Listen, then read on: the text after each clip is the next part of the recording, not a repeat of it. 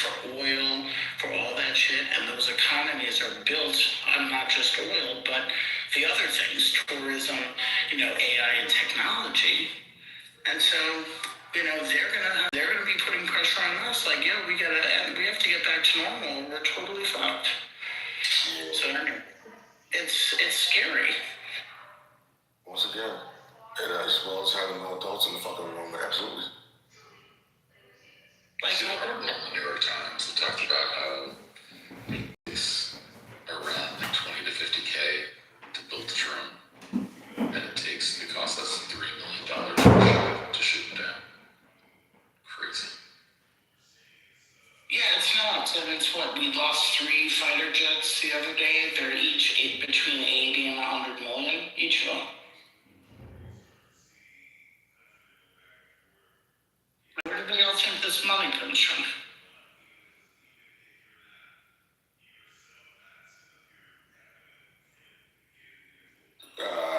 CIA. The Treasury. So dope.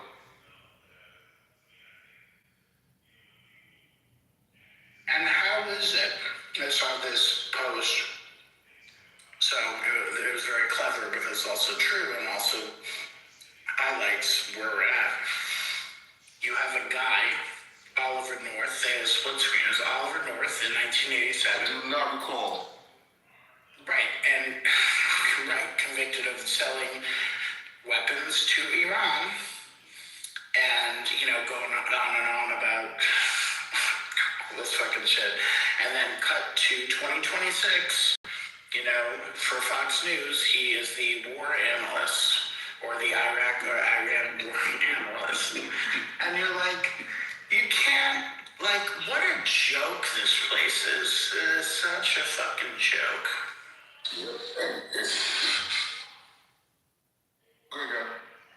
Nah, man, that was just a deep sigh. Go for it. No, I'm just saying, it's just fucking weird, man, how the level of that kind of fuck people walk around the country, right? And I don't know, but I just can't understand how certain people at this point can still support this shit. Like, it's not clear your country's being fucking destroyed. But they still want to support this nonsense. And I'm not saying it's only the Iran war, I'm talking about MAGAs in general, with all the stupid shit Trump does. All these chicken hawks. Man. I love war. Lindsey Graham is really awesome. That motherfucker. Oh my God. Something bad deserves to happen to him. I'm sorry. I'll just say it. I don't know what it is. You're gonna find out that Timmy's cheating on him? What's that? You're gonna find out that Timmy's cheating on him?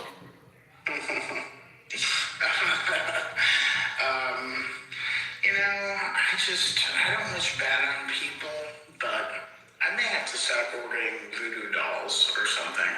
I gotta find a good source. You know anybody? Oh, absolutely. I got you, bro.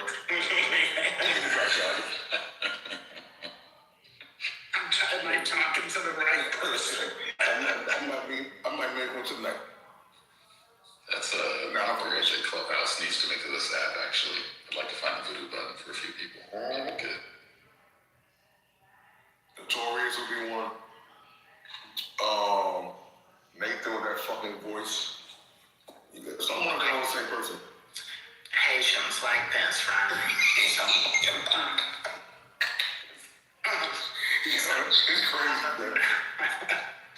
So I'm staying in Mexico, right? And I met this dude named Jesus.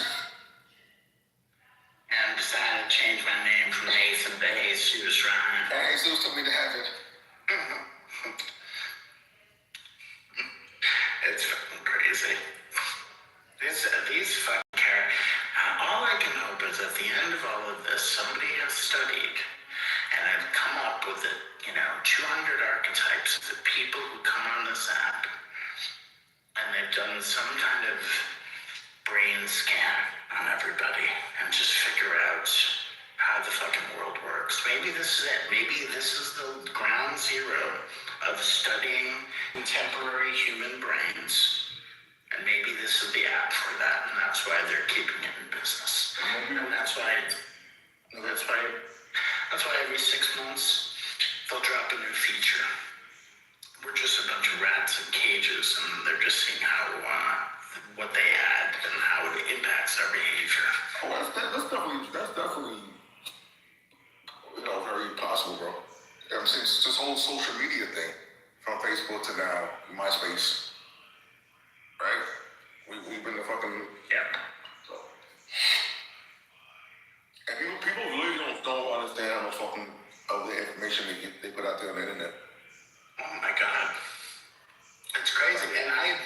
sometimes I hit the buttons I'm not supposed to hit.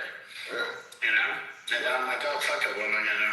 And I don't sign up for shit online with my phone number or any of that shit, you know what I'm saying? That's all right, I do enough for you. Thanks, Ward.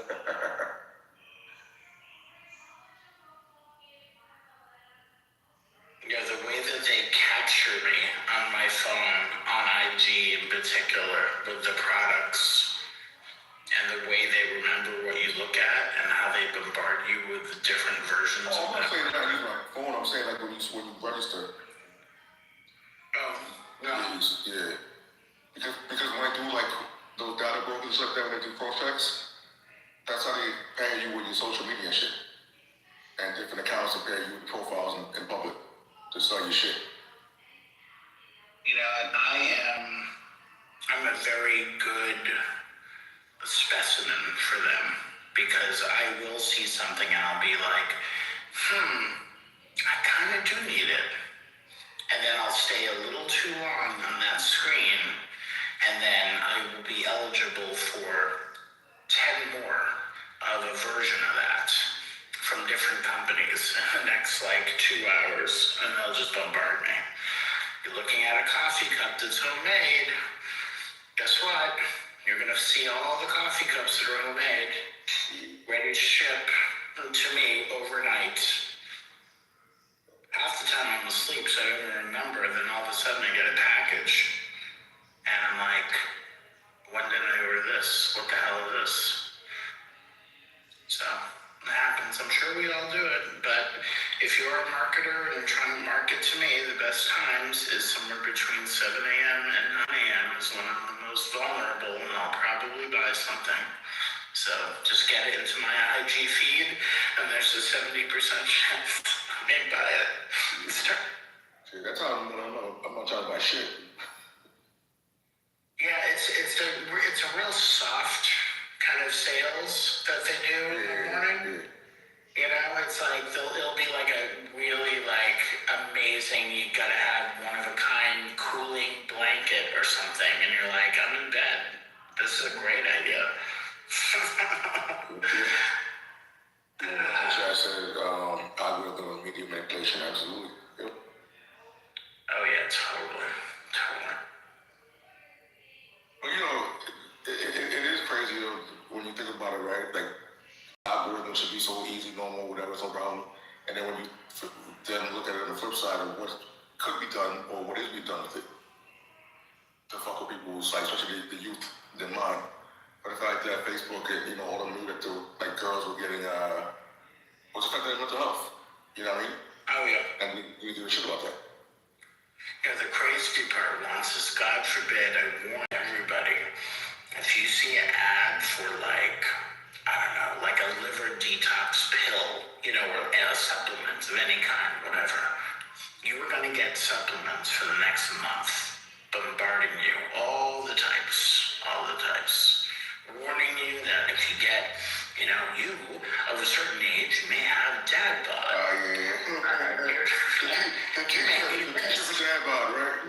Yeah, you may need this. And if you get this right now, this is a great one to go with it. Yeah, it's bad. The funniest thing in my algorithm is that they think is a middle-aged man, that what I'm really into is watching very attractive women spin pots on a wheel. So like pottery. Like, okay, this is all right. I never really thought I was into it, but okay. It's just the weirdest thing to have pop up regularly. Alright, there it is. Never liked any video of not into pottery, but there you go. I mean, I love watching animals, so I'll get a lot of animals. And then I'll get like blooper videos or something.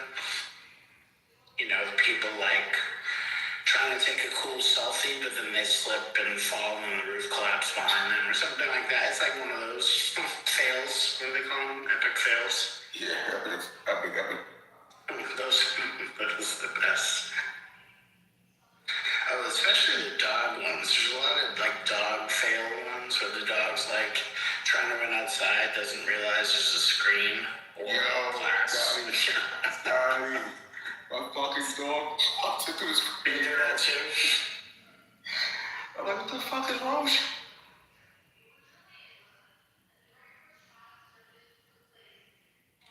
Oh man, I want to get a dog too. Man, You know, I don't really want a dog, but I kind of haven't had a dog in a while, man. It's this day and age, they're definitely the most loyal. You know what I'm saying? Dogs pick up on the energy and shit.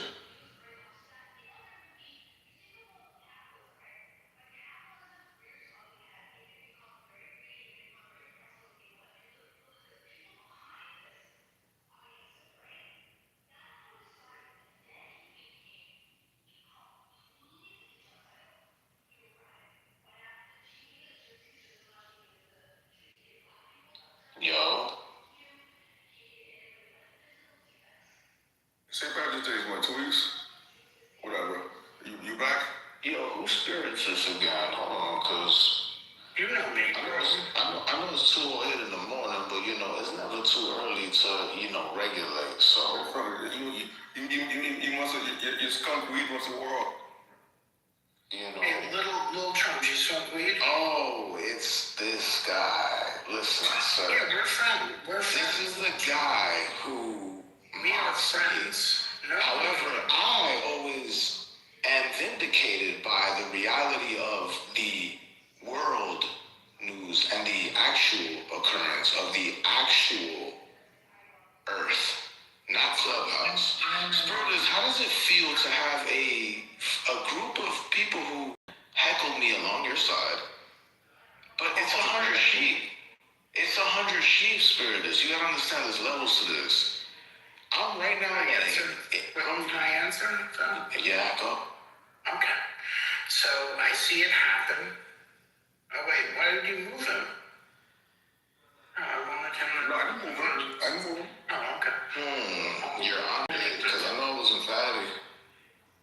Yeah, you're on it. Yeah, you a bitch. Yeah. And don't worry out the room either. Okay, Lil Trump. Lil Trump. was hilarious, but that wasn't me though. Okay. Anyway, I'll talk to Lil Trump.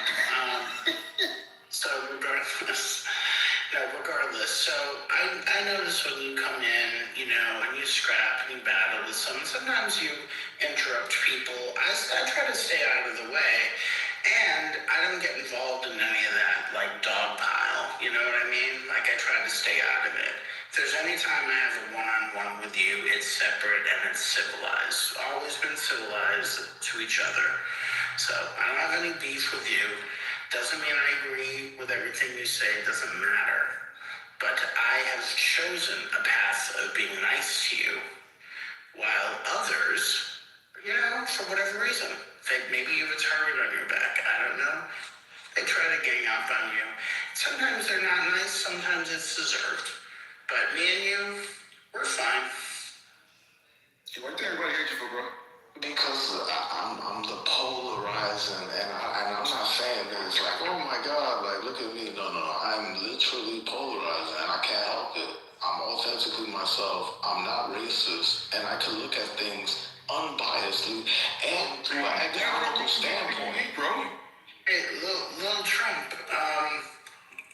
it's also okay, like, you just came into this room, we're just chit-chatting. You can also just, like, throw away all the stuff from the past. You have a clean slate. You've come in here now.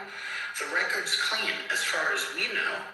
And then we can just start the conversation, or you can jump into the conversation regular. We don't have to go back into what he did or what she said. That doesn't matter. You're here on the stage. You're persona grata right now. So let's have a conversation. Yeah, man. I'm happy with, obviously not everything is perfect, but, the United States of America, all I ever wanted was to just see the country revamp. I know it's war, but we are all here because of war, unfortunately. And I refuse. But you know what we were talking about, right? What? You know what we were talking about before you got in here, right? No, I'm sorry. Who's Bader though? Who's master baby. That's funny. No, but we weren't really talking about that, little Trump. We were just shooting the shit. What were we talking about? Like, We AI or something? I don't even. Whatever. We're talking about. But it wasn't that day. We're not always, forget about the title. We were just talking about stuff. It was nothing controversial or political. We were just hanging out. I want to be chill and I want to give good vibes, but I want you to be chill, but you don't have to make a declaration of something political. I'm just saying, like, you can just chill and have conversations. That's all. I will chill. After this statement, though. After your statements. Off the record, Dan is an articulated coward. That's all I've reduced it to. But he's not here. You can discuss it. No, I know, but he's kicking me out. He's like not even letting me, like, when things are happening in the world and when you guys are talking about it, I want to be put my little 2 cents in. Yeah, my little I don't think it's a matter that nobody will listen to you. It's like you trolling. No one can tell if you fucking being I'm serious. not trolling. I'm just Dominican American, bro. That's all I am. Listen, It's okay. I'm not saying it's not necessarily just because of what you say. It's how the fuck you say it, right? Like the way we speak. At times, it has weight, right? If you coming in like you fucking clowning, no one's gonna take you serious. Have a serious conversation with you.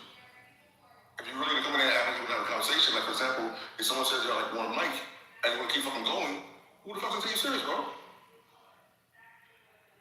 right, so Yo, bro, sometimes I look on that time, bro. Like, imagine 20 people coming at you. Okay. My nuts hang too much. That was the problem, bro. Sometimes you gotta like slow down. My shit like medium. I think like, little Trump. This and the way I will talk to you or other people, and they may think, and I'm not saying you do, but like even when I have a conversation with Trent or maybe even a conversation with Concrete, there seems to be a reflexive argument, like as if I'm talking down to them, when in actuality I'm trying to help them to be a better communicator in the room so they don't get kicked out and so that the conversations can flow freely and everybody understands each other. That's my goal for everybody. I want everybody to engage and have a good convo and not yell and talk over each other. In your case, if a certain strategy when you come in doesn't work with Ben or whoever's here, try a totally opposite strategy and stick to it. And just see if certain patterns or certain things that you are doing make it easier for you to exist on the stage and have a regular conversation. But you have to be very intentional about it. Otherwise, it doesn't work. And I think you can do it because I think you're a smart guy. And I'd like you to be able to exist for a long time on the stage just to have the conversation if you want to get it out. But if it's just completely going against what the last person said and then building off that and it's constant conflict, it's not very good. It's not entertaining for the room. You know what I mean? And then when you want to tell everybody like, yo, this is normal, yeah, have your opinion, have your input, that's cool. But you told the people that being around politics, I'm 45, longer than myself, who are more, aware, have more knowledge. Sometimes it's sit back and shut the fuck up and just listen, learn. And I'm learning a lot every day on this app with these people and just, reading the paper and all that. Yeah. But I will say this though, Lil Trump. I got back from DR last week and it was excellent. But I had a fabulous time. This is my second time there, but I had never been to Punta Cana, so I went over on that side. And it was great, man. The people were so beautiful and nice and friendly. And the food was good, and the beach was excellent, and the water was gorgeous. Like, it was such a... I'm jealous. We had a blizzard last week. Oh, shit. No, That's nice. Yeah, I know. Wait, when did I get back? Right after? I forget exactly. You came back after. Yeah, came back. Yo, I look so dark. You should see me Haitian. I'm like, Got the nice tan, right? dude, I'm crispy right now. Y'all stay crispy, y'all. Yeah, I may have to go level up at the tanning salon just to keep it going one more week. I'm going Super Saiyan. But I don't care if I get skin cancer. I just need this to prolong a little bit longer. But man, I had such a good time. And I tell you what, the best part for me, honestly, is, you know, they try to stick you in resorts the whole time and they don't want you to leave the resort. You gotta get out, man. You gotta get out. Yo, I did. I got out of it. But the way that they were almost like fighting me to like not. I'm like, oh, I just want to go to here and get this. Oh, we have this here. Oh, we should go to the gift shop. We have this bar. Yeah, they want all my money to stay right there. And I'm like, no, I'm gonna go. I see on the map there's a thing in this little bar, and I'm gonna go there. So I went, and I left the compound as if I was leaving like fucking jail. And then I was able to go to the spot where regular people were cooking regular food and making regular drinks. And then I met some, like, you know, American expat who was really fucking cool and just had great conversation with normal fucking people instead of the knuckleheads at the fucking resort. Because I was staying in an adults-only resort, and it's all fucking Midwest, fucking fat, white, sunburned, tattooed knuckleheads playing in the pool drunk. I don't want to be around that. So anyway, that's my story. I land. Great time. Yeah, man. Wow. Makes me wanna. Oh my God. I've been looking at skyscrapers and freaking cold weather. I've been feeling, you know, in my bones, and yo, I need a freaking vacation, dog. That's exactly where I was at mentally, because I was like, I booked the trip in 2 days. Like I was like, it was Monday. wow. It was like Monday or something, and I was like, I gotta get out of here because I didn't have any work scheduled that I couldn't change. And I was like, I gotta get the fuck out of here. Saw some flights, JetBlue, boom, Punta Cana, 4 hours, you know, before you know it, you know. Well, good thing Change. you didn't book a last minute trip to Iran. Yeah, I was choosing. I was like, JetBlue to Tehran? I didn't know that. I got miles. Yeah, yo, Every morning. what's the area in DR outside, like it's mountains, not tourist area though? I don't know, they'll try. An area that's not touristy. It's like, You can stay in the capital. I mean, like, No, it's not you have to like- get an Airbnb. my man's got a spot of, he said it's like, what the fuck is on this guy? Excuse me. 1 second, What's up? Go ahead. Yo, you talking about like Santiago or something? Like, Nah, it's not Santiago. It's the smallest area, but he said a lot of people come back from the States there, but it's not turning tourist though. okay. I thought It's not Boca Chica, I know that. How you know? Cause I stood there and that's touristy. Like, well, it's not. It is touristy. There's a resort there. Tourist. Yo, Bitter, what's going on? Yes. You are the master. Yeah, tell us what's going on. Yes. Okay. You are the master, Bitter. Go ahead, start your trolling, bro. Go ahead, keep practicing. You have zero fucking followers. You know what I'm saying? Like, go ahead, go on. Go ahead. No, I'm not going to go ahead. Heck. Wow, these guys just, how do you manage to download the app? Man? I missed some water. What? No, I got this. Bader, how can I help you? Welcome to the stage. What would you like to say, sir? I'll let a chicken salad. Okay, Bader al-Rashidi. Tell me what's going on. Bader, you have the mic. Okay.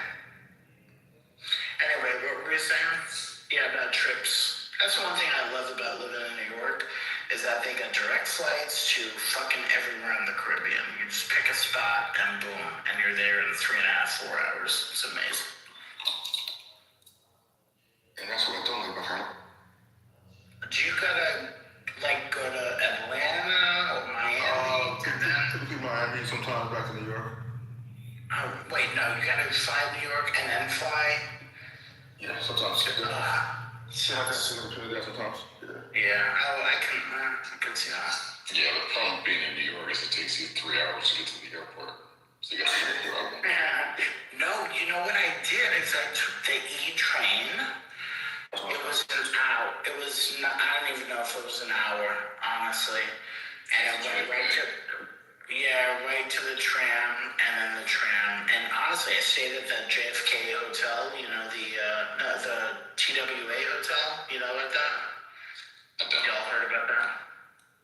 So they transformed the former TWA hangar into, or gate or whatever the fuck it was, into a hotel, and it's this mid-century,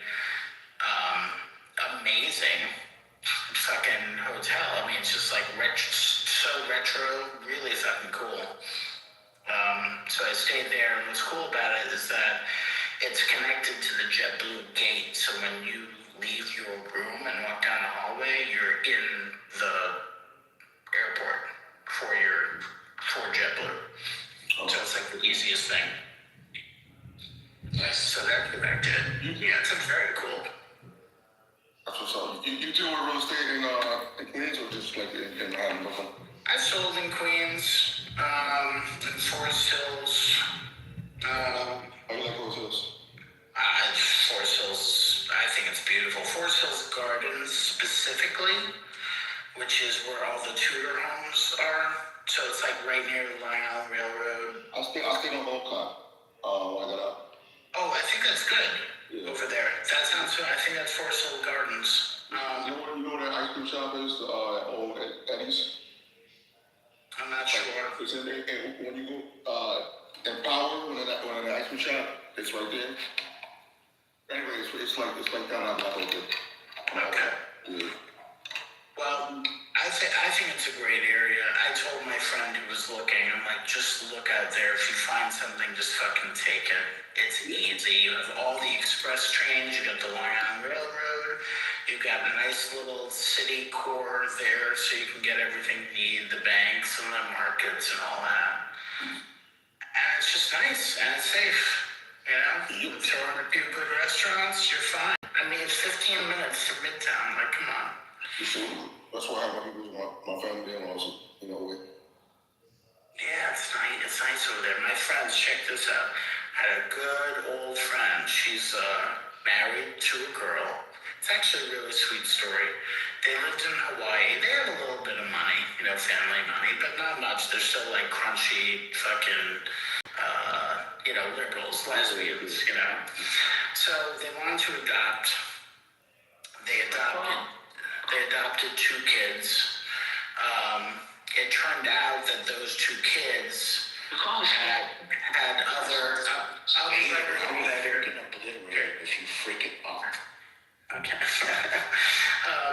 Anyway, fast forward, because of the relatives of the kids that they adopted that didn't have a home, they have 8 kids now that they adopted. Damn. And they're all related, and they range from 3 to I think 17 at this point. And so they were moving from Hawaii. They had like a little baby farm on the Big Island, and they're like, we want to go to New York. Give them some New York experience, and diverse, and they're all like mixed race and whatever. And so they moved to Forest Hills. I found them a place in Forest Hills Gardens. Gorgeous, like Tudor home. Everything you fucking need. So they were there for about a year, and then because they're a little bit crazy in a good way, like good crazy, not like crazy gonna hurt anybody. They were like, guess what? We can't take American. Like bad timing. Trump's coming in. So So, yeah, they're like, yeah, this isn't right for us. We're fucking two lesbians. We get all these adopted kids with all these different last names. And, like, we're fucking worried about our future. We want everybody to stay together, all the siblings, you know? So they moved to Costa Rica. Okay. So they bought a place there, and they're living their fucking life in Costa Rica now. All 8 kids, 2 dogs, the couple. I mean, They're doing it over there? yeah, they're enjoying it. Good things There's nothing. Yeah, they're like kind of just making it work for them, but they feel safe. The kids are fucking happy. There's fucking monkeys and shit. You know, they're eating clean food. They're vegan. You know, but it's great. I mean, they're such great people. I've known her for so long, even before she met this other woman. And she's like, yeah, we adopted 2 kids. I'm like, that's cool. And then literally like a year later, she's like, guess what? We have 8 kids now. I'm like, holy fuck. Because they didn't want to leave any kid. It's like when you have any Edwards? What's that? I said, when you have any Edwards? It's about like, you know, tomorrow. That guy? Yeah, like fucking 8 kids. He does? Yeah, I don't know, I was exaggerating with a whole bunch of, and he had like multiple pregnant at the same time. Oh, at the same time, yeah. No, this is just an example of two people that just wanted to do the right thing and keep the family together. And I just thought it was so sweet. And they're continuing to do it. It's really cool. Yeah, They're good people out there, you know? Yeah. Hey, how you doing? Nazanin, welcome to the stage. Hello. You see how Donald Trump left because he couldn't take congenial conversation. Yeah, I believe at the time you guys were talking about the algorithm of how media works. I think when he came, the algorithm, yeah, it's a bit confused and he didn't know where to start off. So I think this is what happened. Oh yeah, he likes to come in and like kind of start arguments for no reason, and we're just telling him like you don't actually have to do that. You can have a normal combo. Not everything has to be a fight. But that's all. Thank you. I really appreciate it. Hope you guys are doing well. Yeah, you too. Yes, good news. Thank you. Hope you're doing well as well. Thank you. Where are you located? Sydney, Australia. Okay. Yeah, long way. Is that home for you originally, or? Well, I've grown up here and I live here, but originally from Iran. Okay. Yeah. You still have family there? Not immediate families, like maybe second cousins, some relative that's quite far away, but not immediate families, not like first cousins or aunties or uncles, no. Okay. But I do follow like the news and Yes, it's what's okay. happening. Yeah. Yeah, and it's quite sad to see that we are in 2026 and instead of us spending our monies to grow our intelligence, we go and start bombing each other and start fighting over, we don't even know what we're fighting over. It's sad. And not only that, like you said using, you know what I mean, like the direction AI is going to right now with weaponry. Or not even going to that's already there, right? It's going to be more advanced than that, you know. Yeah, and well, see, right now I think humans are going crazy. We were supposed to be in trouble with the robots, but now we're fighting each other. We're trying to get rid of each other. I don't understand seriously, like, what is the aim of these wars? What are we trying to get to? Like, we are talking about democracy and acceptance of other people's, way of doing things. War is profitable, you know. Well, they spend a lot of money right now. And I think America will come back empty-handed, which is sad because that has affected Western countries, not just Western countries at this stage. I think if that continues for another month, then we'll start seeing the economic shakes and will be in big trouble. I think governments will be in big trouble because if they can't support their people and we don't have the supply of energy, then we'll have logistic issues, then we have transportation, and then food, then businesses will go down because if you don't have fuel to travel to gym, to work, to places, shopping centers, then you'll prefer to stay home just for survival. Then here,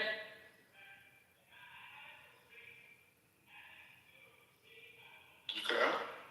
can't afford to pay taxes, then it starts affecting government as well. On the other hand, and here they are fighting over I don't know what, killing innocent people just because they are soldiers. They took an oath to protect the country. I seriously don't understand where is this going to get to. And I think within a month's time, America will start running out of a lot of things because they're not in their homeland. They have traveled thousands of miles and they don't have any support. I don't think Israel will be able to fund them or even provide them with anything because Israel. We're supporting Israel.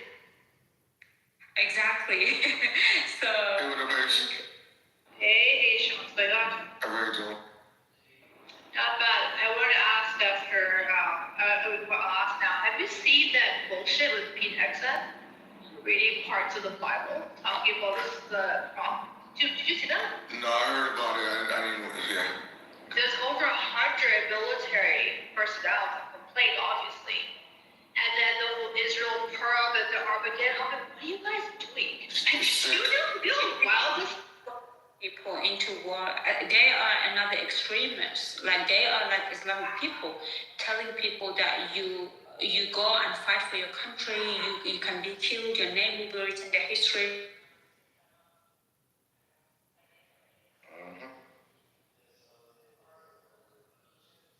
All these lives, and they sit all the way in America in a safe place where all these young people are being killed for no reason. Yeah, they don't care. I think they're just using the power of emotions, religion, anything that they can grab to, because they know now they're in trouble, so they don't want to back off. Because right now, you can fold your hand and you can walk away. You don't have to put all in and then lose everything. Lives and generations that we are talking about. I don't understand where are they trying to get themselves into. When you say they, you talking about Israel, U.S., Iran, who's that? I'm talking about all of them because, like, and they're all in this war, and they are dragging everyone else. As soon if that goes on for another month, then Russia will get involved, then China will get involved, and everyone else, and slowly UK needs to get involved. Everyone needs to start protecting themselves, and they. But when you say Russia, how is They need fight for oil. They need. Sorry. Well, Russia has always hated America, right? So if America becomes weak and it's in the middle of a war, it's the best time for them to start attacking. Wouldn't it be? But isn't Russia at a war right now as well? Well, I believe that if it gets really ugly, Russia will come in to protect, like to get into the war, to protect themselves, and also to be hand in hand with Iran. And China will... Sorry, I didn't cut you, sorry. No, go on. No, I just don't see Russia in that capacity in this sense, right? Like I know they would want to posture, but I don't think Russia is looking this about there. That's just my personal opinion. Considering that they have North Korea soldiers coming over to help them over there. Well, I don't think so. Like, this is very complicated, right? But because these countries, they are very arrogant and they think really big of themselves. That's why they start a war. And they have the ability and they have nuclear weapon in hand. And when things get really ugly, they start threatening people. And because Russia has oil and Russia wouldn't provide anything to America. Probably he will provide to a few countries within his interest if it needs to. But then when things get really ugly, I believe things will be messed up and everyone will need to get involved. Like the European countries need to get involved because they need to be, like no one wants to stand back and just defend, right? So they think that if they fight first, they might have the upper hand and they need to be empowered.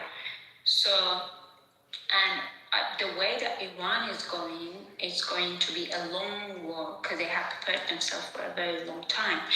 And let alone, Middle East is used to war, okay? Middle East has always... One second. So you're kind of putting the blame on Iran as if Iran's the one that, attacked 9 in the morning and also killed 165 schoolgirls, right, out of the blue. No. So it's not that Iran had done anything but Russia. Iran will continue. Well, if they have to defend themselves, they kind of have to at this point. They have no choice because they're put in that position, right? Yeah, because Israel has gone into war with Lebanon and Pakistan is going into war with Afghanistan because it's trying to... Well, the Taliban, the Pakistani and Taliban. But also the Israeli forces. But also with that, right? Look who's supporting that. China is supporting that as well. Exactly. Funding. India is supporting that as well. Yes, that's why I said when this continues, everyone wants to have a piece of that. Yeah, but proxy usually, right? It's never direct involvement. It's usually proxy. Well, it's usually a proxy, but proxies can be traced back, right? A lot of the proxies that the IDF are engaging with in Lebanon are Hezbollah, which gets their funding directly from the Iranian regime. But Marshall, you forget the part. It wasn't Marshall. This is the point that really irritates me. That people bring this up. And mind you, I'm going to put this out there. I'm not Middle Eastern, I'm not Muslim, I have no affiliation, so there's no bias here. So 1982 is when Hezbollah came to be because of the Israeli aggression, trying to constantly assert land. So when you have this aggression, I mean, this is what Shiva farms, North Lebanon, building, pushing people out. This is completely illegal. These are sovereign nations. So when this contingency happens, and there's going to be resistance groups. Yeah. So before 1948, there were no aggressions like this. There were no, actually, the very first terrorist attacks that took place was Zionist militia groups with the King David bombing in the 1940s, I believe, right? So when we say that proxy, it makes it look like Iran created them to give issues to Israel or to use them they may still use them for their purpose, but at the same time, funding them out of necessity, right? Even when you look at a lot of these resistance groups, they never came out of nowhere. Yeah, but I didn't say that or even implied it. I made a simple factual statement. No, I'm just saying, I just want to make it clear because people usually, say it. Yeah, but again, I didn't say or imply that. This is why I think that America is going to fail in this war because America started something which wasn't even, like there is no point for him, right? And he spent all this money, all this weapon, traveled all the way into Middle East. Now he's stuck. And all these soldiers, there was on the news, I'm not sure if it's been confirmed or not, but it says 500 American soldiers have been killed. So, if it's in 5 days, 500 people from one side and there's thousands on the other side, then imagine if it continues for a month. Not about man origin. He's doing this stuff. And You should know this stuff, bro. And Young, if I may, just to piggyback off what you're saying, that's why we're seeing what we're seeing with the wars. That's why the Jews are defeating Iran because of what you're saying. Like, they've been pushed out of every land, but God has seen fit to give them the power to get rid of the enemies. That's why good that America. Wait, no, Lisa, I hope you understand what you're talking about. saying, Iran is defeating everybody right now. I'm saying, And then China is waiting to throw their nuclear weapon. wait, you're from US make that Africa. move. You're from Africa, right? Yeah, that's what I know. Young, I was piggybacking on what you're saying. Like you said, the Jews, right now, God is giving them the power to eradicate God's enemies. That's why you see Bibi Netanyahu and all the Jewish people in America coming together to fight and do God's will. And they're getting ready for the like you said, for the Lord to come back and protect America, protect Israel, and protect God's people.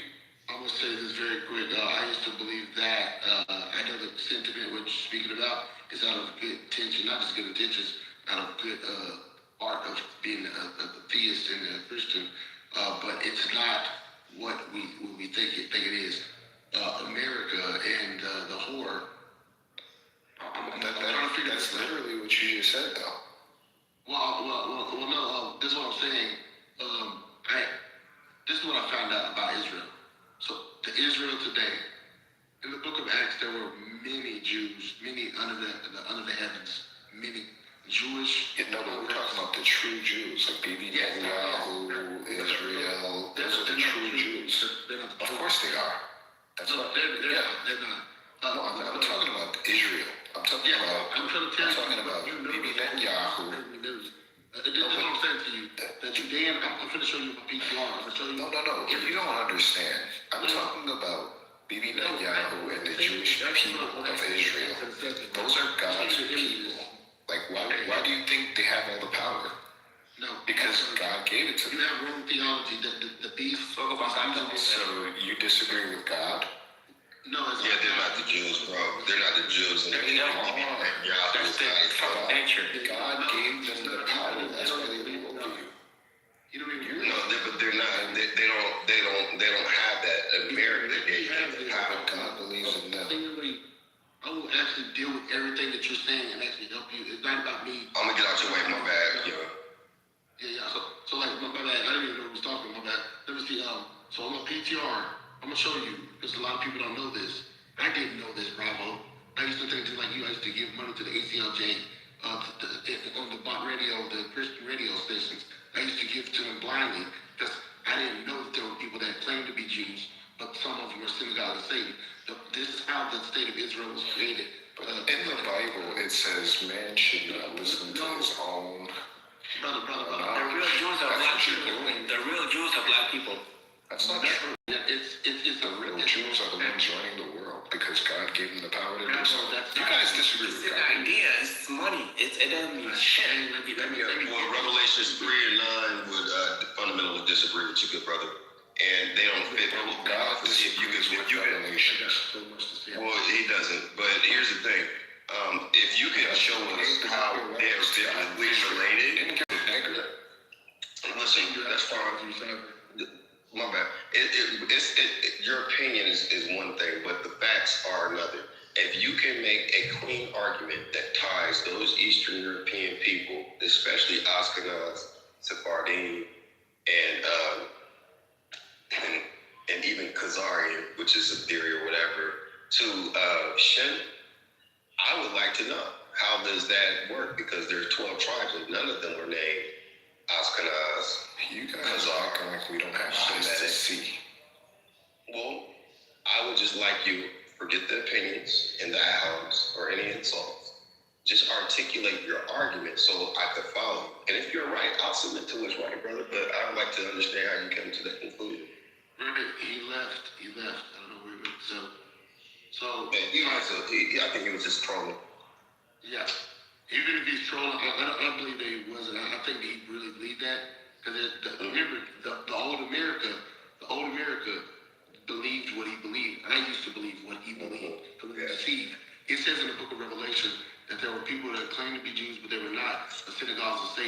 the rappers been calling this stuff out. Kendrick Lamar calling out this stuff. What's his name? Mob Deep. I think his name is Mob Deep. They was calling out this child sacrifice crap that they're doing, and they're claiming to be Jewish, but not all of them. Obviously, there's good ones, right? And then there's the people who are of Satan, and they're trying to use the God's people, and they're using it, and they're doing it very good. They're getting our money, and they're getting our the old religious black and white people. They're using all their religious money and saying, "You bless Israel, you blessing God." They don't even believe in the God of Israel the way that we believe in it. They don't even believe in Jesus, let alone. The only time they're trying to get, this is what they're trying to do. They're trying to get the conservative blacks and whites and whatever conservatives they are in the United States to only so they can get the money. And so they'll listen to anything, Jesus, Ben Shapiro, all that type of stuff. They'll listen to you as long as they can get your money. And they'll start trying to say, yeah, well, we don't believe the same thing, but we do believe in God. They talk nice to you then, but then all of a sudden behind closed doors with the rabbis, they're like, yeah, these are goyim, these are unbelievers, this, that. See, but the real Israel, while the real Israel who's scattered in the book of Luke 21:24, the Lord tells you that they will go into slavery and be captives to all nations. Those people are scattered. This is the reality. But the fake ones didn't get no wrath to them because they were not in any covenant. So they can go in there. Jesus said, and this is the last thing I'm saying. He said, they shall go out as captives. And he said, the Gentiles shall what did he say? He said something like the Gentiles shall take over the land. They shall trample the land until the time of the Gentiles are fulfilled. These mean Arabs. This means some of the European Ashkenazi, Russians, whatever type of people, Arabs and all these people. They are. And you see what's happening right now. That time is being fulfilled. And that's why I created this document. Because this is the way it's laid out. You can literally present this to any board or executive, anything, and argue these points. And then I'm only adding more stuff to it. Yeah. You see what I'm saying? Doing it, bro. I've never seen them unfold this much in my life, bro. This stuff started, it crawled upon me slowly. Yeah. And I was like, why is this happening? I used to say Jewish all the time, randomly. And then I was like, and I had a dream about these black people in Israel. And I was like, why is it black people in Israel? I didn't understand it. And I was like, okay, Jesus here and everybody's black. Didn't make sense to me. I was taking it down, I don't know. But anyways, all this stuff is making sense when it didn't. That's how I know it had to be God. But also, it's not just imagination or some Mormon stuff where you're just like, Jerusalem is in Missouri and stuff like that. It ain't like that. It's like, it's a hard truth. It's a nasty. It's one of those things where people will leave. That's how hard it is. How true it is. Like in the midst of talking about it, people can't even stand to eat. Because you know what that means? It means that God actually loved his people. And he said, I will show them that I have loved you. That's what he said. You took it out of my mouth. Sorry, my brother. Go ahead, Jay. First, I'm done. Go ahead. I'll continue in a second because I have the... It's God's work. It's God's work. Yeah, it is truly is God's work, and that's why the good brother has been waking up. I believe a lot of what the Hebrew Israelites say, I don't like their approach. I think that a lot of them are akin to the Pharisees. But I do respect, I do respect the knowledge. They are very right in what they say. The way they go about it is a turnoff. So if you're trying to spread the gospel, then their approach is counterproductive, in my opinion. But being right is what it boils down to, so I can't disagree with them. So I will say that. I don't even know you, bro, but I didn't even know that you had that position. That's exactly my position. I am not a Hebrew Israelite. I don't agree with how they do things, bro. Bro, Cypher, bro, I added you already as a friend, but God dang, man, this is real. It's so much to say with this. Like Paul said, there's so much to say. And I have so many verses about this, man.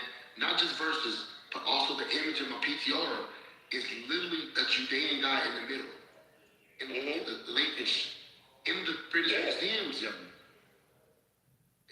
And you cannot make this up, bro. I'm full. The scripture, a lot of us know the scripture, but we used to think that a lot of these black people were minorities coming into the land, like little minority, every now and then, you know how it is in America with a minority, but in Israel, this was a common thing. They were African people. That was a Negro type of people.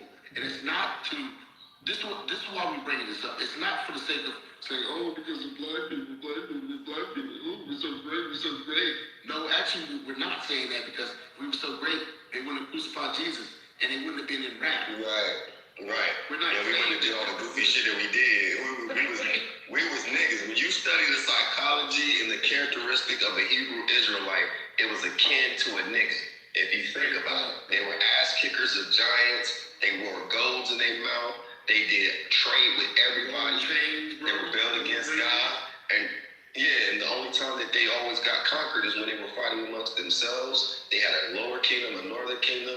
They you know what I mean? Like, they were kicked out damn near everywhere. They were in the highest levels of government anyway, everywhere. They were the gap filler between the regular layman, the regular person, and the royalty. We were the tax collectors.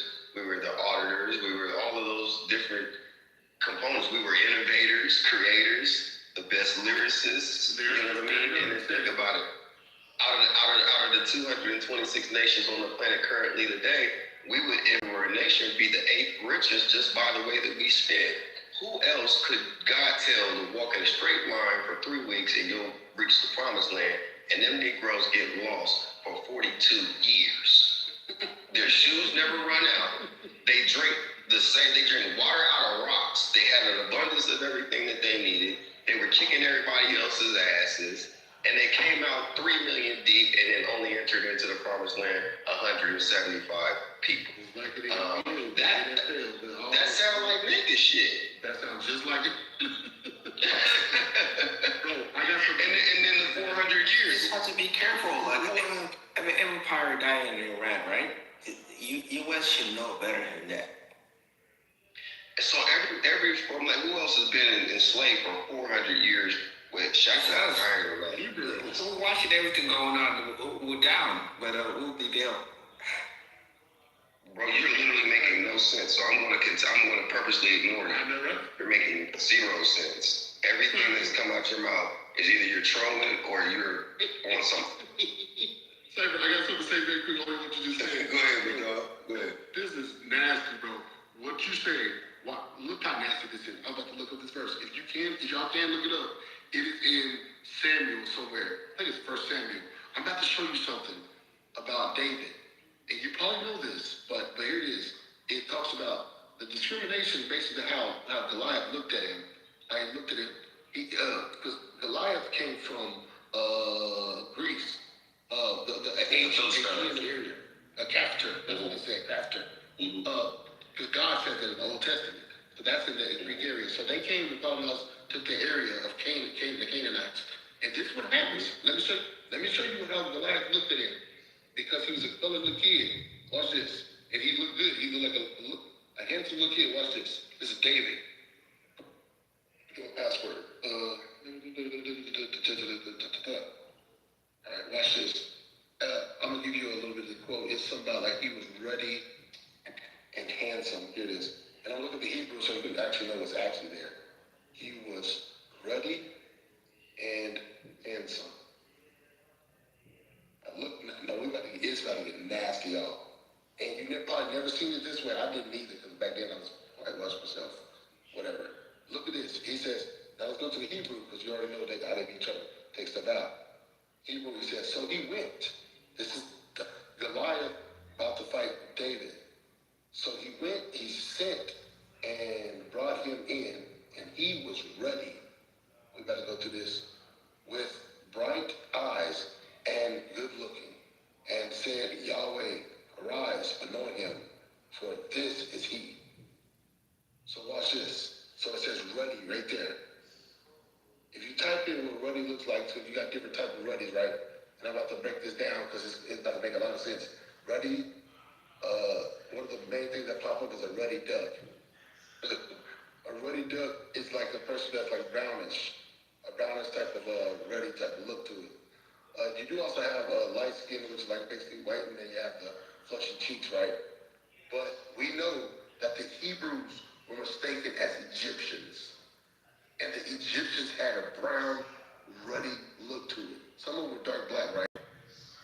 Paul, the Apostle Paul, was mistaken as a what? An Egyptian in the book of Acts. And so you have this going on, and the guy sitting on the throne in Revelation 4:3, he literally tells you the guy sitting on the throne had the appearance of what? Jasper. Can someone please look up a picture of Jasper Stone? It's ruddy. You can't make this up. I'm gonna look it up. Revelation 4:3. This all will make a full circle because you want to see Joseph blends in with the Egyptians, and then Paul, as a Jew, he tells the Romans. He said, "I'm a Jew from Tarsus," because he said, "Aren't you that Egyptian terrorist?" He said, and Paul had to correct him because he's thinking he's a. And you look at all the Egyptian people. You see that they were dark brown or either ruddy, which is like a jasper stone. Or Jasper, yeah. Then that's also what they described Native Americans as looking like too. I mean, it's the environment for thousands, for millions of years. It's there, you'll find any kind of creature back there. That's definitely not true, good brother. There's people that are Aryans that live in the Alps that are dark. They're not people mixed. that are in South Sudan. They're not mixed. They are. I am dark as hell, but I know my genes. I'm You're not not actually dark as hell. Because there's people darker than you, brother. Like you're actually a ruddy type of color. That's the reason why. Maybe because I come to America. Yeah. So look. Your PTR, you have brown and you have ruddy. That red that's on your face, that's ruddy. And so like when Goliath saw him, here it is. Did I read it yet? I didn't read it. He said he sent and brought him in, and he was ruddy with bright eyes. So that's like it's basically like a person who has light eyes. Like in Africa, you have some people that have blue eyes, some people got that light hazel eyes, and David must have had those type of eyes. But he was like the color of brown, but also reddish. And we don't normally see him that way because that's not the way he's depicted. But Goliath, this is not the first word Goliath looks at him that way. I have to find that one. Hold on. I thought this was going to be the verse. What did he say? Oh, he disdained him. Disdained him, for he was a little over a boy. And ready. There it is. Oh, there it is. He despised him. There it is. All right. 1 Samuel 42. Sorry, guys, for that long wait. 42. So this is where Goliath. I can show you guys the PTR, all this stuff too. 42. Let's get there before we go to the next thing. Meanwhile, the Philistine. For this 41. Meanwhile, the Philistine, with his shield bearer in front of him, kept coming closer to David. He looked David over and saw he was little over more than a boy glowing with health and handsome, and he despised him. Look, it doesn't show the ruddy. Now watch, I'm going to click on 42 and go to the Hebrew, and it's going to tell you he was ready. This is the thing that Cypher just mentioned. He said like the Native Americans were called the Redskins, right? And you look at the red skin color, what color is it? It's brown, but they call it red. Ruddy is a red. All this stuff is synonymous. So there's different types of reds. And so when they say red skin, you look it up. It's a brown type of red. And they call it red skin. And so David was called the same type of ruddy. That's why the Philistine, he looked at him and despised him. Here it is. When looked out about the Philistine and saw David, and he disdained him, for he was only a youth and ruddy, and fair good looking. And fair means beautiful. It doesn't mean fair skin like it's more like, hey, who is fair skinned? We call it white, right? But when you look at this, there's beautiful whites and there's beautiful blacks. Look at this word, it's yethid, whatever. Yeth is something like that. It says beautiful. That doesn't mean white. It just says beautiful. but it says ruddy. He looked at him because he was a ruddy kid. So remember, Greece is in Europe, so they're looking at him like, the little black kid, who's this little, they wouldn't call him black, they would just call him little brown or whatever. A little brown kid, you know what I'm saying?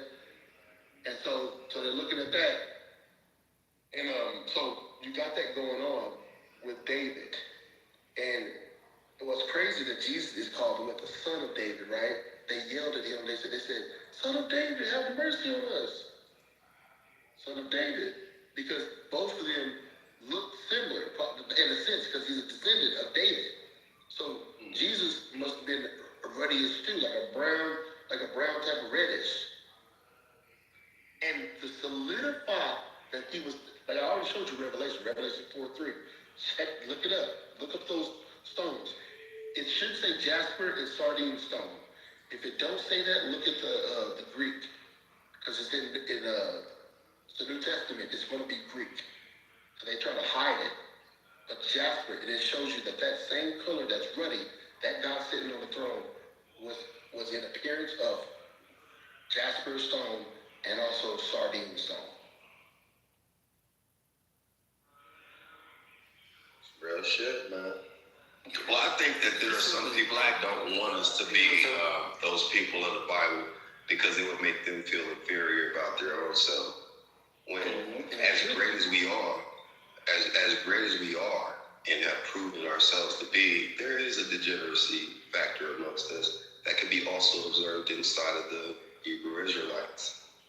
And because everybody is, given Israel, I mean, here's the thing, we live in a godless world, but everybody's hell-bent on the support of Israel that's not even Israel.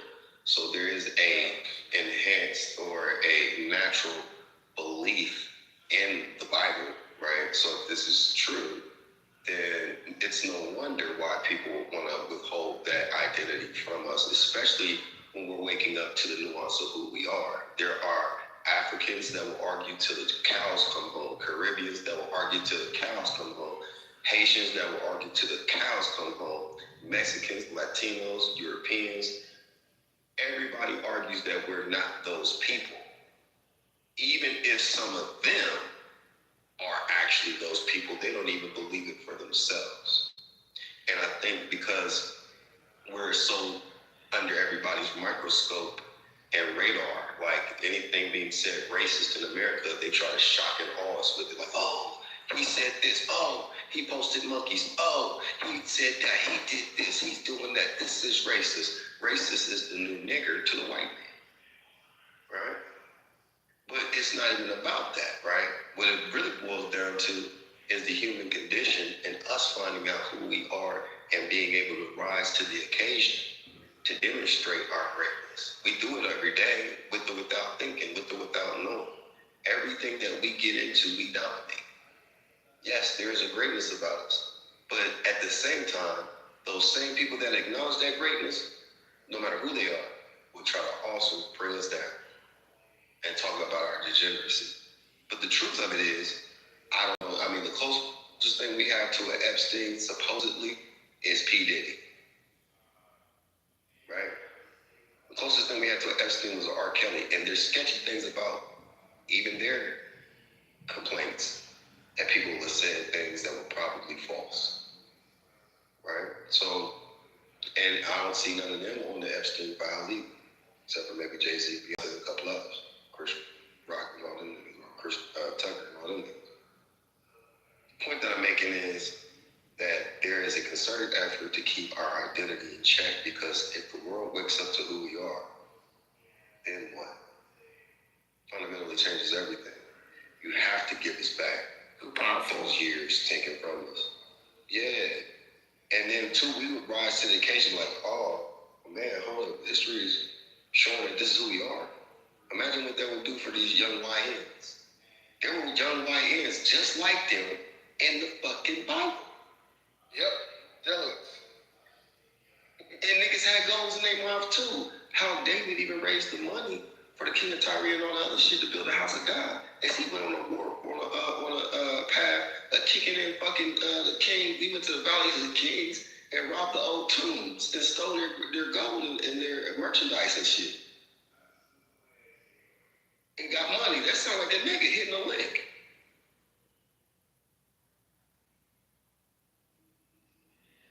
And when you had a giant problem, who did they used to call? The heroes. Who were the heroes? The Hebrews. If you call the Brews, they will fix your giant problem. The Giants were notoriously afraid of the Brews because of what? What David did. He was the first to actually kill a fucking giant. One of the first. We were branded this way. Yeah, the Nexus is so hard. Like on the point of what you're saying, bro, I can't believe you're saying what the Spirit been telling me over, like this whole last year, and you're saying exactly what the Spirit was telling me. I don't even know you, bro, and it's crazy because this was crazy. When I play basketball, and my home is like, okay, like some of my white friends when we was little, they used to be like every now and then you find somebody that got a lot of courage, you know what I'm saying? You be like, dang, that boy got a lot of faith, and that's good. I'm like, okay, I'm with the bro, with him. But majority of black people, they don't care what size you are. Nigga could be 5 foot tall, and nigga dunk the rim and can dunk a basketball. Who the hell does that? This is known. You know what I'm saying? In the African, it's got to work. Known. And even in Africa, you got people that's kind of like that too, right? You know what I'm saying? But you know, in African America, you see a lot of that. We beat the odds so much. It's like we want other people to understand. Okay, nigga, it don't matter how tall you are, don't matter whatever you are. It's all about the spirit that's in you. You know, yeah, bro. Yeah, you're right, bro. Yeah. It's crazy. Yeah, I mean, no, you're 100% right, and that's what I'm saying. Like, too many people, they just don't want that awakening. Not even our own, you know. And you know, while we can't control that, we can't force somebody to accept what's true or not. Because I mean, I don't accept that. I'm African. I'm from Africa. That's not. You know, even if I got ancestors from Africa, I was born in America. You know what I'm saying? Like, majority of my family been here for hundreds of years.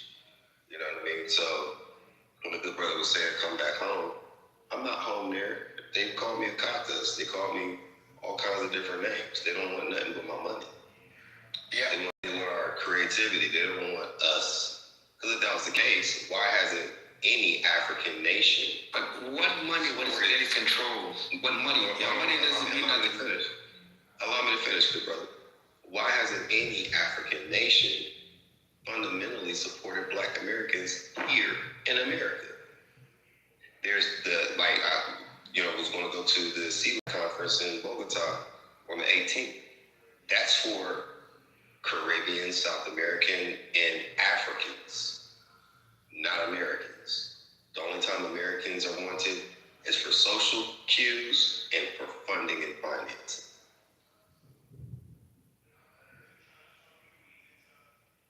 Bro, I got some cool. Can I speak? You see Mayweather, you know, I am banks, you know. You see, you cannot, there's no way you can transfer your money. Your money's not yours money. They can sanction it, they can take it from you.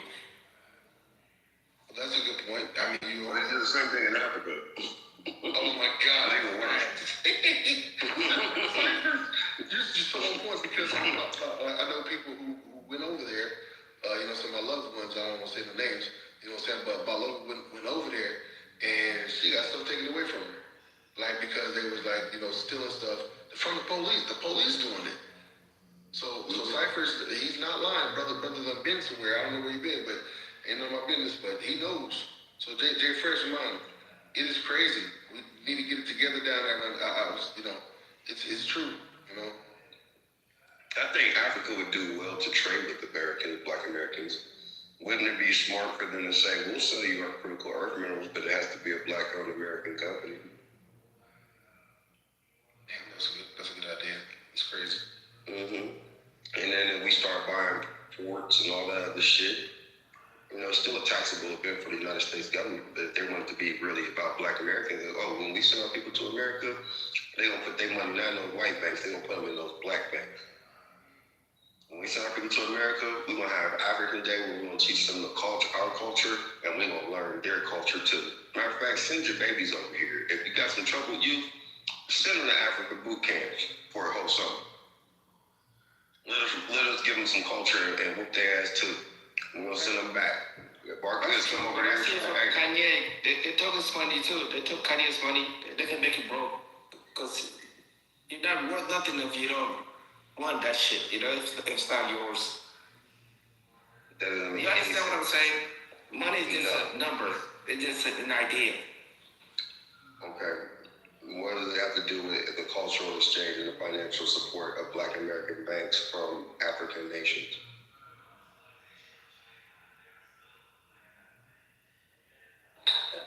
Africa doesn't have bricks. They care about your real value of who you are and your investment. But America doesn't care. Why aren't Black African anything investing into Black American banks? Why not invest in something that have value now? Again, why isn't any African anything, people, group, union, corporation invested into Black American banks? My brother, I'm going to repeat each other twice. Invest in bricks, invest in real gold, invest in a lot of things in Africa that's going on right now. Please. I'm going to ask you again, and I'm going to ask, matter of fact, I'm going to ask you, why are you avoiding answering my question?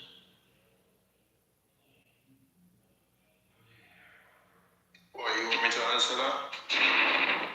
Yeah, I was asking you a direct question.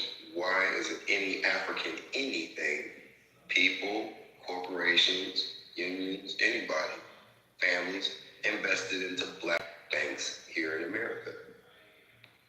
They're not well promoted. Most Africans are not aware of these banks. Say it again, I couldn't hear you, we were in the matrix. Most Africans are not aware of Black American banks. You get that? That sounds like an excuse. You have a smartphone.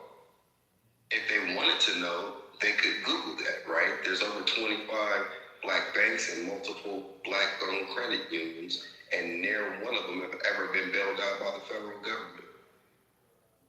Well, you said it before. Based on Africans' education, right, we only see Americans as just one perspective. Most Africans are not researching Black Americans. They probably will go to Africans Americans, right? But once you guys are changing to Black Americans, that is new things for Africans to research on. Only a few of us know about you Black Americans. Not even African Americans anymore. It's becoming Black Americans. But then you say you want us to invest in a year. Personally, I don't want you to invest in me, but as this is what you just said. This is what you just said was we should invest into bricks, gold, and a lot of stuff here in Africa. Jay Fresh. Jay Fresh. Yeah, this is fine. Okay, I'm hearing two different people then. Well, whoever that was. I was talking to the gentleman that was saying, maybe I got confused, I apologize. But this is the sentiment. I see them as leechers, moochers, bloodsuckers, takers. Because where's the reciprocity? When Black Americans travel abroad, we outspend everybody, including Europeans. We spend good money where we go. And we are genuinely intrigued with culture, with all of that, right? So what that Black Africans, when they come to America, investing and being just as curious and putting their money in the Black-owned banks at least. Well, that's not something that he can answer on. That's more like something we answer inwardly. I can answer that. It's cool. I mean, I have my mom here. I have families here. I have family back home in Africa. But I understood you don't own shit here. Everything's just based in boring. You're boring because the government control your shit. The government? You have to pay tax. You have to pay everything that it's the system. But what country are you from? What country are you from? Jay Fresh? I guarantee you the $1 American dollar. That's But Jay Fresh, you make a feeble excuse and argument. The truth of the matter is, our dollar is way more powerful than yours. It's still a dollar. No. The things over dollar. That's why you see the war going on. Just hear me out. If you were smart, you would invest over here because our money is more than your money. So if money that have no value, it's a lie. Well, look, I understand this is triggering because you're envious. I understand you come from a country that's probably not doing well. Okay, I understand. We outpace you. We're great. We dominate things, including probably the country that came out. It's a. It's not about that. It's not even about power because we're righteous people. Losing power. You don't even understand. Why are you fighting? You don't listen. I understand you getting passionate, brother. But hear me out. Calm down for a moment. You just hear what I'm saying. It's to your advantage to fuck with us. You haven't been right over the last 400 years since we left out that motherfucker. You're still getting pimped out by the white man and the Asian man, and they both call you niggers and monkeys, including the Indian and the Russian. You are at the lowest respect level in the entire world, and most of y'all can't even afford to leave your country. It's Africa. So China out, and then Africa. So what I'm saying is, brother, listen, no, little brother, listen. You don't have a better option of success without us. You don't have a better option. I regret coming here. I wish I should just stay in Africa. You don't know. You sold us out. But they already bombed. They already bombed all the fucking. No, you sold us out. And why would we want to go back to a lesser place? Why would we want to go back to a lesser place? What is in Africa that Black Americans can do outside of spend money in your shit? Like, you don't understand how moochy this sounds. You niggas sold us out. What money did you take your money? Let me run the narrative down for you, my good brother. You sold us out. We did better than you over the course of 400, 200 plus years. And then you want us back for our money. Not that we have the best culture and most people. Like, you niggas. Money? Yeah, like we literally have a spending power of $3 trillion. We could literally buy your country multiple times. We could probably literally buy the whole landmass of Africa and not change it. My God. They're gonna see 35 trillion. Nigga, 35 trillion. You're a lie. Your whole fucking. Nigga, I said $3.2 trillion is our spending power, sir. That's not. If I need to rat and beat it ass. $3 trillion. How come they're not investing in Africa? Look at the roads, kid. Don't ask me. You have your little lover get on the phone and ask me this. What did he say? Your lover. What did he say? Why are you gay? You are. Nah, y'all laughing. But look, man. Motherfucker is the worst boring fucking country. And then China's gonna be boring, but everybody else is coming here, and nobody else has to be. Nobody gonna be here. Yeah, it's right. Let's see a lot of homeless around here. Where are you at right now? In America saying this shit? But Jay Fresh, are you in America saying this shit? Are you literally living in America saying this shit? Right. You feel this way, sir. Why aren't you in your own country? You broke as fuck. But why aren't you in your country making it better? Why aren't you? Get the fuck out of here. What do you think? No, you can turn yourself in. We'll give you $2,600 to leave tonight. I appreciate it. I'm gonna call ICE. As soon as you turn yourself in, you do. No. I got ICE on speed dial for real. Like, no, for real. I do have ICE cars or agents. I can send them to pick you up. But if you would be better off, if you would be smart, you could self-deport and they'll give you $2,600. But it's probably at least $5,000, $6,000, $10,000 in your own country. Why did you come to America? America was so fucked up. Why did you come to America on your own free will because you couldn't make it in your own homeland? What was so fucked up and diabolical about your origin story that you couldn't make it here? People are constantly exploited by everything. No, you niggas been selling out since the very beginning. You've been selling out your resources and getting nothing. You've been selling out people and not getting nothing. You're sellouts. Just embrace that identity. That's exactly what you are. You offer nothing. You offer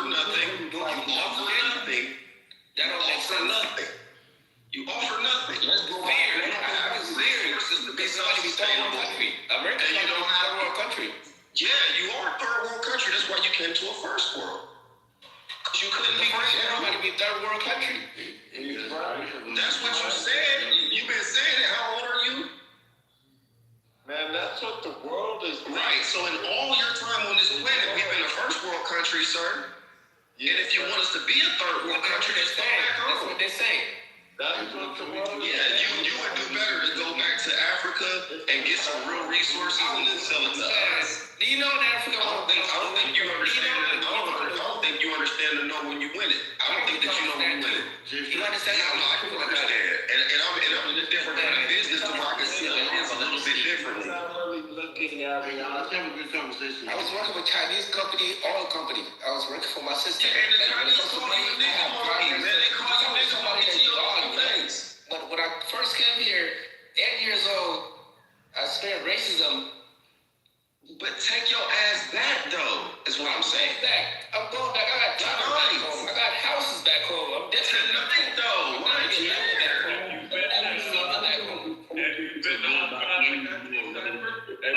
Nigga, I live in South America.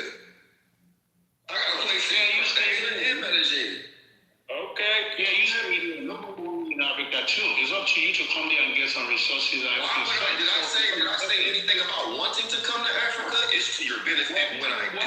It's to your benefit when I do come to Africa. When I do go to Zimbabwe. When I do go to Nigeria, not Nigeria, but Rwanda. When I do go to South Africa, when I do go to those countries and do business with you, you'll be a better place because of me. I'll never do business with you. But you can't come to America and build a shit. You ain't went to America to build a motherfucking thing. Only thing that you have done is been paid by that white man. You put that little motherfucking money that you send back at home in that white man's bank. You niggas love racism. You're subservient to racism. You are subjective to white supremacy. That is your rule. The white man is your God. You don't know anything outside of the white man. Because you sold to the white man. You stole from us and it gave us to the white man, and you haven't been prosperous since. As a collective, you have not been through a fraction of what we've endured, and you can't even be right in your own country. What does that say about? Bro, isn't it interesting that we're in... Bro, you're not my bro. Oh, my bad. I'm trying to understand what I'm saying. Isn't it interesting that we're in America, but you are surrounded by 3 or 4 people who disagree with you, but we're all in America. Doesn't that kind of tell you something? And tell me them niggas need to go back home. If they feel that way about America, they need to go back to the motherfucking mud. Kareem is part of the Islam. Islam is the one. That nigga ignorant. Mud. It wasn't Jay Fred. That's how you look at it in Africa? You think Africa is a mud?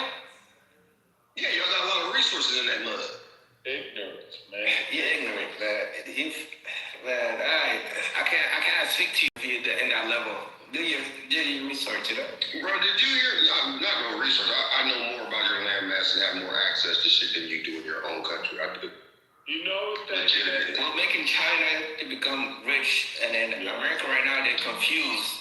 No, and then what's gonna happen? They're gonna take over whatever, and then it's gonna be United States. What's what we're working on? Then what Chinese company do you work for? That's an idea. Hey, It's not about money. Real quick, Jay Fresh. You know about Uganda? You know Uganda, right? Uganda, Jay Fresh. Yeah, I know Uganda. It's close to South Sudan. That's where I'm from. Nice. Yeah, heck yeah. The reason why I'm asking you this question, because you may not know what we see. We get to see the Chinese news and what they're planning to do.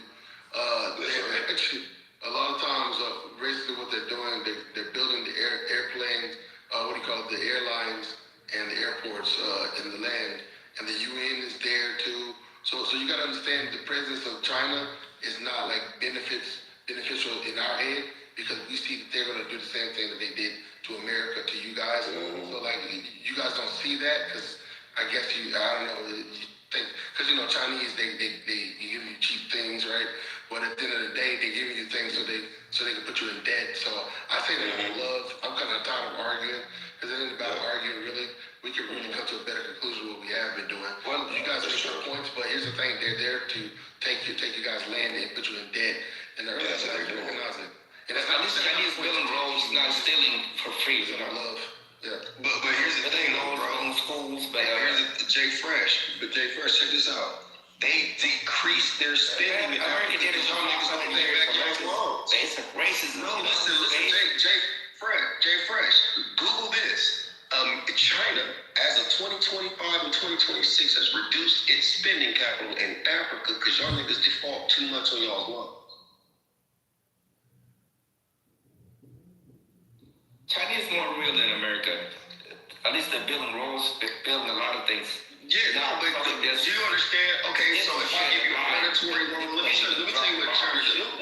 Well, let me ask you this. I need to gauge your understanding of things. You said you work with a Chinese company. Did you do drop shipping or something like that, wholesaling from Chinese products and shit? Is that what you're talking about doing? China is helping Africa to become better, not fucking. No, I'm just asking the question. Right? You always avoid my direct questions. I didn't ask you any of that stuff. Stay focused, Jay Fresh. Just stay focused. What do you do with what Chinese company? I work for oil company for Chinese, yeah. So you work for a refinery? I had a contract in South Sudan. My sister company. Do you work for a refinery? No, but I was Were you a rig worker? Look, I've done oil deals before, sir, so I know these things. I'm not a worker, though. I've been an arbiter, but I'm not a worker. I was just trying to understand your position. I went to I don't care about your degrees. Listen, your degrees are meaningless in this day. We had a contract with what kind of contract?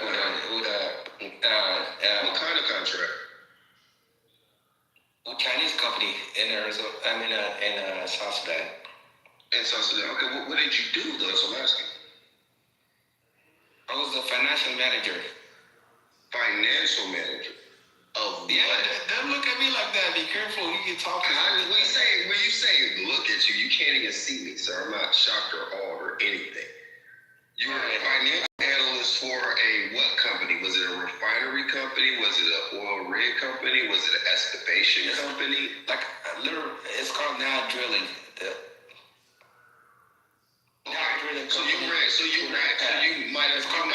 You Now Drilling company that we have a contract with, you know. Right, and you helped manage the finances of the Chinese money, right? Well, that's how I said it. Currency is different. It's not the same currency they expected. I'm not talking about those specifics. I'm asking about your role so I can understand your proximity to this type of trade. That's what happened, yeah. So you were part of the management apparatus of Chinese money, right? So Chinese money, the war is changing. America is fearing the war is changing. It's not the same what expected. Were you dealing with US dollars or yuan? I was dealing with Chinese currency. Okay, that's what I said. So you were part of the management of Chinese money, currency, right? Mm-hmm. Okay. So this wasn't Africa's money. This was you were selling some shit. Telling the truth. You were selling some shit. I don't know why America you're repeating yourself and saying nothing. So let me tell you a demonstration of what this looks like and mirror it to Venezuela. They were giving them predatory loans that Venezuela could not pay back. Venezuela GDP was 120 billion. Their debt was 180 billion. Mm-hmm. Okay. They would get the oil. They would give them. You should listen because I'm giving you information I'm sure you are not aware. I'm about to hurt you. Like that. Yeah, try that. Okay. No. Like I'm about to tell you the truth, though. You know. Okay, that's fine. So they would get. That's fine. Empire That's fine. So they would get the money, and they would get about almost a $20 discount per barrel.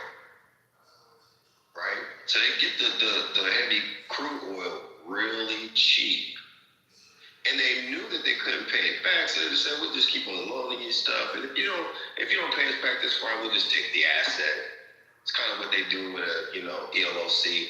Pretty sure you're familiar with that term, right? An equity line of credit, non-recourse lending. Those things, we'll just take an apparatus that you give us and, give you a 70, 80% LTV based off of the grade of the paper or the grade of the company or the strength financials. And then we'll give you this LTV. You do what you want with it. We'll celebrate from the upside. If you don't pay us back, we'll just take over the asset and liquidate it later, right? But they're doing that with your land, air, and sea, and minerals, critical earth minerals. And Africa is still broke. Africa's people's population is still fucked up. And the infrastructure they're building is you are the remedial workforce, and they are the higher end architect.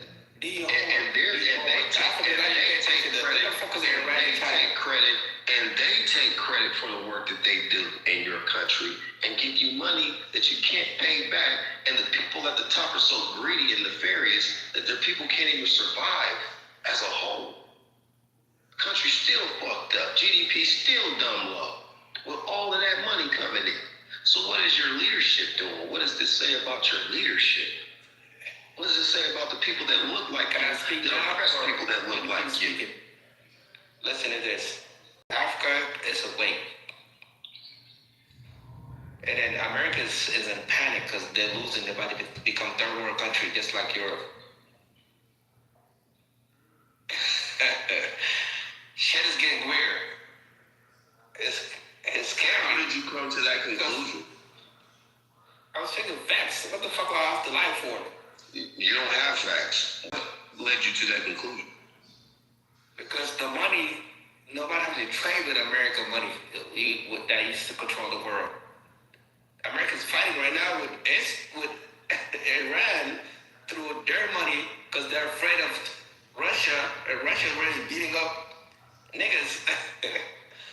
And China, they're just waiting and laughing at them like this. America's no peace. America just trying to control shit, but it just, your bullshit is bullshit. Enough is enough. The world gave up in America. You haven't said, the whole time that we've been talking on this long, you haven't made one true factual statement that's backed up by any supporting document. Fucking think what I just said. You're following the whole world and tired of your bullshit that you've been controlling for 500 years. Look, I got you. Look, I'm sorry, man. Look, dude, I'm not here to break your heart, but what I'm saying is true. It's an indictment. I get it. That's why you're reacting emotionally. That's cool. I get it. But the truth of the matter is, and that emotion is what you have demonstrated to me on this stage and your talking points is that you're nothing without Europeans and Chinese people, and especially America. I didn't say that. I said Africa. No, I didn't say that you said that. I'm saying that because collectively what I said. Collectively, I'm telling you, I'm not talking about what you said. What you're saying is irrelevant. What I'm saying is that what I've gathered from you, listening to you holistically, is that you said that you're telling me that you and your country is shit without Asians, Europeans, and Americans, which means you are subservient to everyone. Europe become a shitty country. If you truly want to be free, if you truly want to be free, if you truly want to be free, your best bet is to fuck with us. You don't have a better partner in the world.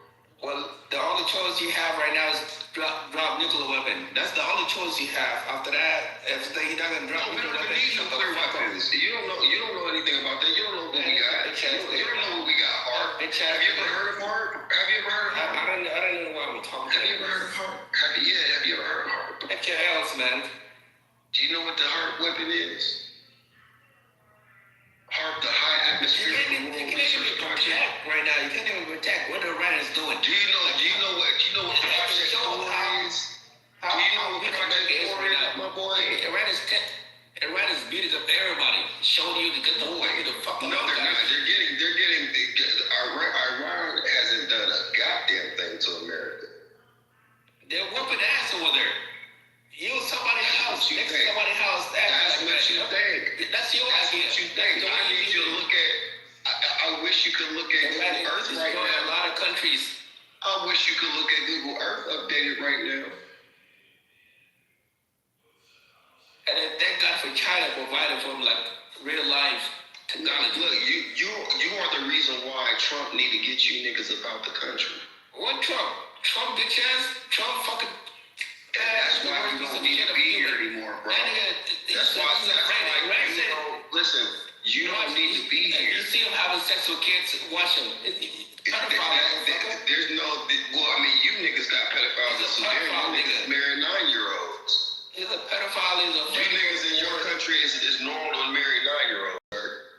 Trump is a pedophile, by the way. In your country, it's legal to marry a 9-year-old, sir.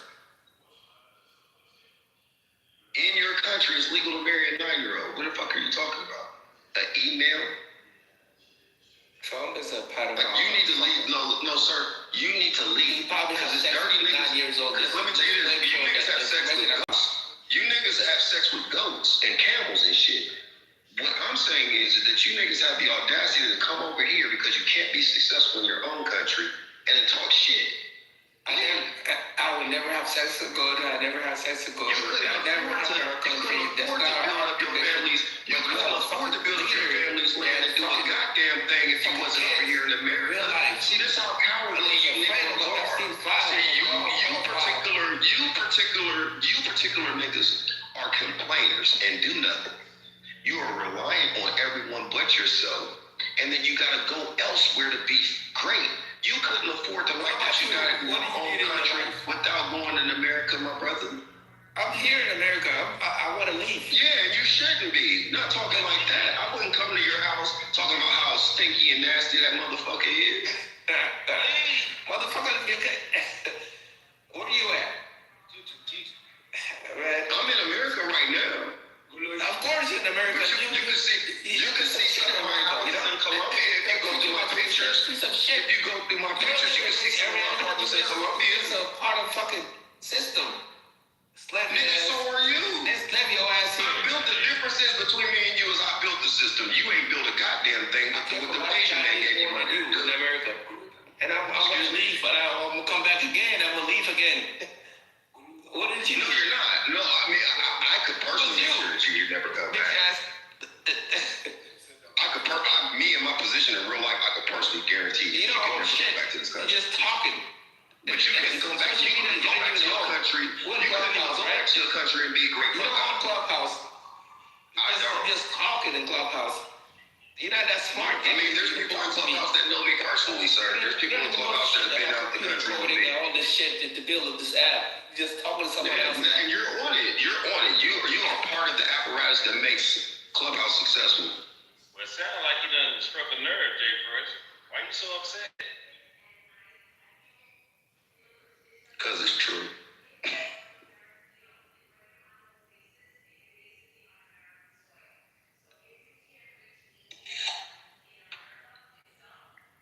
This is the envy of these particular Africans. Now, my good brother King and some other brothers that are from Africa, they good people, man.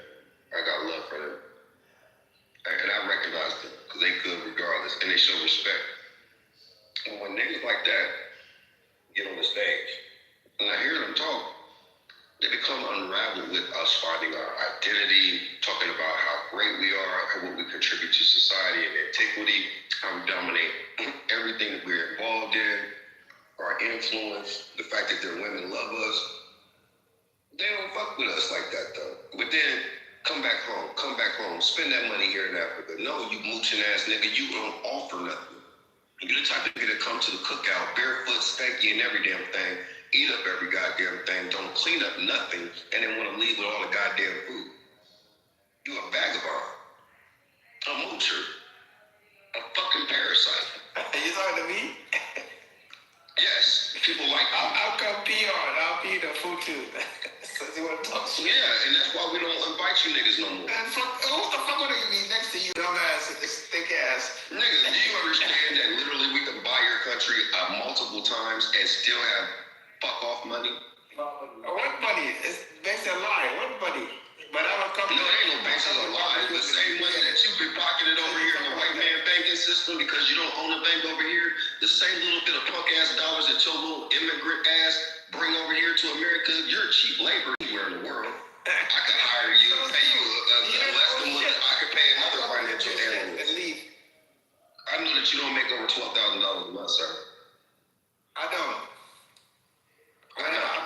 it, so I know how much I'm investing. I know how much I'm worth back in Africa. You're a millionaire in Africa. You're right, in Africa, sir.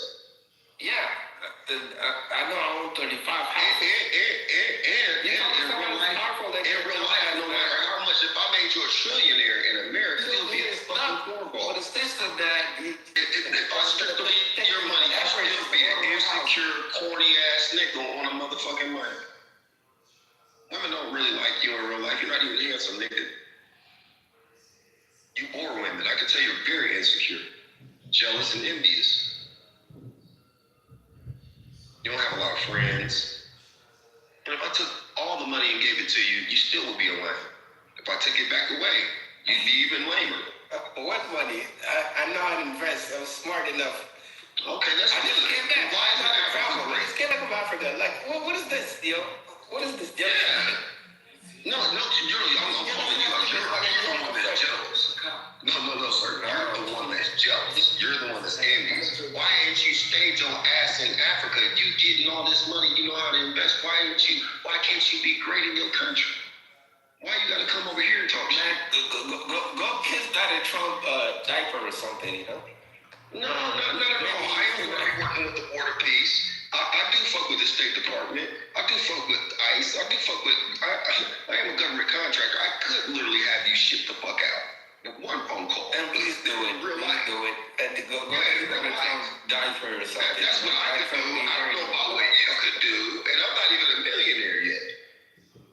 Maybe in the next 6 months, but I'm just saying, because the money don't mean a goddamn thing to me. I'm talking about security. I would never go to Africa and then shit on the very place I'm visiting. I want your dumb ass in Africa.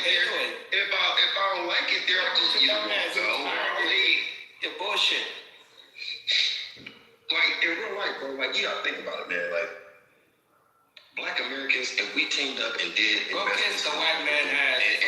No. Let me tell you how you can find a way out. Because I said this earlier.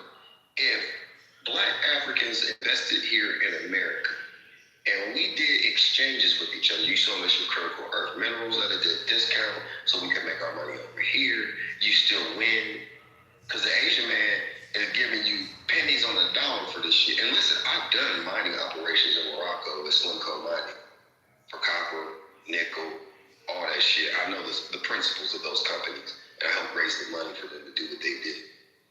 Good for you. Okay. I've done mining deals in West Timor. Good for you.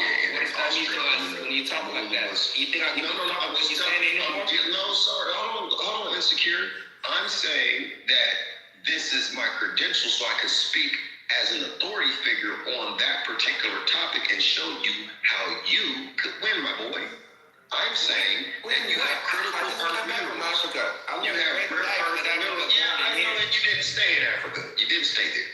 So you have critical earth minerals, my boy. And you could, and why aren't you there? Why aren't you a responsible father living with your kids? I came back because of my kids. Okay. So at any rate, if we have critical earth minerals and rare earth minerals over there, if your country was smart and they said, you know what, America, we want to sell you this stuff for a good price and everything, but give us a Black person to sell it to. I know this administration would definitely. Black ass they would say they would call it racist and every damn thing else, but they'd be like, hey, fuck it, you can get it to us at that price, we'll do it. You a sellout. And then you know what would happen? You know what would happen? A nigga like me would get that contract. We don't want you. I don't want your energy. And No, stinky pants. Let me tell you this. If we did that, your country would increase in GDP. We could trade culture. We could trade all kinds of things, right? We don't want guess what? We wouldn't give you predatory loans that you broke ass niggas couldn't pay back. We wouldn't give you predatory loans that you broke ass niggas can't pay back. You would make the money.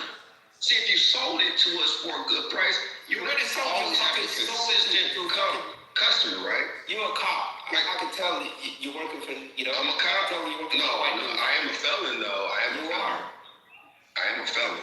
The way you're speaking. I am a felon. I'm a retired nigger.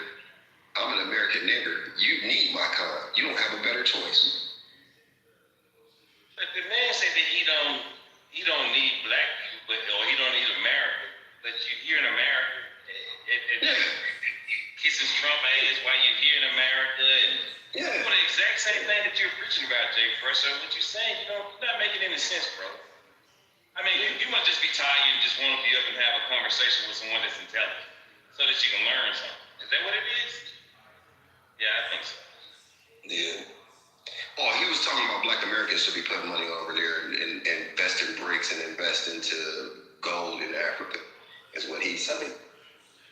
I was saying Now, you there's can't invest 55 countries. You can't invest There's 55 countries in Africa, but majority of people just know Africa as a continent. 54 countries in Africa. 55 supposedly. 55. Now you could do your homework to invest in certain areas. Why would I do that?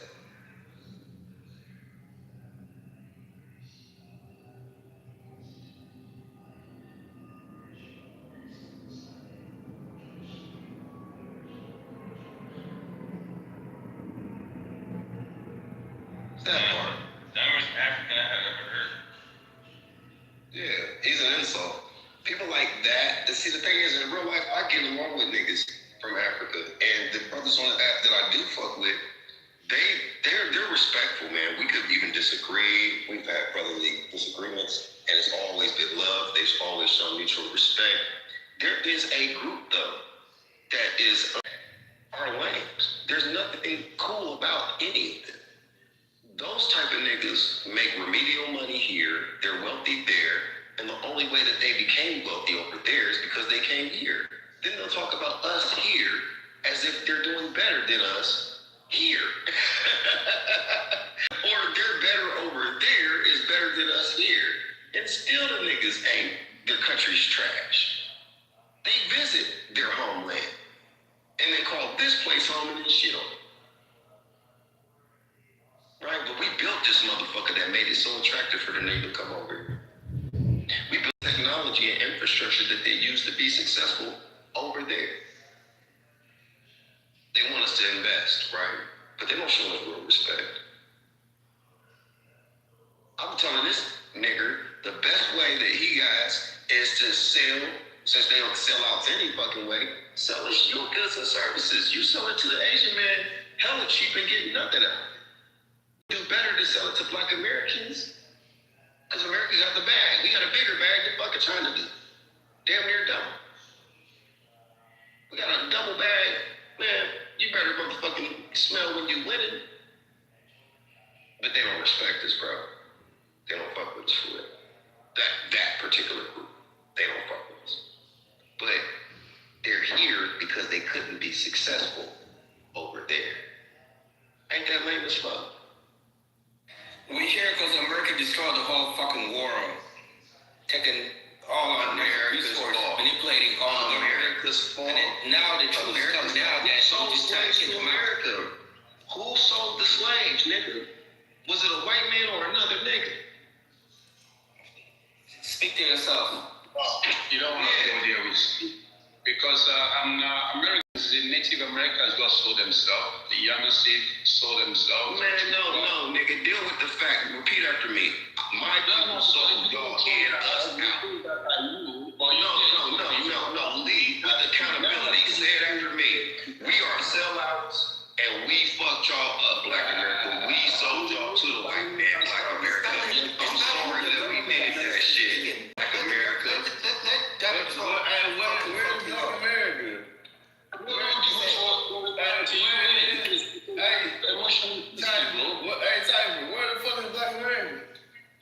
Yeah, according to these niggas, we niggas. We American niggas that don't have no power, no control over nothing. We fucked up in every damn thing. Listen, go back home and dumbass stuff for that white man. Hey, I want everybody that's listening on stage and in the group. Y'all are black. These group of black people, they ain't did nothing with their life. They more racist than white people. They will let you believe that you can't do nothing without that cracker. Think about it. How the fuck pro-black is it to want white help? Think about it. How the fuck pro-black is it to tell people white daddy gonna have his foot on your neck no matter what you do, nigga? You ain't gonna be able to do it. to your white daddy. Bro, you niggas. Hey, they got an Asian daddy, a Russian daddy, an Indian daddy, a white European daddy. They put that shit up everybody.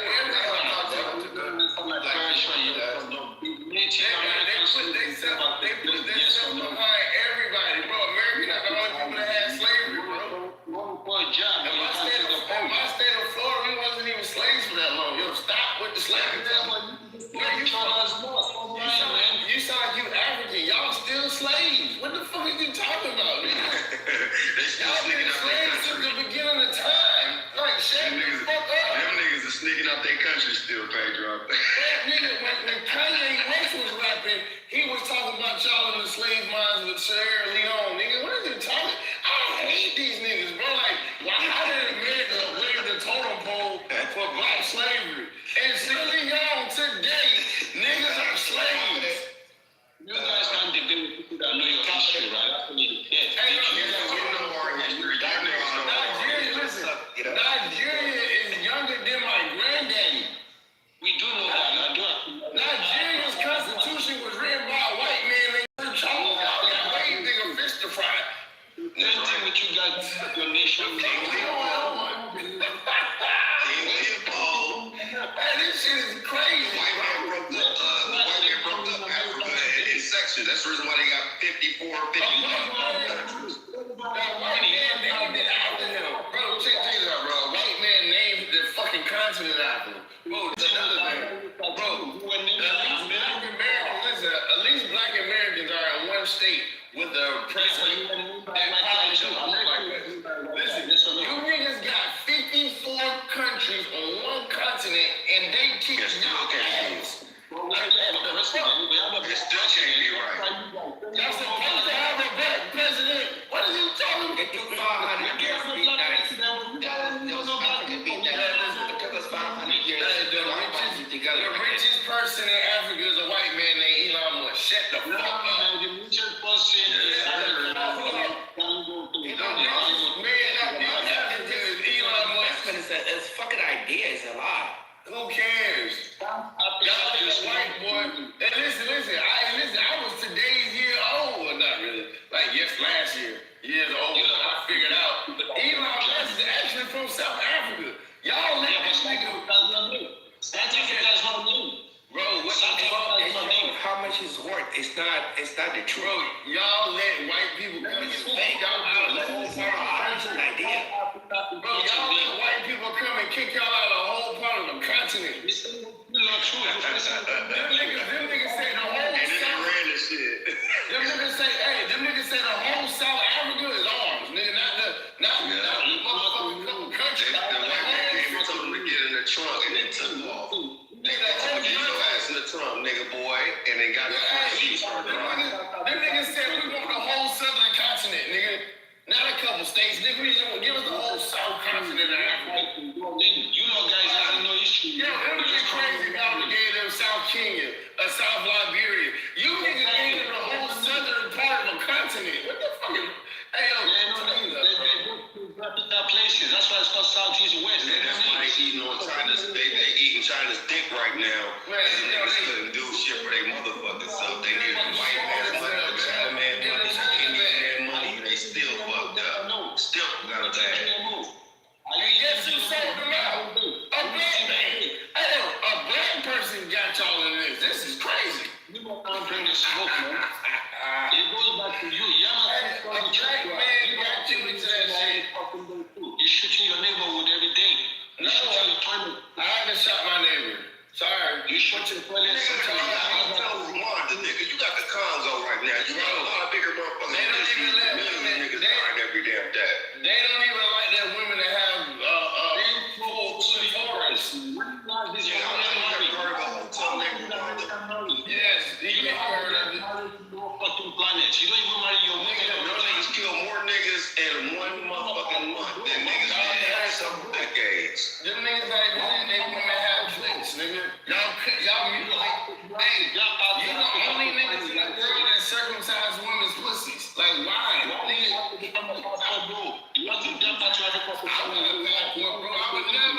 I would never give one of those immigrant motherfuckers to be married.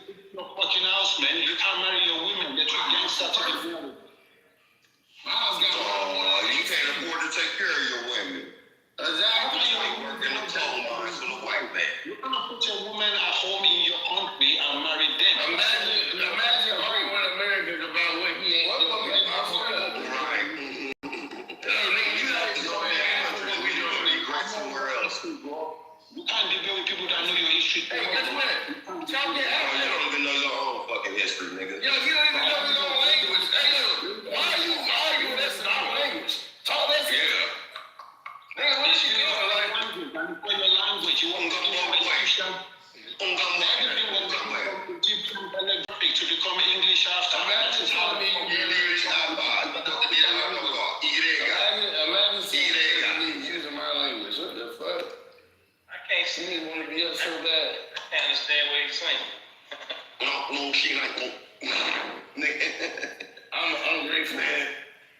I'm grateful. They are an embarrassing class of Africans because the real ones is over there still making bread. They fuck with us. They come to America. They spend money. They keep making it. They leave and they go back to fuck home. Yes, Generous niggas that are descendants of broke ass motherfucking degenerates. Like one dude said, he came over when he was American. You came to America when he was 8 years old because your parents was trash. Your tribe was on the lower end of the spectrum and y'all couldn't be successful. You a fucking hater. Imagine being a doctor. You know and the rest of your family still poor. You a hater. You can find out in school. Imagine coming to school, be a doctor, and the rest of your family back home still poor. We have the best African doctor in America, and that is what the fuck he is, right? They need to come home. They need to come home, but at the end of the day, we need the dollars too, because you're taking the resources to campaign in our country. Fuck that dollar. We ain't investing with you broke ass niggas. Y'all don't do shit over here. You can't invest because you don't like that. We don't need that, dog. We got bricks. Okay,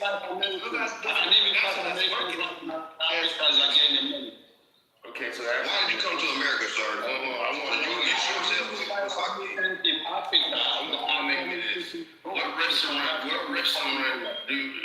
What restaurant do we have in y'all's? None. What restaurant do you have in your? What new restaurants? What the fuck restaurant?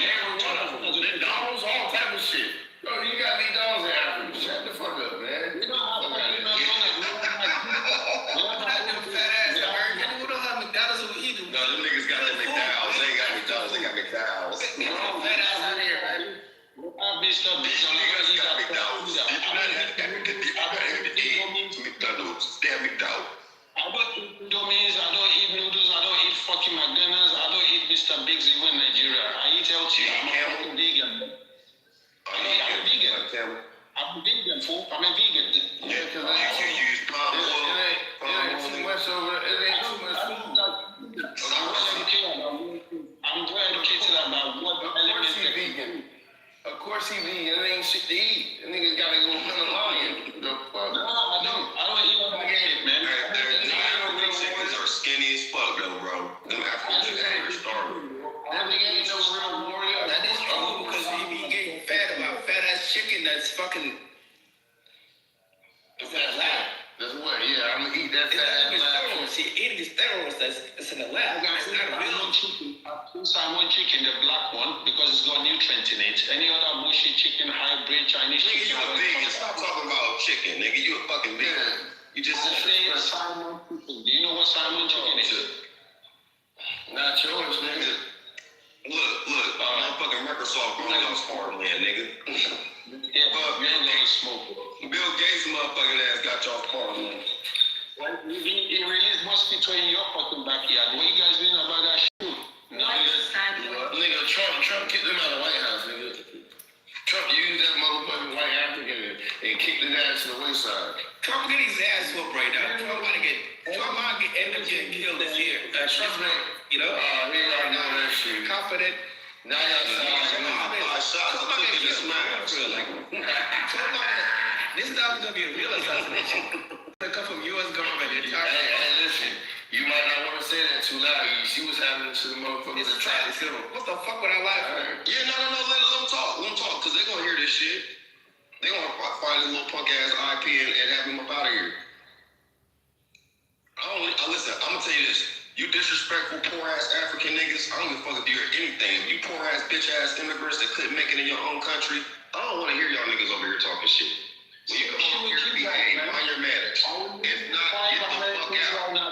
No, listen. You dusty niggas that come over here.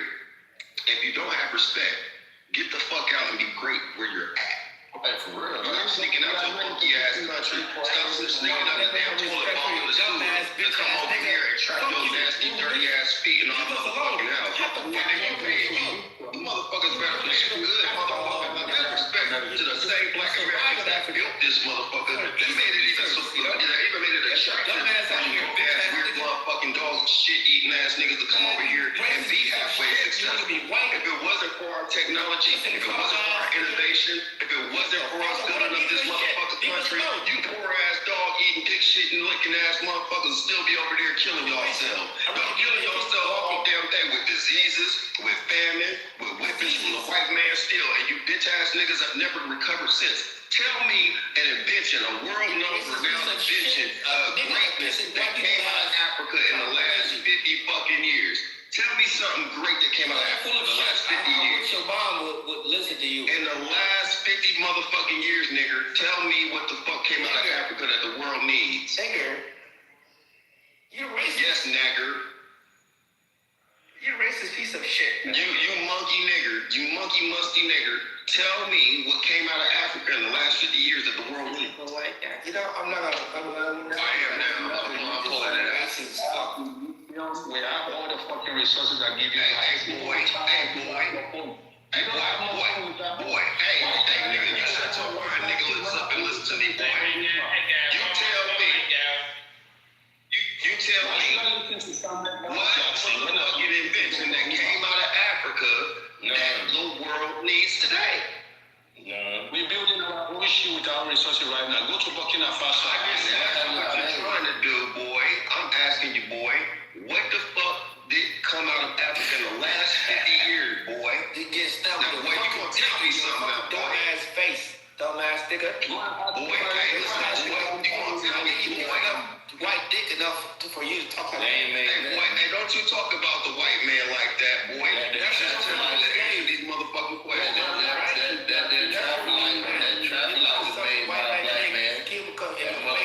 Speak like that to us. That I'm bored. Hey, boy, tell me what spirit did you make that the world needs, nigga? Because y'all niggas don't got a real Wakanda. Dirty motherfucker. Hey, also. Let's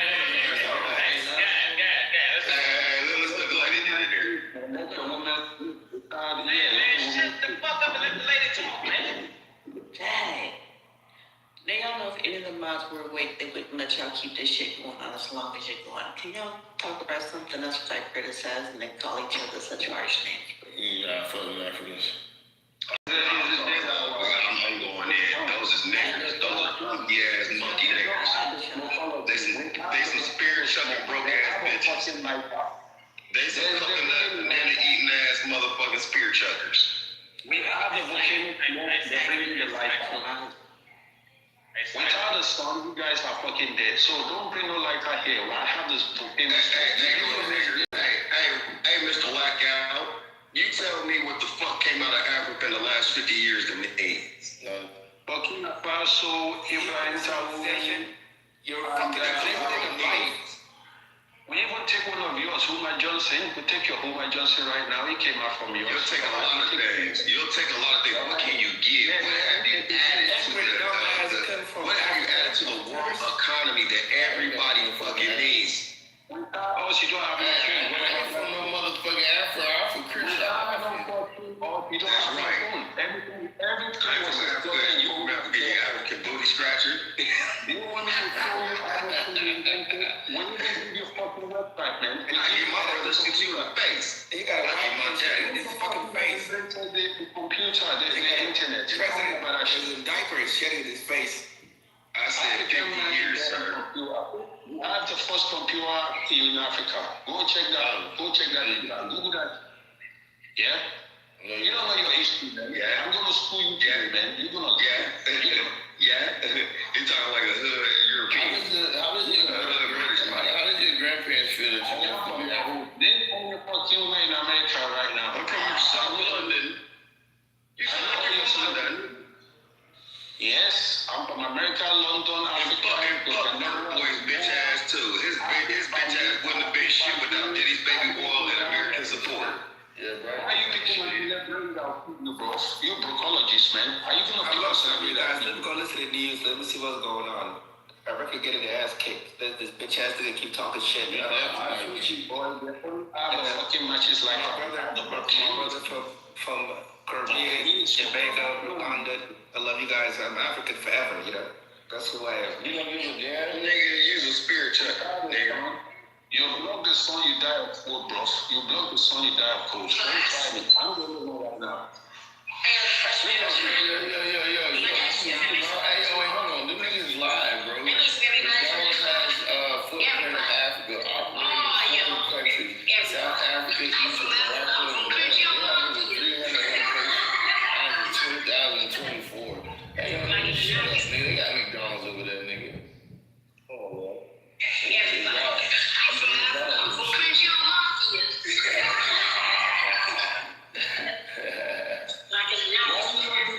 Why you not do as you speak? Why you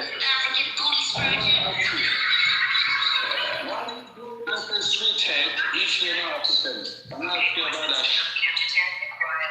I'll get my brother shoot you in the face. Put your punk ass to rage. I get my dad's rage. Yes, I got one motherfucker. Thank you, bitch. Ain't no speak, bitch. Listen to me, sit down.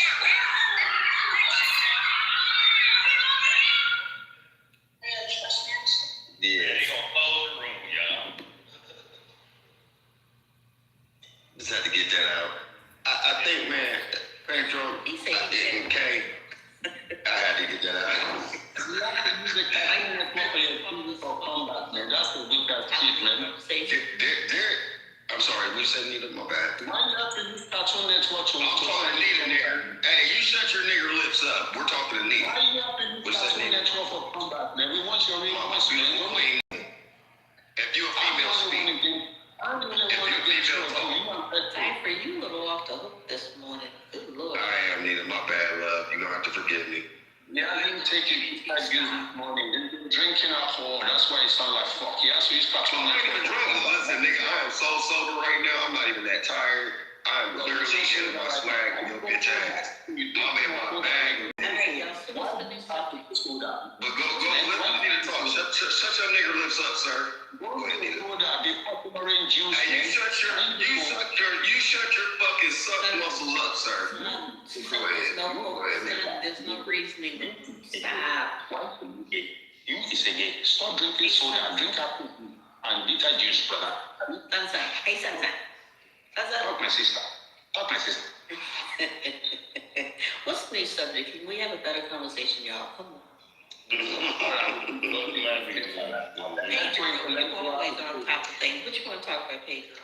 Oh, shit, man. Hey, let's talk about Hey, Nita, check this out, Nita. Guess how it all popped off, though, Nita. How long was you in the room?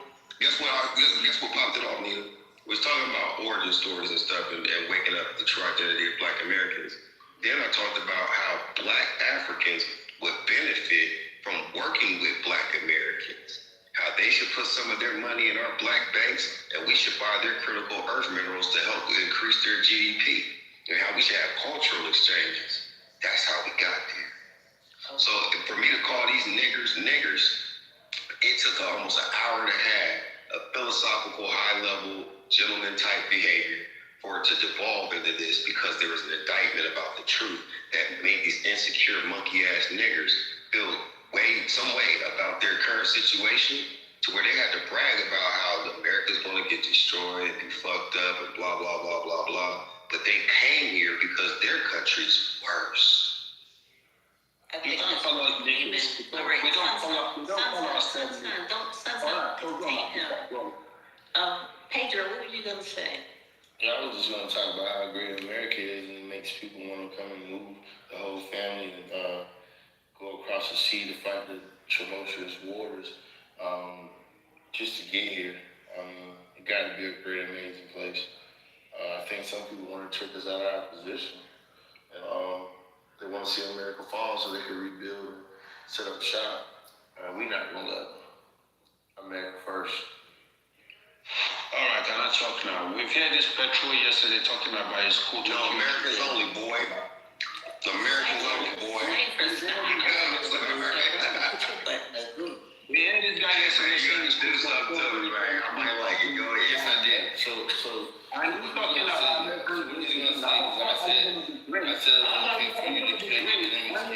when they're attacking you guys, your police is fucking racist you, you don't have your nation. Americans first, boy. I'm sorry. I'm gonna extend an apology to you, right? Because I said, I don't see anything wrong with America killing their enemies, and if some kids have to die, they have to die. Now I'm gonna direct it to you. My kids are better than yours. I could give a fuck less about your kids, especially when we have war. Talk about that children that are right to be killed by Americans. Don't talk about my children better than yours. We don't know each other personally. You're off topic though. Go back to that your fucking mistake for saying it's good to bomb children. Go back to that one, and we can have a conversation about it. And I would rather those kids I would rather kids from another country with nasty parents that kill us, that said death to all Americans. I would rather something happen to them before it happened to any kid in America, like Charlie. I mean, it's sad that it had to come to that. Let me ask you a question. Is it okay for America when they drop bomb at your black wall, and they kill some of you people that are trying to do business there? Is that okay as well?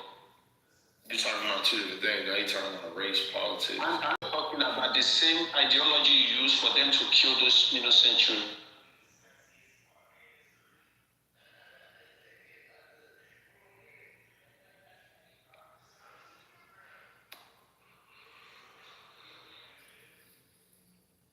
Damn, so good you find that.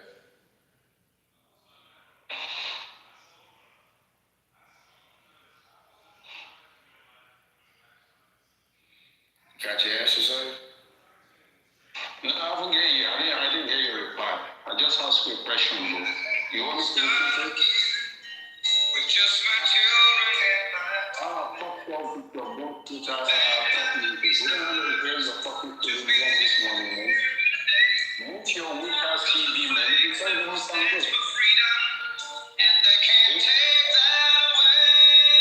These guys have to play very high school music. We don't want to hear that. It's not to listen to you or not connect, man. Why are you doing that? That's a weak ass kid, bro. You're hiding right now, man.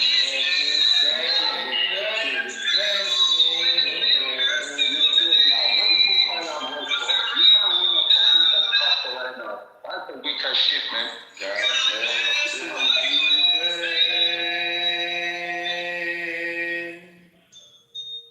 Oh yeah, brother. Oh yeah. Hey girl, safely, that's two y'all just got out of here. Now that God bless America. How do you feel about America? you read two of them out of here. Hey, put some of the beer in the air for you, brother. I got a beer in the air for you, brother. Miller Lite. Miller time summer. Miller time. Milwaukee's best. Budweiser, brother. But can I ask you guys a question since you don't want to wait? You do acknowledge that it's not just the Africans. We have our own people who over here will do they will do each other. Yeah. I think it's just some That's true. genes. I just think it's from generation to generation. Black folks will be black folks grown in a minute. I mean, damn. But you know what? I feel like some Africans do us worse. No, you're right. I would just say that that doesn't give our own people over here a pass because they do us worse because we gotta keep our eye back of the head on our own people. That's true. It's almost like the wild animal can never be tamed from generation. It's like it's in the gene. We should be formed by each other, and we're not. Yeah. Some of us are, a lot of us not.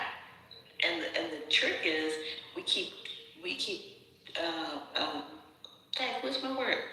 We keep trusting our people because we think they're our people, and then we have a third eye open on any other race. But we should really have the eyes in the back of our head of our own people. Yeah, this is true. This is true. I don't have no argument with that, man. I mean, I just think that at the end of the day, we have our own issues to work out, and so does everyone else. I'm just tired of these outsiders, micromanaging and putting us under the microscope, and they're worse. That's true. Like, you niggas had to leave a whole other country of niggas that look like you because you couldn't be successful over there to come over here to be halfway successful and then brag about it as if you outpacing Black Americans. When we can literally buy your whole fucking country 1,000 times over and still have billions left in pocket change. Now, do you agree that the majority of them don't even like us? Yeah, that's why I shoot them. Well, some of the ones that are coming across that don't like us. Why do you think you're under the microscope, though? Because so many niggas, especially outside melanated people, and I mean, this is encompassing a lot of others, not just them, even Latin Americans, when they come over to America, they talk about our culture as if we are the least. And really, we're outpacing a lot of motherfuckers, and nobody on the planet has gone through the trauma that we've gone through at the extent and as long as we've gone through it and been this fucking great. At the end of the day, we're outpacing a lot of the world. Everybody, when you think about Black Americans, they talk about how all the criminals and the cultures that generate the women, they talk about all that shit, but then I'm like, damn, nigga, aren't you stopping at a red light, nigga? If somebody left off a smoke bomb and you grab a gas mask, if you needed a blood transfusion, a heart transplant, GPS, or any of that shit, nigga, if you wanted to go outside and frolic around in the goddamn grass with a super soaker, nigga, don't you understand how much you fucking with Black-owned inventions? I think America's a great country, but I also think America's a very what's the right word without being disrespectful? I think America's a great country, but I also think it's a negative country. And I don't think it's a negative country because of the greatness that's in the country. I think it's a negative country because the outsiders that are sitting in your country, that you claim to be a part of your country, have turned your country negative. Meaning, all the entertainment value, the sports value, the credible people that created, the innovative people that created shit, and not white people. Now, you played a song not so long ago, and I found the song funny, right? And he said about the USA. That's that white guy singing. And I know it's a joke, but I read between the lines on a joke, right? And what I find is that white guy singing God Bless Him, USA. You forgot about America, you see. USA is not America. And I find that because I do my research, and I find that all the greatness that's in America, this is why you guys usually get scrutinized and you get on the magnifying glass.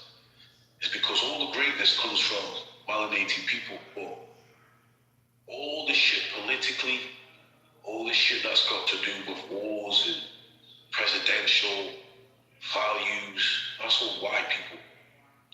And the rest of the world don't look at the Black people in the country. They only see the USA and not America. You get what I'm saying? So, for me, that's why I feel like you're under the magnifying glass. I just wish that you guys just stand up right here. Just stand up and just really go against the fucking grain and really get back your power. And nobody can say shit, no African, no outsiders, nobody can say shit to none of you. Because guess what?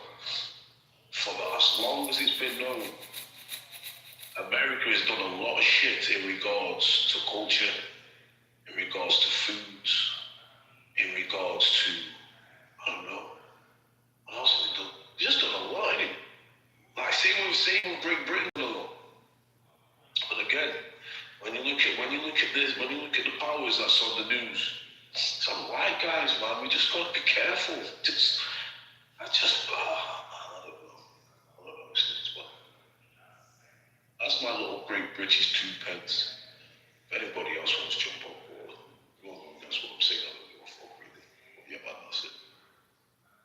stand up.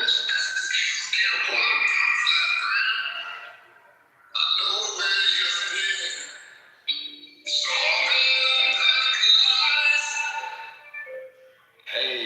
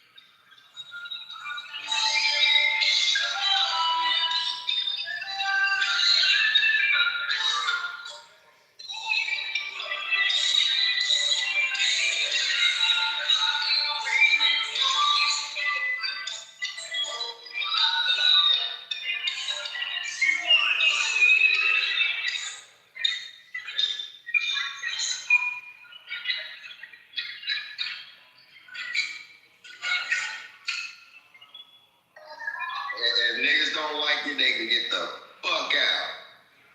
Hey, Cypher, you heard this shit about this dude, the tenderism dude? Nah, no, what's that? You don't know? Okay, so they had this dude, his name Walter Johnson. He was an old ass man that was working at like a barbecue spot, and he went viral because somebody recorded him like pretty much tasting the barbecue or whatever, and he said tenderism, right? So we started going viral with the word. So the company, the spot that he was working for, them niggas had the nerve to go run and trademark his shit. Man, y'all niggas still. A black lawyer from Atlanta had actually won the trademark war. Bro, listen, bro, I'm trying to, this nigga cut me off. That's what I'm trying to tell you, dog. Okay, I thought shit, you had pause. Nah, he didn't know what happened. He didn't know what happened. So I was telling him from the room. So he went trademark. This nigga pays. He want to talk so fast. God damn. Nigga, so yeah, so bad. So he fucking about so yeah. So the nigga went, you know, he did a GoFundMe, all that shit. He raised over like 24 bands or whatever. Went got a lawyer, and he just won this shit and got his shit. And now he up out of there. The tenderism guy? That's what's up. Yeah. That's what's up. That's what's up. Old ass dude too, bro. That nigga gotta be like damn near 90 type shit. Man, you know them old motherfuckers stubborn. They ain't got shit else to do but fight them motherfuckers. Niggas is clowning them niggas up. The white boy that owned this spot, he tried to do like some PSA video saying like, you know, he wished dude the best and it wasn't ever no bad blood. He knew that he was trademarked. Nigga, come on, nigga. That nigga sound like he got his money. Fuck you talking about? Something was man, let me get the fuck on out of here. Yeah, something. For your ass be late for work, nigga. Huh? When you be late for work and you talking shit. No, I'm like chilling in my car and shit. Police cruising through this bitch and I just finished smoking, so I know they ain't gonna find shit, but they gonna fuck with me because of the odor. But yeah, I'm about to roll a ring.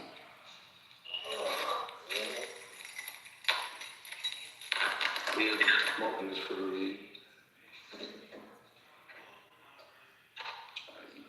No, I'm glad. I'm happy for the brother that got the win. Well, yeah, clearly OG bought his paper. You see what the fuck he went and did. That nigga, as soon as he got that paper, he went and got some legal representation and got his shit together. He knew what the fuck was up. That nigga, they probably was running game on him. He like, oh, the white boy was like, he had not, he knew, was fully aware when he filed the papers. So if he was fully aware, how the fuck you wound up being the owner? You know what I'm saying? Like, what you gonna say? Yo, you can have that, nigga. Fuck out of here. Shit, man. Hey, man, it's just resiliency, man, and that's in our blood, though. You know, we don't just take everything laying down. Some niggas do. Most niggas don't. But you know, I just be feeling some kind of way about these off-brand motherfuckers, these runaway motherfuckers. I'm like, nigga, you couldn't did nothing over in your own country, but you had to come over here and talk. Like, that's weird. That's what we've been on all night, basically. But I heard that we cutting off Spain now, because Spain won't let us use their airport, their airspace. The fuck they cutting off their bitches? Yeah, that too. Well, Spain, NATO backed Spain, so Spain ain't shit without us. It's enough of them here, we'll be alright. What we losing? Tequila? For rum? I kind of want to leave it like this. Y'all see how it looks? Guys, my cousin, he lost the bet. We gotta do all of. Number one, when you saw the whole slap. Chili's invited me out to try only $10.99. The free meal includes unlimited non-alcoholic. Hey, Pedro, you need to pay one, man. You need to pay one with no commercials, cuz. Nigga. You broke ass, nigga. Oh, nah, nigga, I'm watching TikTok, nigga. Oh, TikTok? Okay. Yeah, it sound like a hell of a commercial. I'm like, damn, it sound like a YouTube, Nah, nigga, that was Glad TV. You watching Glad. They was just some black girl. Chili's invited me out to try all of this for only $10. Number one, when you saw slapping us. He lost the bet. We gotta. See, that's like little things like that we could distinct between FBA and them other niggas. Niggas automatically knew who Vlad was in 1 second. Yeah, how somebody say, well, what's this black? Blood on my Putin? No, nigga, that, man, what? That's how you know you like, nigga. What is black?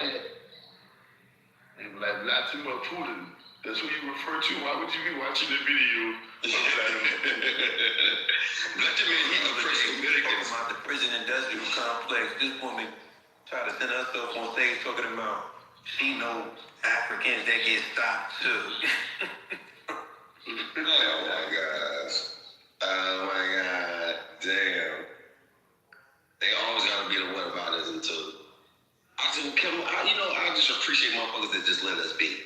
Like, man, you niggas is great. I appreciate y'all, man. Much respect to y'all. It's things with an event like stoplight, the traffic light. You know, bro, man. Even though we got a continent full of 54 black countries, we could have really blessed the world with some inventions, but we waited to the niggas that so-called were in chains. We waited on y'all to get free. That is crazy.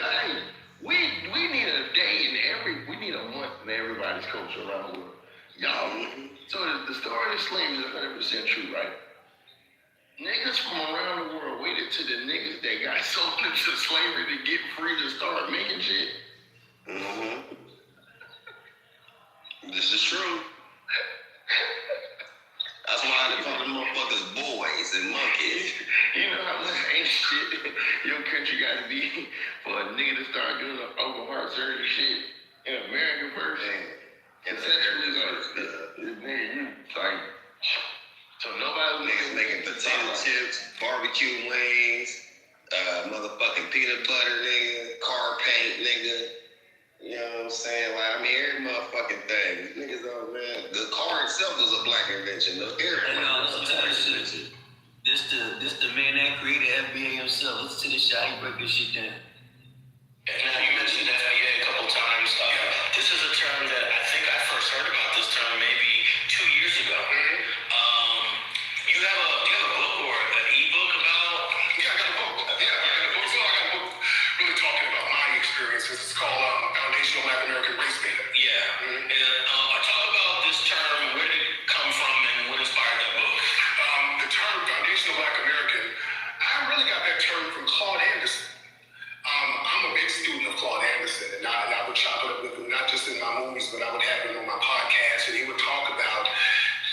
how unique Native Black Americans are. He would use the term Native Black Americans.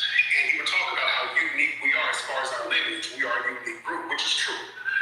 And I started using the term Native Black American, but sometimes that term would confuse people because they thought, well, do you mean a Cherokee who's mixed with black?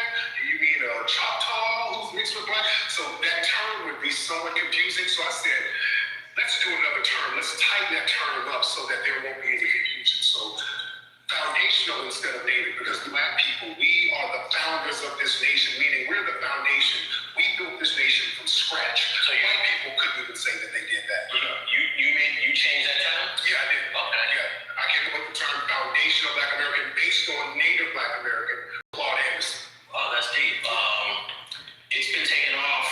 I go on Clubhouse and there's these really interesting debates between foundational Black Americans and Black immigrants from Africa and the Caribbean. And it gets a little nasty sometimes.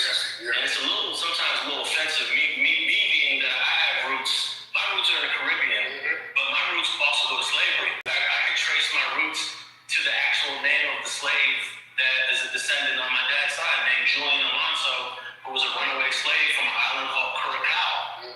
Not too many people can name the person in their family who was that slave. So I feel like my history and my background is very similar to foundational Black Americans, but there's this divide now. And I think maybe the divide, some people saying the divide is becoming more severe because of you. Well, that's a cop-out because that's a projection. Let's be very clear. The divide has always come from the immigrant class. Always. We have been the only ones welcoming them in as brothers and sisters and saying, hey, you black like me, we all black. The minute many of people from the immigrant class, they do something constructive, they go out of their way to distance themselves from us. So if they go get a PhD, well, I'm a Nigerian American, man. I'm the first Nigerian American with a PhD. All right, I mean, good for you, brother. If they win a track meet or whatever, first Ghanaian American, they go out of their way. This woman who's the spokesperson at the White House, they made a big deal about, well, she's the first Haitian American. She's Haitian. She's a Haitian American. They go out of their way when it's constructive. When a motherfucker rob a liquor store and he's Haitian, well, he's black. If somebody go rapes 18 women, well, he's Nigerian, but he's black. He's black. Whose fault is that, though? That's theirs and the white people, too. That's theirs. I would say it's white media. Yeah, and them. They do that shit, too. Well, they do it when it's to affirm some success. Yeah. No, but you black when you want to dump your trash on us. You see what I'm saying? I don't want nobody's fucking trash. I don't want nobody's trash. If we're going to be different when it's positive, be different when it's negative. Don't just be black when it's negative. And then we get the stigma for it. In New York right now, there's a lot of crimes against Asian people. People just running up hitting Asian people in the head in New York for no reason. We did the research. Many of these people are immigrants. These are not FBAs doing that. We look at the background of these people. We're seeing a lot of these people are not even FBA. But we get the stigma. So when the stop and frisk comes, I'm getting hemmed up because look, this motherfucker just did. We're saying enough is enough. If we're going to be all one group, let's be all one group. Since you're making it clear that we're different, we're going to be different all across the board. And we have a different, unique lineage, and that's okay. We celebrate everybody's unique lineage. They just had West Indian Day Parade out there in New York. Wonderful thing, celebrate that. Nobody has a problem when everybody else wants to celebrate their lineage. We have a lineage. We have a unique lineage here as Foundation of Black Americans. We want to celebrate and acknowledge that. That's not divisive. That's what everybody else is doing. So what is the solution? Because there's no way. There's not a problem for there to be a solution. See, that's not a problem. Us acknowledging our lineage is not a problem. You don't need a solution for a problem that doesn't exist. Everybody should just say, hey, look, we celebrate your uniqueness as a Foundation of Black American. The problem is when we do something constructive, instead of giving us credit for it, other people want to start getting credit for it, and that's the problem. Shopify changed everything for me. Let's rewind. Interesting. I got one for you real quick too. Check this out. From your boy Update Trump. Not your turn, please. Mr. President, I'm going to take it off the group in Superintendent Street. You want the citizens of the allies to some help. What does that mean? Well, that's the last part. He said, John,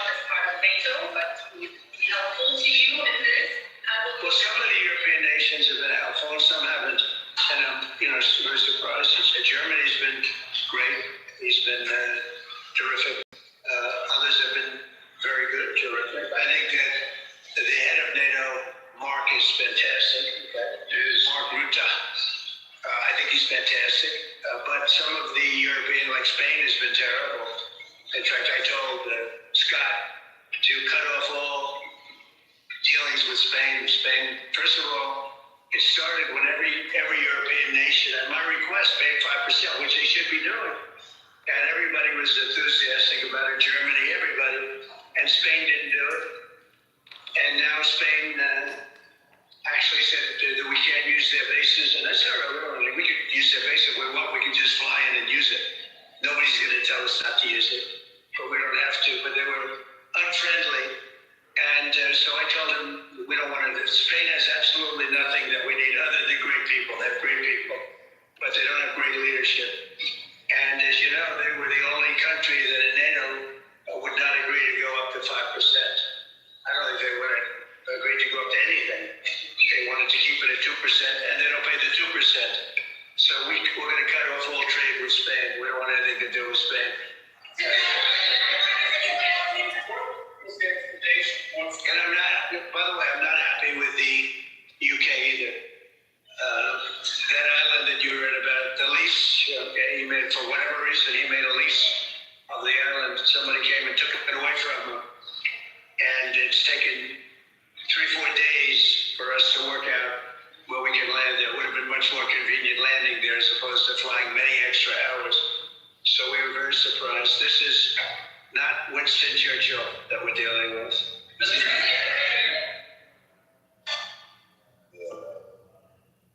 Yeah, the world turning. And this nigga's not playing. He's not playing with motherfuckers. That nigga said this is not Winston Churchill. Like, nigga, you ain't feel me. Yeah, he like, man, y'all niggas is soft. Bro, better keep Great Britain out of his mouth. Go do his shit everywhere else. Leave Great Britain alone before we pull the plug on you. That's why when you let tethers in the conversation. But yo, what this shit out of Britain? Oh, Great Britain. You can't fuck with Great Britain. All he knows you can't fuck with Great Britain. Well, guess what? Why do you think that? Hold on. Let's see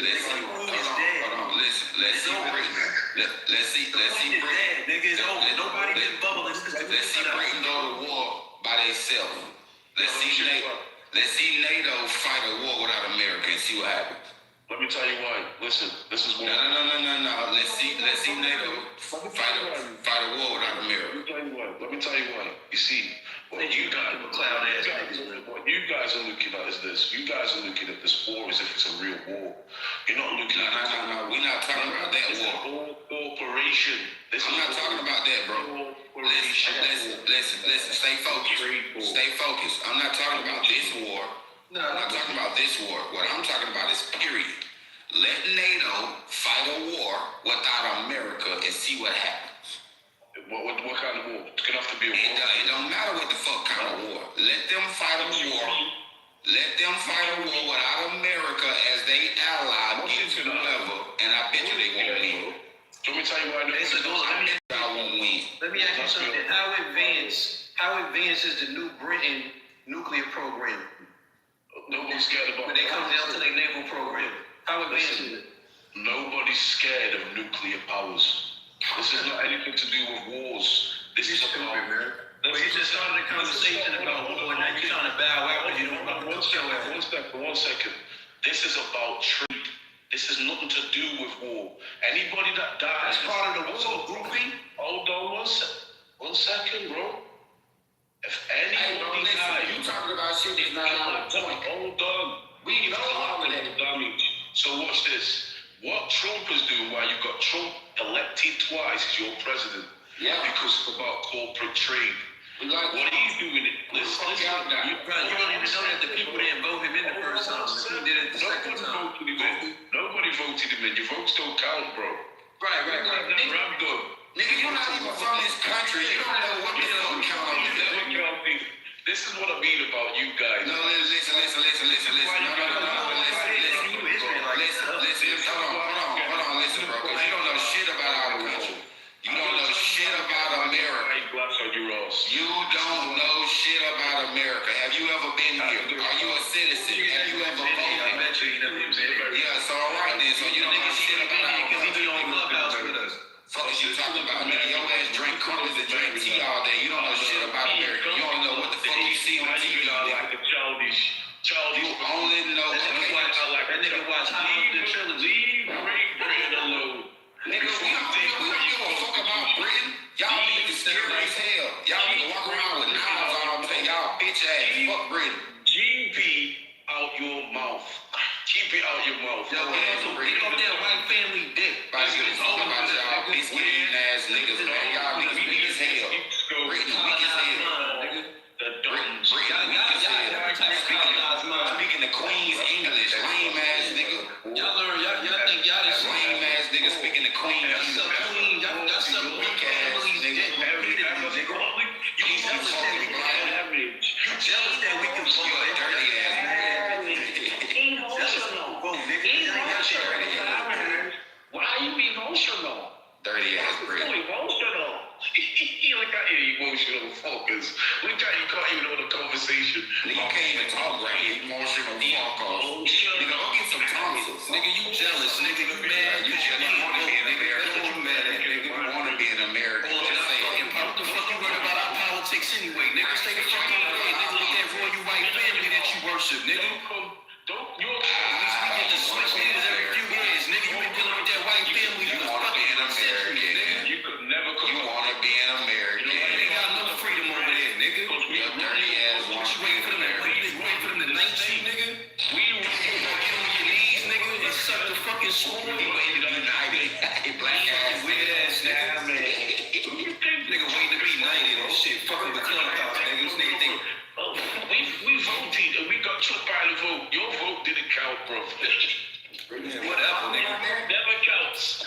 Yeah, whatever, nigga. Your family has no power, nigga. Your family could never get involved in local politics ever. Ever, nigga. There's no sense of freedom when it comes down to that, nigga. Y'all just grow, y'all just raised, and y'all fucking deal with it. Y'all do whatever the Queen say. Raised and you deal with it, nigga. That's what the fuck y'all do.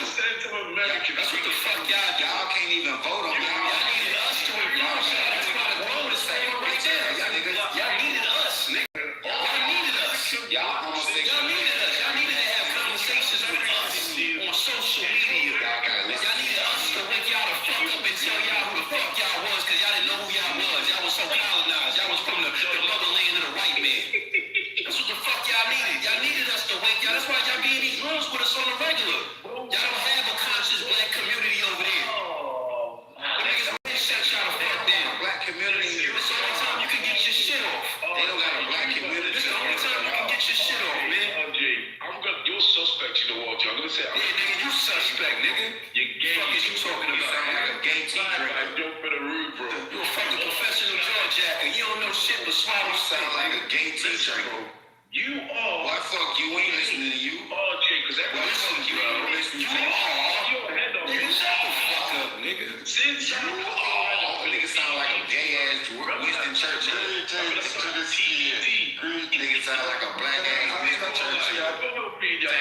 Like, stay out of this shit, please. Your head off your head off in TDT, RJ. You've not been the same since. You ain't been the same. Hey, you're gay, bro. You ain't been the same since. You ain't been the same. You ain't been the same since you been sniffing little boys' bicycle seats. TDT, RJ. You been sniffing little boys' bicycle seats. You ain't been the same. You know one of the staples in ever since your ass been chasing hyenas. Your head off, my brother. Since I cut the line. No, my nigga, I don't know you, nigga. The same. Shut the fuck up. Oh, no, you, nigga. Who the fuck is you, nigga? Your tops. My tops. Who the fuck are you? Nobody know you. You were you never in TDT? What are you talking about, nigga? You in TDT? Nigga, there wasn't nobody never in TDT. What are you talking about, nigga? You ain't even got no award on your fucking PTR, nigga. Who the fuck are you, nigga? This nigga be swearing he bad and important on his fucking stage, nigga. The people have spoken. You don't present any fucking value to any spaces that you're in, nigga. You are a groupie. You're not as smart as you think. Niggas don't give a fuck about what you be talking about, nigga. That nigga don't think. I can jump in any crowd, anywhere. So I need. Now without no deodorant, you can't, musty ass nigga. You ain't ticket ass nigga. You can't jump in no crowd with no deodorant on, must ass nigga. Yeah, I know. Grow up, bro. That nigga drank Foster's.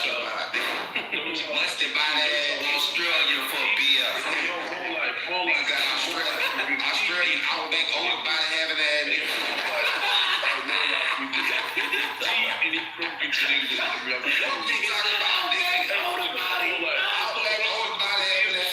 Fuck you mean? I show you your stupid ass for the next hour, nigga. Your ass will never be able to get a word out of this nigga, man. Fuck you talking about, nigga? You look like a gay pussy. I'm about to see you on the stage and talk crazy, nigga. You better go to one of them Britain. Go to Britain, nigga. Go to the Britain room. Fuck you doing over here, nigga?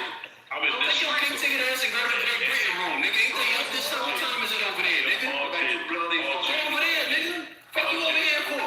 Go back to your brother. You're trying to tell us about us. Is you insane? Are you stupid? Are you slow? What the fuck you gonna tell us about us? This nigga crazy, man. He's just like a white man. He's just like a white man. Come in the black space and tell us who we are. I want to know, where is this going to get us? Is any of us gonna gain anything out of this? But you don't even know what to do. Just want to do more life. More life. We fuck with you. Please fall back out of there. More life. This some goofy shit, man. Hey, yo, more life. So I'm over here being goofy. I know you want to protect your Great Britain brothers. I'm protecting my black brothers wherever they are. Man, hold this nigga accountable. Okay, so more life. Hold this nigga accountable for coming into our space, telling us who the fuck we are. Hold him accountable for that. Hold him accountable, and if that's your brother, hold him accountable for coming in the fucking room trying to tell us about Black America. That's right. Cause this nigga's getting out of fucking control with this shit. That's all this nigga doing. I'm fucking tired of it, nigga. You taking it too fucking far, nigga. Cause now you really, niggas get to the point now, you're trying to say that your shit is stronger than our shit. And that ain't never happening.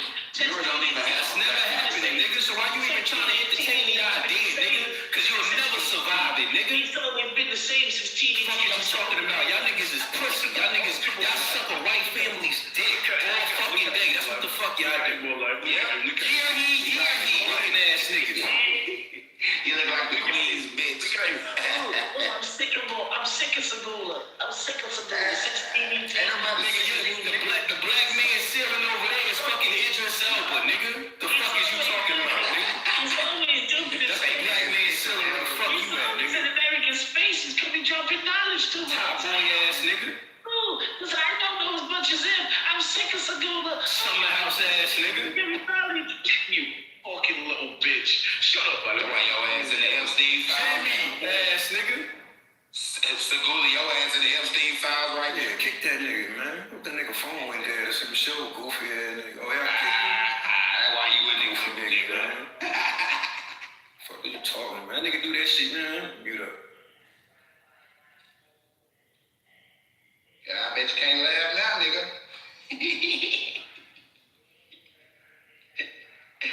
Go get a knife. You got kicked, bitch. And I ain't even got no bean. Hey, nigga, go get a knife, nigga, cause that's all y'all niggas good for in Europe anyway. Y'all bitch ass can't fight. Well, y'all niggas over there getting stabbed. Nigga can't fight, nigga can't get no gun. Y'all nigga weak as hell.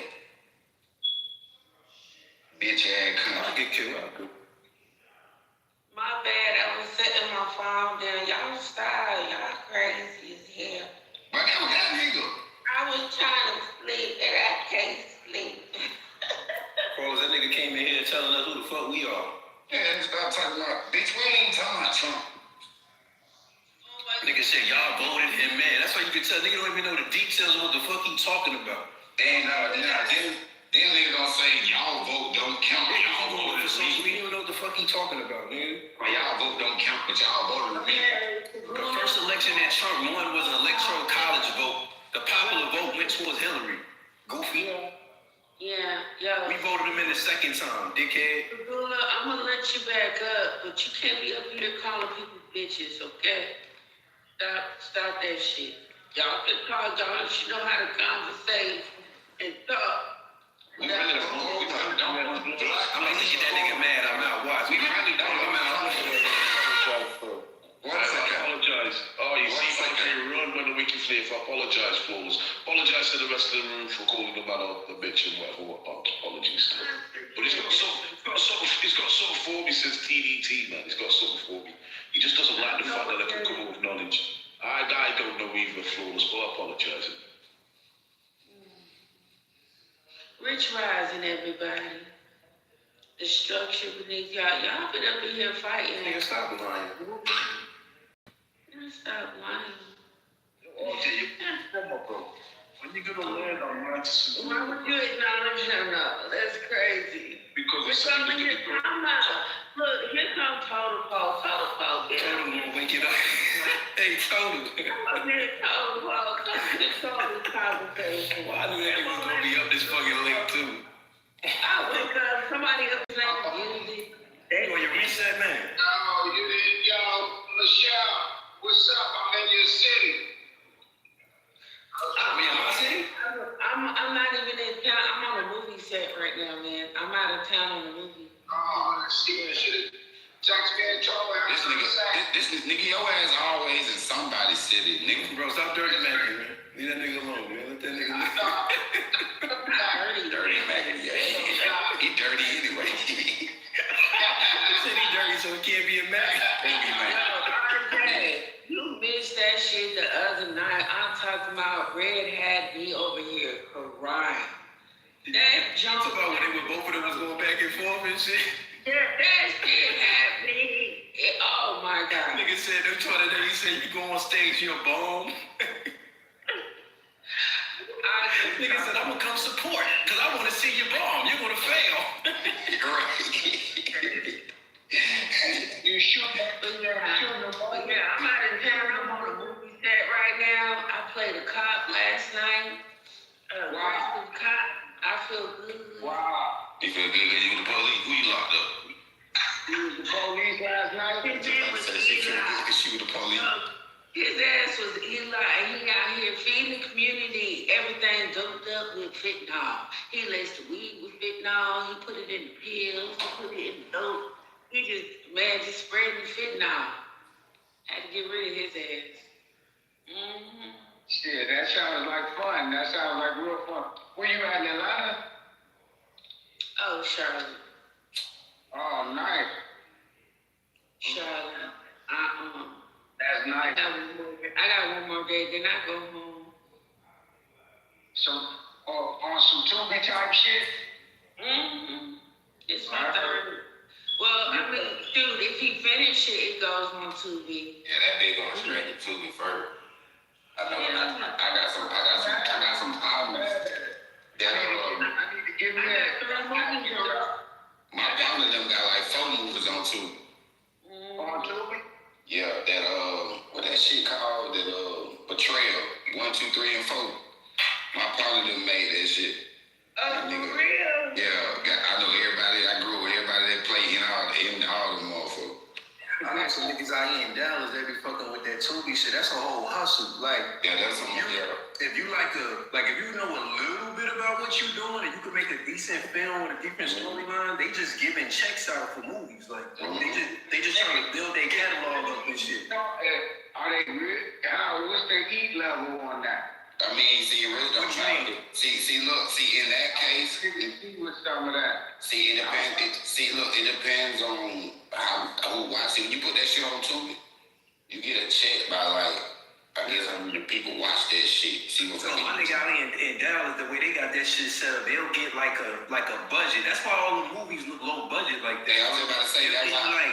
They low budget shit like $150,000, and a nigga try to squeeze like 3 film in that bitch. Yeah, but see the kicker is that long as that bitch is in a catalog, you gonna get paid. You on Tubi, you gonna get paid, and somebody see for my partner, the nigga got 4 movies, right? Betrayal. A nigga could come buy that catalog. Yeah. That's why if you notice all that shit those are like extended music videos, bro. It be the same niggas that do music videos. They make fucking movies with their equipment. Yeah, niggas gonna buy that catalog, and them movies goddamn, it's some low budget ass shit, but a nigga could take them motherfuckers and juice up the effects and re-put that shit back out. That was writing plays and shit. Hey, so what happens in Great Britain is allowing black people to exude culture? What? What you say? Man just changed the subject like I say. It's all good about movies and they just change the subject.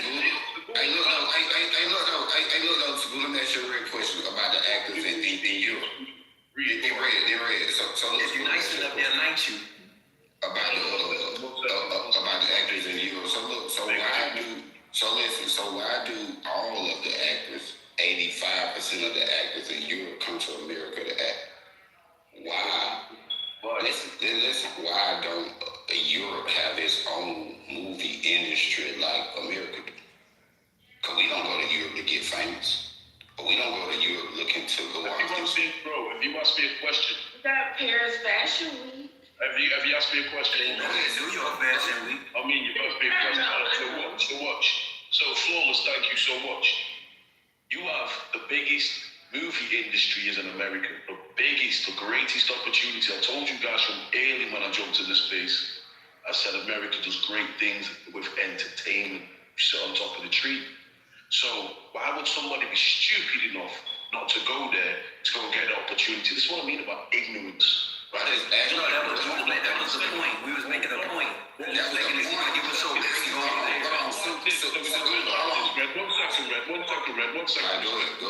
second. So it's a bit like this. The biggest fashion industry is in Europe. So why do Americans come to Europe for fashion? Is y'all making dress? But the so look, I can answer that. Listen, hold on, listen. I can answer that because most of the fashion that's being presented in Paris is made by niggas that come from their country. So why'd you buy it? Hold on. The same reason why y'all niggas come here. Thank you. Opportunity. So, what's your point? I ain't saying nothing about Fashion Week. You trying to make us look bad? No. Listen, no. You should look bad. I'm not. Listen, y'all do look bad, but listen, y'all already look bad. Y'all don't need our help. But look what I'm saying. Why do we know that? 1 second. Listen, I just let you talk. So hold on. They not red. Why we forget? Niggas killed that whole shit though. Virtue woke that whole shit up. So all of those fashion brands and the LVMH, nigga, they needed Virtue, his black FBA ass from Illinois, to wake up that whole fucking establishment, that whole conglomerate. But look, what the fuck is we talking about? Virtue, that shit wouldn't even be cool no more. Watch this. That shit was getting old, nigga. They needed FBA niggas to add some sauce to that shit. Watch this, RJ. Hold on, Segula. Hold on. So look, it's crazy how these same European fashion designers, every last one of them adopted and stole their logos from African and Moorish people. I'm going to say it again. Hold on. When you say this, Red, can I respond afterwards? Do you mind if I respond? Yeah, you can say when I get finished. So when you're talking about these European, fashion designers, and because Europe have Fashion Week, it's because of that only fact right there. It's because Louis Vuitton, Gucci, Ferragamo, what's that other shit? Balenciaga, Christian Louis Vuitton. You mean Christian Dior? Whatever. All that shit, right? Yeah. All of those niggas are foreigners, right? Yeah.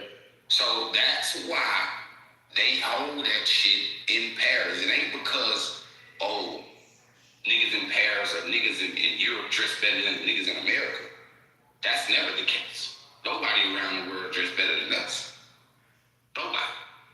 That's debatable. Yo, bro, it's not. Bro. It's not. Hey, bro. First of all, let's be honest, bro. When it comes down to these fashion houses, I told you Robbie was gonna kick in. I knew you were gonna kick in, Robbie. I mean, I did ask respectfully if I could jump in after about picking up. Yeah, go ahead. You go ahead, Go ahead. Right, so look, right, when all your So when all the top artists in America, right, get status, fame, and money, the first thing they do is buy European clothing. Yeah, you're right. That's the first thing they do. Okay, that's number one. Now, number two, you can stake claim to the biggest industry. The movie industry in America, you can stake claim to that and say, yeah, you guys come over here, you Europeans. But in hindsight, it was Europeans that set up the industry in the first place. Jews in America. Remember, that's owned by European Jews. Remember? Hollywood? They're not really European, but I get what you're saying. Okay. So we now recognize that it's not actually FBAs that set up the movie industry. It's Europeans. So what you're saying is, why are Europeans going to the other Europeans in another country to go get fame? And why are the Americans going to Europe to buy clothes? So I think you need to put some respect on Europe's name, bro, to be fair. I'm going to be honest. It's a good It's nothing but respect. Have you ever heard of Slick Rick, man? But look, Slick Rick is English. He's English. That's European, right? Is English European? But look, though, so good. Alright, so Slick Rick. My bad, Tony. So Slick Rick has always had his handprint on the fashion of hip hop from the very inception of it, or maybe the second wave of it a little bit. The very first wave would have been in the 70s, late 70s, but as 80s came in, Slick Rick had a big hand on the way the fashion was, as far as Kango, Bally's, I would say Randy and British names. Not British Knights. I'm talking about shit that Slick Rick was Wallabies, Bally's, Kangos. This type of shit came from Slick Rick. No. I'm talking about the European flavors and way that he wore shit. That was straight English. A lot of that, like New York mix. It was a mix of New York and English. So they're a part of it. Of course, the fashion is a part of it. So nobody can hate on that. But this is what I'm saying. But look, though, even when you say that, if you look back to the 70s till today, right? Those niggas in Europe still didn't dress like us. If you look at pictures from dope niggas from the 80s, right? All them pictures of Al Poland, the Supreme team, right? And every motherfucking dope group that you know that came up in the 70s. They didn't do it. Listen, I'm not talking about hip hop. No, I'm saying I'm agreeing with you. I'm talking about like an alcohol. Right, and a nigga like, and guess what? And a nigga like Alpo, right, dressed himself. Niggas from Harlem, that's all hip hop. And niggas from Atlanta, we got our own style, right?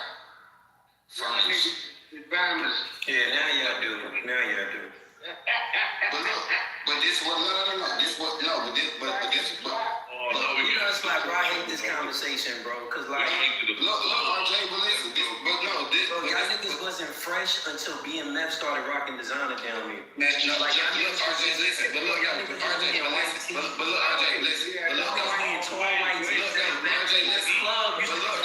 T-shirts. RJ, but look, though, that's not even what I'm talking about. Hold on, listen, that's not even what I'm talking about. What I'm saying is that the way that niggas was dressing, right? Listen, y'all. The way that niggas was dressing in the PTR. from the dope boys to the pimps, right? To the pimps. Y'all was bombers. Niggas in Europe was not dressing like that. At no point in time in history. No, Red, your PTR right, Red. No English niggas ever gonna dress like that, bro. Of course they ain't, cause y'all niggas ain't got no flavor. Listen, the country. Y'all niggas ain't playing at all. Red, listen. No disrespect. Hey, but Red could go to the UK and pull a bitch quick as fuck. No dressing like that. No dressing like that. No dressing like that, bro. Never gonna work. You know what I mean? Put on one of them Tommy Shelby. Man, don't you bro, them local chicks, they can't stand y'all niggas. They tired of y'all niggas. They tired of y'all niggas, man. They want some American niggas, man. You know me, I come in there dressed like come to Europe, nigga, we taking over your bitches, man. Dressed like Duncan Johnson, nigga. In Europe, niggas. They want American niggas. Listen, that might be the case, right? Respect. Let me just say this real quick, right? Listen, all I know is this. I grew up, right? So when I grew up as a kid, right? Listen, you see guys like Slick Rick, right? Oh, we are them guys. Smart, intelligent, fresh ass. Right. So we kept them at high esteem in Great Britain because they were represented. He was Jamaican side or the English side, right? So fresh ass. Listen. Hold on 1 second. Talk. Watch this. So what I'm saying is, when Southern started to rap and really jump on the scene in the mid-90s, right in the mid-90s, when we saw them big baggy trousers, silk suits, we went about that life. We looked at that and thought, you're dressing like my big uncle, bro. Like, you're not seeing young youths dressing like that. What we were dressing in is designer clothes, Armani, Brothers, Lacoste, right? We were dressing in shit back in the day, bro. Like, when Biggie said, yeah, because that shit is in y'all country, bro. Listen, y'all missing. Hold on, Segula. Listen, you missing a point. Look, you missing a big point, Segula. Listen. What's the point, bro? The shit that the Gucci, Prada, and all of that shit is like motherfucking ducky. Listen. That shit is like us buying that shit at Walmart. That shit is everywhere in Europe for y'all. It's not even the same price as it is for us. Hold on, listen. Right, and that's the point that I'm making. For y'all, that's not true, bro.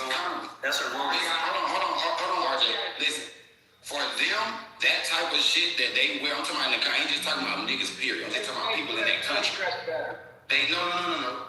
That Gucci, listen to what I'm saying, Toby. Toby, bro, be quiet.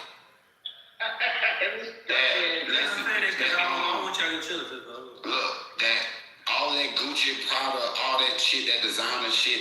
The reason why they wear it like that and it's so prevalent like that is because of the same point that I made earlier. They make it in that country, so it's not even the same price as they sell it to us. They mark it up over here in the Americas. Right, it's cheaper, brother. I ain't talking about now. I'm just talking about just period, right? Because even Segula just said that it's cheaper. Even Segula just said that it's cheaper. No, I said it's everywhere. Nah, bro, listen, bro. So, and I get why you say that, because I remember when I was growing up, niggas used to always say that in New York. That was the thing. Bro, that's cat, bro. Because what happens is when you're dealing with like these companies like Gucci and Louis, bro, it don't matter where you go in the world. It's a luxury item. It's a status symbol item. They don't give a fuck if you in or if you not. Because guess what? Rich niggas fly to the UK. Rich niggas fly to England. So they don't give a fuck about it. They not gonna make no shit lower than what it is. The demand is still there. The only difference is gonna be is probably the exchange rate between the US dollar and the euro. Other than that, bro, that shit is balanced the same way. They gonna make the same money. You know, even athletic shit like Puma. Puma's German. And Adidas is German. That's German shit. K-Swiss is Switzerland. That's European bro, shit. At best, the best you could probably get is like they may have like an outlet with some shit that don't nobody else got, because maybe they probably got like 100 pieces that they made from the local factory or some shit, and they didn't send it over the country yet. You just talking over me, fuck me, right? I can't say. Bro, I can't even hardly hear you. Hold on, you can't let let me get my mic. This nigga sound like somebody from. That nigga's my hold on. Let me get my mic. Let me get my dentures looking there. I understand one thing about Europeans, and this is real. They play tennis, right? And so tennis players, that's where tennis shoes come from. You know what I'm saying? So the freshest tennis shoes, you're always gonna get them over there. Like I said, like the K-Swiss, Adidas, Puma. This shit is over there. That's where they develop and make the shit at. Yeah, and we get that, bro. Yeah, we know that. The Sergio Tacchini. We know all this shit is made in other countries. All this shit. I just got a Sergio Tacchini jacket. Nigga Jordans is made in China and Thailand. So you can't say these niggas can't dress. They can't because they ain't wearing it. Where the fly shit is at? But they not wearing it. Bro, to be honest, bro, like their brain is like dope designer art. So like they create ill shit, but them niggas be walking around dressed in all black. Like them niggas don't be giving a fuck about that. You're talking about road kids. Nah, you're talking about road kids, RJ. You're talking about the little street, the old kids. I'm saying the fashion shit is so much in abundance. It's not really that like nobody really give a fuck. Yeah. That's right. Yeah, we're not really. Yeah, that's the point that I was trying to make earlier, Sabu. That's all I was trying to make that y'all don't wear this shit like we wear it. That's just like you know, me being from New York, bro. But y'all wear it though. Bro, in New York, right? The bummish chick got like a fucking Burberry jacket. Cause like it's just that's the status quo of fashion. Like it's a different level. That's all shit. That's all European shit. So like I said, it was all like we don't know that. I think you saying that shit like this shit crazy. All I'm saying, Red, is this, right? This is what I'm saying. Them pulled up Georgia ass motherfucking ripped up dungarees that you like to wear and shit. Shit, just cause your fat ass just cause you rip pants and you can't buy them like that, nigga, that's not my fault. That shit you be wearing. Hey, listen, Swing tie. Looking like you just came out of a cotton field and shit. You wish you could wear this shit I put on. They got the lawnmower in the back. You can't wear skinny nigga clothes. You can't wear skinny nigga shit. You gotta wear fat nigga shit. Fat nigga shit. Wear a ninja trainer. That nigga wear fireman belts. That nigga throw his abs on. That nigga put his abs on his shirt. Yeah. You wear them on his shirt. That nigga wear just throw them shits on. Fat as shit. You don't fast it. Oh shit, I just told me. We gonna put my stomach on. Yo, don't stop, bro. Please. That nigga dressed like a lumberjack, right, nigga? Oh yeah, we fly. We got loud ass colors on. You got some loud ass. Pimps well loud colors, nigga. Anytime much. The nigga let me go grocery shopping, go farm the table. Pimps well loud. About to be spring, nigga. I'm finna go buy me some yellow and some purple, nigga. Right now. Loud ass colors on. Finna go get me some yellow and some purple, right now. Hey, Red, man. Red, you need to. What you say, Sabu? What the fuck do you got? Conversation, man. This is not your conversation, bro. I ain't vote for you. Oh, yeah, we know fashion. You don't know no goddamn fashion. Where the fuck you from, bro? When you from Kitover? I'm from Alaska, nigga. The zoo? That nigga was caught in the wild. That nigga got the same last Sarah Palin had, nigga. Nigga got them Sarah Palin Kazals, nigga. That nigga's one of the last living bears in America. That nigga is almost extinct. That nigga look like Bears on Wheels. This nigga been in the motherfucking field all day. You should name your trucking company that, Bears on Wheels. Working on equipment all day. Greasy hand ass nigga, man. Get that greasy shit from Universal looking at him. I bet your ass ain't never, listen, I bet you ain't never worn best dress at school, nigga. Nigga. Never. Farm ass nigga. Matter of fact, nigga, listen. Nigga, I won best dress and nigga the most funny at school, nigga. You wasn't never fresh, nigga. Nah, but your outfit's crazy though. No, okay, niggas are good on mine because he'll never show who he is. He never show who he is. Listen, I got a lot of pictures with a lot of outfits, nigga. You butter teeth, butter churn teeth. I was at the pool party in that picture, nigga. That was 4th of July. That was a 4th of July pool party I was at. Yo, the two niggas out here. Last time y'all niggas been to pool party. It was a whole lot of scattered ass in front of me. Yo, you got Tim's on. I believe them too. You know, goddamn Tim. At the pool party. Nigga, them is number 5 Jordans. Nigga, you retarded. You don't even know that. Nigga don't even know that, big dummy. Niggas wear red bottoms over there. Nigga stupid. They want to be bad bitches. They wear red bottoms. Something crack, nigga. You want to be a bad bitch. I got on some fine, I got on Jordan socks. Nigga talking about I got on some Tim. I wore them about 2 times, bro. Don't wear them again. I wear red bottom Nikes, nigga. I wear red bottoms, bro. I put some shit on this European. You know what I mean? Your fat ass can't wear nothing but an extra large. Your fat ass can't wear nothing but an extra large trash bag. Sweaty by that. You're gonna have to get you gotta get an alternate, nigga, because of your stomach. Your stomach don't match your shoulders, nigga. And listen, they don't got big and tall, no. Nigga, you got a stomach face. Tall and big ass, nigga.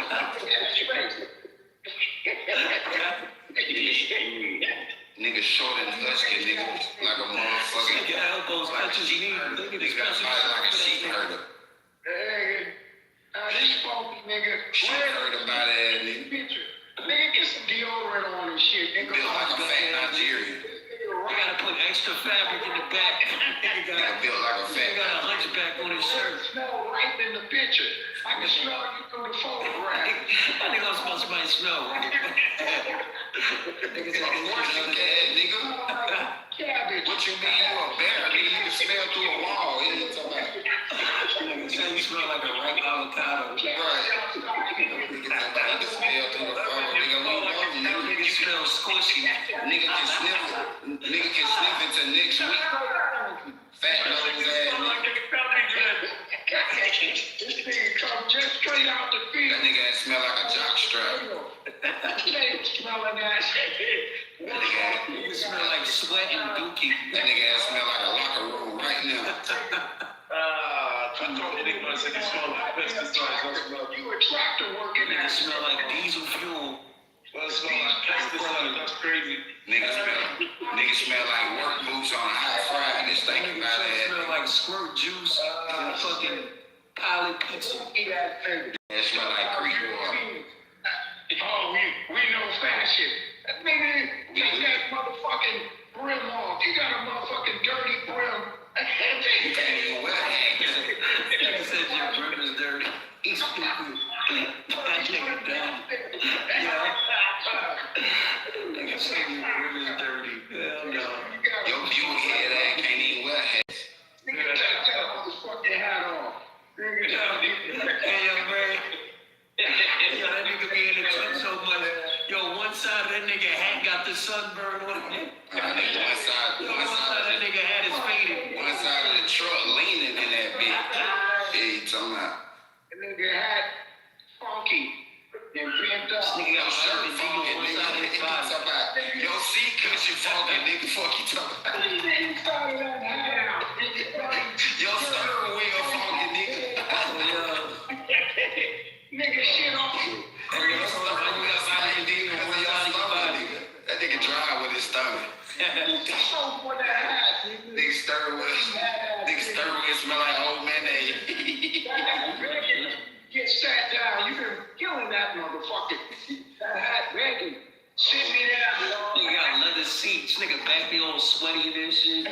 Nigga back sweat on his own.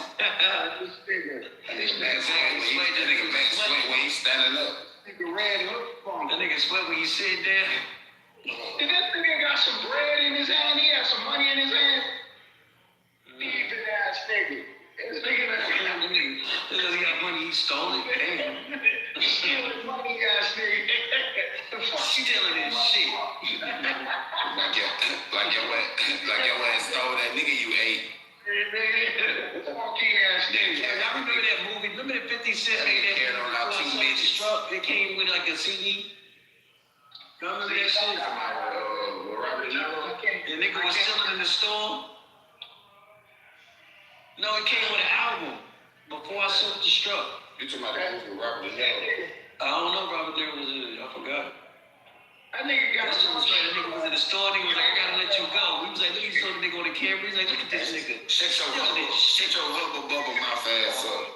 funky ass arms and shit. Yellow under the armpits and shit.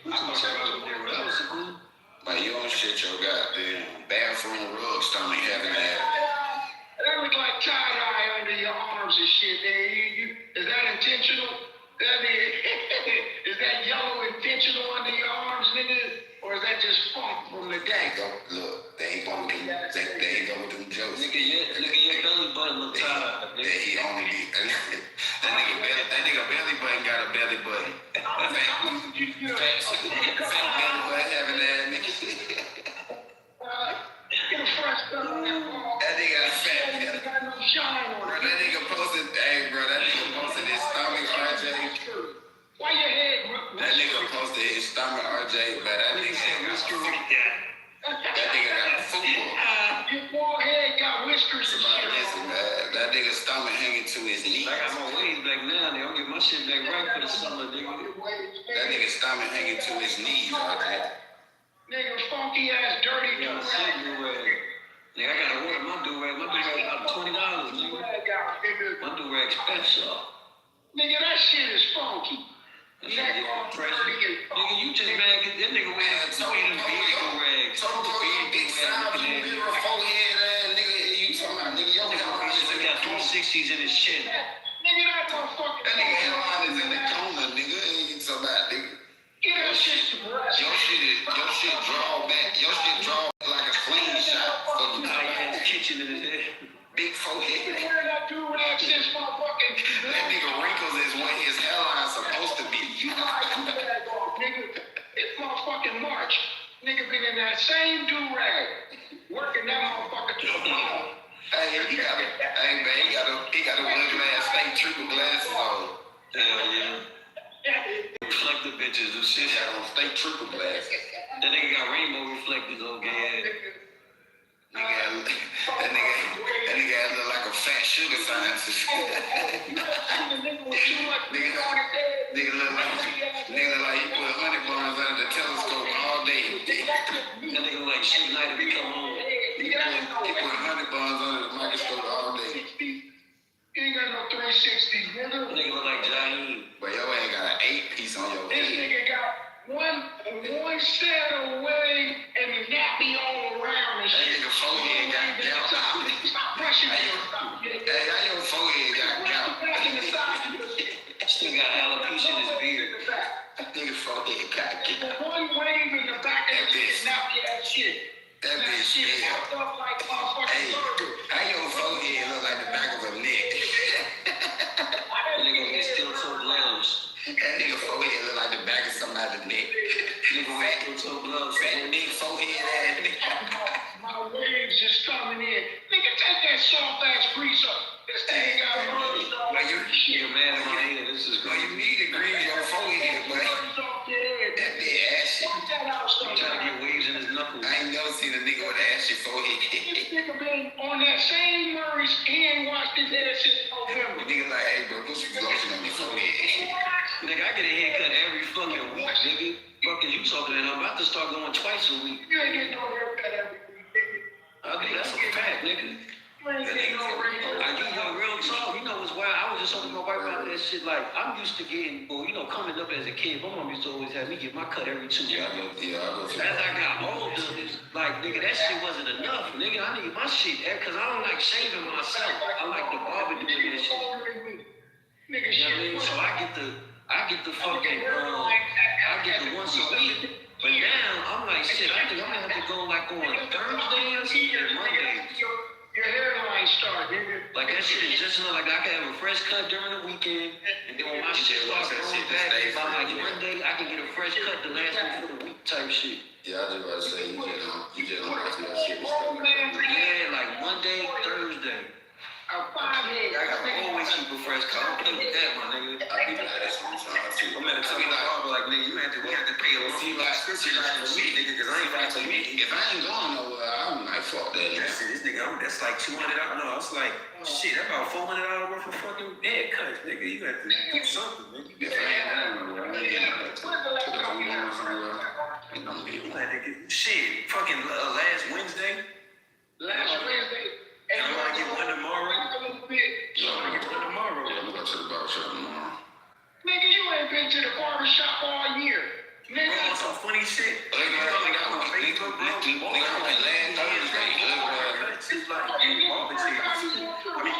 Your fat ass be on the road. You a bear. You ain't shit. You ain't even got no barber. You ain't shit.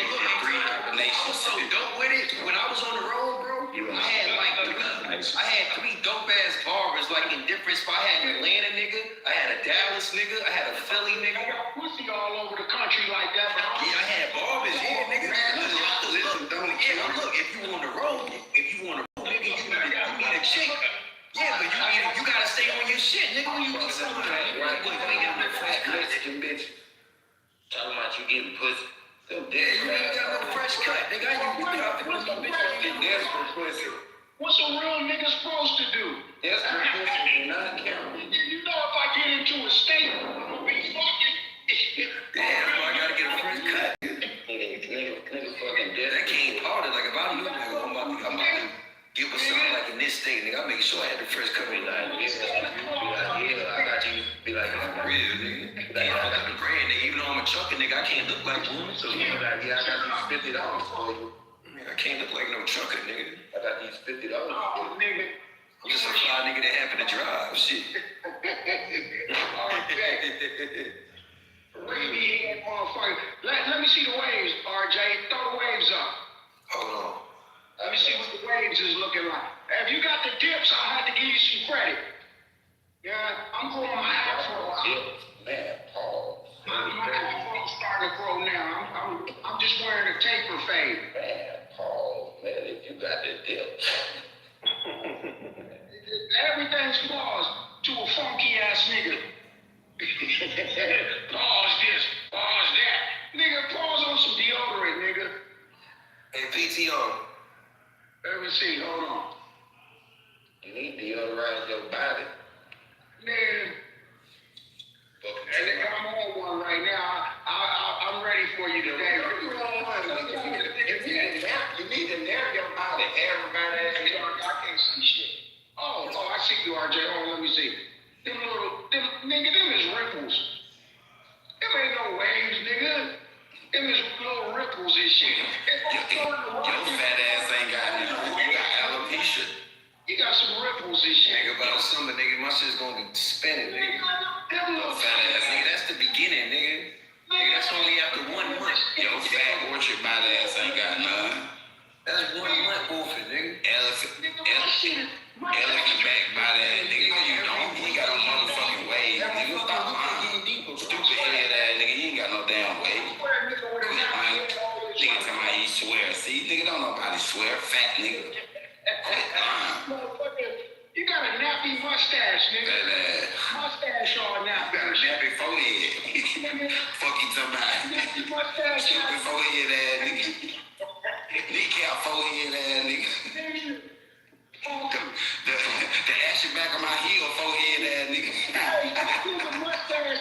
Hair look like hair. Your shit got alopecia though. You got alopecia in your beard. Nigga, you got ash hair. Your forehead look like the back of Forrest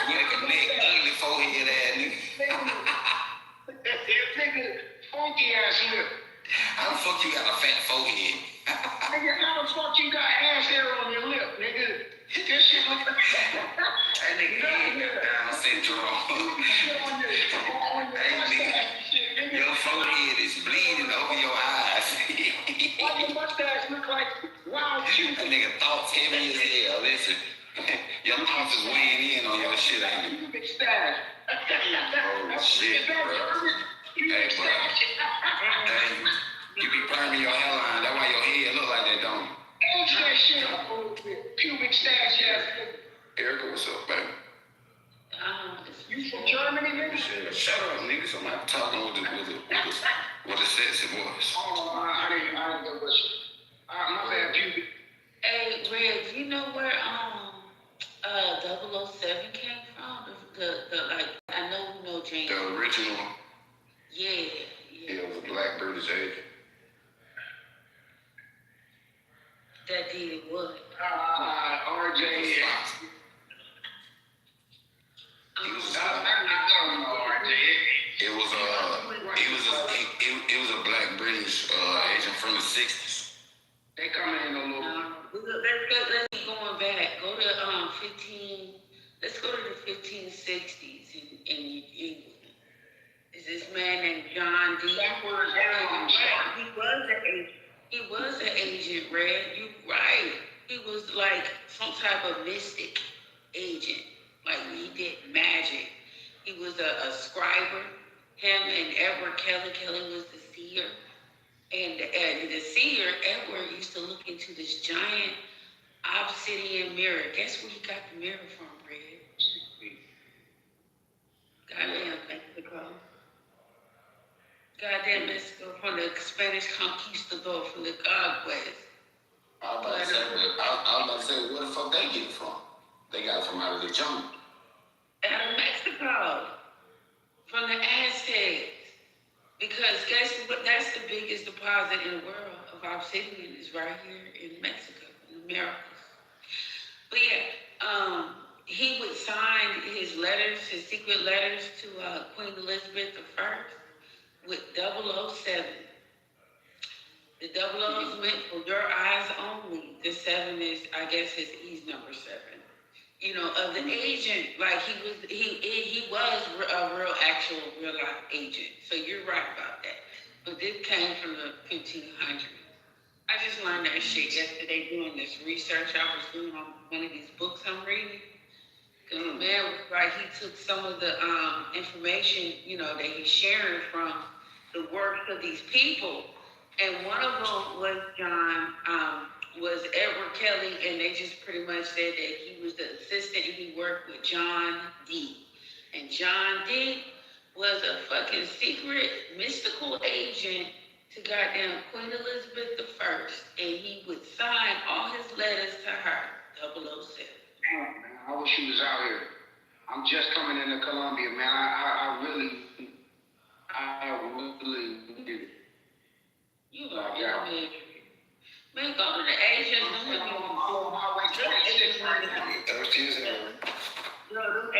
Asian women. That's because they fat. Man, I love niggas always thirsty. You know them damn cookies on the road. 007 is your face is like a leather briefcase. Nigga, you eat shortbread cookies and your back look like a full duffel bag. Fuck you talking about? Niggas say your back look like a weekender.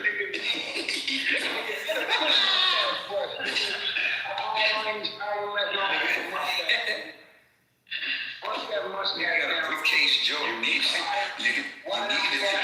need to lay off the honey buns. And then you need to lay out that love that your face that you eat on the road. Hey, Ripple. Back when I get a flavorful soap. That nigga forehead look like an inflatable love chair. Nigga like a couch potato for real. No, he look like the couch. And a potato. He look like a couch potato. No, he's the couch. Who you trying to be, James Harden? Nigga, trim that shit down, put some scissor work on that beard, nigga. Funky beard ass nigga. Nigga mad at my facial hair. This nigga mad because he lacked testosterone. Oh, nigga, my shit mad. That's right, yeah. You know why?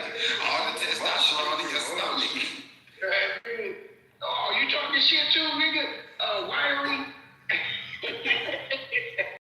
This nigga, briefcase face ass nigga. Seconds before I report your truck. That nigga's stomach is anxious to get away from him. I'll call your company and report you, nigga. So. We gonna call ice on your stomach. You tell them niggas you look like you're dozing, nigga. You like call ice on your stomach, and we gonna tell them that your back is wet.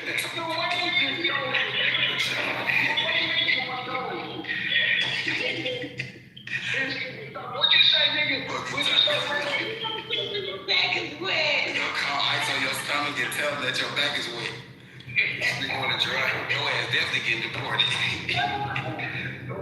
This nigga we in crimes right now with dry ass feet in a truck. Nigga, that's what you said all day. There you say wet back. That was good. This nigga with the motherfucking and your eyes, bruh. What the fuck is going on with your big buck ass eyes?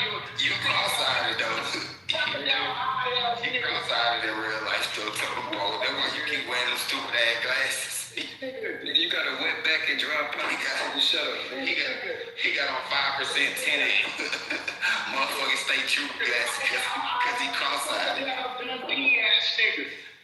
The fuck's going on with them eyes? Nigga said the king goes, the bellies. Nigga was weighing all that goofy shit. I'm fuck with that. Right now, I got Kangos in the motherfucking truck right now. Oh my God, this old ass nigga. He still be wearing that shit. Brand ass nigga. That nigga wear the Kango. This that shit. He don't wear the bucket. He wear that other shit. That nigga like he blinded. He wear the. Nigga got the blood that had. He got the pinky blinded Kango. He got his blade in that bitch. The one that got the blade in it. Yeah.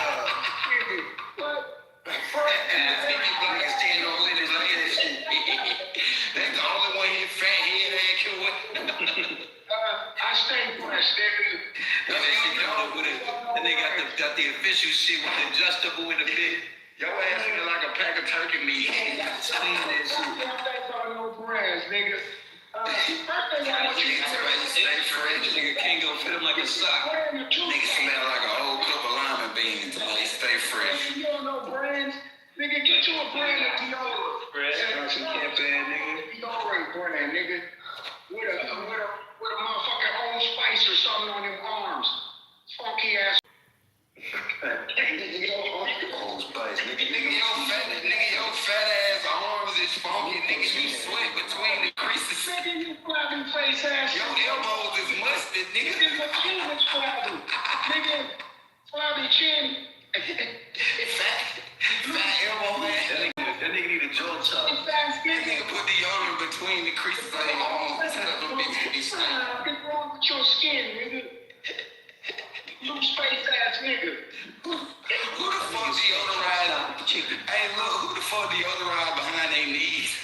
That nigga sweat truck stop chicken, man. This nigga RJ, nigga, your head look like a rotisserie. Nigga deodorize behind their knees, man. Let them get you be stinking. RJ head look like a rotisserie. Nigga, chin lift. And he ain't got no ankles. That's why he wear boots all the time. No. That shit calf to heel, nigga. He ain't got no ankles or no wrists. He calf to heel. Fat arm, man. Oh, nigga. Nigga, he ain't got no arm, no wrist, or no neck. Water off your teeth, bro. That nigga just wobbling around. Hey, man, that nigga gotta put it. Hey, bro, that nigga. Hey, look, he gotta lift his head up to swallow. He ain't got no neck. Just getting buttery. You either don't need that nigga gotta tip that head back and chew it for me, bro. He ain't got no neck. Trying to get promoted and shit. Yeah, so, I calculated, yeah, all right, that's talking game. No didn't. Bro, let him pause, man. God, let him talk long enough. I can't go 10 minutes without saying some gay shit. Oh, nigga, please, nigga, I put a pause on that one, nigga. Nah, he ain't gonna pause.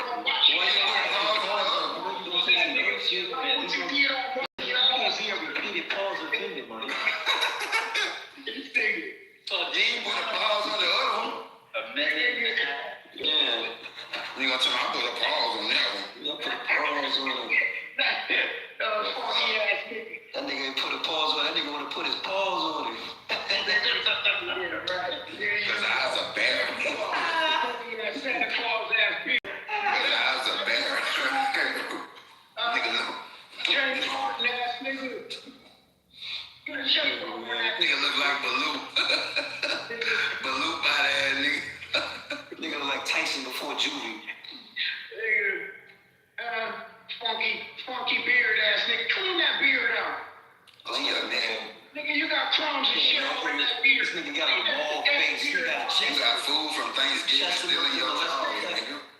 That nigga shit in the barber shit something to clean it up. That nigga still chewing on food from November. Fat dog, nigga. Turkey beard ass motherfucker. Nigga, you like a fucking... Clean that motherfucking beard out. Nigga. Face ass nigga. Face ass nigga. This nigga. He trying to get back, cause I jammed the shit out of his ass last night. That shit ain't working.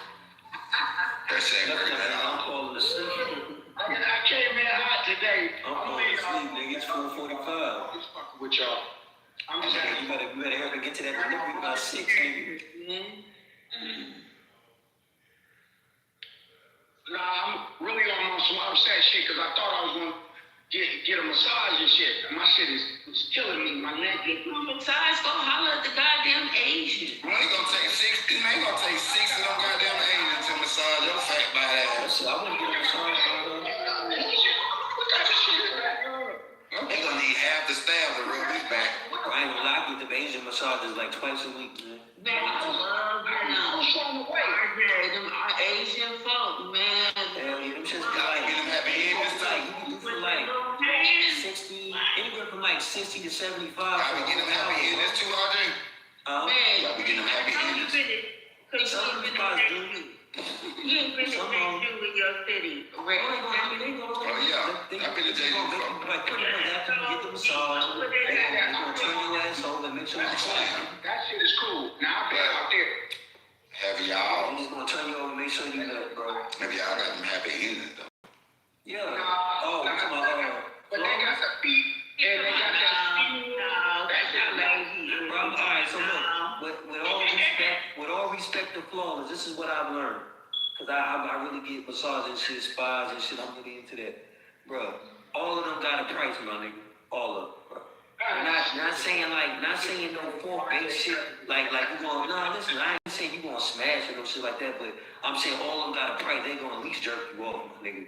Like that's a fact. Check it I ain't never had that done. I gotta do it, check it negative.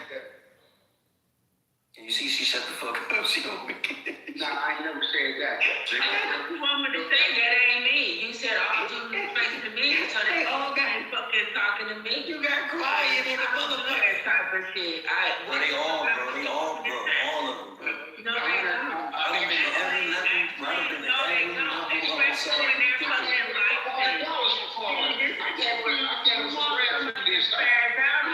Hold up, Jamal. See, the thing is, somebody can spaz out on you that something does not affect me because that shit don't pertain to me. Sir, I am a doctor. I have a doctorate. I do chiropractic and I do fucking massage. So therefore, those women in those places you go to get your dang. Yeah, man, you won't now. Those women that don't have a license, so they have nothing to lose. Just calm down. He was joking. We've been joking. That ain't no goddamn joke. Y'all don't joke about. I don't joke. Hey, you don't joke about my shit. You can joke. I just finished clowning this nigga being on the road with crusty feet. Shit. Hey, you joke about this shit. But you ain't talking about my shit. Go joke about that nigga be on that nigga. This nigga, you searching for a goddamn lot. Yo, man, I tell you, anything be stinking, man. Why would you want to? Is fucking crazy. That's fucking absolute. I was in Jacksonville last night, right? Florida? Oh my God, it was just bad out there. Jacksonville. You ever been to that joint that land across from Blue Flame or the Petro? I don't know if I've been to that Petro. Yeah, that Petro across from Blue Flame, nigga, that's what you know what? shit right across the street from Blue Flame. That's on what's that McDowell? What's the name of that shit? That exit? Hold on. Because normally I'm on 20 when I go. It's the only petro. It's the only petro in Atlanta. What? And I've been there. It got a big ass parking lot. I used to get a restaurant. You gotta pay to park. I've been there. I didn't know Blue Flame was there. Yeah, that shit right across the street. I've been like there. Literally, like you can walk out the front, because in the front they got the iron skillet shit in the front.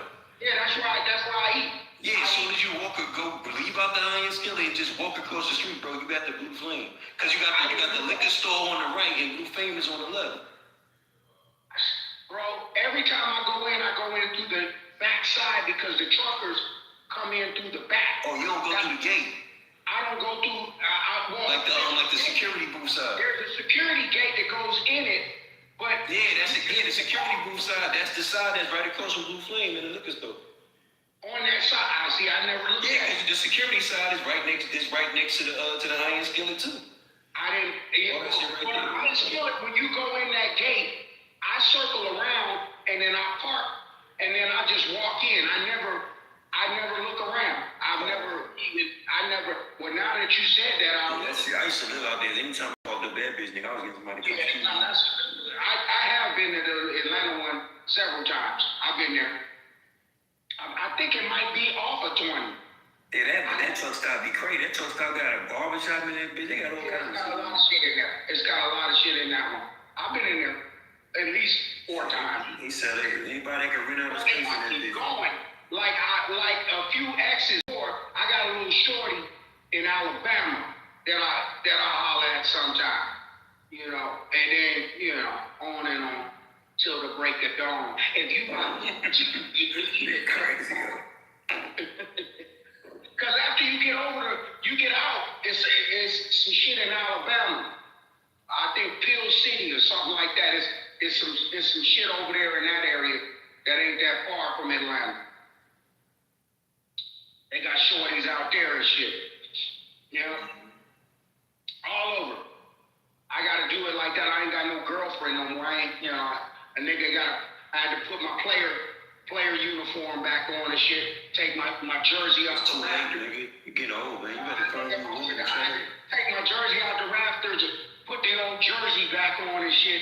Back in the game. Yeah, but your jersey is throwback. Like that shit. Hey, nigga, they loving it too. Cause I got technique with my shit. My game is real strong. You said I got technique.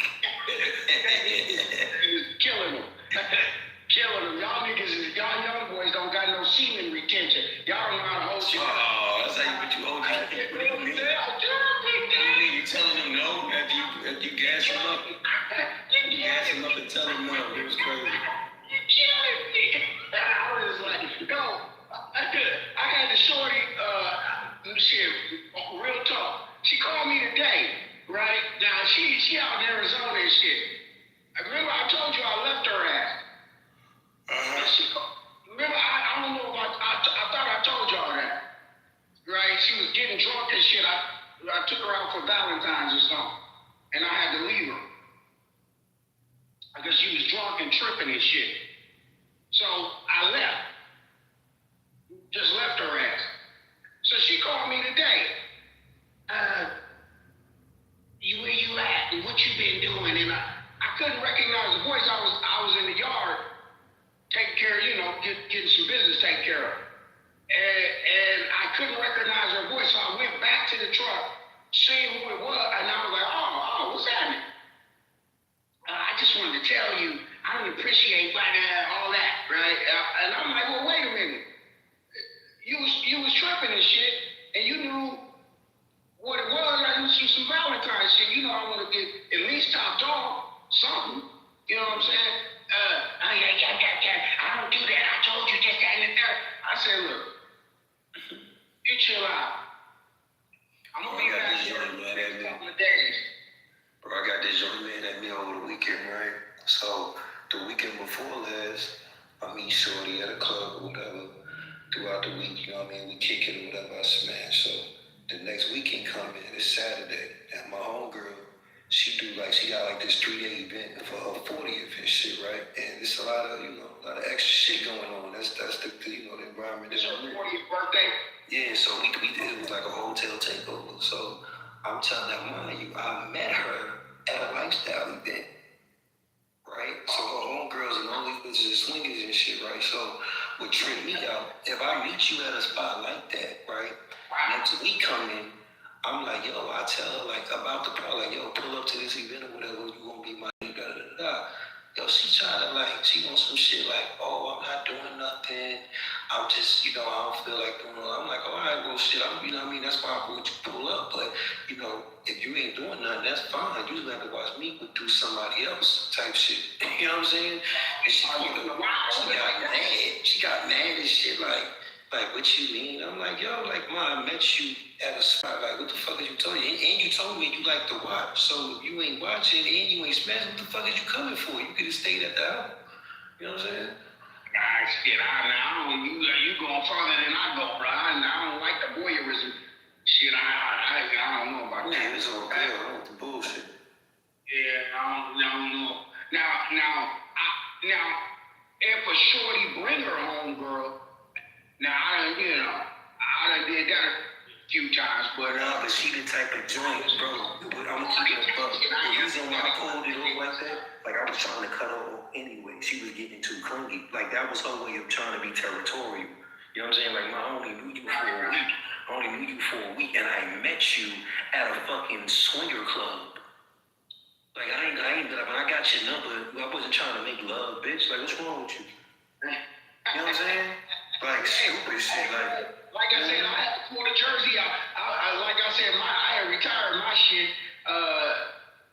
about 4 or 5 years ago. I was retired. But I done had to come out of retirement. I'm like this. I pulled the jersey back down, brushed him off, straightened him out, threw him back on. And that's still wrinkled. Oh, it still fit good. That's your fat is stretching the wrinkles out. Shit, still feel good, bro. Still feel good. Just like I said, your ass is crazy. I had to dust the nigga told I was retired. A real talk, because I know how to be faithful. I've mastered all of my shit where I don't have to, do nothing. But at the same time, scenery retention. Yeah, I know how to do that. Nigga, that's erectile dysfunction. Don't cap. I ain't gonna erectile shit, nigga. My shit working like I was 16, nigga. Shit, I'm out this motherfucker. Yeah, my shit, I ain't gonna lie, bro. My shit's still booming, nigga. Yeah, I'm taking them there. Nigga, I'm at 40 10 of that. Shit, man. Nigga, I shot myself, nigga. I'm better than three years ago. I get erect just talking. I don't know what they say. When the male peak start? When the male peak start, nigga? Because I've been in business. Fine, because you eat healthy. Business been booming. My shit is I'm still like I'm trying to look while my shit's still working. I'm trying to get it in. I'll be stiff when I'm just come out of my sleep. I know I'm still good. I don't be doing all that no more. I come out when I wake up in the morning. If I got a booty next to me, that's different. No, nigga, I'm talking about in this goddamn phone. Just by yourself? Or you just be thinking to yourself, waking up? This nigga's a predator. Nigga, wake up on go. On go, nigga. And that's how I was when I was 12 years old, nigga. I'm still we know, nigga. We can tell. Shit. All praises due to Allah. Shut the fuck up, yo. This nigga's... What's wrong with this nigga? On started. I was with Shorty the other day. This nigga talking about erectile dysfunction. She was like,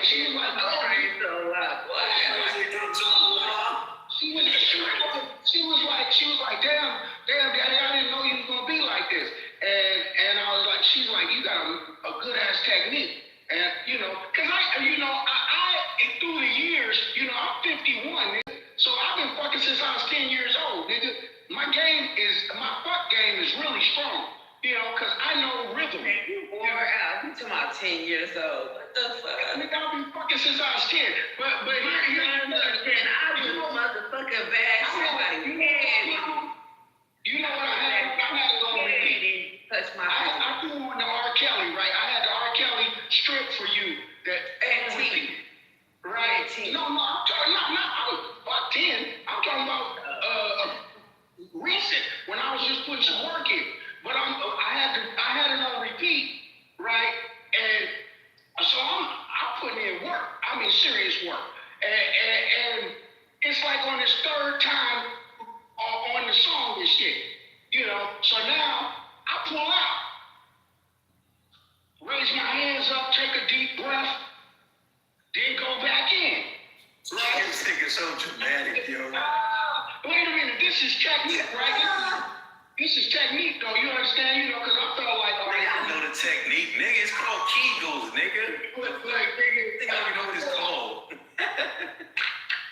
This nigga think he got some special shit going on because he know how to breathe.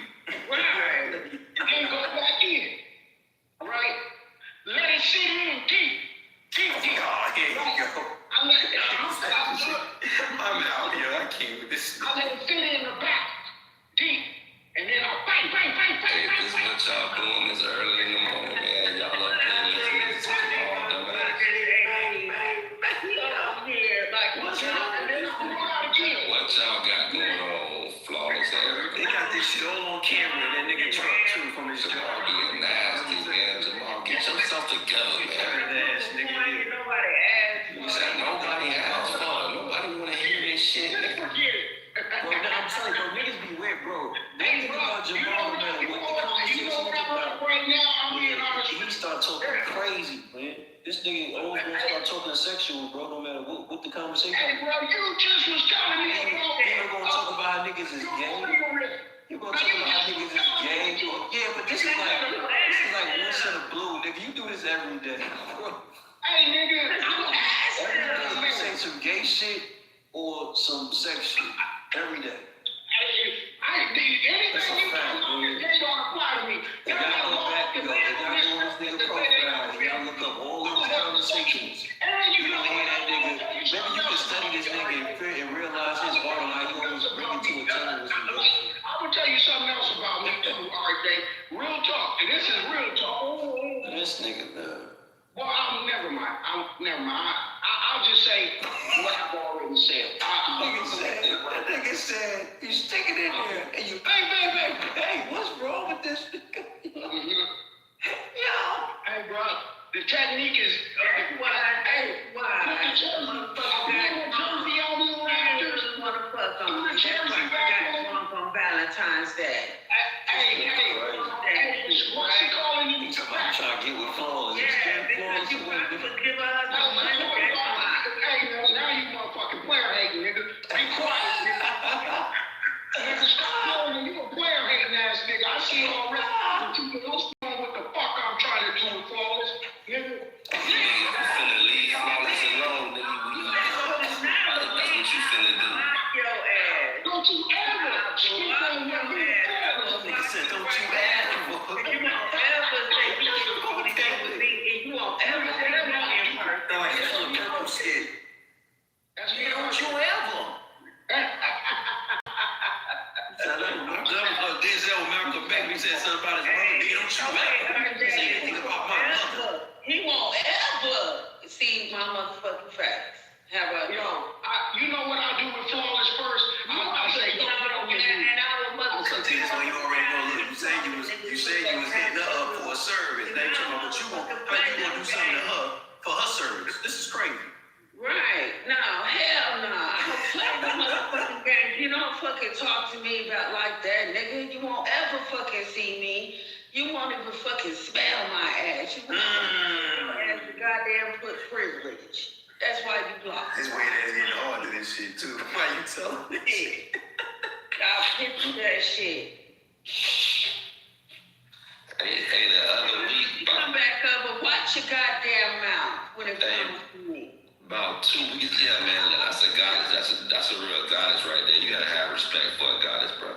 But 2 weeks ago, I was in the room, and one of the mods called Jamal out for being in her back channel. He freaky with everybody on the app. He a freaky boy. He a freaky boy. He on the road. Damn, he's sending everybody this shit or something. Right. It's supposed to do. Hey, she called the nigga out and told the nigga, if you don't get out my back channel and stop talking to me, Jamal. Jay, is AJ hating this shit? Is this nigga hating?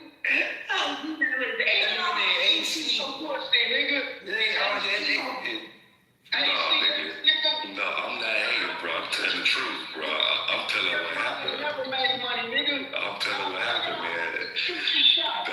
That lady kicked your ass in the goo and told you to leave her the fuck alone. Hey, you'll be surprised, nigga, what a real G can do. All you gotta do is open up your mouth. A closed mouth ain't never got fed, nigga. You don't know the rules to the game, nigga? A closed mouth never gets fed, nigga. You have not because you ask not. That's what the word of the scripture told you back, nigga. Yeah. You can ask all you want, but you ain't getting nowhere. You still hungry, nigga. You ass nigga. That's why you can't never get mad at a nigga for shooting his shot. Shit, you miss 100% of the shots you don't take, nigga. Don't never talk to me about shit that I'm doing with my dick. Punk ass nigga. I'm just saying that lady put you in the goo. The lady put you in the goo, Jamal. How many times I go in the goo? I'm a G, nigga. That nigga honey goo. Yeah. Nigga, I'm gonna my shit out the racks, nigga. I'm a nigga you say that goo shit.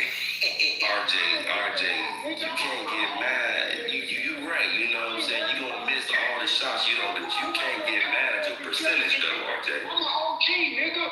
What percentage is, that's your percentage, bro. Hey, here's what's real about me. I don't give a fuck. Nigga, I'm going through, nigga. I'm delivering dick, nigga. What the fuck you think is going on, punk ass nigga? I'll never speak on what I never seen a nigga get this mad.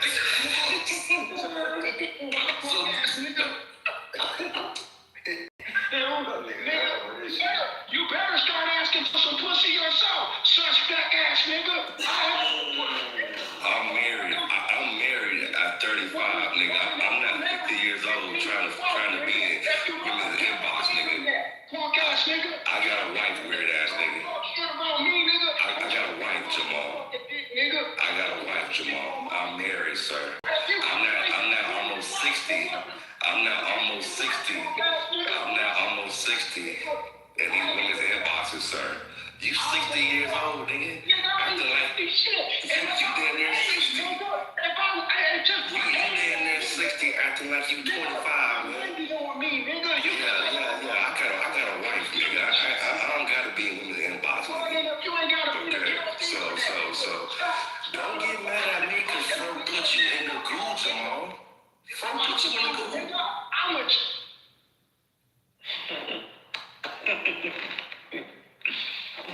Respect that, nigga. You old ass, weird ass nigga. That's what you is, old ass, weird ass nigga. Nigga, I asked for pussy. Yo, shorty, let me get over here and get there that. I'm coming through. I'll be in your city. What's really good? Let me pull up. Holla back. This nigga think he found us. Holla back. I'm in the hood. I'm in your hood. I'm coming through. I'm in the big diesel. Trucking on diesel dick. Holla at me. You want some of this? This big crooked ass dick I got? You want some? It's time to go, man. Yeah, but he wanna call other niggas suspect. He always. This is what a real nigga does. Oh, I'm scared. I'm scared of rejection. Nigga, I ain't scared of no motherfucking rejection. This ain't no therapy session, nigga. You need to go. Okay, your rant over your PP don't want to be heard. At 6 o'clock in the morning, I don't give a goddamn about that motherfucker. I don't give a fuck if it fall off. You never have one again. Shut the fuck up about your. I ain't give a shit. Move on. I'm gonna say one last thing. I don't got my PP. I got a dick.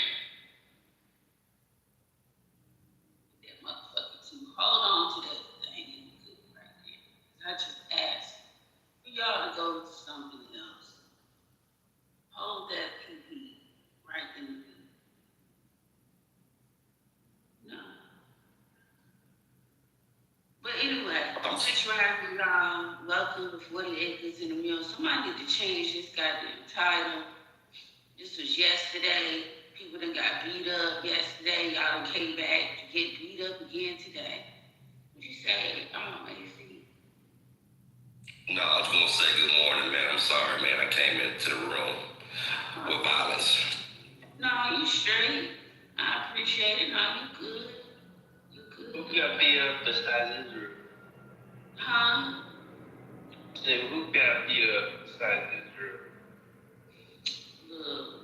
You good, family? It's all love. You good with me? It's all love. Nigga, I ain't apologizing to you, Jamal. We always gonna be straight. We moving on, nigga. Well, so, I mean, how long is this shit supposed to last? What, 10 days or some shit? 10 days? That's what she was saying to me the other day.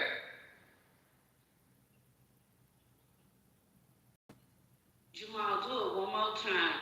I dare you. I dare you to do that dumb shit one more time. I ain't gonna say no more. Yes, ma'am. I respect your position. And I respect you. I'm just having fun. We was, you know, really, the guys was in here joking. We was joking. It's cool, but to keep drilling it in and all that. I'm sorry, and I respect. I apologize. Because more than anything, I respect you, but more than anything, I respect the guy's room, and I respect that. I respect the room, and I respect everybody in it. I'm just having fun. It's early in the morning.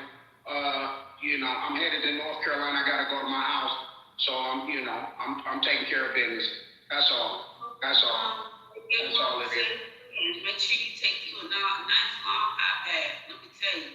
I'm getting in and getting out. I gotta take care of some business in my town. Go take care of a little business in my town. Then I gotta head back to the West Coast and really start getting back to this paper. It ain't gonna be much longer before I'm retired off the truck. Like I said, I got 6 more weeks. We got contracts and stuff. We negotiating right now.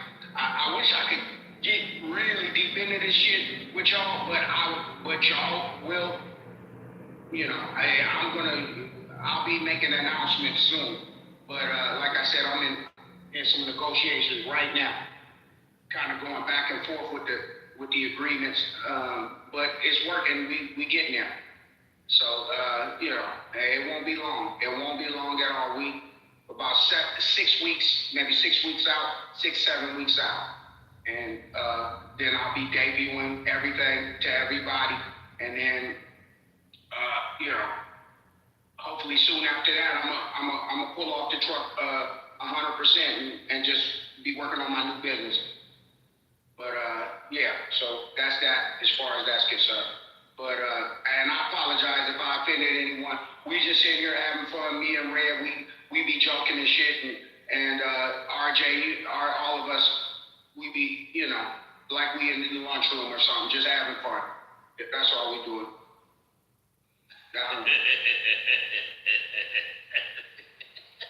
Morning, Kay. Good morning, Miss Lawrence. What's he negotiating with the parole officer? Who's he negotiating with? I don't know. So Israel is losing. That's the synopsis. They losing. Thank God Almighty.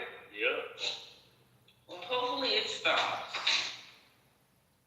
Hopefully it all stops. Yep. Hold on 1 second. I gotta get the kids to.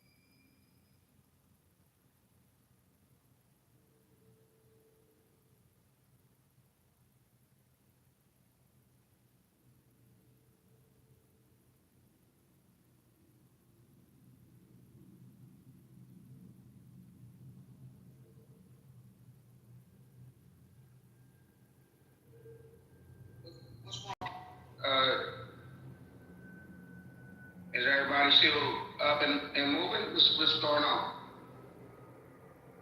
I can't hear nobody.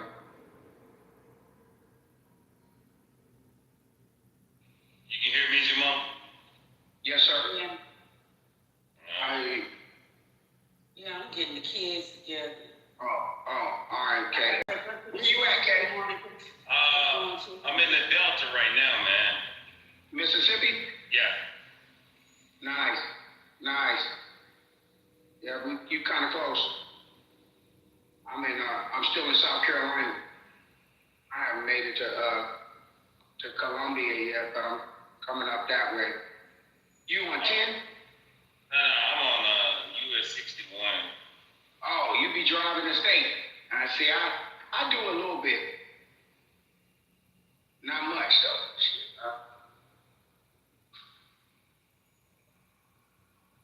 That's good, man. That's real good. Bag this week, man. Say it again.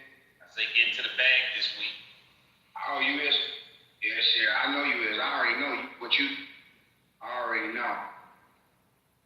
I done had a couple, because my week been ending on like Wednesday. I got off track. You know what I mean? Sometimes you know what I'm saying? Yeah, you should try and change your weeks to Sunday to Monday. It'd be a lot better for you. That is my week. That's what it is. But sometimes, like I did that, I did a New Jersey to Sacramento, right? Remember when that snowstorm was coming in? Yeah. That New Jersey, when that snowstorm came in, I was driving out as it was blowing in. So it was blowing in through Chicago. The way that it was routing me to go like 80 all the way and then drop down into Sacramento. You know what I'm saying? Yeah, I was going to ask you what route did you take, but why not just leave there and go straight across 40 and then go up? But the thing about it is those Sierra Mountains, where Lake Tahoe is going into California, it was a blizzard out there too. So I went. You might not have known, but I went. So I went when I got to like before I got to Indiana, right? Something like that, and then I started going south. And by the time I got to Indianapolis, that's when I started getting on 40. Because I was already on 80, you feel me? So I had to drop down to get to 40. So Indianapolis and St. Louis, where I started to get, I caught 40. Something like that. Or 44 in St. Louis, and then that turned into 40. But doing it that way, that added an extra like 10 hours. Yeah, that's because you should have came through Memphis and went across the But I was in New Jersey. Yeah, drop 81 to 40 through Memphis and go back across and go up. But the 81, but if I would have did the 81, it was snowing. Remember that the 81 goes through the mountains of West Virginia to get to Memphis. So I'm still in the mountains either way in the snowstorm. So I'm trying to avoid all of that. I was trying to avoid all that. So I had to go to Indiana to get out of it. You know, and then drop it. So, I did that. It cost me like 10 hours, and that 10 hours made me like late a day. And then me being late one day ended up basically by the time I got to Sacramento, it cost me basically I was late. I was behind like 24 hours. And that fucked everything up. They messed my bread all. And then I tried to get them to put both of them together. Because I had to go from Sacramento back to Tampa. Right? So put the Tampa and the Sacramento bread together, and that would have been cool. I would have just missed 1 week. But I don't know why they didn't do it. And so they split the bread up, right? And that fucked me up for now. It's like 3 weeks. This shit's gonna cost me 3 weeks. But you know, I ain't tripping. Oh man. So in other words, you tell me the people you work for, they route you? Is that what they do? I work for myself. My partners, the ones that I lease with. Oh, okay. I work for myself. But the ones that I lease with, they didn't split the deduction. You know, they could have bound them together. You know what I'm saying? And just 1 week would have just been put in arrears of payments. You know what I mean? I have a certain amount of payments that I do. So they could have put one of them to the back, just like a car payment, and then said, okay, take the Florida and the other one together, and that would have, you know, that would have made my normal bread. You know, it would have been like 12,000 after the deduction. Oh, okay. But of course they didn't do that. You understand what I'm saying? So the gross would have been the 12, and then once they did the deductions and shit, it would have probably been like, you know, 2.5, 3. You know, but they didn't do that. So let me ask you a question. Why does it take you to run so far across country to make the 12,000? Because if you go short runs, like if you do a run from, let's say, Georgia to Boston, like a short run like that, that's only like 17. You know what I'm saying? So like something like that, if you do like Atlanta, yeah, like I said, Georgia to Boston might be like 17. If you go from like South Carolina to Ohio or something like that, if you do that short run, it might be 12 to 1,700. So now that you could, I guess you could do 6 of those in a week. You know, like 600-mile runs, 800-mile runs. You know what I mean? But that ain't how I've seen the bread work good. When you're doing this, you got to bring in at least 8,000. Okay, so that's what you want your work to make is 8,000. At minimum. And so you got, I mean, for you to make, you know, 6 figures, you got to do 8,000 or more. But you're killing yourself, Javon. I'm not killing shit. I'm about to retire. I've invested in because I'm a business person. I started this only, you know, I'm a business person, and then I have intellectual property, right? So this was just something. I'm just transitioning into my next move. You know, this was just, you know, this wasn't. I never picked this for a career. You know, this is just a means to an end. Okay. You know, so I got IP. So, you know, with that being said, you know, I had to develop the IP and get it ready. You understand? So I'm pretty much there now. You know, and then I had to hire some people to work with me to finalize and get my logistics and back end of my IP, everything working right. And so because I had to do that, I'm paying people. You know, so it's just a means to an end for me. I mean, I know you one of those guys that this is your career. 28 years, man. 28 years. Wow. That's deep. That's good. That's really good. That's really good. That's really good. Man, I'm a barber and a cosmetologist. That's what my trade is. You know, so, you know, that's what but this is, you know, I'm glad I know how to do this, and I've grown to enjoy it. this stuff have had its ups and downs, but it's dangerous. This shit is dangerous as fuck. Nah, this is motherfuckers don't understand how dangerous this shit is. You know, this is a really, really. I think it's got to be top 10 most dangerous things to do. It might be top 5. Man, come on, now, don't do that.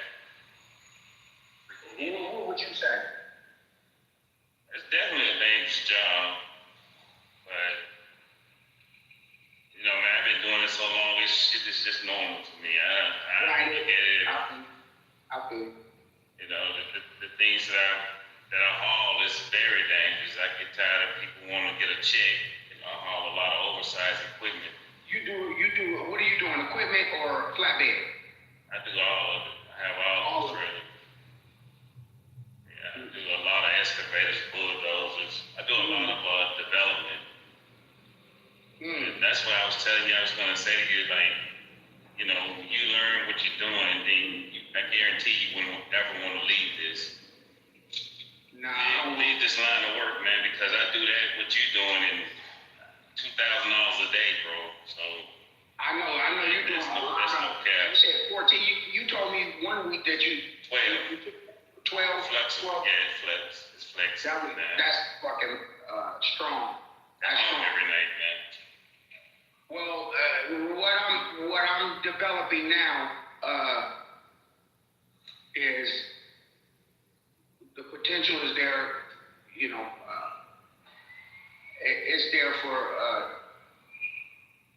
6 figures a month.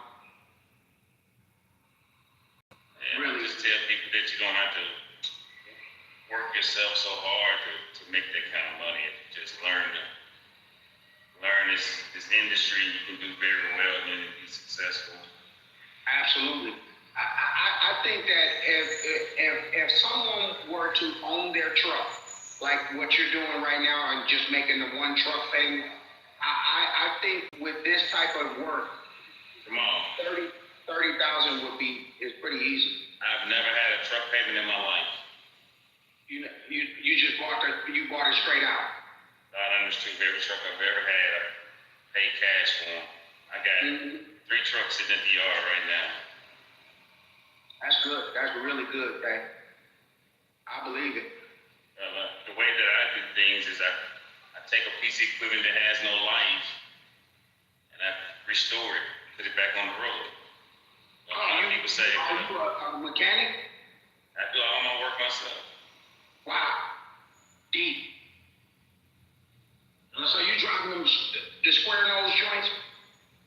My KWs, man. I don't deal with that new plastic shit. Yeah. I like the KW too. I've driven those in the beginning when I first started. They're good. They're better than this Volvo. So that. Yeah, I got a W9. But I think if I was going to get one for myself personally, the Cascadia, I think would be what because the parts are. Well, the parts are just available and it's cheap. It's good, easy to fix, good parts everywhere. I think the 2025, 2026, I drove those for about a month. Good. They got that D12 engine, that Detroit 12 engine. They got you talking about the 1260 series? Yeah, I guess. I don't know. It's a Detroit 12. I'm not really, you know more about this shit than I do. But it's a Detroit 12 engine in that motherfucker, and that shit is good. That's as good as the new Freightliner Cascadia is not a bad truck. That's not, and it doesn't cost a lot to fix it. But I don't know. Like I said, this trucking thing it is what it is. Like I said, my next thing is total internet. I don't want to do anything but log in and be relax at my house or travel. I'm gonna build, you know, that's what my next move is to build my own. All praises due to Allah, you know, inshallah. That's what's gonna happen. But yeah, like I said, this shit is. I don't really. The roads are all fucked up all over America. Every state, the roads is tore up. Yeah, that's true. This shit is terrible. Everything is deteriorating in this country, man. I don't know if are they fixing it or is it? I don't know. I don't know. The shit is fucked up. I know that. All of these roads is tore the fuck up.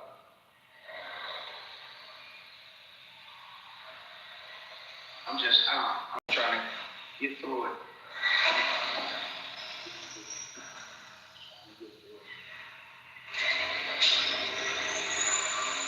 What you're doing though is you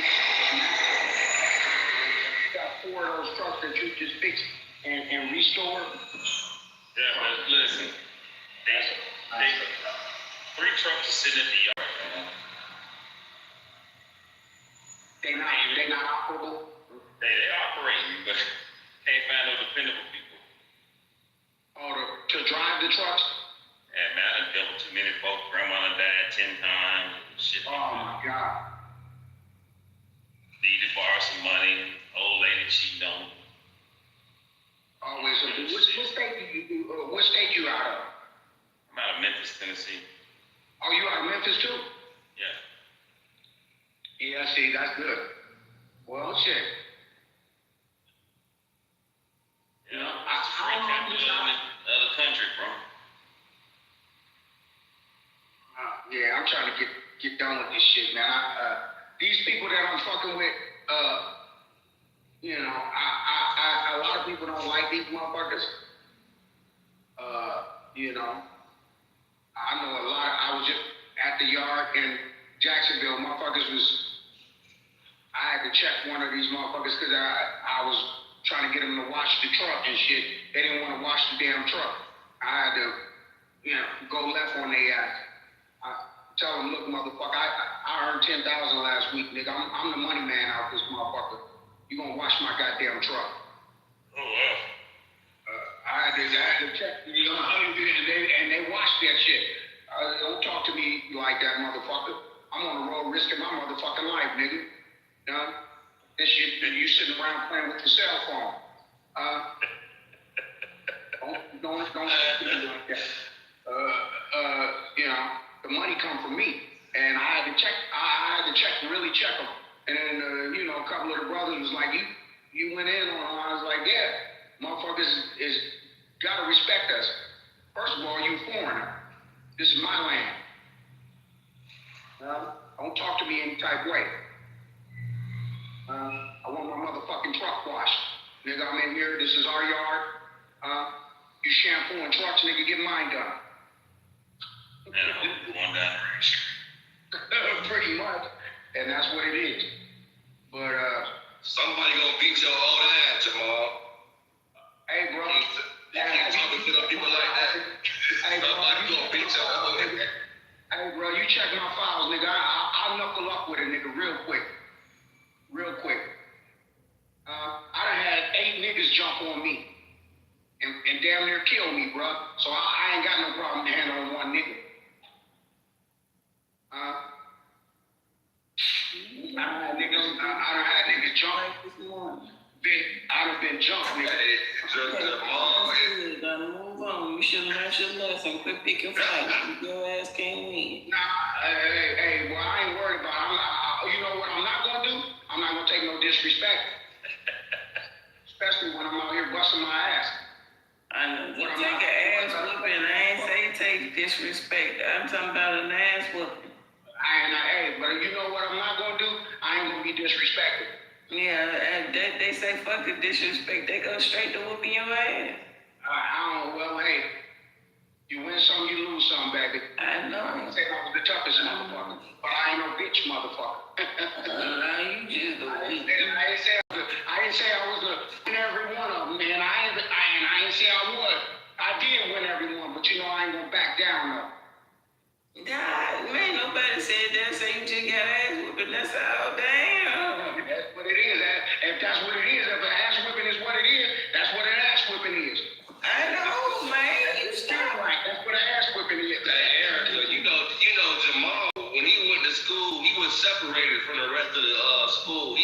school with the regular kids. And this he went with the helmet babies. Yeah, he was with the helmet babies. They had a name for me. It's called special ed.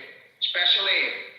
And I know you had that teacher. You know, you remember the special ed teacher? I'm special ed. I thought that. I'm special ed.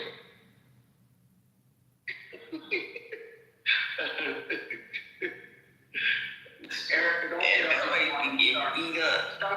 Start. He was in the back of the school. He was in the back of the school in the trailer. They had a classroom for us.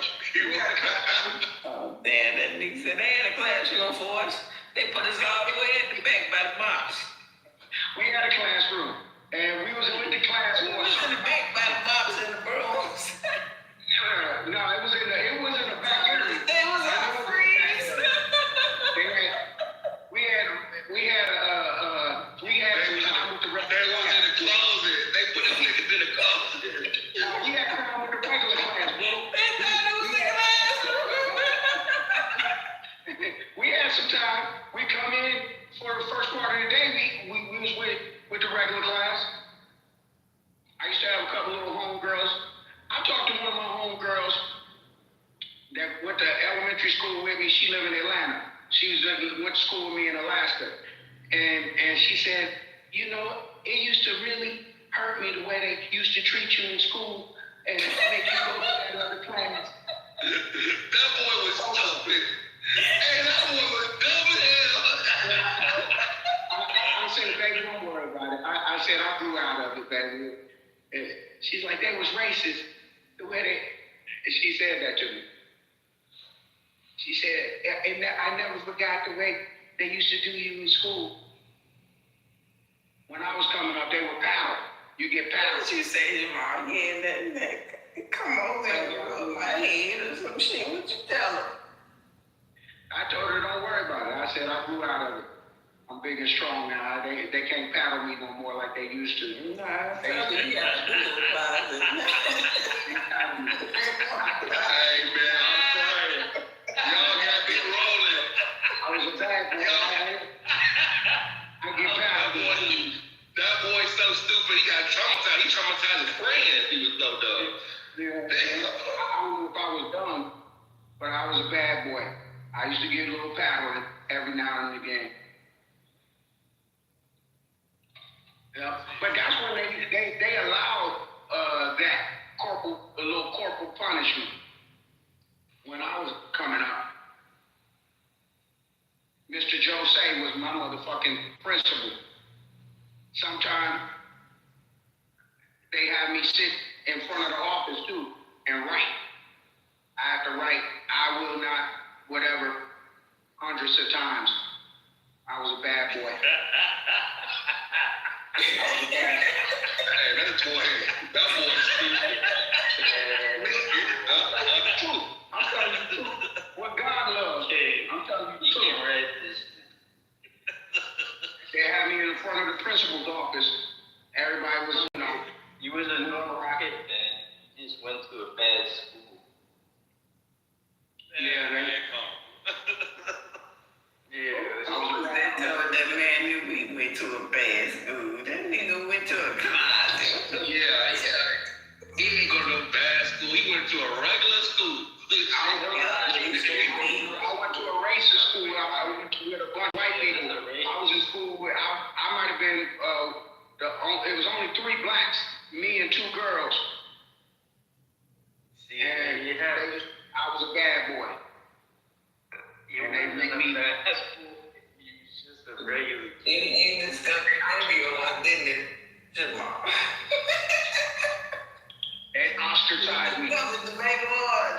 Your teacher told us, stop reading this baby on the school.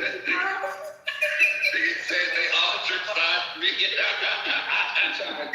No, you were just bad as hell, boy. And then I used to, sometimes my mom would get mad and shave me bald. Shave me down to the meat. I go in and I'd be a little embarrassed. Other times I had some whips, so they let me wear my waves and shit. But a lot of times. I don't know, I just see Dope Boy as a kid. I don't know, what's that movie? That ain't Boys in the Hood. Dope Boy.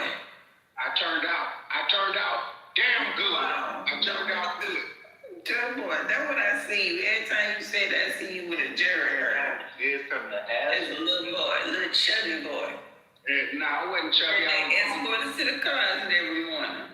We had a full classroom. It wasn't no closet. It was a full class. It was just us in there, maybe me and three other motherfuckers. I can't remember. Three. Number 3 here, my friend. Oh, y'all was slow. Y'all was slow. Early part of the day.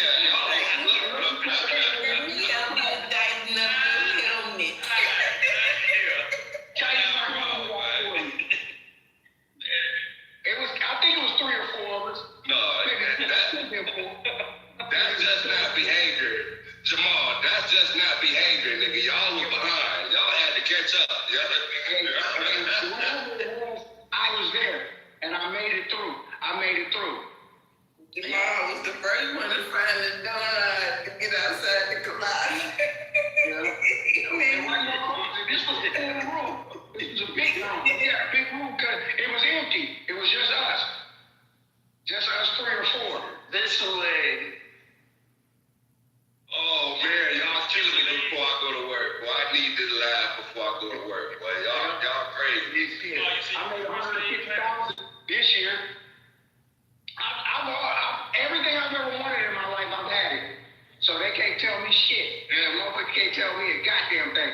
As bad as they treated me, I've gotten everything I've ever wanted in life. Yeah, got it figured.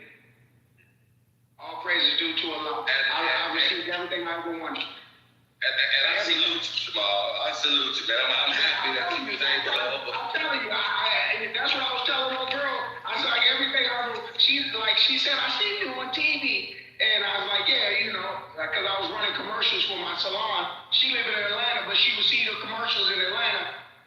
But I was living in Charlotte. And she's like, I see you on TV and all that. And I was like, yeah. She's like, I can remember how they used to treat you in school. She said, it still hurts me to this day. I was like, really? She's like, yeah, it always hurt me to see how they treated you. Because they make me sit in front of the office a lot. I'll be sitting in front of, I'll fight and stuff too. I was a little bad. I was bad. I had a fucked up life. But I made it. All praises. All jokes aside, man, I always said the worst thing, one of the worst things they did was demonize trades in the black community because trades is how niggas like you can make it. If it wasn't for trades, fuck a trade. I'm talking about fuck a trade. It didn't have nothing to do with no goddamn trade. Fuck a trade. Learn how to get the goddamn donut first. That's all they gotta do. Cause they ain't going to Howard. Hey, they ain't going to no Howard. They ain't going to Harvard. Nah. But you know what? I'm gonna tell you something. Comments can take you a long way. Just good common sense. Yeah, street smarts. Good common sense. You go a long, long way with that. Just common sense, know how to move. Good common sense will take you a long way. And it's taken me all the way to the top. And I'm really excited about where I'm about to go now. Like I said, good common sense is all you ever needed. All you ever needed. I was never a worker. I was always a leader. All my life, I've been a leader. All my life, I had to fight. That's right. But it comes together, though. It's always come together for me. I don't know. I'm thankful. I'm really grateful. Really grateful. A lot of people is dead. A lot of people, is dead. Drugs. Shit. Terrible. Locked up. All types of shit. I mean, shit. Just bad shit. I never had none of those issues. I think because childhood was so hard, I wanted better for myself as an adult. What you mean, child? hard. What the fuck I've been saying for an hour? You been listening to me, dog? That nigga ain't there, man. He ain't. Not a hard childhood. They was protecting. I had a bad childhood. He ain't healed yet, Eric. He ain't healed. You think he adopted? Aren't you adopted? Yeah, I was in foster care for. I was in 12 foster homes. Is that what put you in the closet? Okay, that started making a little more sense now. Yeah. I believe you, Mom. Yeah. I don't give a fuck what you believe. I'm just telling you the truth. I'm playing with God. No slow ass nigga, I believe. I had a homeboy. I'm a woman.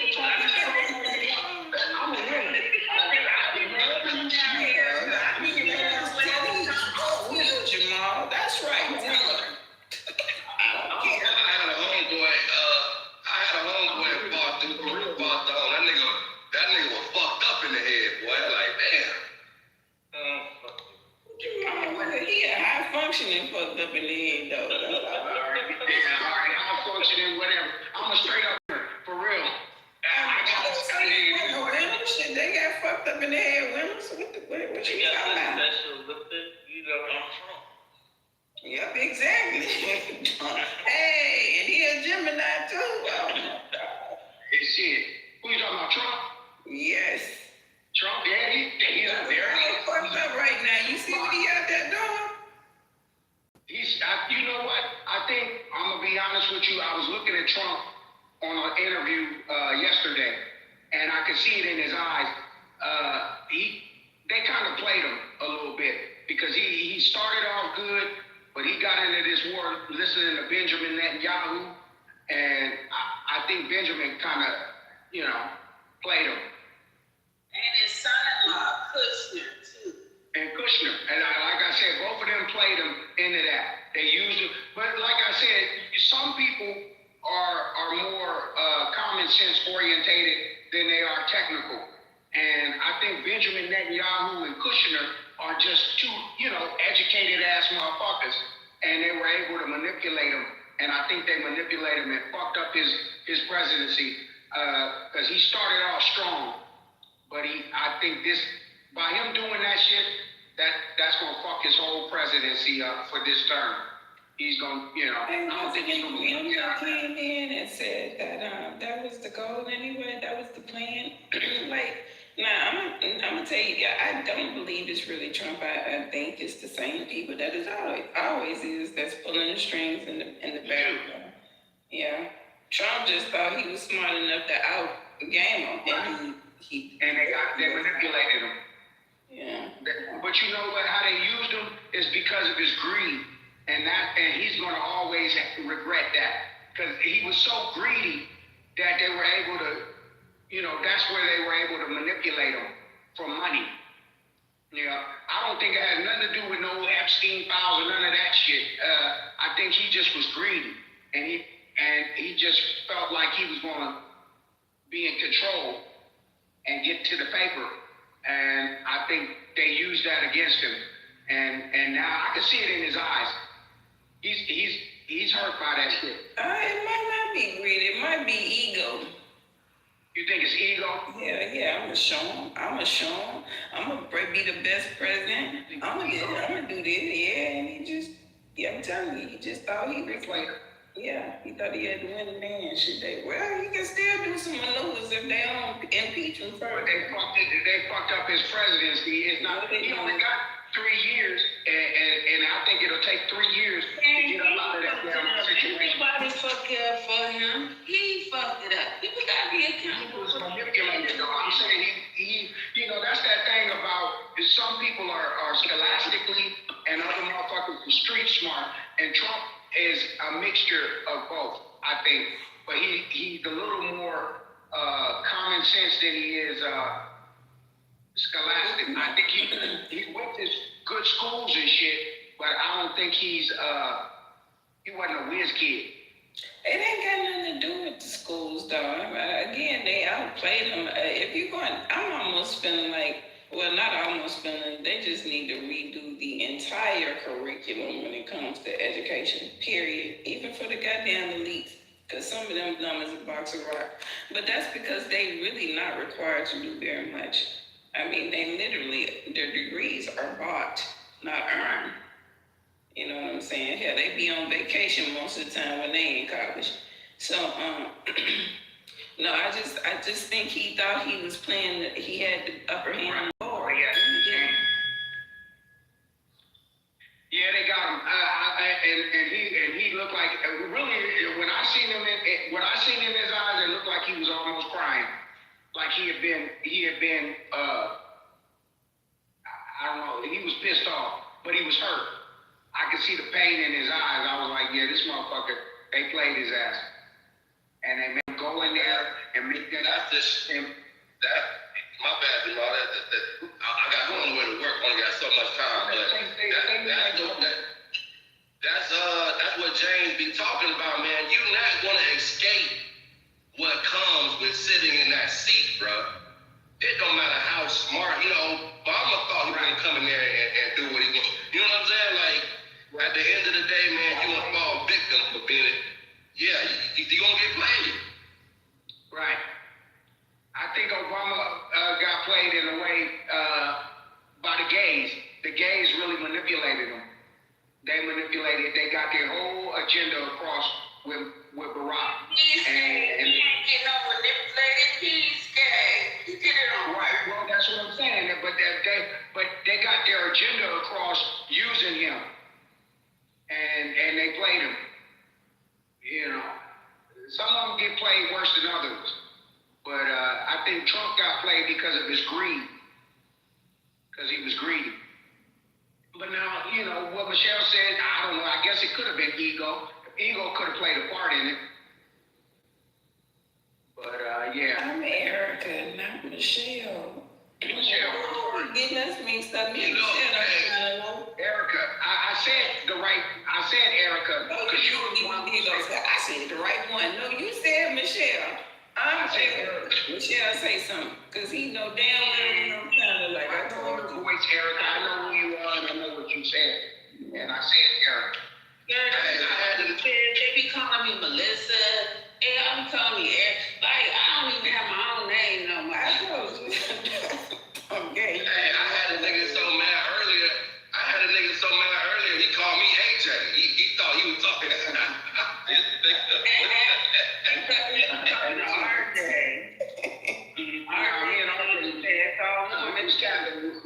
We've been capping and shit. Me, Red, and RJ was in here capping.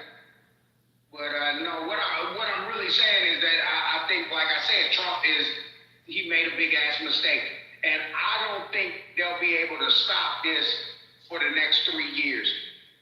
He's not going to be able to get none of that other agenda shit that he wanted to get done. I think that Golden Dome shit, all that shit that he wanted to do, I'll be surprised if they are able to pull that shit off with this war going on. It's just not no way, because all the money is going to be spent over there. In a week. Because that shit costs money. And I don't think that Golden Dome shit, all that extra bread. You didn't look at the defense budget for this year? It ain't gonna matter. That shit is it does matter. That right there was a sign to you that we was fucking about to do some shit. That shit is in the trillions of dollars. It was that's what I'm saying. But trillions of dollars. Like, well, what I'm saying is, war, that every day that they in war, that could be maybe $500 million every day. Look, every day.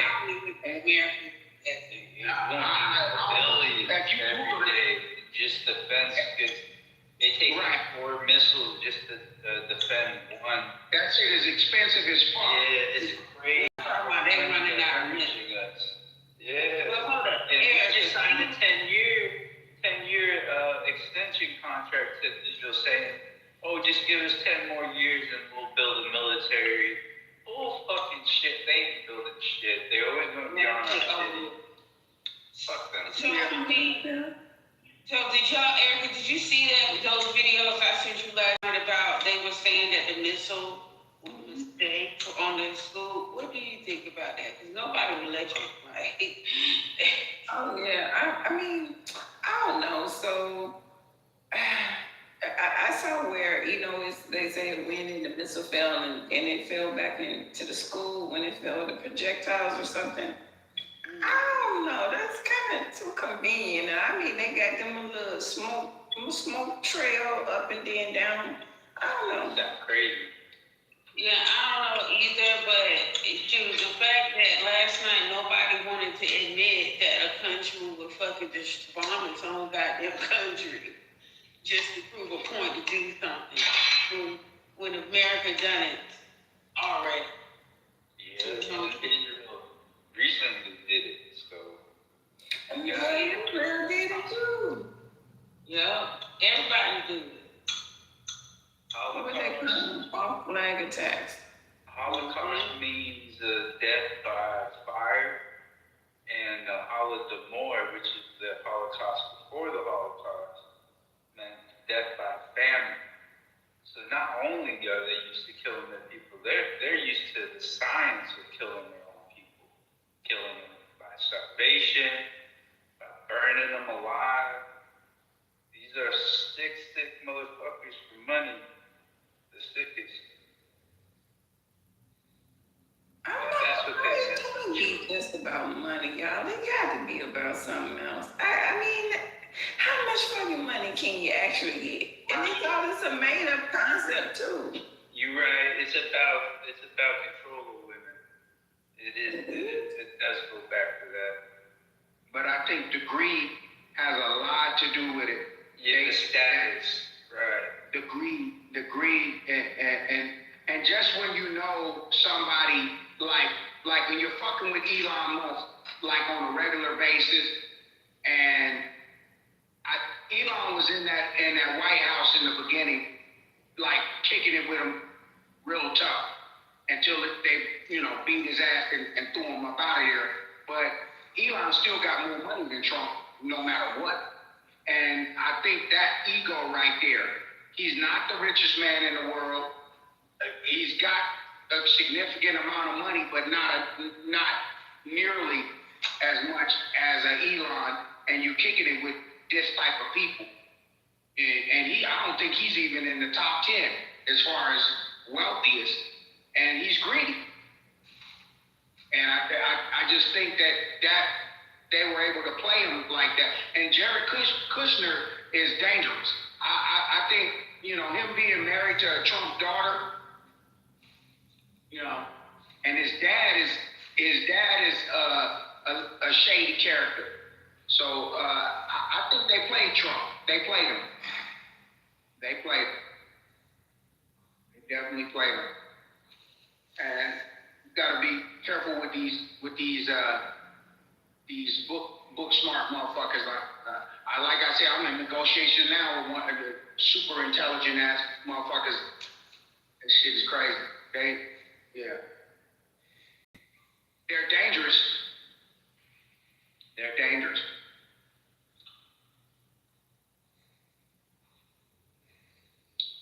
When you know all the rules, you can play the game better.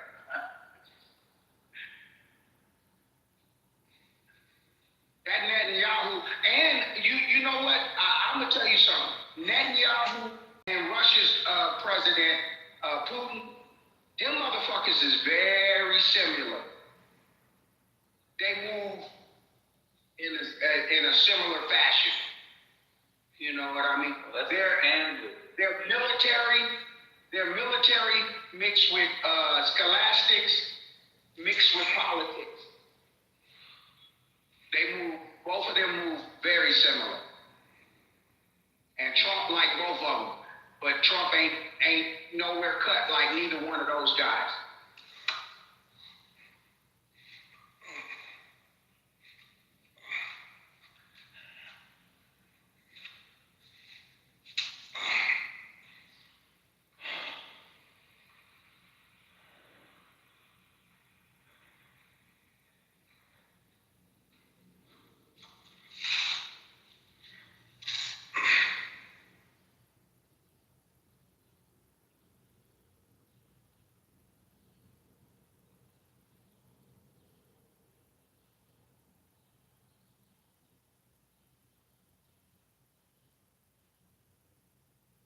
This motherfucker, it looks like it's about to rain. This.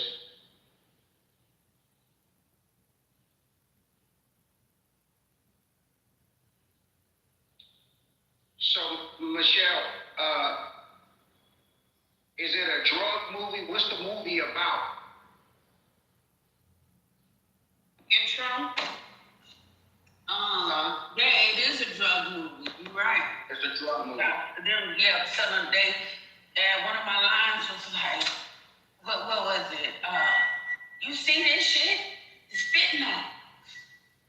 Bitches is putting it in everything. They're putting it in the dope. The weed, the pills, the addicts is dropping everywhere. But yeah, that's about drugs stuff. Yeah, if this is Charlotte, I figured it. Yeah. I bet you it's gonna be. I bet you it's gonna be. I want to see it when it comes. If they can get it to, do what it's supposed to do. That'd be the thing when they when they be shooting and doing stuff, man. They sometimes don't be finishing. Like I gotta finish. Hey, did y'all know Iran didn't abolish slavery until 1929? And you know when they killed Gaddafi, they done took them dang people from over there, girl, and enslaved them in Iran. For real? See, that's what I'm talking about. I ain't in this shit. You know what I'm saying? I just over here fighting for. Don't even know who you fighting for. That's why, I just remember that whole shit when Ukraine popped off. I have a client that's Ukrainian. She's lived in Ukraine her entire. Well, she was in Russia because her dad used to. He was in the Russian army, and they moved to Ukraine. He gets a check. You know how like the veterans get their check from our government.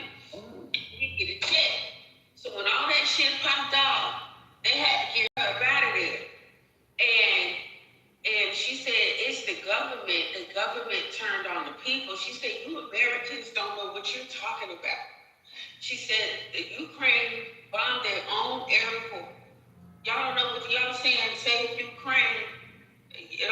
Save the people from their government, because she said their government was so corrupt and it needed to happen. That's what she was telling me. They wanted the Russians to come in. They wanted to be a part of They wanted to be back a part of Russia because they told her dad that he couldn't get any more of his benefits, his military, his retirement, whatever subsidies they were getting for living. They couldn't get it no more because it came from Russia. So, I think when you look at these situations, you got people on both sides fighting for different causes. Just like here in America, it's two different sides. People fighting for what they believe in. And she was like, Americans, she was very hypocritical. She was very critical. She was like, y'all are stupid. Y'all didn't know nothing about what was going on over there. The government turned on its people. So. I've heard that too. But check this out. Like, I seen her, because she moved to Texas. Where we in March? So I seen her back in October, right? Last year. I seen her right around the election time, right? And she said 3 months ago, I had went back home. See, my parents, she said Ukraine, she went back to Ukraine. The customs, the officers in the customs, they interrogated her. They pulled her up to the side to talk to her about who she was for in America. And she can't vote. And so, what was I about to say? They asked about her husband, and they were happy that the husband was voting for Trump. Why? Like, I just think that, like I said, it's just two different sides to every fucking shit. To every coin, there's two sides. Well, they were saying that their president they're like Nazis. On the DL, they kind of like racist Nazis. And that's what Russia was saying, that they was, you know, a lot of it was propaganda. And then the dude that's their president, the little short dude, Zelensky, they're saying that, you know, this dude really wasn't qualified to actually be in the position he's in, you know, and they didn't really want to negotiate with him at all, you know. But as long as there's a war going on, they can't vote anybody out. But they didn't want to really do the negotiations with Zelensky. I don't know. I'll tell you one thing. They've been fighting their ass off, and it's almost 4 years. Snatching people off the street in Ukraine, snatching your ass up. Oh, got your ass. Let's go. Put this uniform on. Here's a gun. There you go. But I have been paying attention to what they got going on over there now. Man, they got a lot of drones. Russia got a lot of drones. They got a factory that's just making them. I seen a YouTube video of them, like, just assembly line, making them drones. Yeah. So shit is real. I don't know about this, what's going on here. And the thing about it is, it's easy to start a war, but it ain't easy to get out of that shit. You know, like right now, he done bombed up shit and kind of committed himself a little bit to this shit. Yeah, but then Iran went and attacked 14 different countries that ain't got shit to do with it. But they all They had U.S. bases. Did they hit the bases or did they just hit arbitrary bases? I don't know. I know the one in Turkey, no. Yeah, but Iran is what they done killed some of their most, you know. So do they have more leaders? Aren't they leaders now? Even the council that was appointing the third one, they're all gone.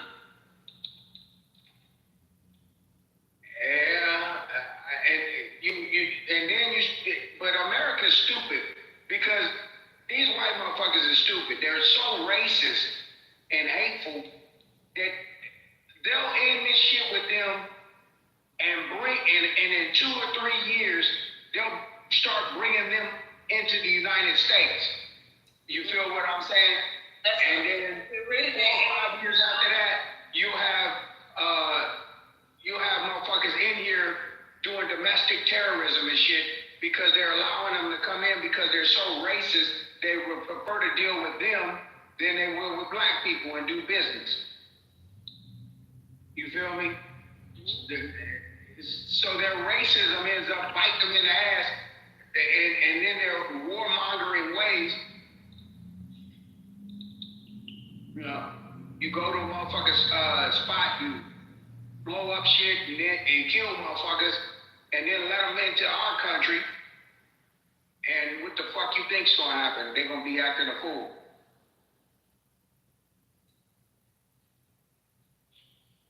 This shit is crazy, man. It's real crazy. Only thing you can do right now is really get your bread together. That's one of the reasons I'm just so thankful that I was able to be a millionaire in my life and know what it feels like and what it takes. Like I said, because you gotta have some real bread. You can't these days. If you don't got some type of, I'm talking about significant money. You gotta have chunks of money now, and you gotta have some money. This shit is getting crazy, man. Some land and some money. Money, not land, yes, money, man. going. Money is well. The way that I met a brother, well, he's a Muslim, Mr. Shad. He's from Florida. He owned a tequila, and he owned a couple other big things. He was a legitimate, probably billionaire. You saying tequila? You mean the liquor or a restaurant? Yeah, the liquor. He owned a liquor company, and he owned quite a few things. I can't remember all of the products that he owned, but he owned a lot, and he owned a lot of land in Florida along the highways, a lot of property. And I was able to meet him and spend time with him a few times, him and his wife. And they had, I've never seen it this much gold. He sat me down and talked to me. I really didn't all the way understand everything he was saying at that time. Now, after years of, deliberating and thinking about him, I do understand. But he was buying so much precious metal, so much gold, and he was sending it to an offshore account somewhere. I don't know where the fuck he was sending, but he had a lot of it in safe, and just hard gold and silver. And he shared a lot with me. But the thing is, like I said, you gotta have some metals, some coins, some gold bars, that type of shit. You've got to start converting the cash into real metal. He shared a lot with me, but all I'm saying is, if you don't got no land and no money, it's gonna come a point in time where you're not gonna be able to really be comfortable. I mean, you gotta have it, and you gotta have a stream of income coming in, of real money, at least $50,000 a month, that type of money.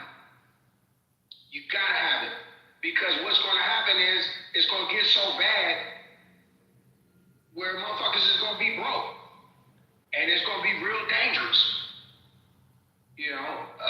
It's only so much. I don't know. Maybe I'm just rambling, but yeah, I think you gotta have some bread. Just your average bread ain't gonna do it. It's not gonna do it. Hey, everybody. Top of the day. Good passive income.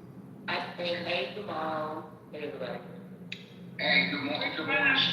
Oh, you must hear. I said top of the day. He said good morning. We don't say, I don't say morning, but he do. Good morning. I did say good morning. Or top of the morning, whatever y'all, grand rising. Y'all like to use that. Grand rising, that's even better. Grand rising. Yeah. I said rich rising. That sounds very. Yeah. Why you don't think you need bread, Erica? I mean, because money only has the value that we assign to it, and it's paper. We walk around with paper. They told us we're made with special material. You talking about cash? You talking about cash? That was cash, and then they gave your ass the card. So what's next? You know what I'm saying? What's actually going to be the coins? The real thing is those coins and the gold bars. Because the way that the dude had it, he had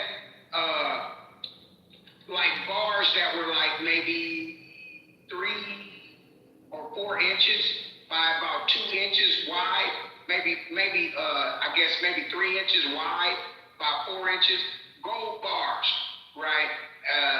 And he also had gold coins, right? And like the coins were like an ounce, maybe, or something like that. You gotta have those gold coins at an ounce, might be like $1,000, $2,000. I don't know, whatever an ounce of gold is going for. But to be able to carry a couple of those coins, dollar-sized coins, just to have,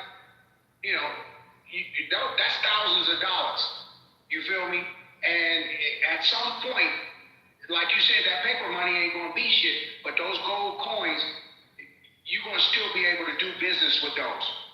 You know, if you don't get robbed and killed, if somebody don't come in and roll up on your ass or find out that you got the coins or where you're at, you know, that's the most important thing, is just being safe.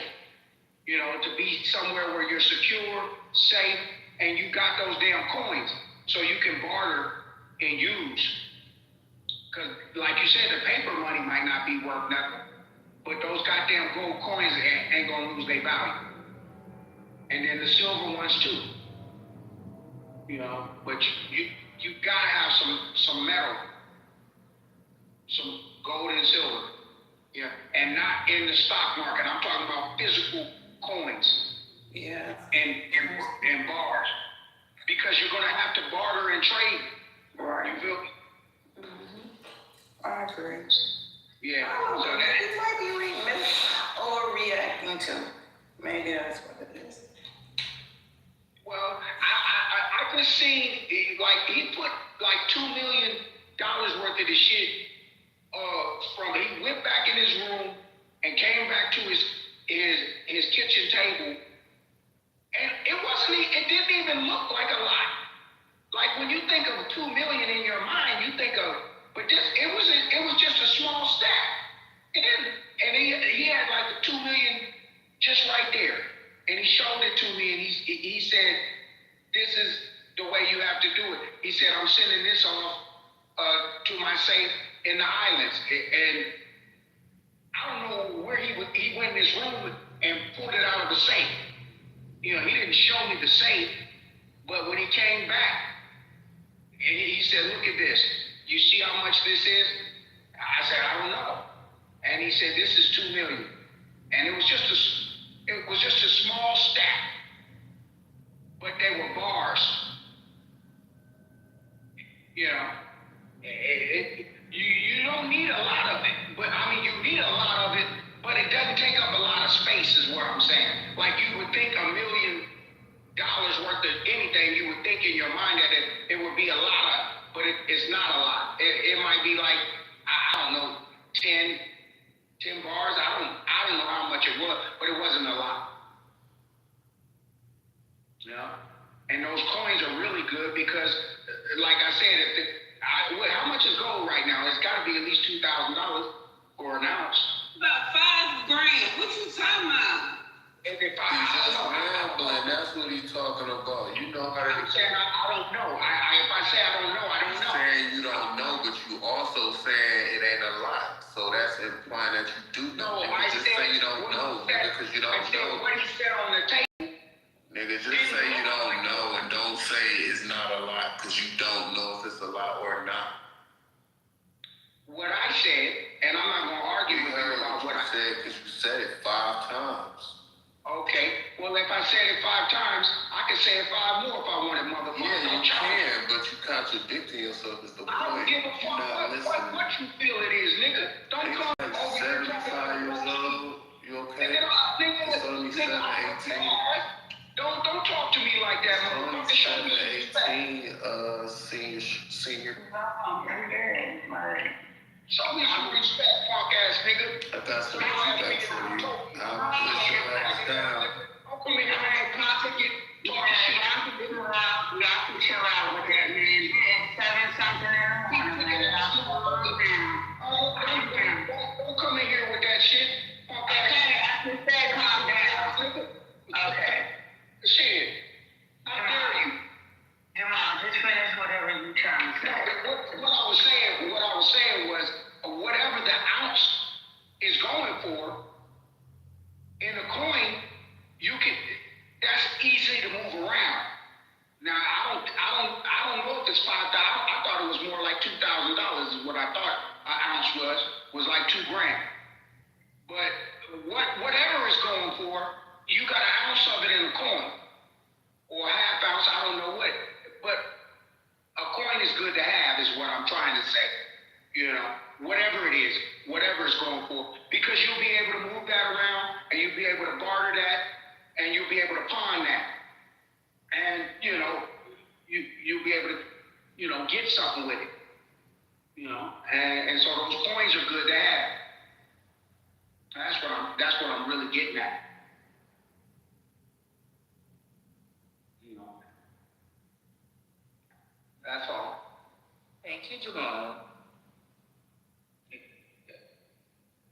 Pink ticket ass nigga, turn your ticket in, nigga, and join the house. Boy, you do not want to put that mic down, do you? You just want to keep going, don't you? Nigga, I'm in here. You want us to listen to you all morning, don't you? Flavor, nigga. Just go ahead, just keep talking. Just rock us all to sleep. Just go ahead. Join the house, stinky breath ass motherfucker. Just go right ahead. Keep yapping. Ugly ass. Hold on, who the fuck is this? Let me get a good look. No more what? No more friends? Oh, you in here trying to make enemies, motherfucker.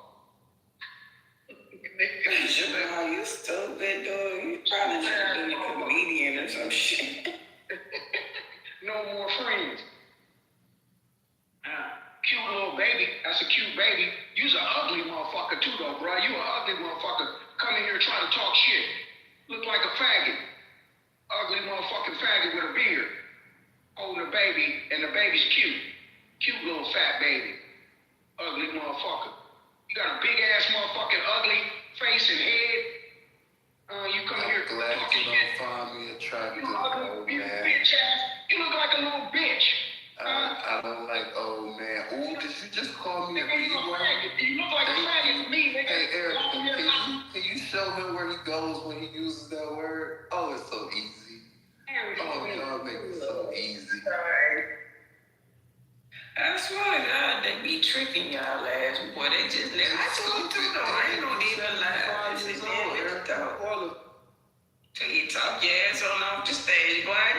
You cannot talking too much. Stupid. B, we'll see with a little while. Total ball when we get a new room. Get you a coffee and a donut. Over with this morning. Calm your old ass down. Sister, look like you wanted to speak. Good day to you.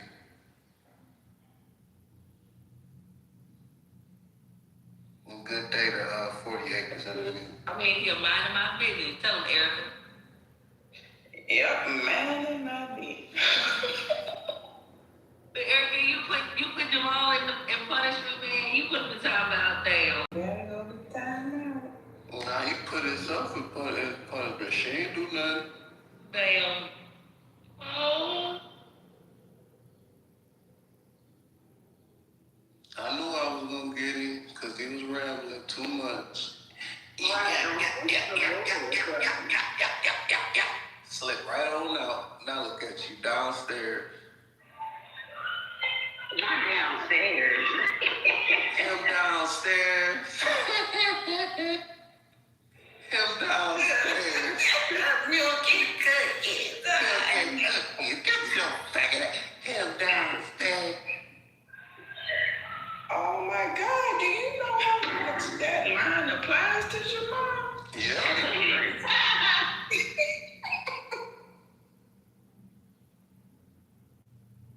All right, Jamal, I'll stop. I know you can't defend yourself. All right. Next time, don't fall for it, Jamal.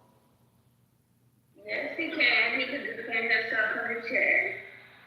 Right there in the chair. You know old people can't see them little letters. Stop it.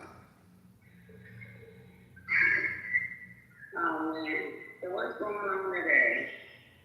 Hopefully whatever this is going on, it stops today. I sent you the chat. I mean, I sent you the link I was talking about the Black History Panel. It's called Black Stories Untold. Oh, okay. You sent it in my messages or in Telegram? I can send it to you too. I was sending it to Erica because I think she was the Black History story. I gotta go look for it, sister.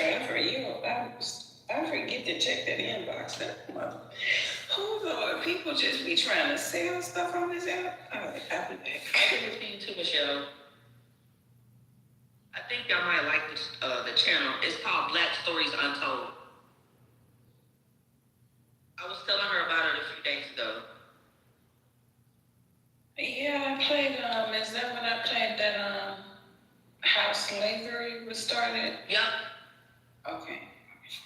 Yeah, that's a, man, they he telling it though? I guess you gotta tell a story like that in order for it to be a book, because he sure did a lot of admin. So. Anyway, okay, thanks.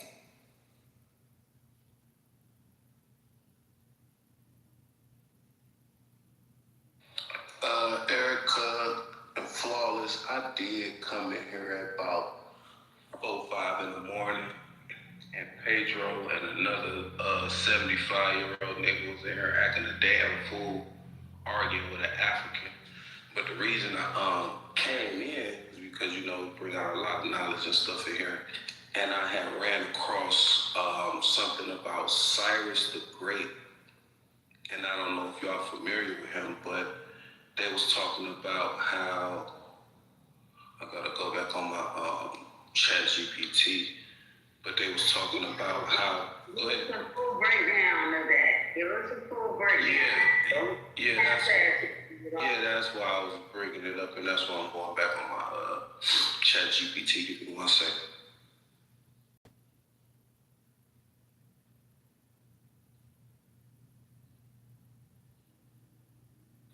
So they were saying Cyrus the Great, Cyrus the Second of Persia, wasn't just a conqueror. He was a pioneer of human rights and the visionary founder of the, I do not know how to pronounce this damn word, Achaemenid Empire, the first superpower of the ancient world. He managed to do something rare in history, build a massive empire while actually being liked or at least respected by the people he conquered. Cyrus began as a minor prince in southwestern Iran. In a remarkably short period, roughly 559 through 530 BC, he defeated the major powers of his day.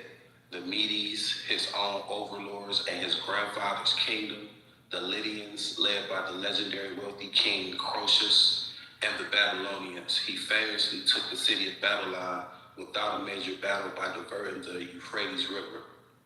By the time he was done, his empire stretched from the Mediterranean Sea to the Indus River. After conquering Babylon in 539 BCE, Cyrus issued a declaration inscribed on a clay barrel, now known as the Cyrus Sigil.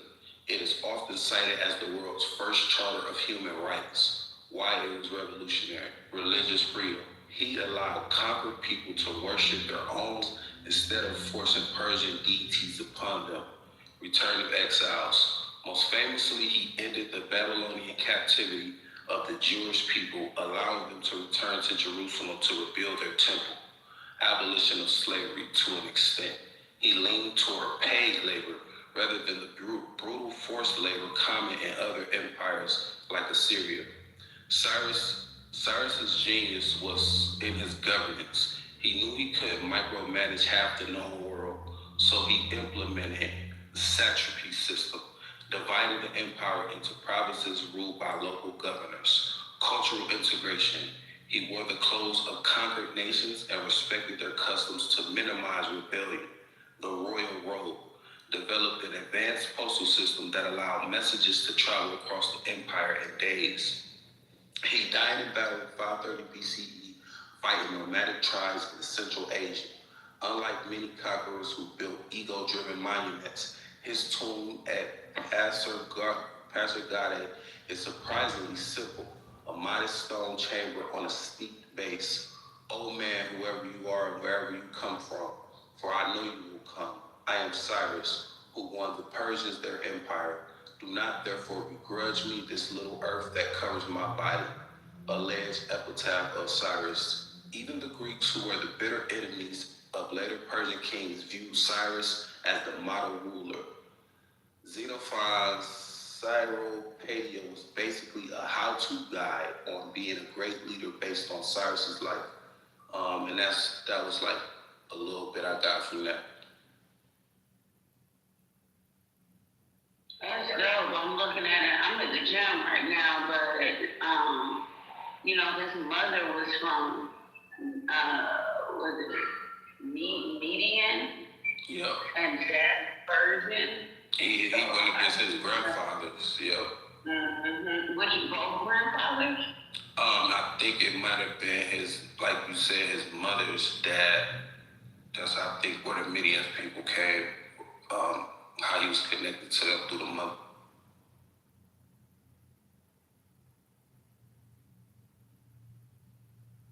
what it says. The grandfather had a dream that his grandson would overthrow him in rural Asia. That's crazy.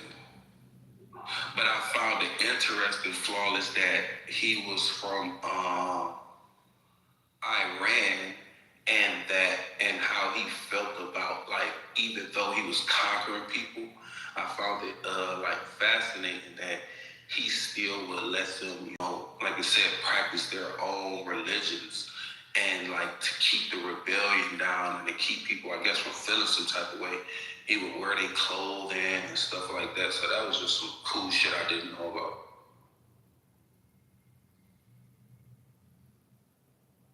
They got is that his tomb over there? Did he show you a picture of his tomb?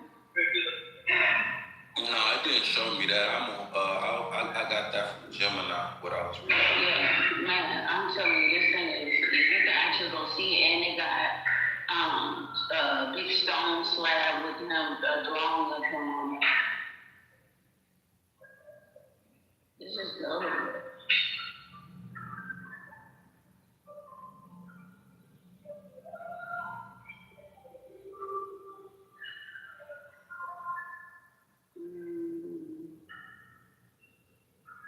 Yes, and I found it interesting, Flawless, how they were saying, like, this is like the first declaration of, like, human rights, or like something like that. Right. Yeah, that was fun. He's in the Bible too. No, I didn't know that. Where you at? It says Cyrus in the Bible, very unusual role.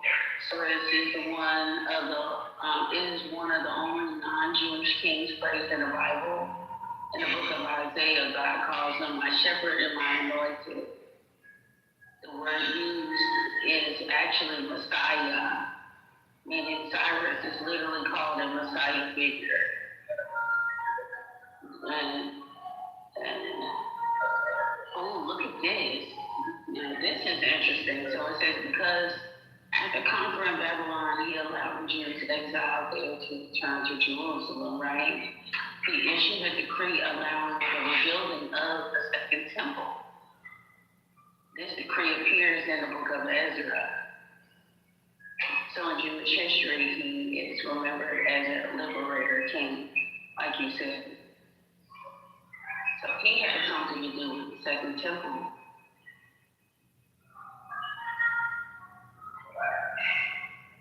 Boy.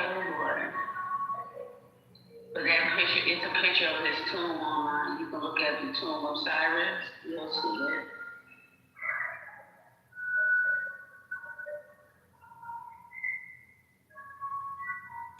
So talking about this, I was interested in knowing who came behind him. And like the first thing I seen was it was son, but his reputation, what they saying, his reputation was more chaotic in a sense. So about to get into this. He followed them. It's saying, for Jews he fulfilled prophecy for Isaiah, but for Persians he followed Zoroastrianism.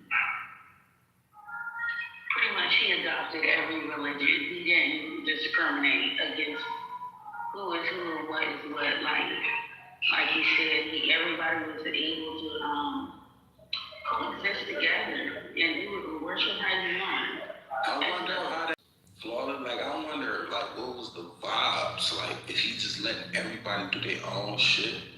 Like I really wonder, like if you just walking through the town or something, like what you would see. Like you'll see like Muslims praying to the east, or like these people over here praying to rocks, or they go over here, you don't see them. Like I just wonder like how that whole thing was with him allowing people to.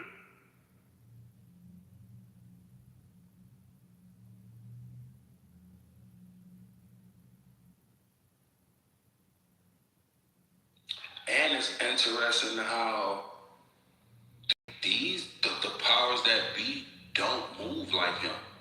They don't want you to necessarily practice your own shit. They want you to practice what they want you to practice. That's right. And that's why I be going in like that in here, because I'm like, y'all gotta let people do who they want to do, man. Because there had to be be some type of peace. I don't know, maybe you should look it up, like how it was living in the town or living in his time around in his presence, like how was the people? Because there had been, could it have been less wars? There had been some time of peace.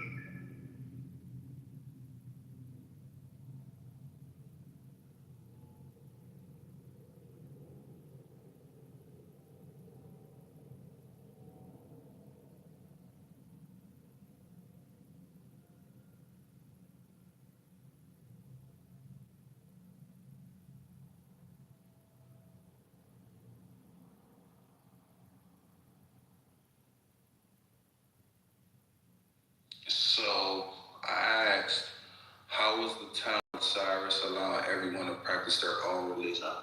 They said it was revolutionary, but it's important to see it for what it truly was. Brilliant politics disguised as extreme kindness. In the ancient world, the standard victory move was to destroy the local temples, carry off the statues of their gods, and force the survivors to worship your gods. Cyrus did the exact opposite, and the vibe in the empire changed overnight. Instead of a climate of fear, Cyrus created a climate of cooperation. When he entered a city like Babylon, he didn't come as a destroyer, he came as a worshiper. Cyrus would publicly pray to the local gods, like Marduk and... Hold on, can I get a rewind sound, a horn?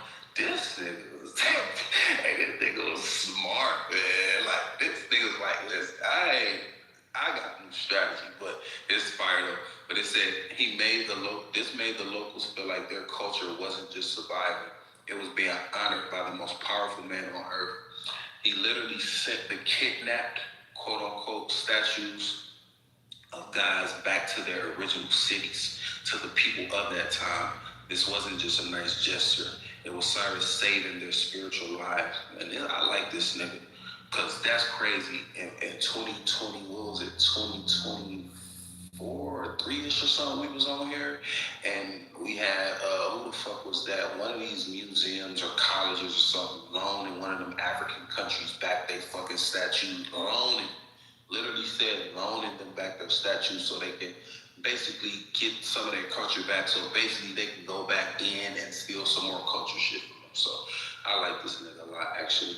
His most famous act was ending the 7-year Babylonian captivity of the Jewish people. He didn't just let them go. He helped them fund the rebuilding of their second temple in Jerusalem. Because of this, he is the only non-Jew in the Hebrew Bible referred to as Messiah. You just brought that up. Cyrus wasn't just a nice guy. He was a realist. He realized that happy subjects don't rebel. If people are allowed to keep their traditions, you don't need a massive army stationed in every city to stop riots. By keeping local priests and scholars happy, he kept the brain trust of those civilizations working for him rather than against him. By being the savior, he made the previous rulers, like the Babylonians, look like the bad guys in comparison. While you had religious freedom, you didn't have freedom from the Persian Empire. The deal was simple. You practice your religion, speak your language, and run your local courts. You pay your taxes on time, provide soldiers when called upon, and acknowledge him as the King of Kings. The result, the Persian Empire became a tapestry of cultures rather than a melting pot. It was the first time in history that a single government successfully managed so many different ethnic groups without trying to erase their identities. The Assyrians' approach to religion, terror, and forced deportation. The Babylonians, cultural absorption and captivity, and Cyrus, tolerance and restoration. So yeah, this nigga was on. This nigga was fucked. Alright, so what made it fall? What made it crumble? Did it happen? He died in battle. Remember? Yeah. Okay. So. And then his son picked it up. Okay. Did his son continue or what? Like, how did that go? Remember, it said his son had a more chaotic and violent reputation. So I think it went to shit. So how are you doing with the community one way and you're with your kid? You can instill the same values? Like, what happened? Yeah, and you know what that points to, Flawless, I believe, something that we can still see today, is it really doesn't matter. It matters for sure, the foundation you set for your kids, but your kids take their own paths. And so I think that he may have instilled a lot of good traits into his son. It's just like he's just different. You know, his son couldn't be him, but I'm going to look more into it and give you some more definite answers.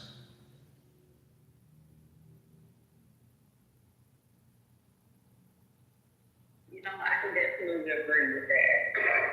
Just because you raised them to be one way don't mean that it's going to be that way. So, but at the same time, there has to be some form of trauma. Like, he might have been the middle child or something. You know what I mean? Okay, I got you.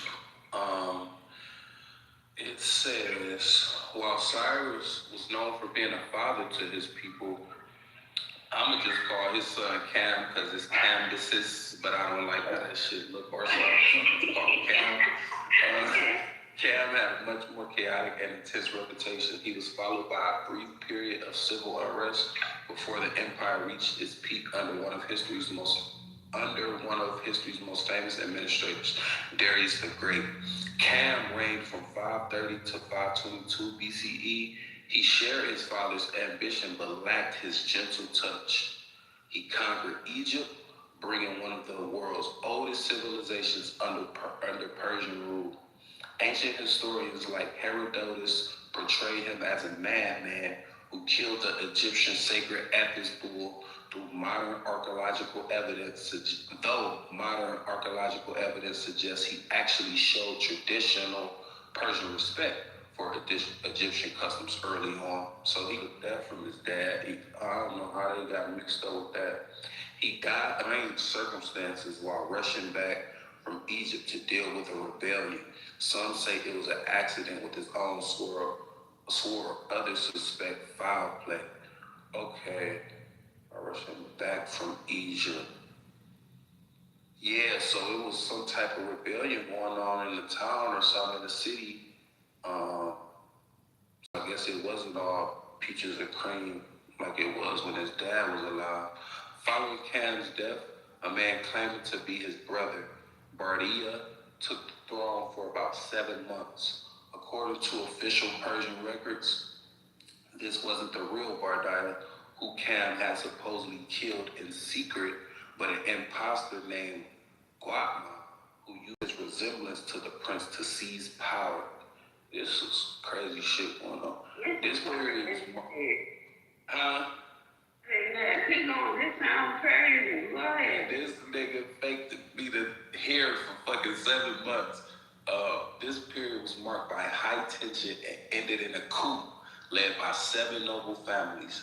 After the coup against the imposter, Darius I took the throne, reigned from 522 to 486 BCE. He wasn't the direct heir, but he became the emperor's greatest organizer. He pushed the empire into Europe, Thrace and Macedonia, and the Indus Valley. He completed the royal road and built the magnificent ceremonial capital of Persepolis. So I guess he completed the royal road, which his father, started to get them their meal in a convenient time. So that was good. And he took over Egypt and he pushed the empire to Europe. So that was good. He was the king who launched the first invasion of Greece, which ended in a famous Persian defeat at the Battle of Marathon. Well, got his ass kicked there. So Cyrus II, a character archetype, he was the liberator, founder, key legacy. He created the empire and he was focused on human rights. His son, Cam, character archetype, was the warrior. His legacy conquered Egypt and ended the direct line. Darius I, character archetype, he was the administrator. He standardized laws, taxes, and built Persepolis. Interestingly, Darius had to spend his first year in power fighting 19 battles to put down rebellions that broke out after Cyrus's family line became unstable. He eventually stabilized it so well that the empire lasted for another 200 years. So actually, Cam dropped the ball on the legacy, and that Darius, the first guy, picked it up and brought it back together, stabilized it.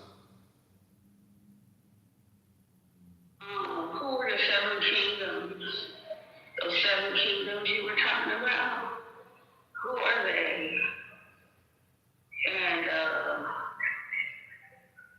who are they? And I do have another question, but I don't want to overwhelm you right now. Because I want to know how does this align with King Solomon?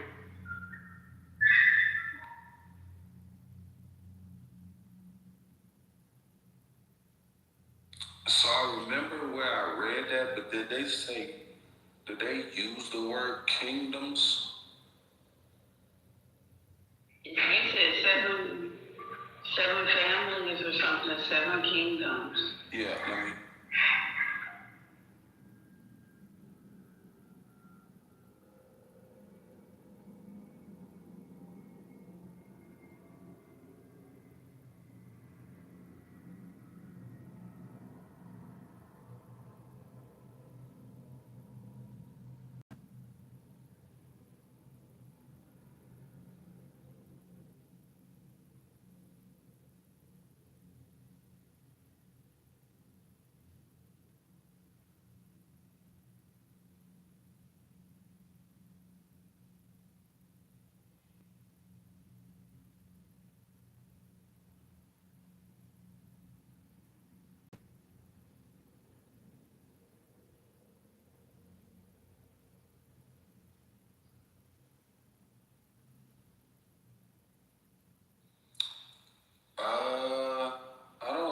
I don't know if this.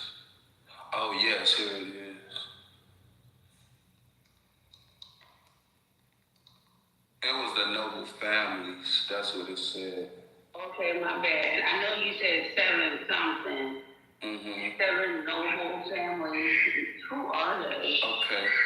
The story of the seven noble families is the founding myth of the second phase of the Persian Empire.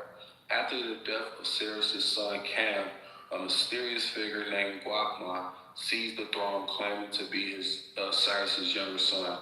Seven high-ranking Persian aristocrats didn't buy the story. They formed a secret pact, infiltrated the palace, and assassinated the pretender.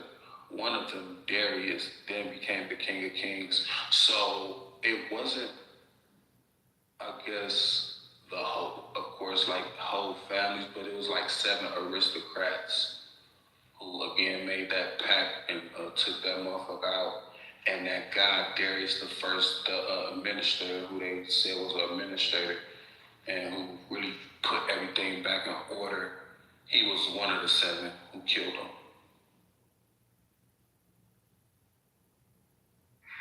I got you some more too. Each of these men represented a powerful Persian clan.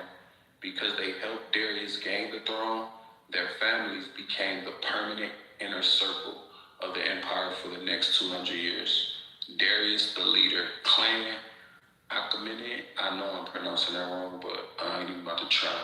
He was a distant cousin of Cyrus and served as a spear bearer in Egypt. He provided the royal legitimacy the group needed. Otanes, he was the one who first suspected the king was an imposter. According to Herodotus, Otanes actually suggested that Persia should become a democracy, but the other six outvoted him. Gobryas, he was this father-in-law. During the final struggle with the imposter in the dark room, Gobryas pinned the man down and told Darius to strike, even if you pierce us both. Damn. Hadarns, his family became legendary military leaders. His descendants later commanded the Immortals, the elite 10,000 soldiers during the invasion of Greece. These fucking names, I feel like they were just putting letters together back in the day. I don't know. Interphrenes, He was the one who actually lost an eye during the coup. He later fell out of favor with Darius and was executed, proving that even among the seven, the king was absolute. Megabyzus, a brilliant general, his son and grandson will go on to be some of the most famous Persian commanders in history, leading campaigns against Egypt and Athens. Aspathines, often identified as a high-ranking official or bow bearer, his image is actually carved on the royal tombs at Naksh-e-Rustam, showing how close he remained to the king. The winner's reward. To thank these families, Darius granted them incredible privileges that lasted for generations. Exemption from taxes. They owned massive estates and paid nothing to the crown. They could enter the king's presence at any time without being announced, unless the king was with a woman. The king could only choose his wives. The king could only choose his wives from these seven families, ensuring their blood remained loyal. Darius was so proud of this heist that he had the story carved into a massive cliff face called the Behista inscription. It shows Darius standing over the fallen false Smyrtus with the other noble family standing behind him as witness. This motherfucker was smart. Like, some of them people back then was smart as hell. I mean, it's the same thing as today. That's how I look at it. It's just, we got different people. Yes, that's right.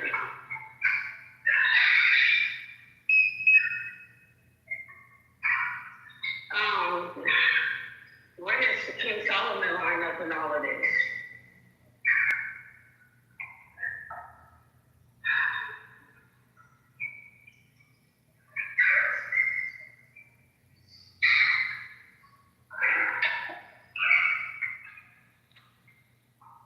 King Solomon actually lived about 400 years before Cyrus the Great was even born, but their stories are linked by one of the most famous buildings in history, the Temple of Jerusalem.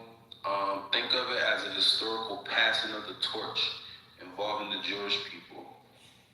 King Solomon was the son of David and the ruler of the United Kingdom of Israel. His big project was building the first temple, Solomon's Temple in Jerusalem. It was the spiritual heart of the Jewish world. It stood for nearly 400 years as a symbol of Jewish sovereignty and faith. Long after Solomon died, his kingdom split and eventually fell. The Babylonians invaded Jerusalem, burned Solomon's temple to the ground, and dragged the Jewish people to Babylon as captives. For the Jews, this was the end of the world. Solomon's legacy was in ashes. This is where Cyrus the Great entered the chat. When Cyrus conquered Babylon, he found the Jewish people living in exile. Cyrus issued a formal edict recorded in the Bible in the book of Ezra, allowing the Jews to go home. Cyrus didn't just let them go. He gave them the gold and silver vessels that Nebuchadnezzar had stolen from Solomon's temple. Because of Cyrus's permission and protection, the Jewish people were able to build a second temple on the exact same spot where Solomon's first temple had stood. Solomon versus Cyrus, a comparison. Nationality, King Solomon, Israelite, Jewish, Cyrus, Persian, Iranian. King Solomon built the first temple. Cyrus authorized the second. King Solomon, the Golden Age King of Israel. Cyrus was coined the foreign Messiah who saved Israel. Time period for King Solomon was 950 BCE, and the time period for Cyrus was 540. In the Hebrew Bible, Isaiah 41:1, God calls Cyrus his anointed one, or Messiah. This is shocking because in the Bible, that title is usually reserved for Jewish kings like Solomon or David. Cyrus is the only non-Jewish person to ever receive that title in the scriptures, simply because he restored what Solomon had originally built. I think that answered your question. How is that doggone temple so important? Because it's... Keep trying to... Go ahead, I'm sorry. From what I read, it's because it's tied to their spirituality. just a simple answer, but I can specifically add. Interesting. Because people keep saying that they're trying to build the third temple, they're trying to build the third temple. And then you need the Ark of the Covenant to even activate the dog. No, Flawless. I was dead wrong. Okay, what's up? You about to be like, oh shit. I think you honestly just about guess though. When I finally say it, you gonna be like, yep, that makes sense. Cause you like, why is this so important? These motherfuckers believe, or it was considered to be the literal residence of God on earth. That's why it's so important, Flawless. Ooh. Yes, that's just deep. So, yes. So let me read it. So what's up? Grand Rising, Rich Rising. Hey, Eugene. Good day, Eugene. What up? Hey.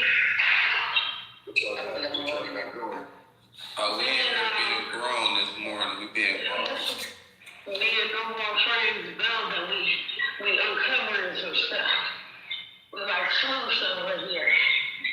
Oh, I'm on the treadmill. I'll give you a quick recap if you want to, Eugene.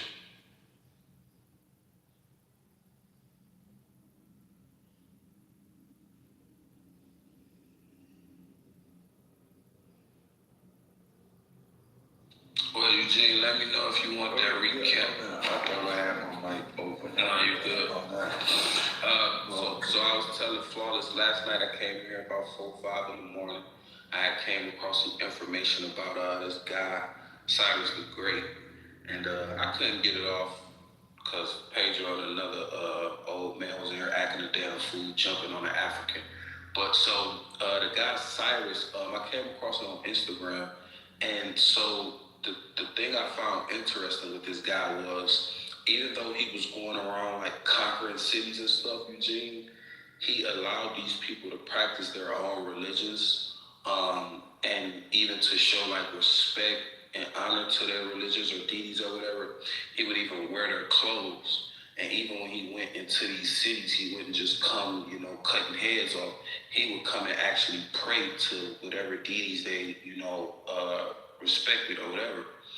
So I found that interesting. So we was just going over that. Then we went into a little bit about his son, why the kingdom fell, basically when his son got power. And it was basically because he didn't have his father's soft touch, like he was a little too violent.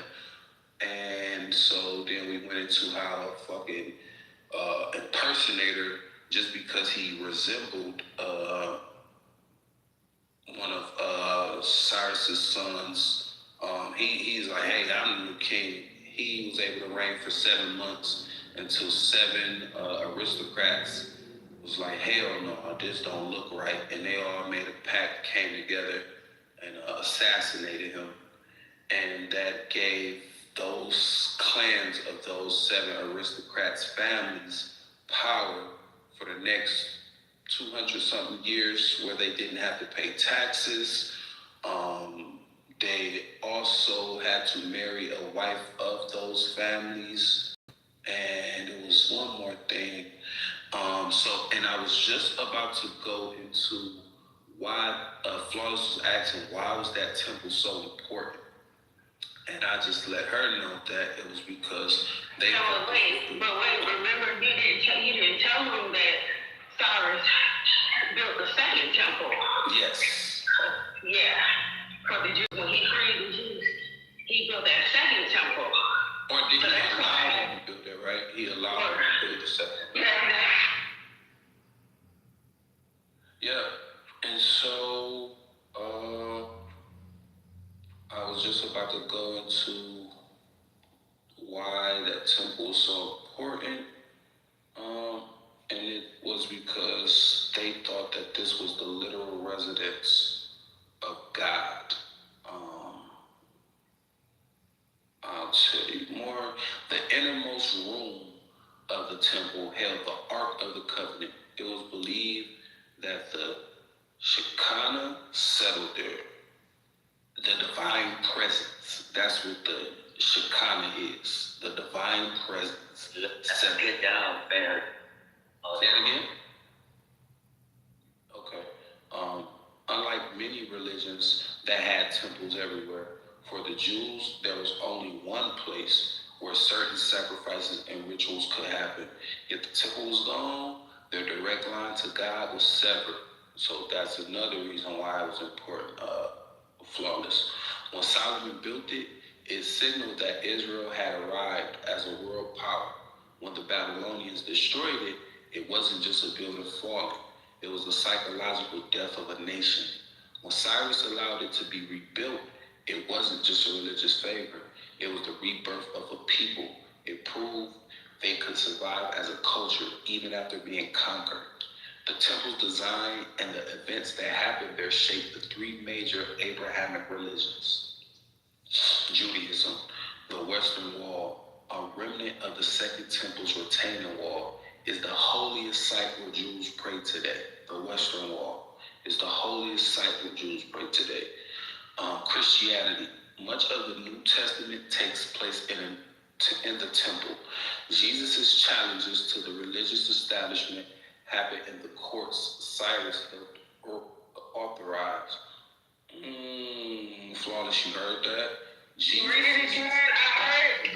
Yeah. Jesus' challenges to the religious establishment happened in the court Cyrus had authorized. Islam, right? The Dome of the Rock and Al-Aqsa Mosque sit on the Temple Mount today. It is the site from which the Prophet Muhammad is believed to have ascended to heaven. And so that's how it ties into now Christianity and Judaism. Judaism, the Western Wall is the site where the Jews pray. In Christianity, Jesus' challenges to the religious establishment happened in the court Cyrus had authorized. And in Islam, the Dome of the Rock and Al-Aqsa Mosque sit on the Temple Mount today. It is the site from which the Prophet Muhammad is believed to have ascended to heaven. The temple was also a massive bank and administrators. What? Hold on. Can I get a rewind sound? The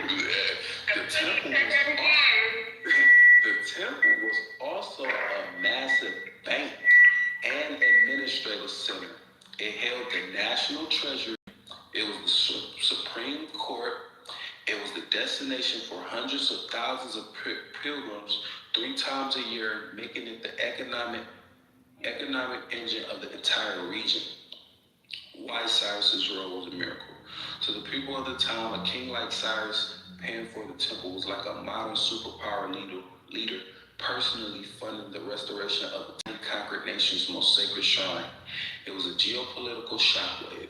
It established the idea that a great king protects the face of his subjects rather than crushing them. The second temple, the one Cyrus started, was eventually expanded by King Herod, but was destroyed by the Romans in 70 CE. Today, that specific spot in Jerusalem, the Temple Mount, is perhaps the most contested and sacred 35 acres of land on the planet. 35 acres.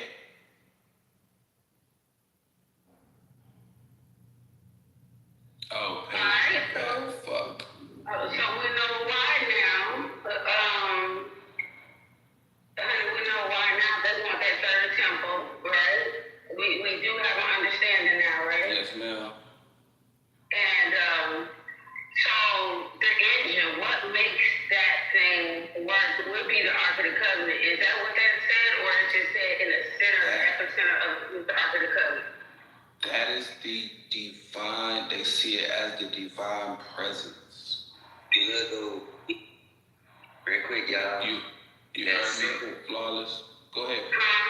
Yeah, They see it as a divine presence. Go ahead, bro. My fault. But only that first temple, right, had that Shekinah in it. You know what I'm saying? The Shekinah only dwelled within the first temple. You feel me?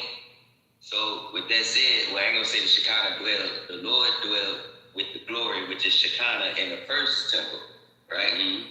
And then you don't get another form of that glory, which is Yeah, I don't see it again. Until Christ is manifested in the glory. You know what I'm saying? Didn't they already start building that third temple? Like last year or year before last? Yeah, but no, what he talking about as far as the Shekinah, what it is literally just a divine. It was believed that it was a divine presence. So I don't see that when those other ones are I don't see a mention of it. I say.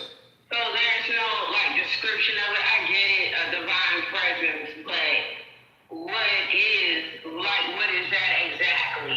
Right. What does that look like? You know, I think it's just people believing in it. Because Shekinah, to me, it sounds like a magical orb or some shit. You know, that's where my mind runs when I hear that. So that's why I'm just trying to get a visual, because you gotta. When you it's called the Shekinah tree. The tree. The Shekinah. The tree. But it don't give me tree. Okay, wait a minute, you. Yeah, it don't give me tree on what I'm reading, so that's yeah. So Shekinah is a spirit. Well, I ain't gonna say it's a spirit. Basically, Shekinah is what you would consider the ghost. You know what I'm saying? So let's say once the Holy Ghost left the body, right, it manifested. You know what I'm saying? Well, I ain't gonna say the Holy Ghost. You know, when Christ released the ghost, right? It manifested, it was lifted, you know what I'm saying? So that was a presence that was still, in the temple. Okay? So from the beginning, I like to look at it like this way, y'all. From the beginning, right? That presence was there from the beginning, all the way out through the end. From the first sentence of the book to the last. You know what I'm saying? Yeah, and it literally wasn't nothing but a gold-plated chest that functioned like a throne. And because it was kept in the Holy of Holies, where only the high priest could go, a very few people only saw it, but it was like bro said, it's basically like a damn holy ghost. So are you talking about the Shekinah, or are you talking about the covenant? Which one are you talking about? I was talking about the Ark of the Covenant, which is the Shekinah. I was talking about the Shekinah. The Shekinah is the Ark of the Covenant. That's literally what the Shekinah is. See, we got two different perspectives on what the Shekinah is. Because the Shekinah, look, you know what I'm saying? Yeah, I have my perspective on it, bro. It ain't what I think, man. It ain't what I think. This is what I agree with. Well, wait a minute. So let's get away from our personal perspective. Let's see what it actually says and actually go off of what it actually says. And it said the Shekinah. Hold up. Because see, the thing is, we look at things in today's time and think it's what we see or what we can recognize today. But we know the language and what they was looking at back then was totally different from what we were looking at today. So, what does it say exactly? What the Shekinah is? It says Shekinah, and in parentheses, it say divine presence. Okay, so with that said, right, what will represent, right, God's feminine aspects? Spirit. And what is that spirit, Nah? Shekinah. Alright. So while the Lord was dwelling, right, in glory, just know that glory was manifested in the Christ. Okay, so what's the difference? Look at it. What's the difference between them?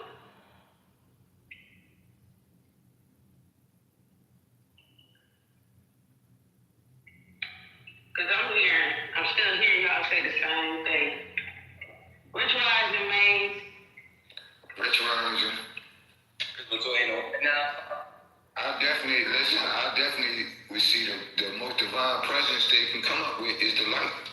That's electricity. So they said that's what the argument clear difference is think of it as a throne versus the king who sits on it.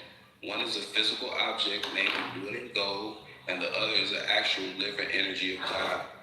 Oh, so they are two different things. Yeah. Okay. That makes sense. So we still... The ark could be sitting in the temple, right? While the Shekinah is not dwelling there. And that could be a problem, because it won't be in order. That's the prophecy. Yes, you're right. That's true. It's kind of like it's kind of like the light. Like if you ever see the light on the pyramid, like y'all remember like the top of the pyramids had quartz and gold and like diamond in it. And at a certain time of the day, the light, the sun, S-U-N, it would shine. It would like frank through the light a certain type of way, and that would like give people like certain type of knowledge. The Shekinah was seen as like people thought it was the presence of God, but it's mostly categorized as like a light. Thought they seen the presence, but it was mostly a light. All right, we got it. Don't keep saying it. You're right. So like a light, like an orb of light, like an orb of light. Yes, flawless orb. Like them damn aliens we be seeing, they be flying around here, them fucking orbs. Hey, but look, flawless. Also in its practice though, it deals with, right, inheritance, anointings, and blessings being passed down. You know what I'm saying? So when folks in this traditional way think about how these prophets had their gifts, we have to look at that fact coming from birth.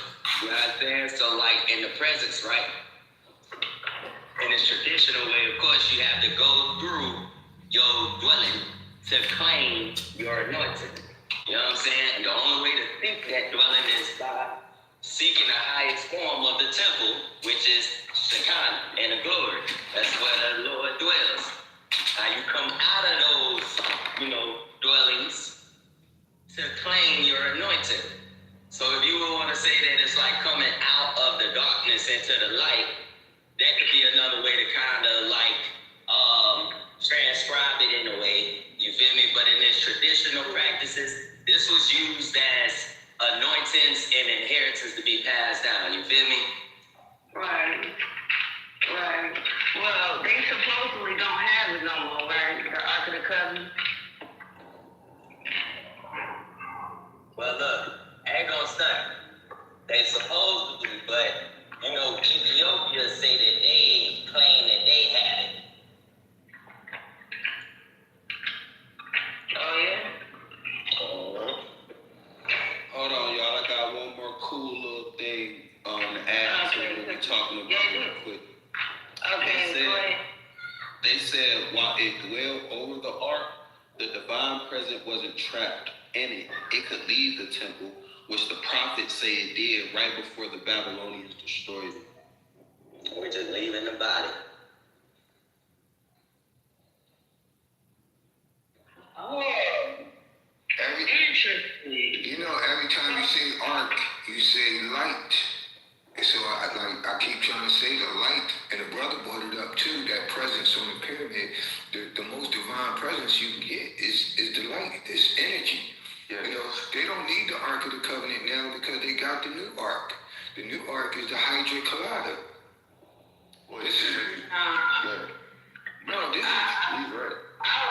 Go ahead. I was gonna say the Ark of the Covenant is the people. We're the ones that okay. Right. That's why that light right there you walk out. She right. That's why that. But look, that's why that light with you when you walk out of the house, because the house is still the body. You know what I'm saying? The church is the community body, which is the house. That's the temple. You understand? So when you walk out of it, you feel me? It's in your heart. That's the prophecy of the new age. You know what I'm saying? You got it in you. But have y'all not? Do y'all know anything about like electricity or like light? You know what? It keeps it right. The ark. But that's let's say, okay, let's not look at it in the I'm saying let's not, because I don't want people to think that I'm telling them what to do. But let's think about it this way, Pedro. Let's think about it in a way of blood. You know what I'm saying? let's think about it in the way of blood supposed to be maintained in its purest form. You feel me? Let's think about it that way. Instead of looking at it like a esoteric, let's use, more common sense. Anything, you know what I'm saying? Additional it. You can't separate it, Reese. Yeah, exactly. So common sense will tell you guys to follow. Look at it this way.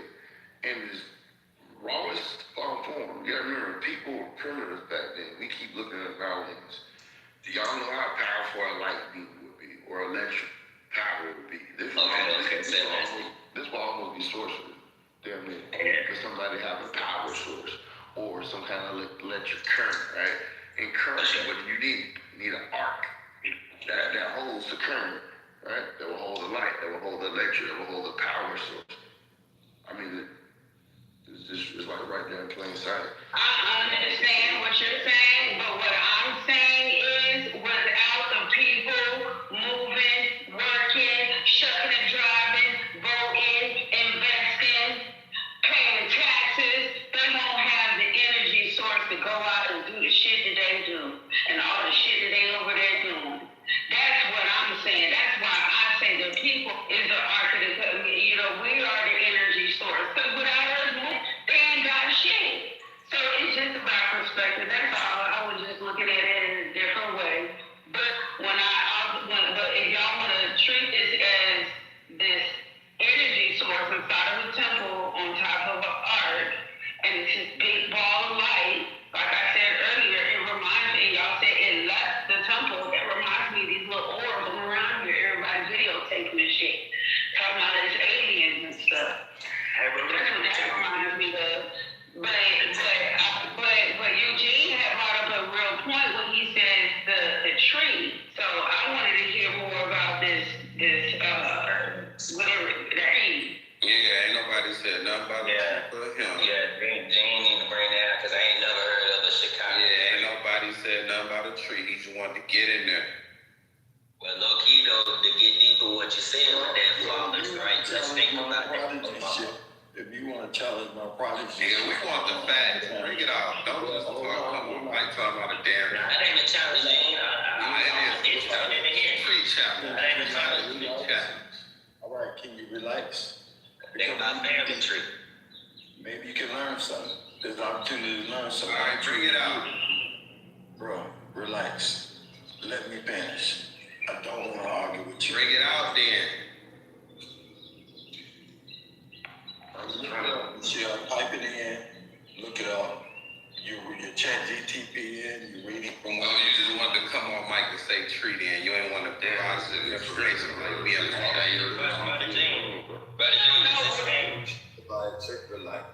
Is this not the same way, brother? Look it up. The Chicago tree, look it up. And Say less, but look, they kind of dive on what Flawless was saying, right? Especially dealing with that illumination. Let's think about the halo, you know what I'm saying? That the angels will have, you feel me? And then that symbology, you know what I'm saying? That will be a form of that presence, you know what I'm saying? In essence, you feel me? So it ain't the ark, you know what I'm saying? That's a crown, you know what I'm saying? Yeah, but alright, so do you know the arc is electric arc? Electric arc is the form of electric. No, I feel you, Pedro. I ain't taking that from you. Current density. I ain't taking that from you at all, Pedro. I'm just saying. It's talking about the human body. Is the navigator of the human body. You got the arc of the head. They command God, the angel, at a place called pineal. We also have pineal gland. So it's talking about the arc of the foot, grounding. When you ground, you get it lets down. Then it goes up to the arc of the head. So it's about the human body. Say that. Yeah, I wasn't taking that shit away from you at all, Pedro. I was saying, like, just getting deeper with the head in that position, you feel me? Especially what you were saying, like, illuminated. Yeah. Where's Eugene at? Illuminated without the arc. Eugene, where did Eugene go? Man, see, this right here, I just looked it up, and it's almost like looking at the Malkuth. The Malkuth, or, let me take up, there's another word.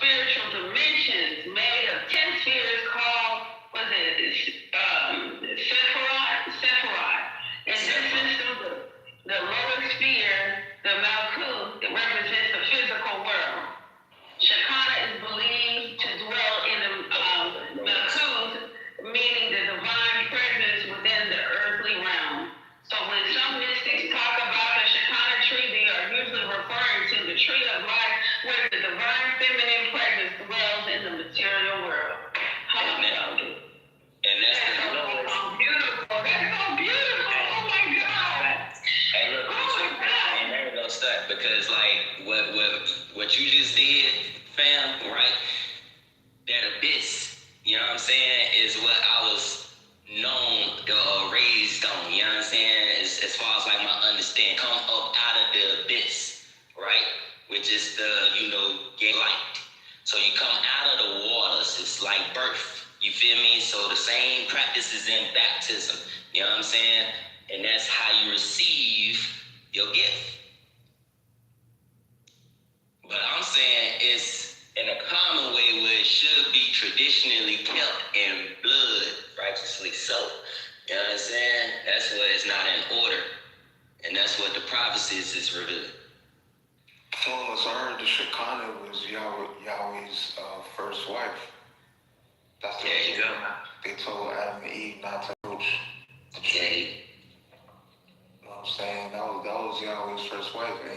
And the first woman was Lilith. And she refused to submit to Adam, and she wasn't agreeable. And then Yahweh, here we go. Agreeable wife out of Israel. How was the present? How was the present? Somebody ping the Israelites. Fuck. My personal about the story is the reason why Adam disobeyed his father and ate the apple and followed Eve, because he feared abandonment because he lost Lilith, and that natural. Because he lost Lilith, he was afraid, if I don't submit to Eve, I'm going to lose Eve too. So I'm going to submit to Eve and disobey my father. And then that's when God cursed him. So how did the light presence of God become his wife? Like, come on, man. Come on, man. You said how did what? Alright, look, so Pete, watch this, Pedro. You asked that question. Pedro, look, Pedro, I got a question for Reed. His wife can get in the step up. That's the hell of a question, Pedro. This is crazy, man. Say, how did the presence of the Lord become his wife? I never That's said what that. you said, right? I never said that. You did. You said Shekinah. No, that's what Pedro asked. No, Pedro. That's a good question. And Shekinah was the tree that was Yahweh's wife. Hold on. No, wrong. I guess it could be Shekinah, and you know, it depends on the language and the dialect. For El's wife was Asherah. Right. He's already read what Shekinah was. Look, while we be doing that study about that pantheon, right? Understand that El and them also have to come from somewhere. So that's why I always look deeper with this study. You know what I'm saying? Because it don't get no higher than that name and its glory. Okay, which is Shekinah. You feel me? So we won't even, we can't even make it seem like, you know, Asherah will be, you know, the same, because maybe El and them came from those same abyss or that same walk. You feel me? Because it's deeper than that. Like, this is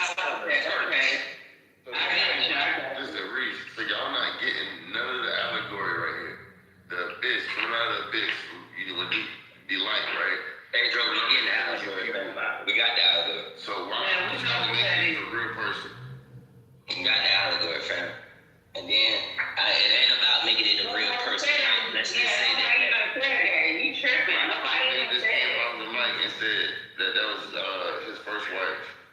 But he's not wrong about that, though, bro. He's not wrong. You know what I'm saying? And you looking for an answer. I said I was going to give you the answer to the question that you asked. So think about this, Pedro, right? In order for the glory, to be manifested in a physical presence, all right? The Lord had to dwell in the temple, okay?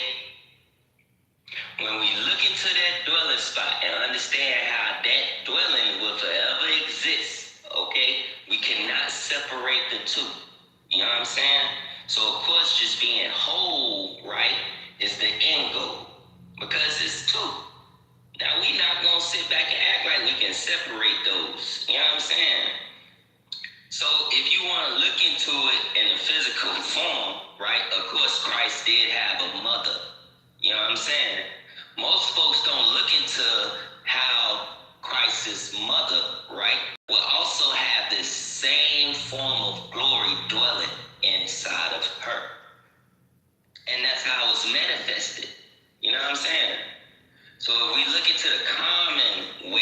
doing things. Like, as men, you feel me?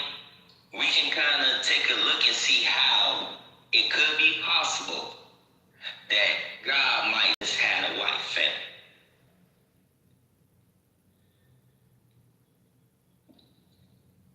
Now, I see what he's talking about Shakina not being his wife.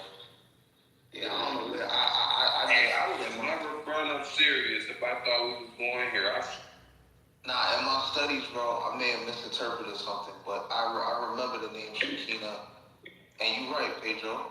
But I just remember the name Shakina being the tree, and you know, I guess I got misinterpreted. A consort. Yeah, just like Eugene. Listen, hold on. So we gotta. What's a consort? You know what I'm saying? So we gotta actually think about this stuff in a little. Like, let's start getting a consort. So how do you speak counsel? You speak counsel by becoming whole. That's through marriage, bro. Like, this is sacred acts. That's why you have the book of Acts. Reese, hold on, Reese. Like, be literal. They're not gonna understand that. You know, they don't like women, Reese. Right. It's not about this. This isn't about women. Like, if you just pop brother Eugene just brought up something else. A tree. Why do we keep making these things literal and not think about? You're making it literal. Because you don't know what it is. It's not. It looks like a tree, and I described it just a minute ago. It's just the description of what. It's not like an actual tree, Pedro. Exactly. I need you to go look it up. And the reason why it looks like a tree, and why people refer to it as a tree, because nobody in here was like, oh, it's literally a tree in the middle of a temple.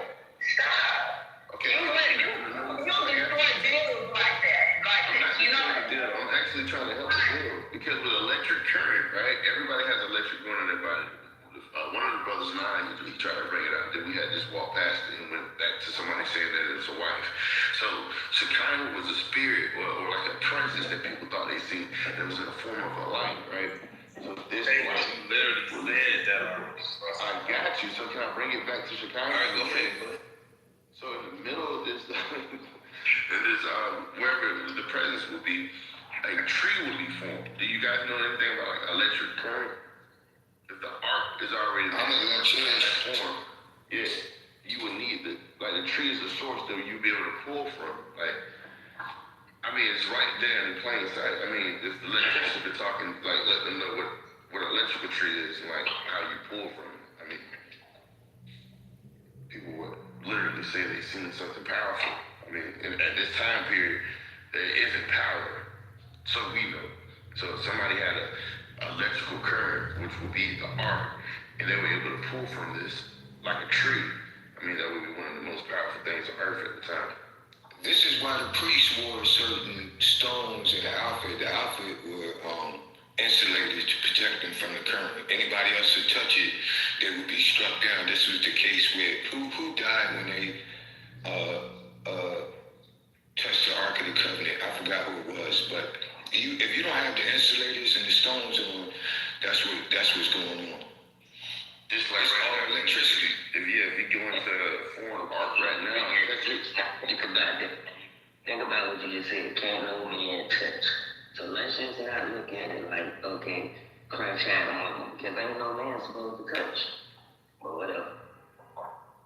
To touch it, you just had to have the proper insulators on to touch it. The same way if I go inside the switchgear, I gotta have the proper insulators on when I go inside the switchgear. Because that's what the switchgear is. That tree that you're talking about, that spinal column with each, with circuits run off with the ends of them. And you need to be grounded as well. Well, like I said, the Shekinah is on the Tree of Life. It was the actual diagram that was on here.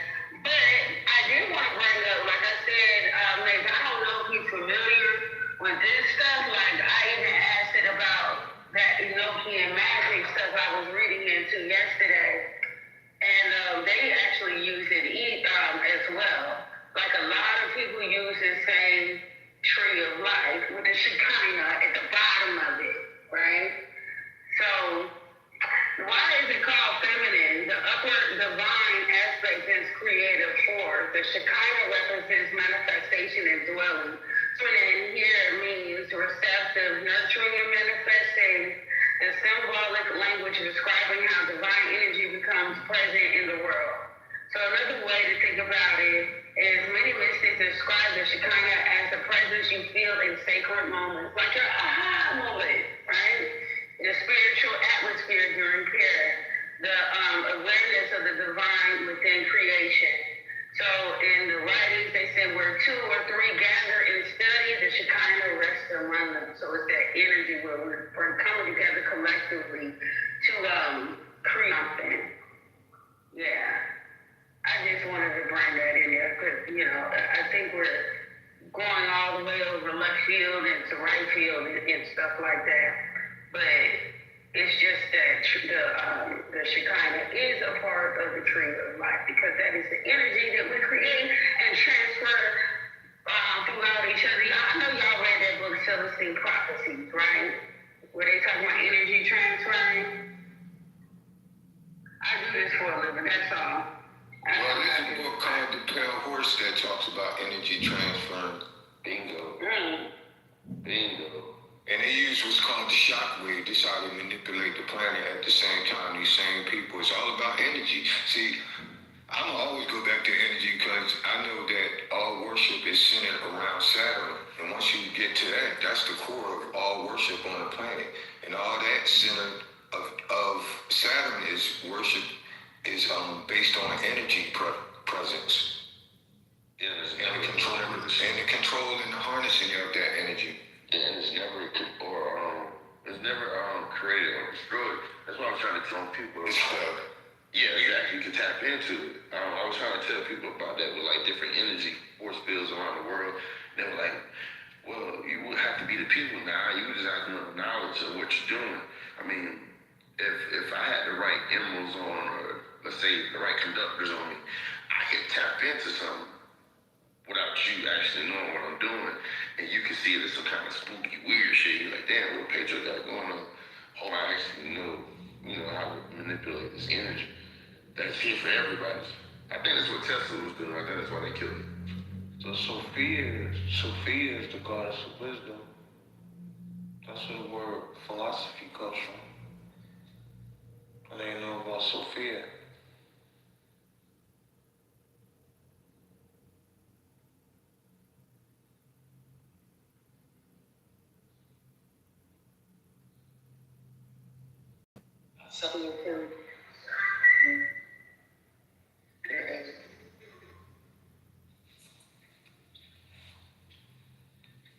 Sophia, Ashura, Shekinah, Only Bob, couple names. Is this language, I never thought about it. Just, it's you know how in Latin you have masculine and feminine words? Is it the same with Hebrew or whatever language they were speaking in? Yes, they do have masculine and feminine words. Yeah. So I think sometimes we look into these words, sometimes being masculine and feminine, and we give it an energy, because it does have different energy if you're talking like masculine and feminine like words, but I don't think these things were like actual people or names at all. Symbolism. Yes, sir. You can look up the meaning of father. That's what the Bible says. Father is talking about the mind. That's let you know everything, talking about the anatomy of the body. I know Lilith is the goddess of feminism. Like, if you really want to study feminism, study Lilith. Lilith and feminism go hand in hand. Now, the example, like in Arabic, anytime you use a plural, it's like a Tata Mabuta. These are female markings, right? That they use in the language to denote pluralization. But they'll be female, they'll be feminine words. You see what I'm saying? Like anytime you speak of more than one, it'll probably have a Tata Mabuta or a meme on it. These things will give the feminine aspect per se. But if you notice, anytime you use a female grammar that it would denote like pluralization, unity. When you're talking about singular, it'll be like on men. These are things you start seeing with the differences in the language. Just because, and like with Arabic, if I'm talking to a female, it'll be NT. If I'm talking to a man, it'll be NT. Yeah, so you see these things pop up, just a basic study of grammar, and it'll kind of put things in perspective.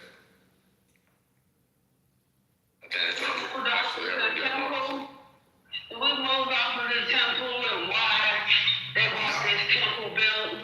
Like we kind of deviated from that. Y'all know what I'm talking about? I was talking about the third temple of Solomon. Yeah, it's just the third temple dealing with the mind. It's dealing with this new consciousness where we get, evolved with all these different sorts of people and nationalities. So it's like who gonna come out? That's why who was that? Paul, I think. Paul said, what do people call the other people in the Bible? Damn, I can't think of that. But let them join the temple. That's what that's about. That's why I said the easiest way is to look up father and mother. Father, not just us as men, but it goes to the mind, and mother goes to the Shekinah, the spirit. Well, I was talking about the third temple of Solomon that everybody is claiming Trump is trying to resurrect. That's what I was referring to. He kind of is. If you think about the consciousness that's arising, definitely. Definitely. I think he's already So this is not a physical, it's not a physical temple though, right, Pedro? No, I wouldn't think so. I think anybody trying to create a physical temple is a distraction. They just trying to give you something tangible in the kind of like when people wear a cross around their neck. That ain't, come on, man. You pulling on the rosary, but the rosary ain't got nothing to do with the spirit, the actual connection you have. It doesn't need your rosary, ain't got no power. You know the rosary. I'm trolling, bro. Yeah, so your power comes from your belief in the prayer and your clinging to it. Just like that temple. They do build a temple. The temple ain't the physical. That's just the place where everybody would go with this consciousness and gather. The consciousness. So you basically saying, so what you're saying is that they're rebuilding the minds of the people.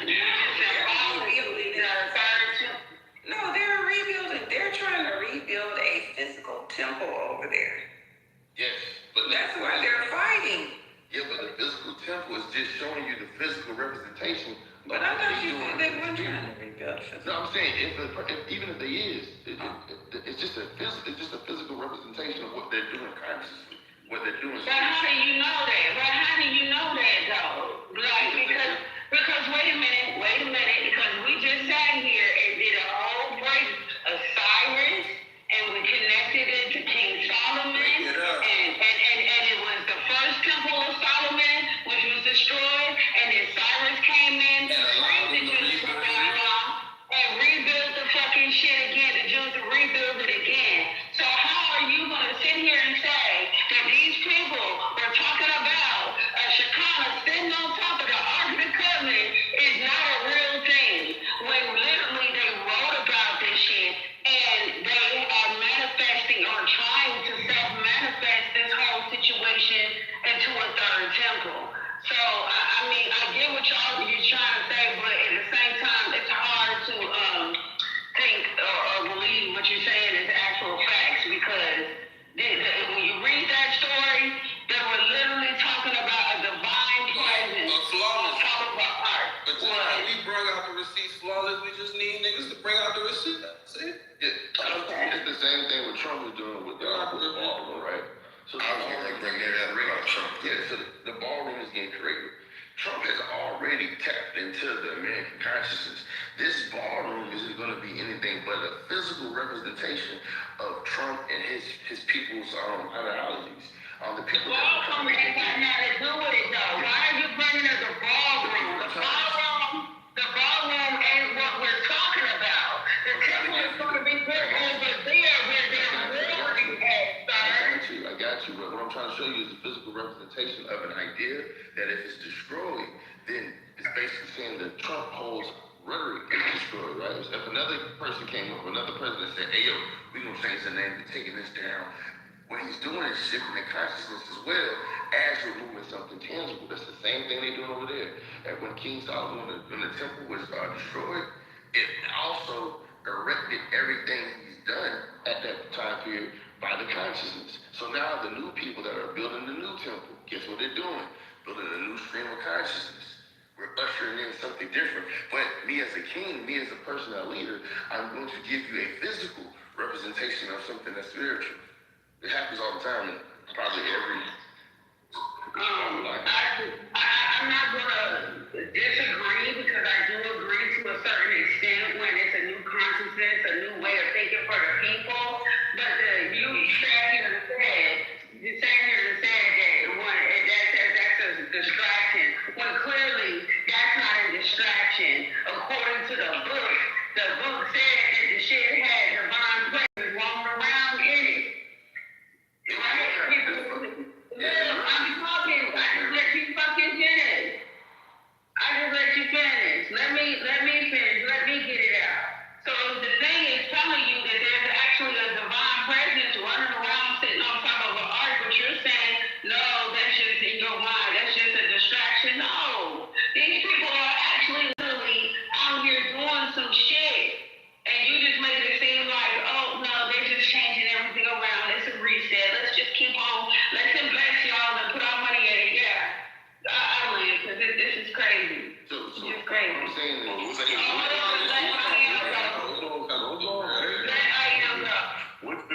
What's the significance of the third temple?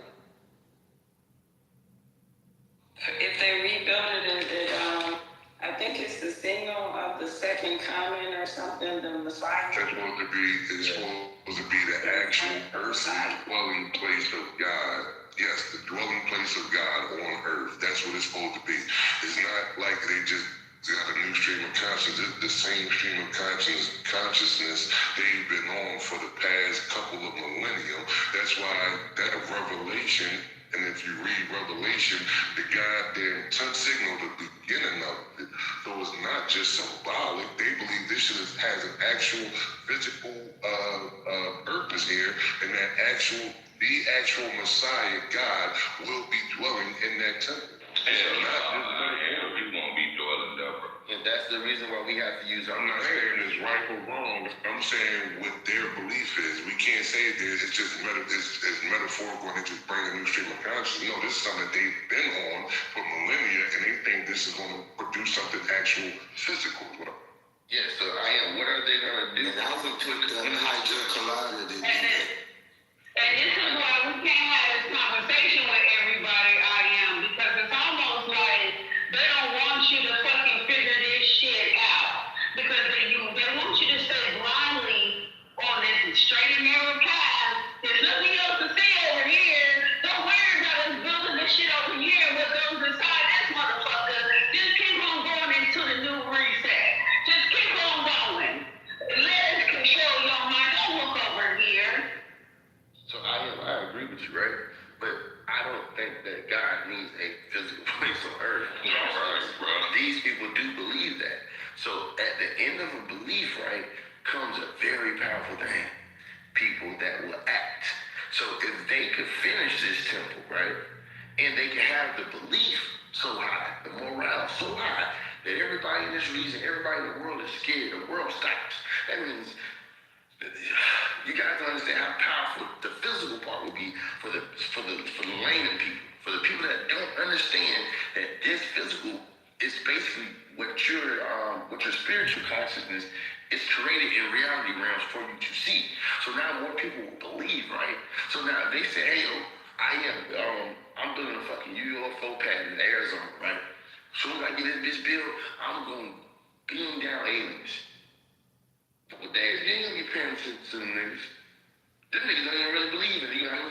But the last day, I don't care how long it took them to build this motherfucker. The last day, I ain't gonna say I'm gonna believe, but we gonna go over there and look and see what the hell going on, because this is the last day. They fit to plug in this goddamn whatever this is. They say, hey, this is the. Can somebody see it in? We gonna be talking about the temple, bro. Why it's so important for the physical. For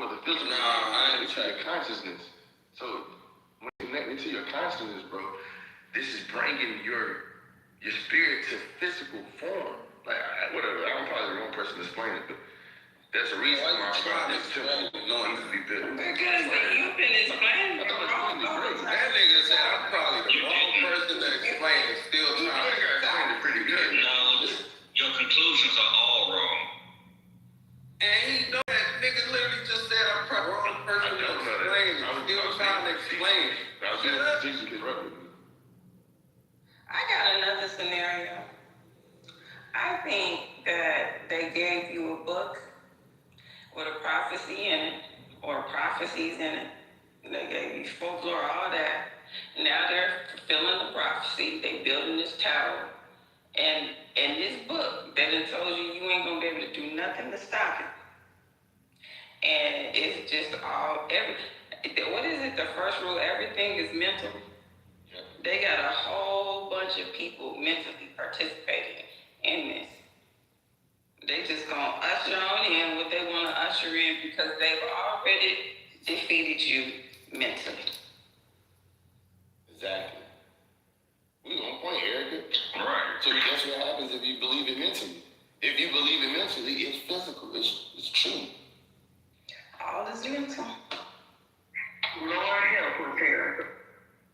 How was what Erica said different from anything I just said?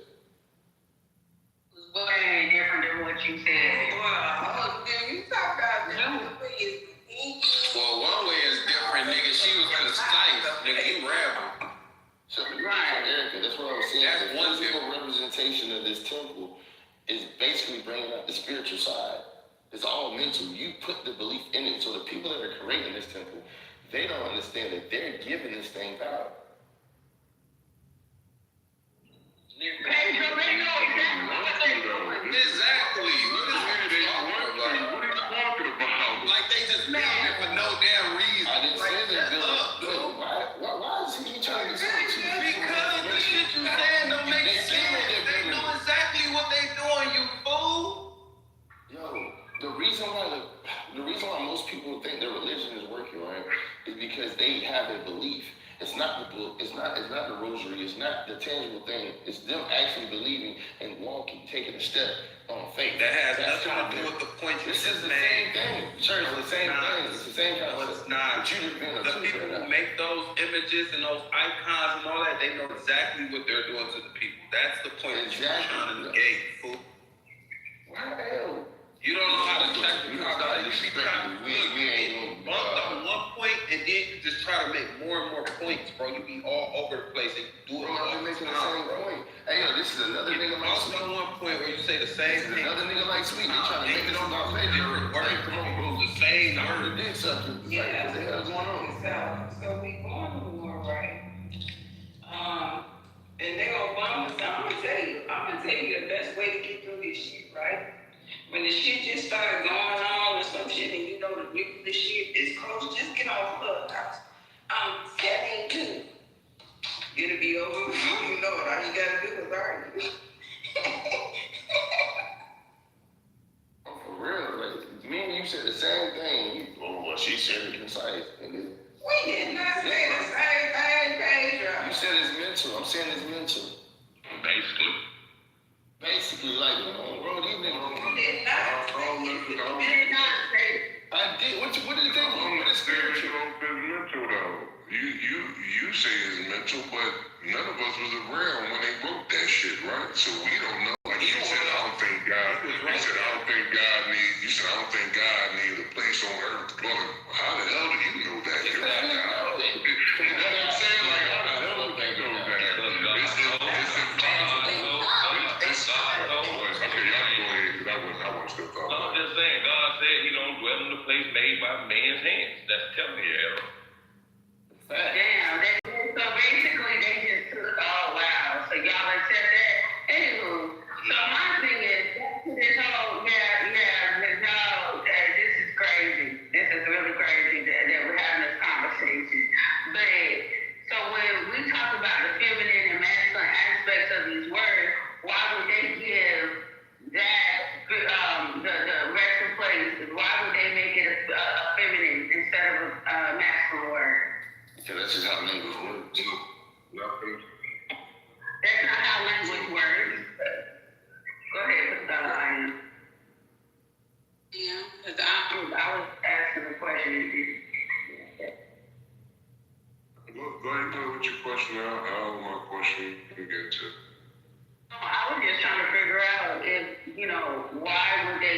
give it a feminine name and not a masculine name, but then turn around in other cultures to make God masculine. It's to down the woman. Oh, she said, why does certain cultures give God I feminine? said, in this aspect, why would they say the Chicago gave it a feminine name, right? Right? That's the place of God, right? Why would they give it a feminine name and not a masculine name? Because everything started with the woman, with femininity. Everything started, divinity, everything started with the woman, the womb. That's the start of life, any life, the womb. And God isn't exclusively male or female. I mean, I thought we already knew this. Like, No. That's something that you're not going to be able to prove. It's like the chicken and the egg. What came first? If woman created God from her womb, who implanted the seed in her to do that? Because there is no woman walking the earth that can get pregnant by herself. Now, there are some animals that are born pregnant that can do that, but there is no woman that can do that. And there is no man that will ever be able to reproduce without a woman, so you don't know that. well, we're talking about God. She had the Ark of the Covenant. It had the Ark of the Covenant. So we're talking about God, the creator. So I'm sorry, nigga, God, the creator, is held to gender. Okay, stop. So it says that it sat on the Ark of the Covenant. It rests on the Ark of the Covenant. So the Ark of the Covenant is the energy source. That's how. It's the energy. Yeah, we literally came to that conclusion about 2 hours ago. And that's I don't know why we went back down there. That source. Because new people are in the room, that's why. Y'all stop. New people come in, and it's the same question, and I get it. But Oh yeah, you're right about that. But I feel like this is becoming circular. I mean, personally, Flawless, because like you said, we brought out the information. So it's like we should be traveling down a different road, bringing out more information, not going in a circular motion with the same information. So Flawless. Why do we believe that the energy has to be masculine or feminine when we're talking about God? All, everything, the creator of all. So he has a gender too? That'd be crazy if he had a gender. masculine and feminine energy has nothing to do with gender. Okay? Masculine and feminine energy has nothing to do with gender. I'm just saying, why would it give it a masculine energy? Like what, do you know what masculine energy inholds? Yes, ma'am. Okay, what is it? So if I'm the creator of all, I would, even both of us hold masculine and feminine energy. We're not exclusively masculine, you're not exclusively feminine. Like, I don't think we understand how this shit. Right, because you need your mother and your father to be born. Wait, you said what? You need the DNA from your father and your mother to be born, so nobody's just, Masculine or feminine, right? Exactly. Okay. But yo, we not. I mean, look, man, I just say that, me personally, I can tell y'all what I really believe. I really believe that, a lot of women don't want God to be man because they just don't want to listen to men. They have an aversion for men. They don't like to be a woman. You know what I'm saying? So they want to minimize the man. And that's why they want to believe in men. So for the sake of the conversation, I'm going to ignore that and move along because that's what leaders do. Anyway. But God. Wait a minute, okay, so let's kind of move it because what we're getting at is the fact that the third temple is being built. How are they going to power the third temple? What do they need to power it? And is that going to bring the divine presence back? Is that what they're thinking? Or what? Like, how is this supposed to play out in the end after they build this temple? Yeah, so it's supposed to bring back the Antichrist, once they build it, they're supposed to get, 7 years of peace among the world and everything like that. And then that's the reason for the red heifer, and killing the red heifer, because that's supposed to make the most pure ash that you can use to purify yourself when you're walking in the temple, because it's supposed to be God's dwelling place. And I was asking a question before, and I'm glad I think that was 9, right? Yeah, it said, God won't dwell in places built by hands. You got that out the book, right? The same book that this revelation is coming from that said God will be there. So how the hell do you think whether that book is accurate that you follow, or what the book is false? The book not false. Everything we talk about in this room, every religion talk about that same book. Why you think we talk about this book, bro? Why you think No, that's not what I asked you. Listen to the question again. Listen to the question I asked you again, though, fam. You said that that's supposed to be God's dwelling place on earth. Pedro said God don't need no dwelling place on earth. I said, well, how would you know that? You came and said because it says God said he don't dwell in places built by hands. I said, okay, that came out the book. That same book that says in Revelation that they're building this thing over there, that's going to be God's dwelling place on earth. So how do you pick out of the book what you choose to believe and what you choose to disbelieve is the question. I believe in the whole book. That's how I pick, brother. Now, if you asking, do I believe in this physical world and the third temple getting built way in Israel or Iran or whatever, bro, that's between them. And I'm in North America. That's where I'm at. And that, but you think that's not what I'm asking. Well, is there a Bible scripture that says that would be God's resting place? Yes, that's what they believe in their book, and that's where the fucking revelation came from. Yes, I'm not making that. I didn't just come and say, oh, that's what God. No, that's why they say they're building it. That's their doctrine. Yeah, it would be their doctrine about the same. Yeah, but nigga, how are you telling somebody else that their doctrine is fake? That's what I'm telling you. That's their doctrine, and the basis of the Bible comes from their goddamn doctrine. No, it doesn't. It comes from you. Right. No, it don't. We very confused, man. This is our doctrine. This is our doctrine. They remix it. And you can watch the link I just posted. It break all this down. It's in the chat. Watch this. This doctrine is doctrine up. Prove it. Prove that the Bible It says First Kings and Second Chronicles 5-7 in the Hebrew Bible, where the divine cloud fills the temple when the Ark of the Covenant is placed inside of it. So, I mean, come on now. It's telling you that. I am the resting place. Let's talk about the resting place. That's the only Bible. They didn't say nothing about the resting place. The thing about it is, people think that they be on top of shit. No, my nigga, trust me, I know the history of all this shit. I know how Alexander the Greek went up and down the Nile Valley and started confiscating the scrolls and shit and took them and made the Septuagint, the LXX, and then they translated the 72 scholars that translated the LXX and came up with the Bible today. That still doesn't negate from the fact that the doctrine that we're talking about, the Bible that y'all are talking about, was born out of what they made up from those scrolls. That's a fact. Nah, the oldest known Bible is the Ethiopian Bible.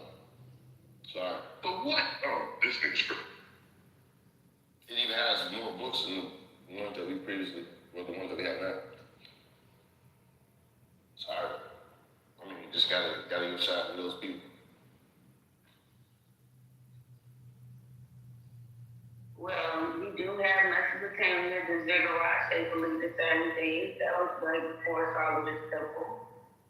Even in Egyptian temple cosmology, they had the same thing. Canaanite temple, they believe the same thing. Canaanite, cosmic mountain. Man, look, there's a lot of people before that believe that. Like, come on now. But even what you read, it didn't say the resting place. It was talking about the body. That's the question I asked. Like, where about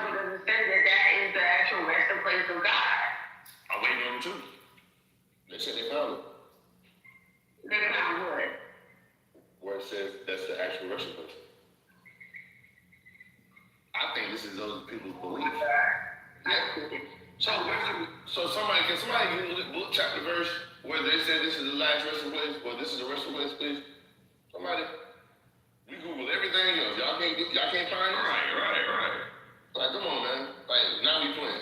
Wait, so what happened with the rest of the place, Pedro?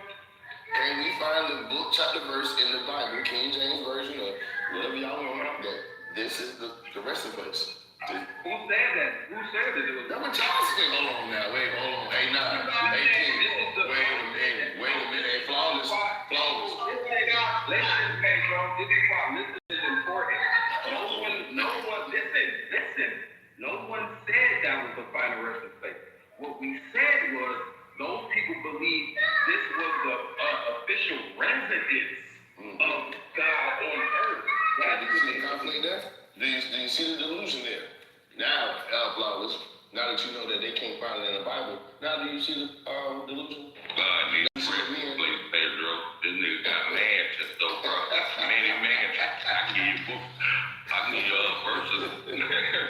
I know you give me verses saying that he ain't gonna be in a place built by no man, but they told us that these people were right, and these people had it. Already ready, and y'all don't listen. So when the ark was placed in the temple, the moment people interpret as God's presence entering the temple is the first book of Kings 8, 10 through 11. It says that when the priest brought the ark of the covenant into sanctuary, a cloud filled the house of the Lord, and so that the priest could not stand to minister because of the cloud, for the glory of the Lord had filled the house of the Lord. And this is describing what later Jewish writers call the Shekinah, the divine presence, in Solomon's temple. But where's the resting place in the temple? It's inside Solomon's temple. That verse you just read, baby girl, did not say nothing like God said this was his resting place. Y'all not gonna do that. No. Y'all ain't gonna do that to my God. No. Y'all not gonna just infer. God's presence could be in a jail. God's presence could be right here. Us can join together. This is church. Y'all not going to say, so this is resting place on Clubhouse? Cut it out. They gotta show me, flawless. This is why I let people talk. And I be bickering with them a little bit so they can double down on it. So now they have to prove and show me where in the Bible, this is the resting place. Hold on, what is it called, Pedro? The Bible. That's that TD Jakes in the Bible. Come on now. Any takers. Because those niggas in Iran and in the Middle East, they believe in some crazy shit. Any takers. Let's see what the Bible says about this. Y'all just said now was wrong when he told y'all that God ain't gonna have he ain't dwelling in nothing built by no man. Now, where'd you get that from, man? The church has recognized where God dwells. That is in the Bible. Even Jesus turned over the tables when they were betting and gambling, and they said, "This is God's house. It's our Father's house." So it is recognized that is His dwelling place. But wait. Why would Jesus turn over the tables? Because they were defiling God's house. He made it clear. This is a place of worship. Gotcha. So what is the church, though? The people. Again, that was a place. Not the building. That was a place. Yes, it was. Come on now. Yes, it was. You had to be in a place. Think about it. Let me finish. You asked a question. You asked a question. They turned over a table. Where was the table? The table is in a building. What was the building? A church. Oh, watch this now. So it made it clear. This was the physical representation of what the spiritual said. The spirit said, what 2 or 3 are conjoined is the church. That's what I was. No, that's not what it said. What? It said where 2 it said where 2 or 3 are there together. God is in the middle. Exactly. That was the church. He said He's in the middle of them. That's different. No, sir. Sir. I think you're trying to win too much, bro. Like, it's not a win conversation. Like, you just trying to bring up info, bro. You're trying to get a point of stuff. Yeah. Show me. Where the church building is God. So the whole point of the story is them bringing the presence of God to earth. The returning of Christ. That's the whole point of them everything that they're doing. And I just don't understand where the comprehension of what the conversation really is going. Like, I don't understand, but... So watch me, baby. No, I'm not about to watch you do shit because you had to heard this conversation for over an hour. Yes, you did. No, we not. Yes, we did. Oh, copy. It's not like the Look, listen. You don't listen. You maybe not want to have this conversation with you. You don't listen. Because I'm on the other side of it. No, it's not about being on the other side. It's just you're not comprehending. You're not comprehending what we're saying. That these people are taking the story and they're creating their narrative and they're doing what the prophecy is saying. And it's a self-made prophecy.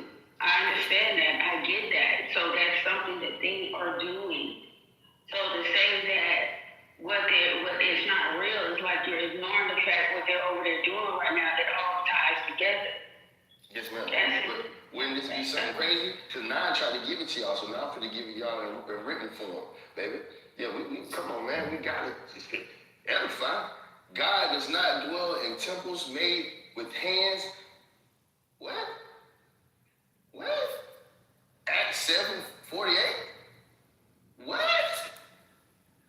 So these people telling me something that the Bible ain't telling me, and I'm supposed to just sit there and believe these folks? So these people trump. Okay. All right. But they say they do. That would be like... I don't know. That might be a point, Pedro. I don't know. You might have... That sounds like blasphemy to me. This sounds like, remember y'all be saying, well, Trump man work for the devil. But then, okay, let's read it again. God does not dwell in temples made with the hands. But with hands. It don't matter. They all gonna say that that's a lie. It ain't, you reading it wrong. It's the way you interpret it, right? Somebody might say that means the opposite. They just trying to trick you. You know? I don't know. These conversations never go anywhere. Everybody knows and acknowledges that the book has been tampered with. Also, and also that that it's been copied from previous books. You know, they done took stuff from everywhere. They just got different names for the same characters with different names. Yep. And we know the conversations don't go nowhere. We literally been having the same conversations for the last 5 years. No matter whether it's relationships, God, Bakumat, war, politics, literally the same conversations for the last 5 years. But guess what my people know? Guess what Christians know? When them sand niggas over there building temples, we know to laugh at them. Boy, what, that ain't happening, boy. Yeah, y'all can scare the word. That's why you gotta be calm, know how to read, and sit back and just watch. You can laugh, it ain't gonna still build the temple. You can laugh still build. Shit, They gonna be mad. Hey, remember, I'm gonna get you. Remember that man for the New Year that said that he was building the ark over there in Africa? He had them people walk miles and miles away from their home. God said he wasn't gonna destroy the world with water no more. Hey man, I don't say, bro, they keep trying to prove God wrong. God's still right all this time. As much as we say the Bible got changed, and hey man, y'all make me a stronger believer, man. Woo. In the Bible, y'all got it, man.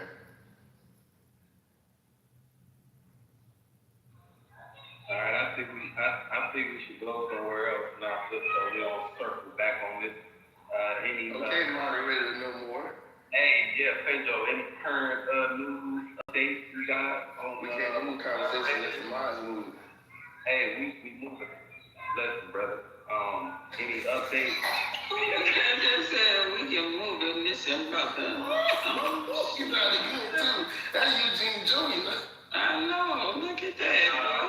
So we can know to get you the bed. No, let him forget it. Excellent moderator. Hey, Pedro, you take Coffee Julius to look at my part. I gotta give him. I didn't him to get rid of that pink ticket, though. I know. Find a moderator about a damn room with a pink ticket. That's what I'm talking about, boy. I will practice my First Amendment right. Why? Right, don't be in there. Why you doing it? You know you bring good conversation. You're very smart, and you you gotta come to all. Until the king came. Michelle. I don't know what's wrong with it. Until the king came.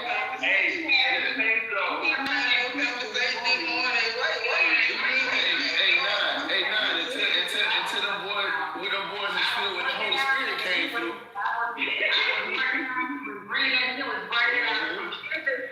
Yeah, until them boys with that Holy Spirit came through. You know that. Y'all came through with a distracting spirit. Ain't the holy. It's full of hope. It's full of hope. The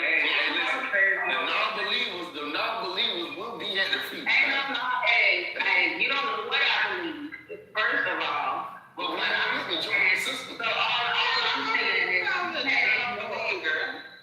all I'm saying is, the non-believers. No, that's all right. Never mind. Never mind. You know, Michelle, we don't never see that in the walk now. We see our sister. Because I don't have to be where y'all are at. You know what I mean? That's why what he read this morning resonated, because that man, he was a true revolutionary, because he didn't make people believe what he thought was right or what he thought was the concept of God. He allowed people to be just who they are. And that's how he had peace within his kingdom. That's it. You have peace. Hey, I don't know what you're talking about. Wasn't nothing gay in that story. You bringing that in there. Letting people choose. Letting people choose is how people identify elephants. That's not what that means. That's not what that means. No, it's not. You gotta have some structure. Even that ass Pedro got somebody you gotta follow the answer to. All those concepts have a structure. Did any of those did any of the Jews or any of that stuff say that you should sleep with an elephant? No. I didn't say sleep. I said identify. I said identify. Listen. But they did not identify. The Lord been killing these demons from day one, baby. But Pedro, you wasn't here, so you didn't hear the structure that he implemented. They literally did the listen, bro. They literally did the compare and contrast. It wasn't you could do what the fuck you want. The dudes was you could practice your own shit and all of that, but nigga, within these guidelines, you missed all of that. Nah, that sounds like the Antichrist to me. God, that is God. He ain't playing like God. My God ain't playing like God. You can't practice what you want to practice. You can't come out and what you do. That's your problem. That's why they want to whip Christians. Nah, they want to save you. And that proves that that's why there's so many wars across this world, because because people who's God though? Who's God? The king. The one. Because y'all are conquering people in the name of your God. No, God. No, it's your God, because everybody has their own thing, so that's the problem. That's why people keep warring. You hear conversations. Everybody has their own thing. That's the problem. And it's incorrect. They change it all the time. The problem, that's your problem, though. That's your problem. That everybody has their own thing. That's your problem. Because we don't have a problem with you. You got a problem with everybody else, and that's the problem. I don't got a problem with them either. I'm gonna let them be who they is. But what I'm saying Obviously not. You got to talking, Pedro. No, listen. You can't listen. Listen. I'm going to let everybody be who they are. But when you come over to this side, there's rules and regulations. On this surface, fucking demons speak with four tongues. Because you over here now, you double talking, sideways, you left and right, and you fucking going around the mulberry bush backwards with your pants down. No, I can't do it with my pants down. And Pedro, with my pants up. Hold on, but no more. Listen, those people, they want to smudge the house. They want to put the potpourri out. They want to build altars to other deities. They want to praise their ancestors. I know my ancestors. I thank God for the people that came. Pedro, let me walk with you. I ain't worshiping. Hold on, I ain't worshiping them. Hold on,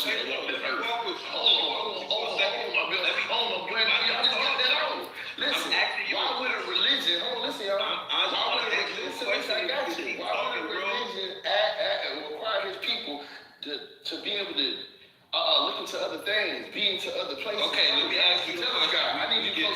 believe. Let me ask you this. Let me ask you this. That sounds like some Masonic shit. Okay, the Masons, let me ask you. they make you believe in whoever you want to believe in to be a Mason. You don't have to believe in the same guy. That's what we saying. But that's dangerous. Still double talking. That's Masonic though. That ain't got nothing to do with God. All right, the only one. That is very dangerous. All right, look, Pedro, take the Masonic and all that off the table, right? Let's do this. Let's do what we can look at and see the benefits of versus what we doing right now and we can't see no benefit from. The information we bring out this morning about Cyrus, the way that he ran his government, the way he set up local provinces and had local governors because he knew that he could not micromanage everyone, the way that he said, okay, look, when I come into a city, I'm not coming beheading motherfuckers, taking statues, and no, y'all can keep y'all shit, y'all can study y'all shit, and when I come to y'all town, I'ma pray with y'all, I'ma worship with y'all. Do you think that's more advantageous? Or bro, I didn't even get the damn question out, bro.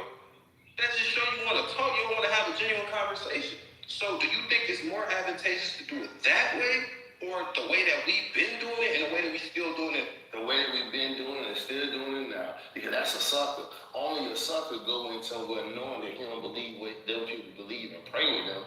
I don't want y'all to pray with respect. Like, now, hold on. Why you can't look at it as not respect? Why you gotta be a sucker? No, listen, you are a sucker. Get your hand out of my pocket while I'm speaking as well. You didn't want me to talk while you was talking. Yeah, but you always want to. Listen, a sucker goes and conform. That's why they say a coward. He didn't conform. Yes, he did. He didn't practice it. He acknowledged it. The moment you pray, listen, the moment you pray with somebody you got a line with, you conform. You put down, you let down your guard. Why would I be praying to something that I believe in? Something that is crazy. You know what my guy said about this? It's only one me. I'm a jealous God. That sounds like the God. That sounds like him. That sounds like Big Dog. Big Dog can't say, hey man, I'm gonna come over here knowing that y'all sinning. And I'm supposed to just get down with whatever y'all with. Do you know so I can get out y'all city? Hold on, then I'm gonna go to no more city next door. And however they getting down, we gonna get down like that. Then I'm gonna go over there to the LGBT city, Solomon Gomorrah. I'm gonna get down where they getting down. My guy said that this should change. Y'all gotta tighten up around me. Y'all can't be shooting dice over here. Y'all can't be kissing the boys over here. But hold on, this is where comprehension comes from because clearly, like we said, you did not hear the shit from this morning. You did not hear the whole breakdown of how everything was structured within this government. So everything that you're saying, you're just adding it in because of your personal views and feelings about how God and how government does. All that shit should fucking work. But clearly, you did not hear the shit and you don't understand what the principles were and how that man ran what he ran. So everything you're saying is not even valid at this moment. And for you to say that God is supposed to be jealous, that's clearly you're proving the point of the whole argument of what No More Friends said. Because clearly he had peace within his government, within his kingdom. Clearly he had it. But for some reason, it's not going on right now today because everybody is not respecting everybody else's views and point of view. And real quick, that's the whole point. And real quick, all I'm saying is somebody sent me 200 coins, man. Appreciate you, baby. In history, we can point in history because this let's have the conversation. Let's just not try to be right, Pedro, please. We can look, me and you both, we can look at history and see the people don't like the state that we're in. They don't like how the government's being ran. Period. They don't like it. They don't respect it. They hate it. In that time, when we were bringing out that information, those people actually respected him. Those people actually didn't feel conquered, even though they were. Those people actually got a chance to feel like people still. So for you to say how you've been running and how it's running today, you just not being genuine, bro. I'm being very genuine. Yeah, he double talking. I'm being very. I'm not double talking. Yeah, hey, what if somebody come make you feel good? No, it's not about feelings. That's devil talking, bro. Come on now. No, it's not about feelings. The way that he ran, the way that he ran his government, the way he allowed them people to worship, they literally respected him. And we have evidence of it. And I got you. Hold on, but he's a sucker. Right now. Listen, everybody respect. Niggas hated Obama. Okay, listen. Clinton, niggas don't like the government. They don't like the food they give us. They don't like the rules and laws and all of that. But if we compare and contrast, in his time, nigga, those people literally respected him. So I'm going off facts. What y'all going on? So cool. So you don't know that. You don't know them people. I do know that. Hold on, can I talk right quick? You wasn't living back then. But guess what we do know, y'all? That is some sucker shit. For the king or for the head of the household, they say, hey man, newborn son, what are we gonna eat tonight? Man, daddy, you was an old sucker. You know, my dad and my granddad told me, when I had to go stay with my grandparents, my granddad said, hey, now man sleeping in my house when I get up. And he meant that. We ain't like it. That's what we had to respect that. Well, when Clayton got up, man, all right, that when you niggas being asleep after Clayton got up. Man, when he leave his household, every man is gonna be up doing something productive. That's what it was. You can suck your teeth. Hey, America, hold on, bro. Listen. America, what you're saying, listen. What you saying is real quick. Hold on, listen. I'm not gonna conform to what my son wants. I'm not conforming to what my daughter wants. I'm not going to your house and y'all smoking crack, and I'm over here participating with y'all smoking. He just rambling, and I'm saying, you said he went and prayed. Listen, you said, listen. You said this man went into a different city and prayed with those people. I got you. He was a revolutionary. I got you. You don't know that. I got you. But you said this man went and prayed with these people. I'm not praying with anybody I'm not aligned with, baby.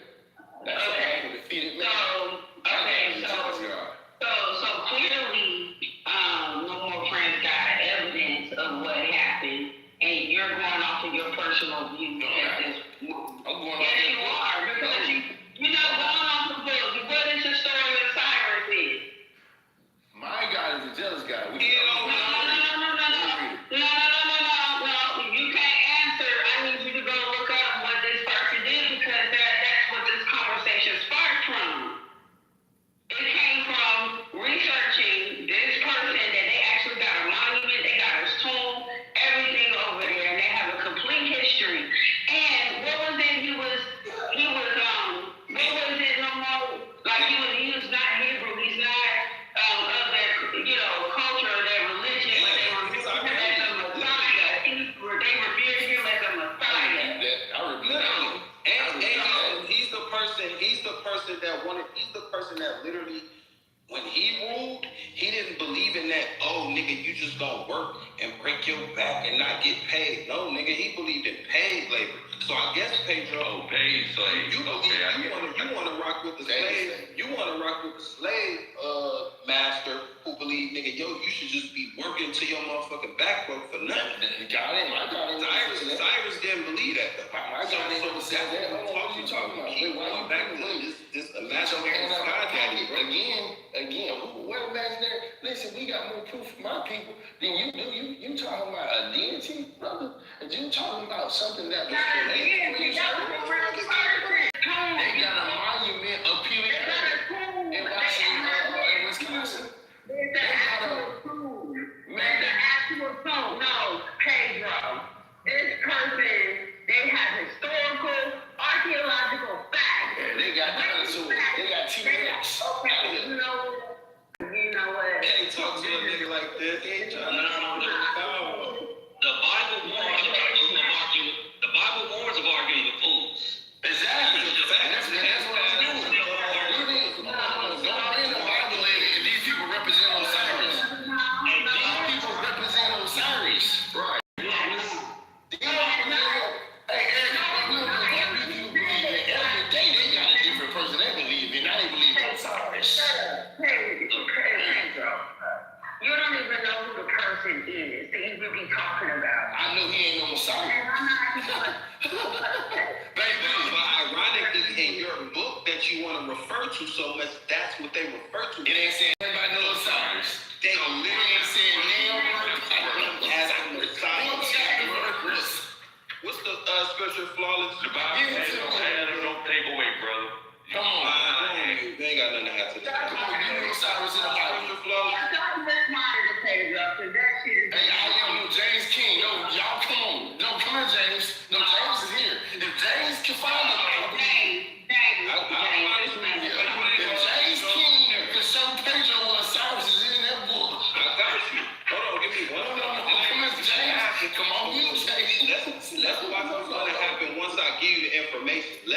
you gonna derail and go to. Once I give you the information, Give it to me. I got Give it to me. Cyrus. Now, James, y'all hear this, right? I'm talking about Cyrus, the former king of Persia. Yes. No, that's not what he talking about. Yes, that is. That is what I'm talking about. Cyrus, and his son Xerxes. James, that's not who they talking about. James, that's not who they talking about. They're talking about Cyrus. So can you show me? So now where's the money? Isaiah 41. Isaiah 41. They're mentioned in the Bible. The Old Testament. So they have Isaiah 45:1. It's in the chat as well. We ain't gotta keep going over this. Now what you gonna do? So they have a statue. Oh, I got you. So you telling me that this is the same guy that they got the statue of? No, sir, that's not him. That's not the same person, sir. Please. Now you. Oh, now y'all trying bad. That ain't the same, brother. No. We're not talking about Osiris. That ain't. Well, show me what he's got. Hush, I said mute the fuck up, Pedro, and listen to what the fuck the conversation is about. We're not talking about Osiris. We're talking about Cyrus. I got you. Now show me what Cyrus. We just said Cyrus is the former king of the Persian Empire. His son was the prince of Persia. That's what the movie was about. Biblically, okay, and the whole thing is it's in the Bible. Like we yes, he is. James King, now please. Got you. Now, James King, can you please show me this statue monument in this temple that we have today of that Cyrus? deals with the fact. No. They said no, baby. Corrected. It's in the Bible. That's how it usually go. You just want to we're not going to put over shit. We're not going to put over you on a goddamn thing. I got pictures of the goddamn shit. Let's go. And everything. Ooh, this dangerous. So in the Bible, now James, this is what you don't tie yourself to. This guy is the Messiah. Now James, this is what you don't tie yourself to now. Them people saying this Cyrus. No, James. No, James. Hold up. Okay, hold up. No, wait a minute, James. Wait a minute, Pedro. Mute up. No more friends. What did they say about Cyrus? Why did they refer to him as that? As the Messiah? Cyrus the Great, the founder of the Persian Empire, is uniquely identified as the Messiah or anointed one of Yahweh, making him the only non-Jewish Gentile figure in the Bible with this title, chosen to liberate the Jewish people from Babylonian captivity and authorize the rebuilding of the Jerusalem temple. That's why they refer to him as that. Push back on the information. Well, Cyrus the dog star. So y'all are talking about Cyrus. Okay, now James, this is what these people are tying this to now. They're saying that this was a said Messiah. Now, I'm not saying nothing. Hold on, I could be wrong. But I thought the Bible didn't talk, right? Boy, this is like blasphemy. You was already wrong from the beginning, saying it was in the Bible. No. Man, I said that the Messiah that y'all was saying. No, Pedro, you just said Cyrus was not in the Bible. And we clearly showed you that our history, if you come off your mic one more motherfucking time, see, this is the problem.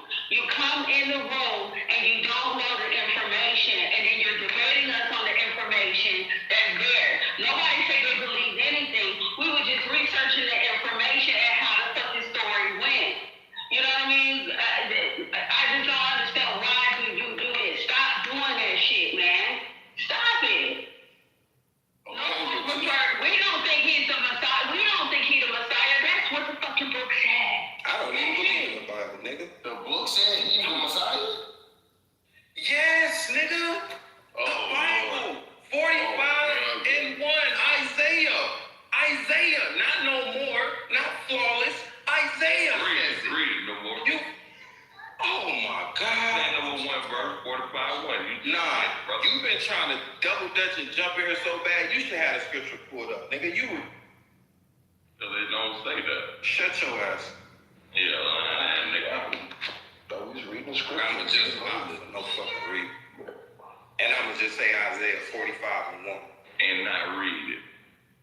I guess we just not gonna get to this third simple shit. I'll read it. It says through you don't know me. I am the Lord and there is no other. So they don't say Cyrus?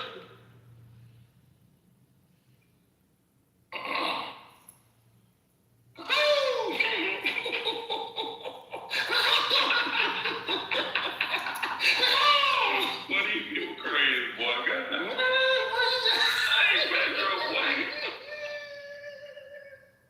Okay, so like this. Alright, so Cyrus the Great is mentioned several times in the Hebrew Bible, Old Testament, mainly because he allowed the Jewish people to return from Babylon exile and rebuild their temple. So in Isaiah, Cyrus is named before he was born.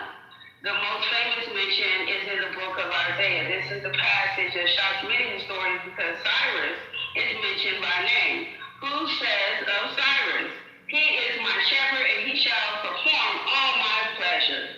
Even saying to Jerusalem, you shall be built, and to the temple, your foundation shall be laid. Isaiah 45:1, thus says the Lord to his anointed, to Cyrus, whose right hand I have grasped to subdue nations before him. Important detail. The word translation anointed is the Hebrew word for Messiah. So Cyrus is the only non-Jewish ruler in the Bible actually called a Messiah figure. See, I don't care. I ain't putting nothing. Y'all really want it, y'all to go. So now everybody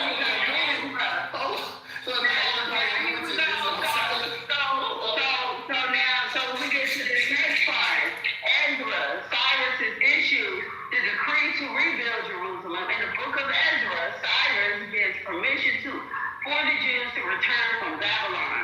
Ezra 1:1-2.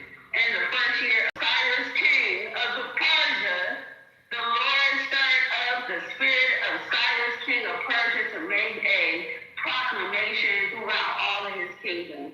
The Lord God of heaven has given me all the kingdoms of the earth, and he has charged me to build him a house at Jerusalem. That's in there. You got to, I don't know if I want to keep going because they mention a man's name several times. The last verses in the second book of Chronicles repeat the same decree. 2 Chronicles 36:22-23. Now in the first year of Cyrus, king of Persia, that the word of the Lord spoken by Jeremiah might be accomplished. Whoever among you of all his people, the Lord his God be with him and let him go up. You got Daniel too. Daniel mentions him too. Daniel 6:28. So Daniel prospered in the reign of Darius and in the reign of Cyrus the Persian. Daniel 10:1. In the third year of Cyrus, king of Persia, a revelation was given to Daniel. So, what was the revelation that was given to Daniel? Since now we can move on to whether or not Cyrus is in the Bible. that same dude that he was talking about with that big statue or that great statue, that ain't that man. Now, when you say the anointed, why is it that Jesus is the Messiah, the true Messiah? Him being anointed doesn't outright make him a Messiah. Y'all got to do that on somebody else that ain't read the book now. I mean, saying somebody is anointed does not mean that they are the Messiah. That ain't. But you fighting another. Wait. You said outright. They said it. Well, she just read it, brother. She just read it. She ain't read no other they called them Messiah. I got you. Why we doing features? Why we are doing features, brother? They ain't called him the Messiah, brother. No, she ain't read it not one time. Not once did she read it. What? I heard it.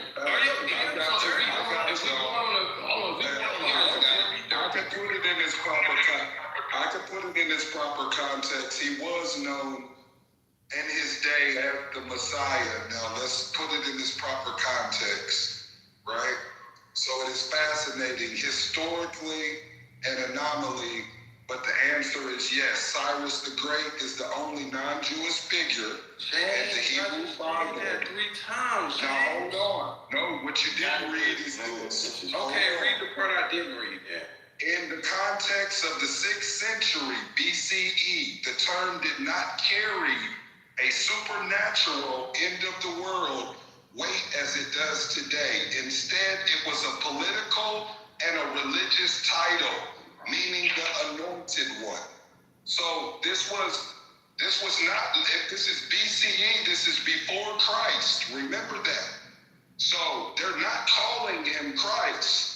They're calling him the Messiah of that day of the Most High's chosen people, because he was actually the righteous one who decided to put them back in their proper place. So, the Most High would definitely look upon that as, and then remember, they recognized him as a Gentile. Remember that. They did not call him of the tribe of the chosen people. The Most High gave him blessings and favor because he decided to recognize the Most High's chosen people.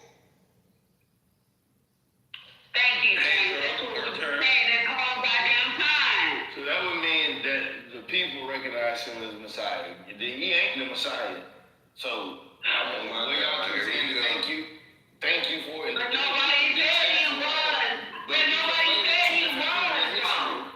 You was fucking. Please don't look at the statue of Cyrus, please. We're not talking about. You don't even know what we're talking about, and I'm not even about to do this with you. Okay, but no one can know what we're talking about. You don't have nothing that begins to admit that you're wrong this entire time, though. Okay. You have the expectation that you're wrong, and that's what you're gonna have to do.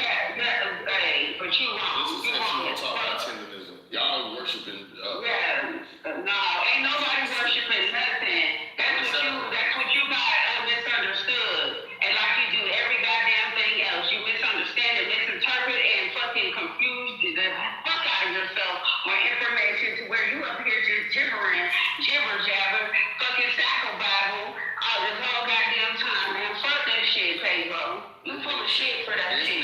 This nigga said that they had the monument. That's not who that Cyrus was, brother. This Cyrus ain't got nothing but a little stick figure drawn somewhere. Man, you gotta get early in the morning. But that's what he was talking about. That's what he was talking about. So man said, you nigga, I ain't never said that. Man, stop it. You never said that. I never not once said everything I said in my bed. Alright, so I'm about to reset the room. I'm gonna have to just reset this motherfucker because reset it. Full of shit, though. You full of shit. Y'all full of shit. Y'all was here worshiping that man. No, you full of shit for what you did this morning. What happened? What happened? Worshiping Cyrus and shit. Hey, yo, ain't here derailing the room like normal. Regular day. I figured out Pedro's secret. I know why he be derailing the room. Nigga wanted me to sit there You on the spot though, Pedro, but I finally figured out what it is. That's the base. Pedro, you're not FBA. You know you're not FBA. I don't think you are. Crazy as hell, man. I was born and raised. Nigga, we know. No, but where's your family from? Yeah, because I'm starting to realize why you so energy is combative against America. It's like it's pro-American, but combative against Americans. I'm the only American, Melissa. These people are tellers, just like you, baby. I'm American. I'm a United States citizen. My people are from here. They don't know their history. These people ain't know who their fifth grandparent was. Tell that I'm from America. My mom. Don't say that. I can go back further than that. We're from this soul of this land, and my antennas say something else. From here. Just looking at you phenotypically, you don't look FBA. I'm not. Tribal people. Illinois, tribal people. We are some of the first on this land, not the very first, but I can go back so far. And see, the thing is, we got the documentation, we got pictures. And I can tell you, We got the land. who my all praise to the Most High. That's the last the puzzle for James King. Is the land correct? Well, let's coming in with that rhetoric. Listen, one thing about Melissa don't be wrong. Listen, keep it a buck with you. Y'all might not take my advice, but when my antennas go squiggly, squiggly, squiggly, squiggly, squiggly, squiggly, y'all come to find out a nigga be right. I'll be right. Y'all figure it out later on. You might not agree with me now, but my antennas squiggly, squiggly, squiggly. Something's wrong. Something's off. And I know it. I don't know, but energetically. Tory and all them ain't there yet, man. I got a whole bunch of people in the group tell you the same stuff. Oh, you got your supporters for sure, but like I said, you done still been ran out of fucking room. You crazy though. Who name it? Yeah, I'm lying. I'm just lying, man. Yeah. How you run out of room? And they done ran out. No new friends. He done took some L's on this half of Listen, James King, y'all don't hear. Ask Brother Sheep. I'm the same person. Listen, my name has never changed on the app. I beat Brother Sheep in many debates, man. Stop playing with me, bro. Are you cool? Your energy is just a little. Are you cool? Because I'm American. I'm indigenous. I'm an Indian. Yeah, man. No. Your phenotype doesn't say that, though. Every time I look at the same phenotype. I'm from South Florida, baby. Those are my people. Yeah, but did you know between 1500 and 1700 they immigrated hella people into Florida, Louisiana, from the Caribbean? So I mean, I'm just saying, unless you really did your deep genealogy, right? Like, I mean, there's a chance that some of y'all niggas is Haitian. What's up, my people? Y'all Floridians, no, go do the research between 1500 and 1700. They immigrated into the Americas from we know geographically you're right, but I know like why you keep trying to put a heritage. You do know distinctively Latin America and Latino are both the geographic location and the heritage. You do know, right? I'm not Latino by heritage. I don't speak Spanish. Nobody in Haiti fucking speaks Spanish unless you go to Dominican Republic. Y'all keep trying to put Spanish heritage on me. It's not my heritage. Melissa, we know you not like. It's the same fucking. You're connected to Mexico. You share a border with Mexico. Is America and South America? No, make it make sense. California shares a border with Mexico, but it's America, right? Okay. The same way Haiti shares a border with fucking Dominican Republic, but it's its own country with its own heritage. Yes, but those are the same people from the same people. I'm not afraid of where I come from. Those are the same people from the same people from one place. Like what?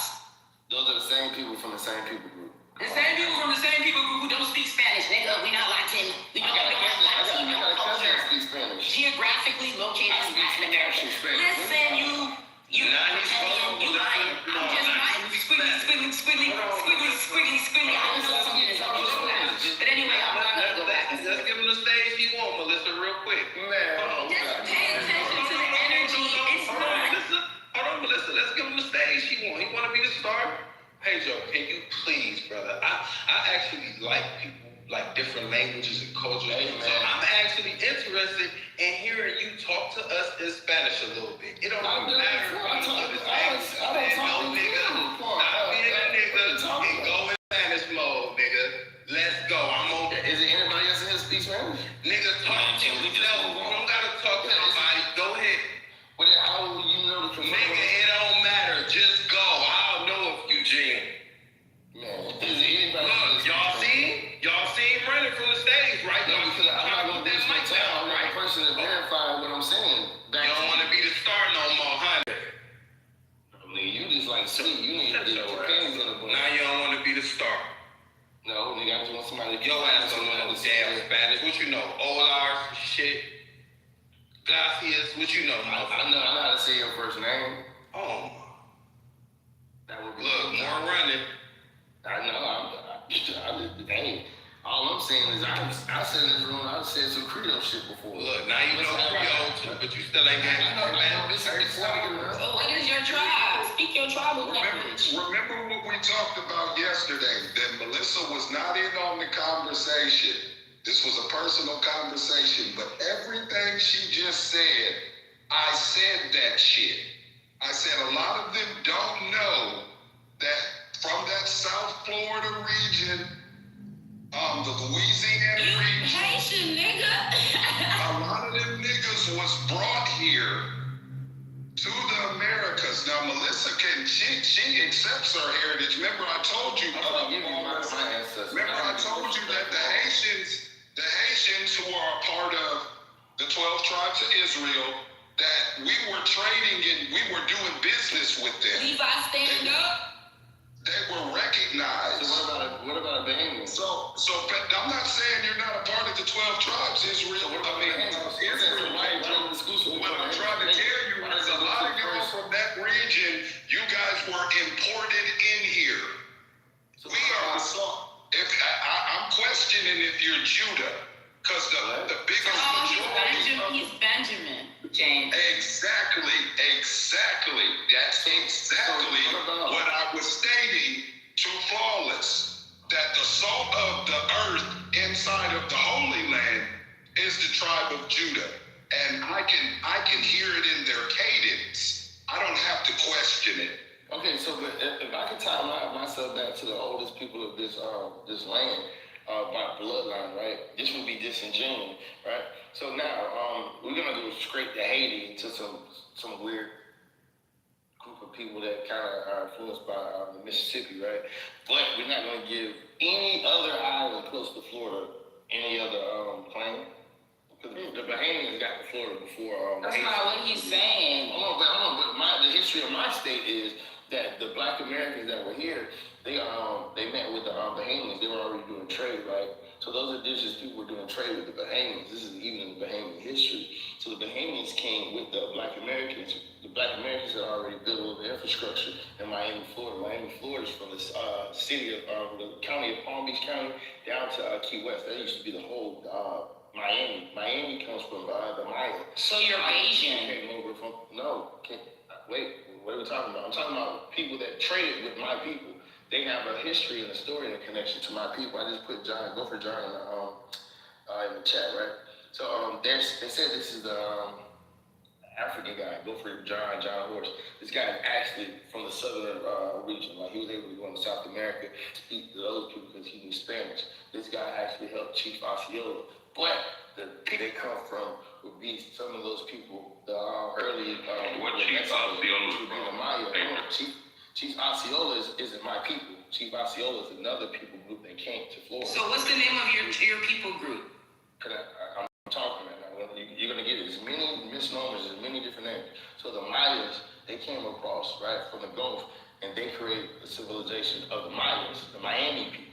The Miami people were a tribe right outside of Okeechobee. That's where Belgrade, Florida is today, right? That's where they have sugar cane. They still do the same things that their ancestors did, right? To this day, right? One of the highest concentrations of sugar. So these people are the namesake for the city we have today called Miami, right? It's off the side of Lake Okeechobee.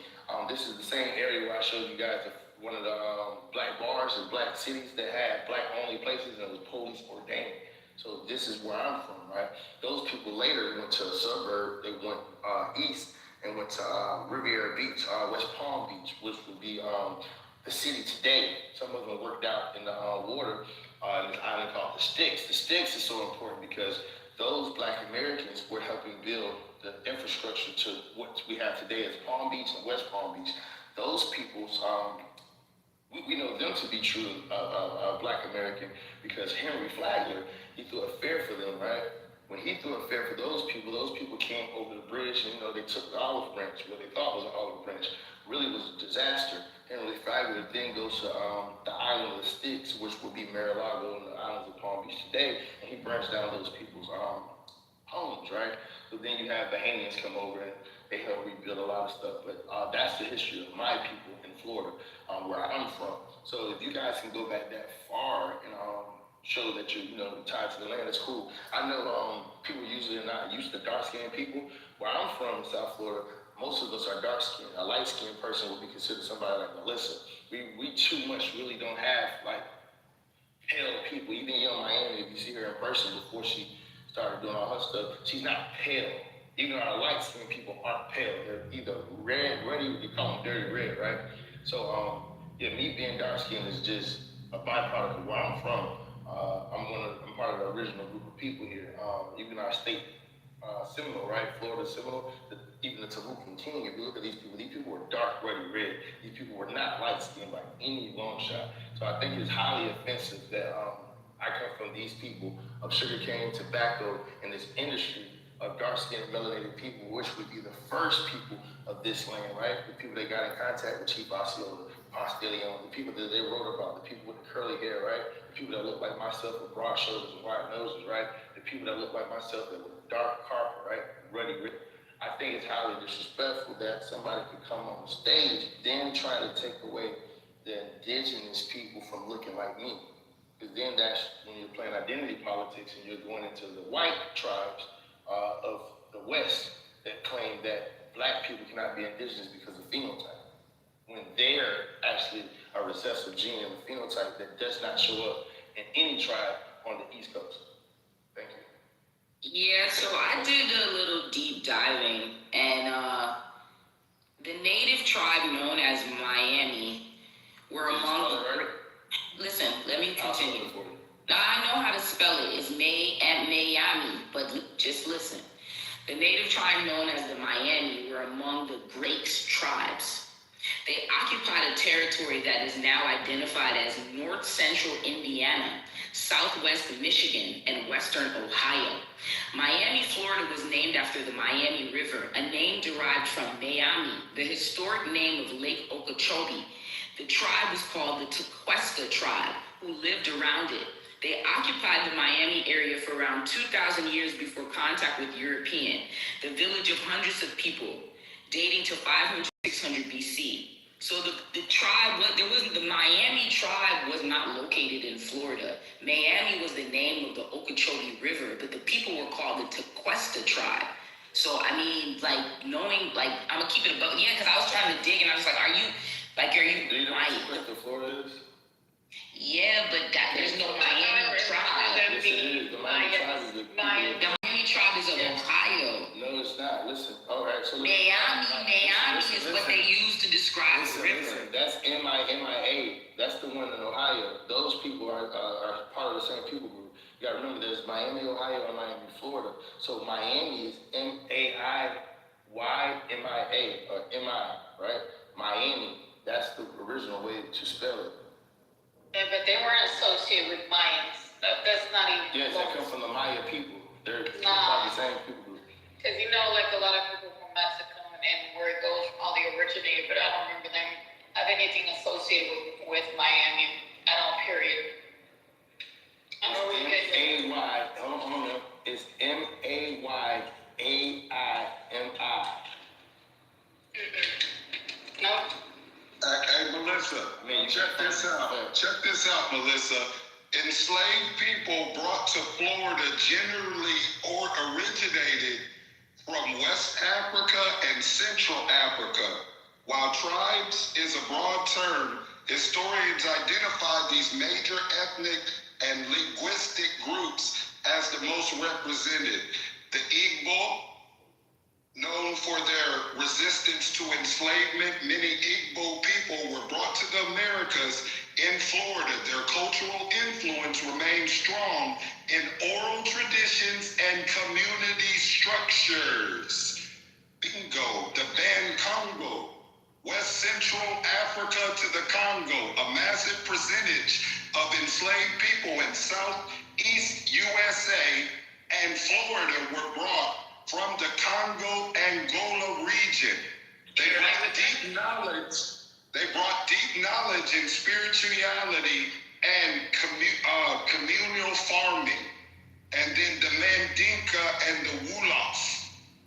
Because the Spanish and early American settlers in Florida wanted to establish rice and indigo specifically sought out people from the Senengambe who were experts in agriculture techniques. See, this is, I can catch it right off the bat from where you tell me, where you tell me where you're That's from. not true, brother. I'm not, listen.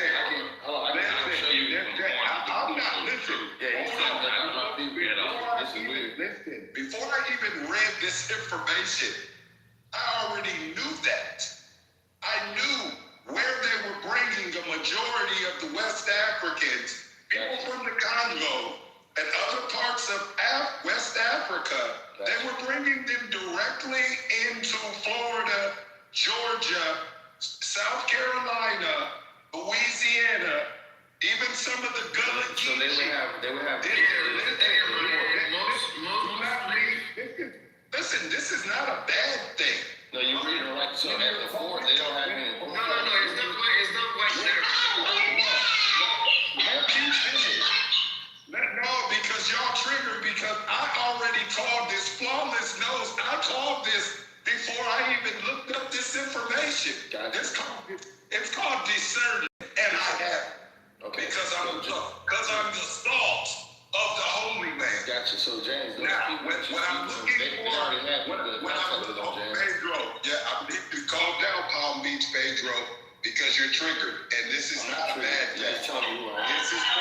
This is putting people back into their proper context of things. When you say indigenous, we have to be very specific and very careful. Now, the 12 tribes of Israel specifically, and then we go into the 12 tribes of Judah, and the Moors, not Moors, the Moors. If you are not from this salt, it's going to be very easy for us to recognize this. Me and Melissa didn't have this conversation. How did Melissa's antennas go up? And she's got the same, you would have thought she was on the talking with me in Flawless while we was having this conversation, okay? And there's nothing wrong with that. But when we're saying indigenous, we're going to have to clean that up, because some of us came later, and some of our families and tribes, we are the salt of this land. We cannot be erased, or there's no point in history where I can find that my family was imported in here. They always were here. He told me about myself. He told me about my people. So even the fort over there in St. Augustine would disagree with you, James. This is the reason why when people tell you who you are, you just gotta remain calm. James told y'all a lot of shit that has nothing to do with Florida. The Gullah Geechees are from South Carolina. We have some Geechees that escaped, right? They came south, right? They try to give you the story of them running north, but Harriet Tubman wasn't even her real name. Her name was Arametta Ross. Those people, she was married twice as well. But the people in Florida are special people. South Georgia, Louisiana, see, my state stretched all the way to Louisiana. So this is why we're kind of melting pot there. We understand we have some same traditions, right? So the people that James are telling you that they are the people that they brought to till the land and be able to plant rice, that's bullshit, because those people are still here today.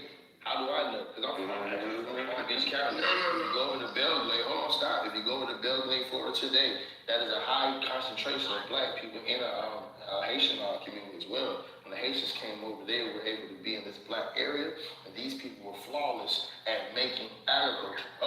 What do? Their biggest exports, tobacco and sugarcane. Even to this day, those black people are still there with tobacco and sugarcane. Belgrade, this is the whole month, right? It was kind of funny that you said the soil, right? So their actual motto for their city is, her soil is her fortune. So when people start to say, hey man, we were the first people, where James is from became a state earlier than where I'm from. The people where I'm from, the black people here, they actually fought against the government 3 times. They had 3 similar wars, right? So these people were actually the true people that are actually the heart of the America. Exactly. People went south. That's the name. That's the reason for the name Seminole. Because that's the Now I didn't. Let me add this. They went south to free black people. Let me add this this in here real quick, Pedro, because I love to see, and you know what I'm saying, I was having this conversation in Dope Room last night, right? Now, if you look into my PTR, right, you'll see a coin, of course, right? This coin is going to be an Haitian coin, right? Now, pay attention to the tail. You pay attention to the tail, because I got that crown tatted on my leg. I'm from Charlotte. That's the only way I know this crown, because that's known as the Queen Charlotte crown. You know what I'm saying? Here's the thing, right? So, just dealing with Charlotte, Charlotte claimed its independence before Haiti and the U.S. Now, put a source in the chat. Yeah, Charlotte. South Carolina claimed its independence. Charlotte, North Carolina claimed its independence in 1770 before Haiti and the U.S., fam. You know what I'm saying? So, like, this the thing, right? Now, when we do...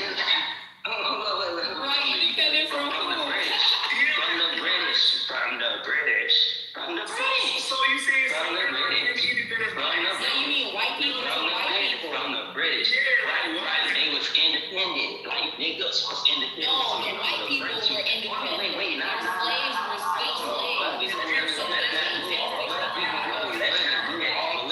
slaves. Watch out, Pedro. Let me do this real quick, please, fam, right?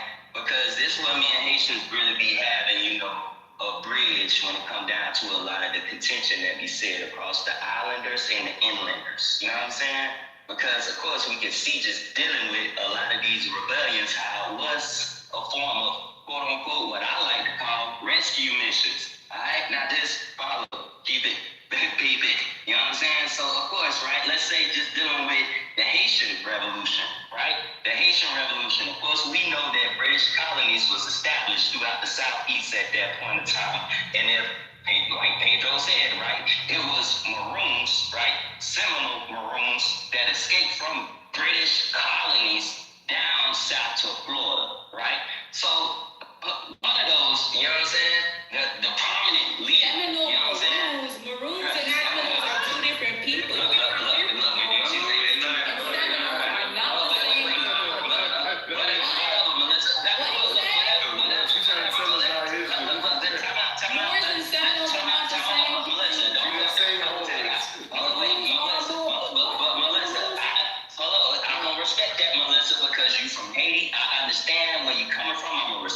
You feel me? Because y'all gotta stop using where people are from to make up that shit is gun is gun. Man, listen, real quick, Melissa. Before we, you know what I'm saying, get off of the bridge for the contention here. You know what I'm saying? Because this is you was raised in America. Ain't never been to the It don't matter. You know what I'm saying? Fuck what you talking about, Charlotte. That shit bullshit. It don't matter right now. So focus, right? Because the bridge of contention, you feel me, right? This going to point right back to St. Augustine, Florida. You know what I'm saying? Especially dealing with one of the prominent leaders for the Haitian Revolution. Now, I'm going to throw this source into the fucking chat real quick. And if you would like to, you can follow along with Reese. So you can understand where we at with this bridge and contention. You know what I'm saying? Between the inlanders and the islanders. You know what I'm saying? Hold up, wait, give me a second. Let me get right with those was in the chat. Y'all, there you go. I bet. So this is where the cemetery, right? The cemetery is where. What you talking about, Shotty? Pay attention. The cemetery. Yeah, fuck what you talking about, right? Fuck what you talking about, right? You know what I'm saying? Fuck what you talking about, right? Wait, y'all stop. Let him finish. Please, stop it. So yeah, pay attention real quick, right? The cemetery, right, that I just put in Wikipedia, right? Of course, it's a Wikipedia source, but you can do thorough investigations for yourself. Like, of course, you feel me? That's the beautiful thing about Wikipedia. It gives you the sources that these sources come from. You feel me? So the thing about this cemetery, right, is where the prominent Haitian Revolution leaders are buried. Now, when you're reading to this, right, this Talamato Cemetery, right, is located off of Kitover Street in St. Augustine, Florida. The cemetery was on the site of Talamato, a village of Guale Indians, converts to Christianity Franciscan friars who ministered to them.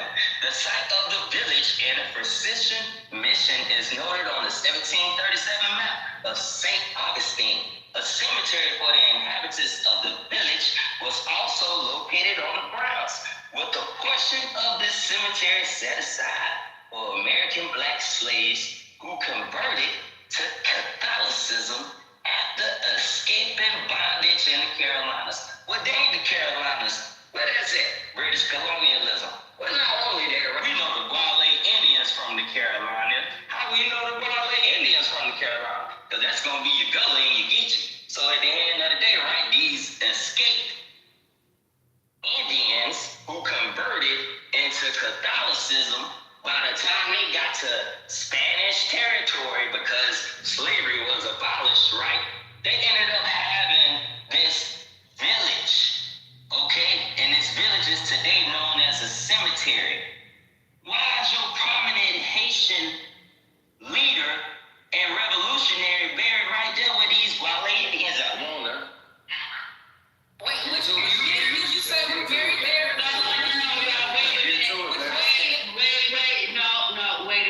Wait a minute. And after I speak, I want a clear answer. And I want to know the timeline of what he just said and the timeline of what James had presented to the table. And then once we get them timelines, unless y'all got it right now, y'all have a timeline? When did all of this happen? Michelle, can I ask you a question? Yeah, go ahead. I just wanted to know because, I just wanted to know what Haitian revolutionary he was talking about specifically, right? Like, was it Dessalines? Was it Louverture? Who was it? Was it Christophe? I got you. Give me a second, Melissa. I got you. Give us the name. Because as far as I know,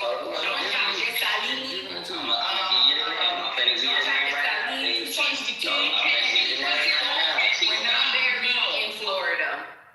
I'll give you the name right now, babes. Names was George, but now you Haitian, now Jean-Jacques, say it right. Jean-Jacques. Hey, by yourself.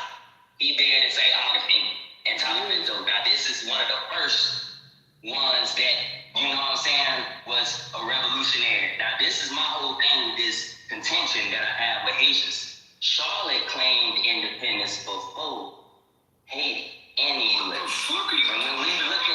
can you spell the name that you're talking about? Or put it in the chat? Yeah. Say less. It's George's Geo, like George, right?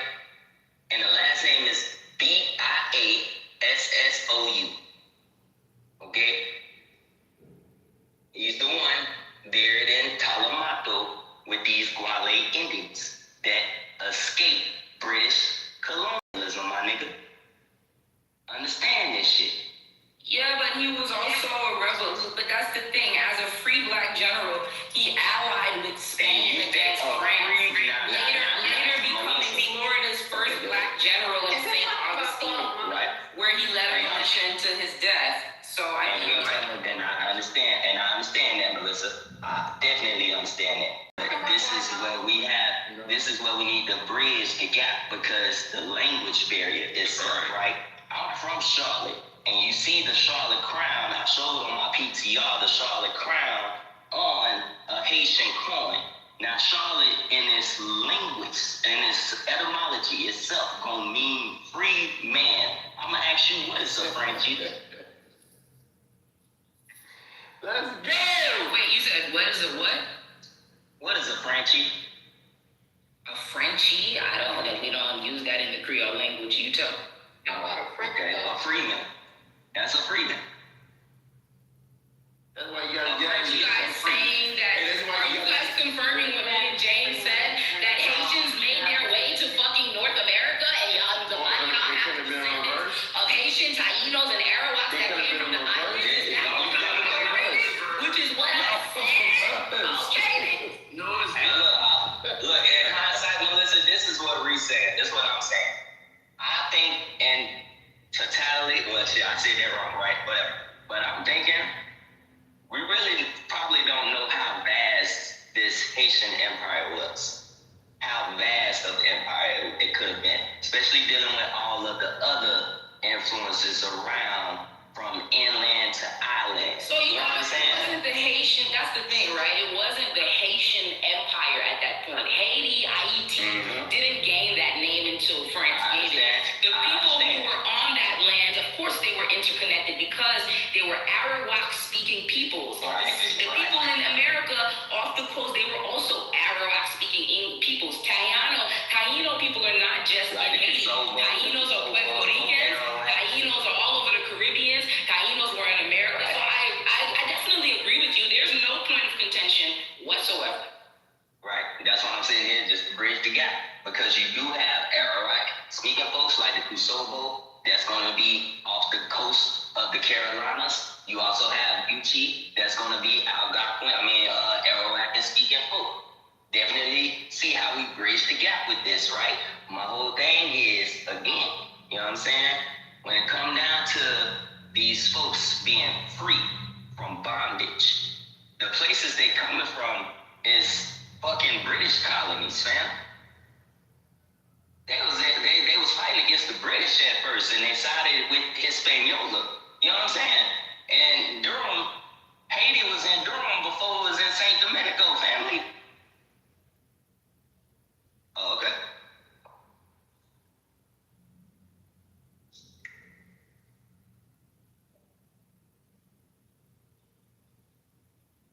Wait, are you done? Bro, history knows this would have been two black republics in the whole, during the time of the 18th century. One was Haiti in 1804. The second was Liberia in 1847. So I don't know who you say that North Carolina got that independence in 1775, specifically North Carolina. So Charlotte become a part of North Carolina until after the war, 1812. That point in your photo though is from 1811. That's not your perspective, bro. Charlotte didn't become a part of the state of North Carolina until after the war, 1812, family. Oh, okay. Okay, I see what you're saying. And a point of contention is how people, Florida wasn't a part to like 1856 or something like that, a part of the Union. Still ain't got no timelines. I'm still waiting. Timeline. So I don't see. This is the thing. It's two different timelines, right? Because they're mixing. What I'm saying. Yeah, they're mixing pre-colonialism with post-colonialism, right? Because there's African slaves that are mixed into all of this somewhere in this timeline as well, right? I believe that. All right. Nigga, I know I'm fucking black. Specifically, so let me That's my point. Yeah, so that's not my point. Because like she said, there's two different. But and it's fine. You can believe what you want, Pedro. We're just the whole point was they were two different timelines. These are two different time periods. So James' time period, did it come before or after Reese? Wait, that's the thing, James. The issue is specifically the time period that I'm referring to. Hold up, Melissa. Specifically, the time period that I'm referring to is when these Guale Indians, right, established a village in the 1700s, shawty, down there in Florida, St. Augustine, where they escaped colonialism from the British. These Guale Indians, okay? The Haitian Revolution started after all of this. Guatemala? I'm talking about Guatemala. Why does she keep saying Guatemala? I don't know, bro. She tripped. And I'm gonna put one of my ancestors in the chat as well. But this is the problem with my point of contention, right? We keep on saying that oh man, Pedro, I'm dark skinned, my nose. I'm gonna show you actual this is my grandfather. His mother on paperwork is indigenous. I don't know, we physical. I'm gonna show you how colorism works. We got the same phenotype. I'm gonna show you how colorism works. You got that for your genealogy, bro? No, I got it because this is my goddamn granddaddy.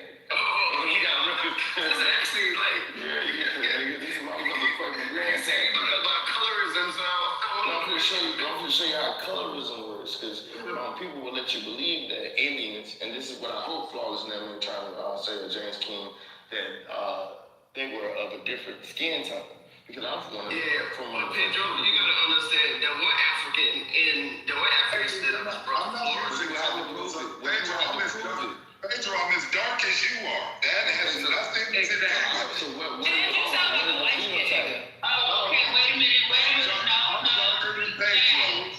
James, what's the timeline of what you had gave, what you were reading out earlier? What was the timeline of that? Like what years? What do you have any years or dates? James? Give me 1 second, because I believe this is around the tribes I was speaking about coming from West Africa. They were coming in about late 1700s to 18. No, James. They started 1500. No. I'm gonna go back and let me look real quick. The importation of slaves into the Americas started with the Spanish. You have to understand, Haiti was colonized by two people. The Spaniards came first. Between 1500 and 1700, they were importing slaves from the island of Hispaniola into the Americas, right? But that doesn't negate that Taino and Arawak people were already there. That is true. But we're talking about migration groups of two different types of people who ultimately they mixed, especially on the Haitian island. That's why I look the way that I look, because I know I have Taino, Arawak, but also European and African blood in me. So that's the thing. It's like, so yes, Taino and Arawak people migrated into the Americas. They also brought black slaves into Hispaniola and from Hispaniola to the Americas, like Florida and Louisiana and Mississippi. Hold on, PTR. I'm going to show y'all my line. I shouldn't even be doing this, but this is my grandfather. Hold on. I'm going to show you his father. Come on, we fit the whip, man. We just the work, baby. Come on, PTR. Come on, man. PTR. PTR, what are you trying to prove? What's your point of that? Do you not see that, man? What the fuck? I see it. His mother and father are documented as indigenous people. Let me show you his father. We fit the work, baby. I hate when niggas try to get me out of my body. This is my great-grandfather, man. Let's go, man. Let's work. Right, it was in the 1500s. So. Let's work, man. PTR, that's my great-grandfather. Come on, let's work. You the fuck, nigga. That don't prove shit. Yeah, I want to tell you what I'm supposed to prove. Like, what the hell is this supposed to prove? Okay, I'm gonna need y'all to shut up while Fifth is talking. If y'all come off y'all mic, I'm gonna put you in the motherfucking good. Good morning, Ted.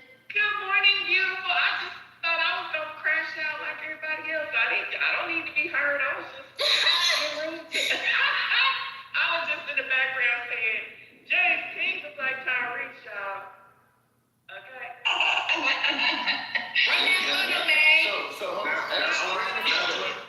That was my nickname in high school. My real name is very close to Tyrese. I won't dox myself, but that's what they call me in high school, Tyrese. Your voice sounds light-skinned to me. Hey, but watch this. People are trying to tell me who I am. So the dude that's saying, hey, where did that photo come from? These are my people. That's my great-grandfather. He is an indigenous person. Hold on, I'm going to show you my grandmother. So how you get darker? Right? What you mean, how I get darker? You are melanated people. Oh, see, hey, y'all, I told y'all, black people are more racist than white people. So I'm just saying, how did melanated people have a melanated child?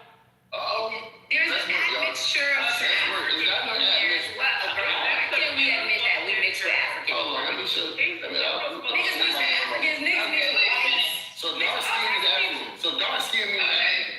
I'm going to show you. Okay, great.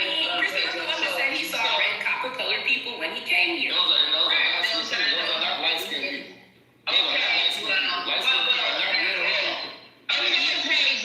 We got it. You don't have to keep saying it. But Melissa was right because it was.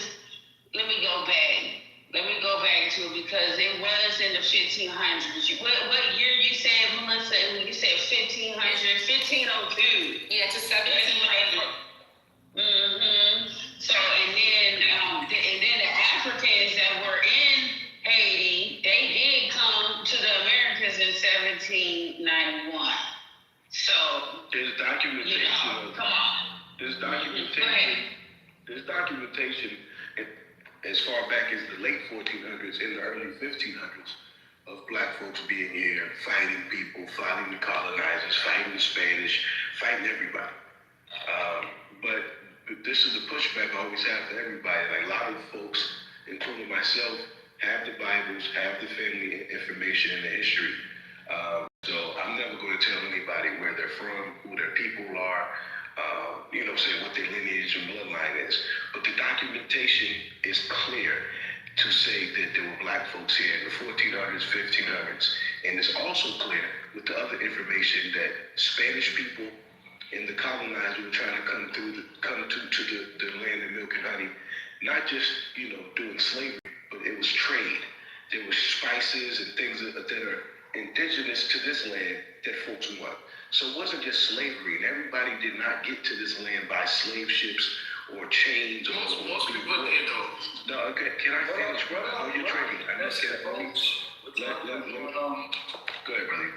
Oh, I'm sorry, I cut it. That's what I do. Yep.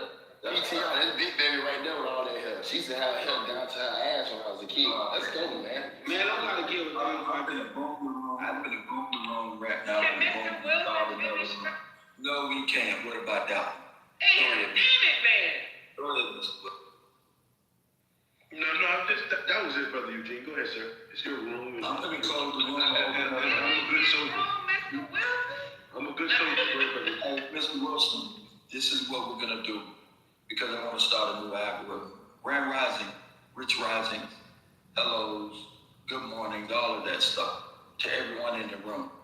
Peace to you. I hope and pray that this day is a blessed one. Hell, you on top of it, right? There's a lot of people ain't make it to see this day, so maybe you're blessed. Get a chance to hug your babies, get a chance to be with your mom, your sister, your brother, another day. Life is short. Hey, with that being said, family, I want to close this, and I'm going to open up another one. Mr. Wilson, when I open up this new algorithm, I want you to come in and we're going to pick up where you started or where I interrupted you at, okay? So y'all give me a second. I'm going to set a title, and we're going to come right back in. Let's flood and ping and shell. Let's start a new algorithm. 1, 2, 3, 4, and 5.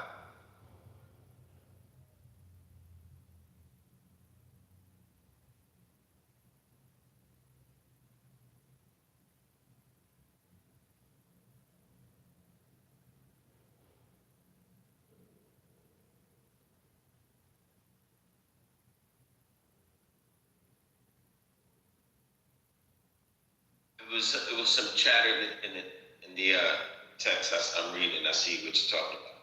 Yeah. So if you have any questions about it, that's fine. But I think I've been trying to get in there. People have been muting me. I've been trying to get in there. No, you've been coming off mic. So when Deuce was giving his perspective, you can go afterwards, Flavor.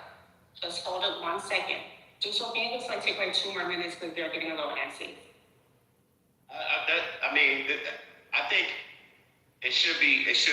I think that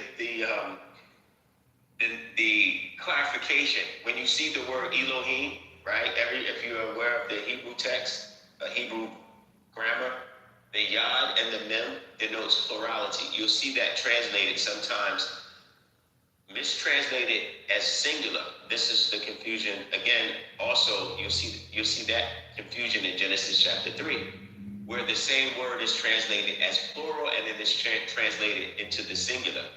The entire first chapter of Genesis is a plural form. You'll find it in Strong's number 410. You'll see it. 410, which is Elohim. The translators intentionally translated it as a singular being. So when you read it, you think that it's a one God. When it doesn't denote that in the text. It's a group of beings doing the work of their Most High, and they're having a conversation. They're talking amongst each other. They're testing human beings. This is not the all-knowing El Elyon that you just read in Deuteronomy 32. That's not the same being that's walking in the garden or asking questions. And so a lot of times when you address how does this God or this being know all things, yet ask questions, people will try to say, well, he's asking to find out because they're not aware that the beings are differentiated by the title that's being given in the translation is a totally different character that's moving amongst this group or moving in the garden. It's different. It's not the same as El Elyon, who Melchizedek introduces Abraham to, because Abraham wasn't aware of this highest being. The beings in Genesis, the sons of God, sons of Elohim, was not aware or didn't have contact with El Elyon, the highest out of that group. And that's why the mediator, or Yahshua, was there, was given as a mediator between man and this heavenly being, because you were cut off from that access. So when you see Lord, the Lord said this, the Lord did this, the Lord came to Abraham and asked him, this is not the Most High. He doesn't come down and ask questions. He doesn't come ask for sacrifices. That's not that deity. That's another being, the son of the El Elyon. He has descendants that are interacting on the planet. So those verses, each verse has to be examined to find out, okay, who's this speaking? So no disrespect, do for 60 seconds. Okay, perfect. Okay, no, perfect. Because I know you and I spoke before. You tell me sometimes to cut you because you're very articulate, and sometimes you can, so no, out of respect and everything. Okay, Flavor, you can go and let's stick to Deuteronomy 32, 8 and 9, and let's share your perspective.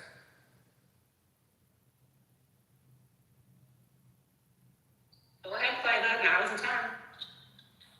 Okay, I'm sure I'm in the matrix now, but I just have a really quick question. Then hey, why? No. Before you ask questions, Before you ask questions, can you share your perspective on Deuteronomy 32, 8 and 9? We read the verses, we gave a short explanation. Can you share your perspective on the book, chapter, and verse that we are discussing? And then we can go from there. So that's what we're going to do with everybody that's on the floor. We're going to get your perspective, and then we're going to go into question and answers. Go ahead, Flavor. You got 2 minutes.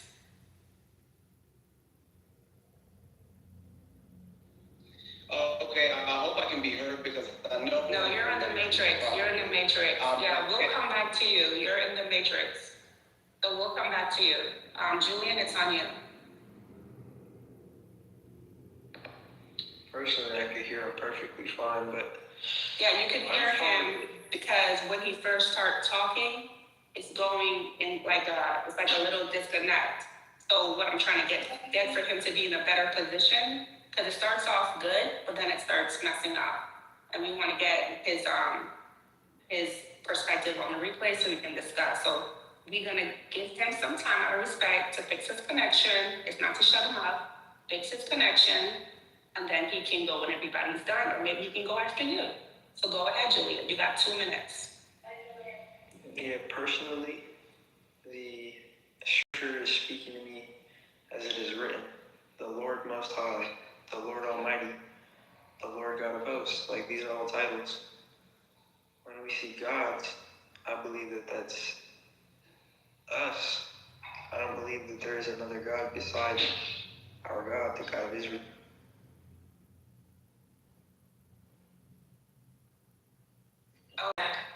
Okay, go ahead. Okay, yeah, I'm just letting them each. Okay, you went on mute, so we got you down. So just so it's clear, we're gonna let everybody on the stage share their perspective on Deuteronomy 32, 8 and 9. All right, you got my time. All right. Yeah, I paused it. Go ahead. So basically, when it's saying Most High Lord, right? That tends to be in one word. And I don't know about your translation. I can't see it anymore because you turned it off, but something about angels being gods. It's just not true. Okay, let me turn it on again. It doesn't say Most High Lord. That's what I was gonna say to him, but let him go before, let him get his minutes, and then we'll do it. Hold on, Julian. Can you go into the room chat? Can you read? See, you guys need to understand something, right? The reason why I chose the Dead Sea Scrolls is because that's one of the earliest texts that had the original where it says sons of God. Later on, in your KJVs and stuff like that, they changed it to son of Israel. So you should be thinking, why was that? Why did that happen? But anyways, I would like for you, Julian, to read from the Dead Sea Scrolls, and you can have your preferred version of this book, chapter, and verse, and then you can give your thoughts on what you've read, what you comprehend from the text. So can you please do that, and I'll start your timer over, and then you all get to do that as well. All right. Okay, and I'm sorry. No, it's not your turn. It's not your turn. I know. So somebody else is talking. Into the queue. We already said that you need to come off mic and moderate. You don't need to come off mic and moderate. It's already been done. So when it's your turn to speak, hold on, there's an echo. Can you mute up? When it's your turn to speak, guys, I would say, okay, go ahead, book up the patch. Okay, Papa, go ahead. So you guys don't have to worry. Just sit back, relax your shoulders, and get some tea or coffee. Go ahead, Julian. Yeah, so what I was saying is I think I'm going to just have to rest my case with Isaiah 47, 45, and 11. And okay, I'm sorry. This might be rude to some of you guys, but Milagro, I can't pronounce your name. I'm going to remove you from the room because you're agitating me, and I feel like you're not willing to have a discussion and ask question and reason. You just want to come and joke around and laugh and dig. So just come back tomorrow, okay? It's no offense, but you're irritating me, and I'm not trying to yell today. I'm not trying to cuss anybody out. So I'm just gonna remove you from my peace, okay? Next time, okay, hon? Bye. Go ahead, guys. All right, thank you.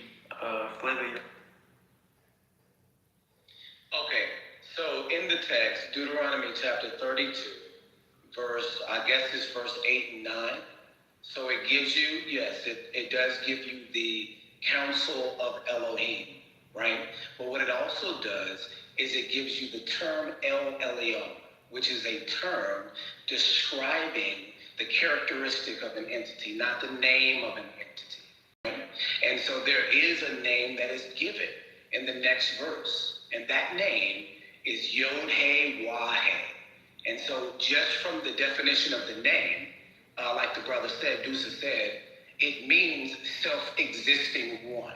That's what Yah-O means. If you want to look at it Hebraically, it has the imperfect form. It has the infinitive absolute form with the Y in the middle, and it has the perfect form. This is just Hebrew grammar. It has all three time positions, past, present, and future, that are expressed in Hebraic grammar into one word.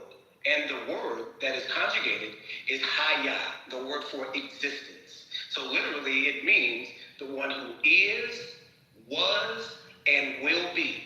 Therefore, if he is the one who has always been, if he's the one who has always been, by definition, he is El Elyon. So the definition of El Elyon and the definition of Yahweh are synonymous. And we see that throughout the entire chapter, especially in verse 12, where it says Yahweh Bagad, or Bagad in Hebrew for alone.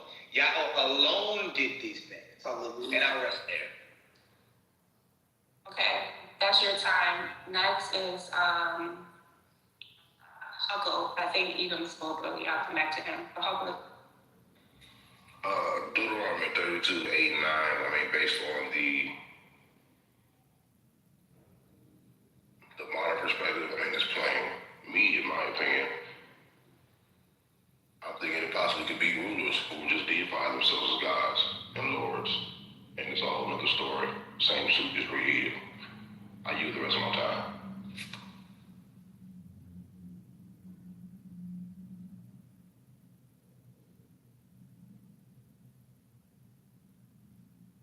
The queue.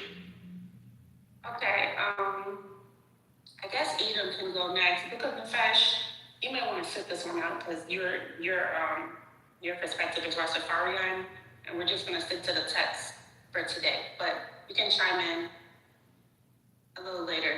We don't mind hanging out, but we're not doing like the Rastafarian thing right now. But you can definitely hang out. So Edom, can you give your perspective on Deuteronomy 32, 8, and 9?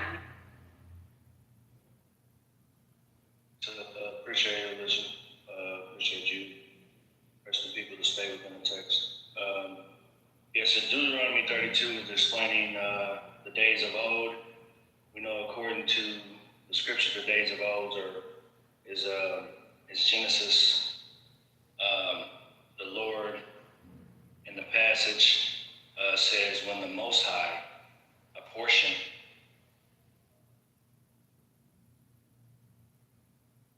Greek Septuagint says, according to the number of the angelic beings, and then as Alyssa said, the Dead Sea Scrolls says, according to the sons of God, not the sons of Israel or the sons of humanity.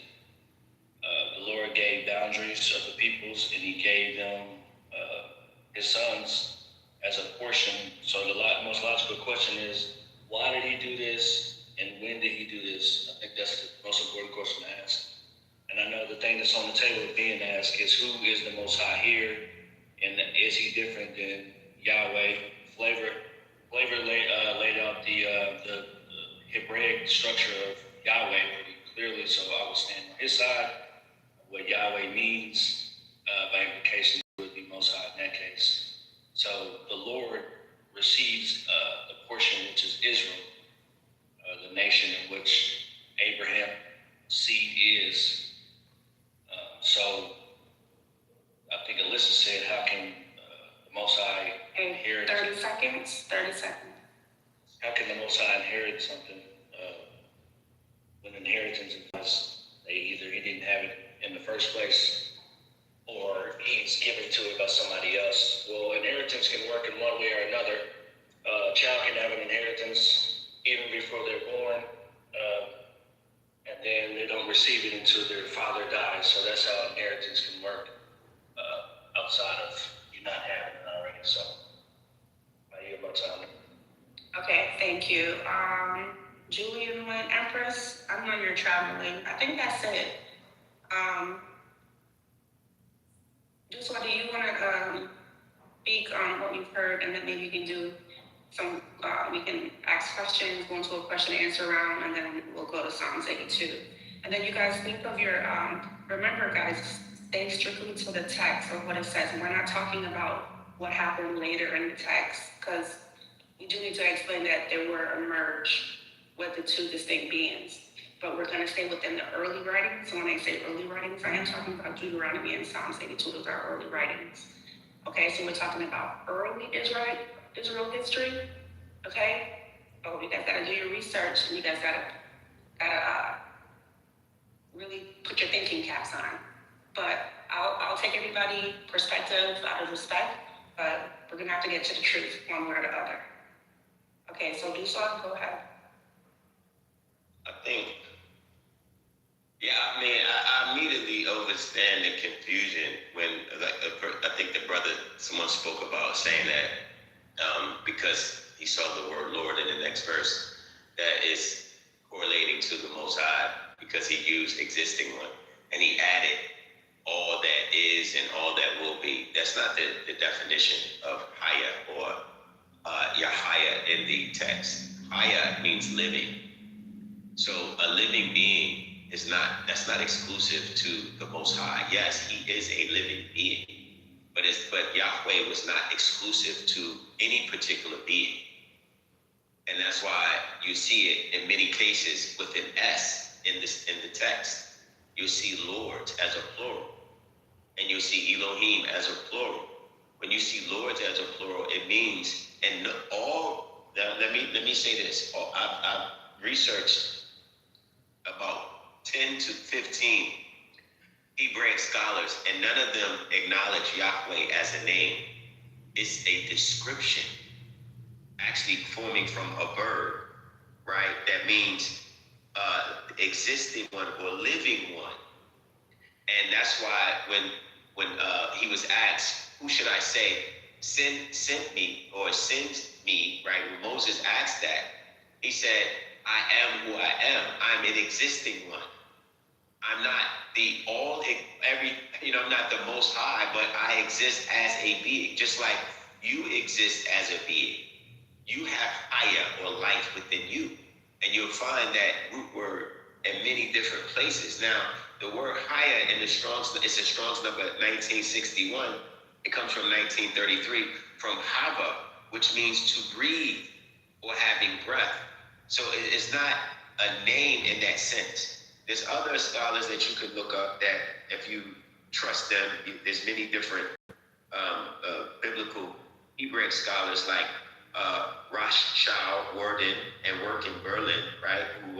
Who's written many numerous volumes, and they say that when you read it, the three verbs, they literally call this word a verb because haya, to be, to become, and to affect, is within the name haya, which is I am, and then you have haya, which is another form, like again 1961, to exist.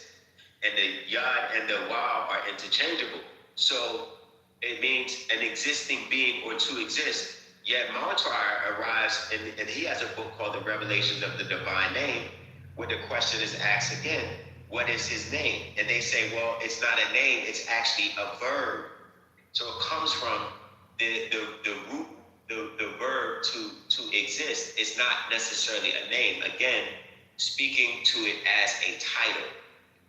Every being of the Elohim is a Lord.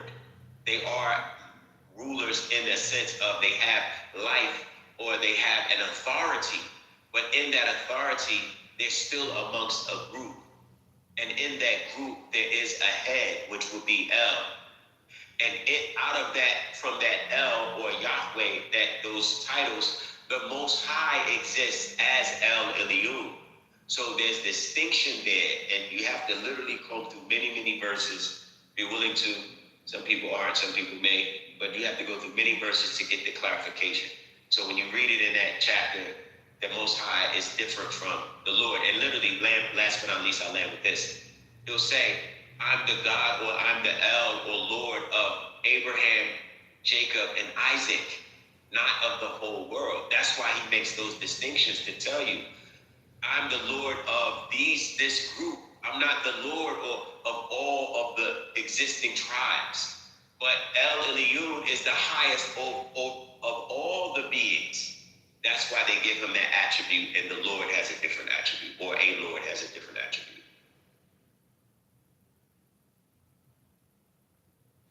I'd like to respond.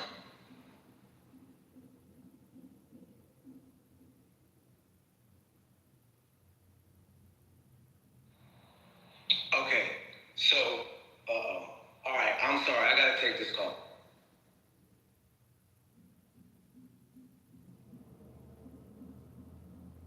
Else? It was in the queue? Julian or Edos? Are we free to go whithersoever the Spirit takes us, or not yet? Well, this is not, okay, this room is like a study room. We're studying the text, right? We're trying to put aside theology for a second and look at the text. Are you guys able to do that? No, exactly. I'm trying to bring up the text on where it says. Okay. So do you, where the Lord is the Lord alone. Right. In Deuteronomy 32, 8 and 9, from our perspective, do you have any questions on how the text is written, why there's two distinct beings in those verses? In my eyes, there's two. No, not in your eyes. In the text. No. Because the text. I mean, in the KJV. Sorry. It does give two distinct beings within the certain KJV, and it says, the Lord's portion is his people. It doesn't say anything about angelic angels, malach, or messengers, but it just says the nation. To the nations their inheritance when he separated the sons of Adam, right? And then in verse 9, for the Lord's portion is his people. I don't see anywhere where it says like anything about sons of God. Technically, yeah, they're the sons of God because we are from Hold on, Eden. Okay, let me once again, we're doing text. We're looking at the text academically, right? So I'm going to ask you some questions, right? Have you ever heard? Do you know what the Dead Sea Scroll is, and do you understand what that is about? Do you know? Have you heard of that before? I have a little magazine of the History Channel's thoughts on it. But I'm asking you, do you know what that, like, when someone says the Dead Sea Scrolls, do you know why a person would go to that instead of just going to like the KJV? Yeah, personally, my understanding on it is that it was falsified by the Romans. No, not your understanding on it. And they don't use like the actual. You guys, wait, Julian, do you material for like writing. Do you understand my question that I'm asking you, Julian? Do you understand the question?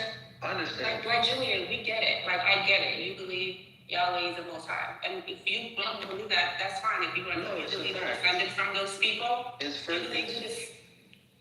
Okay, let me put you down so I can talk, and then I'll bring you right back up. Because I'm not trying to yell today. The last couple of days I've been like yelling and, going outside of my character because you guys, like, I don't know, you guys like talk over me a lot, and it's like really annoying. So we're trying to go step by step here. If I ask you a question, just let's have a conversation, let's have a discussion so we can understand. So the Dead Sea Scrolls, the reason why we go to that is because it's an earlier writing. Right? So when you read when it says the sons of Elohim, that gives you an understanding that, okay, this is what it originally said.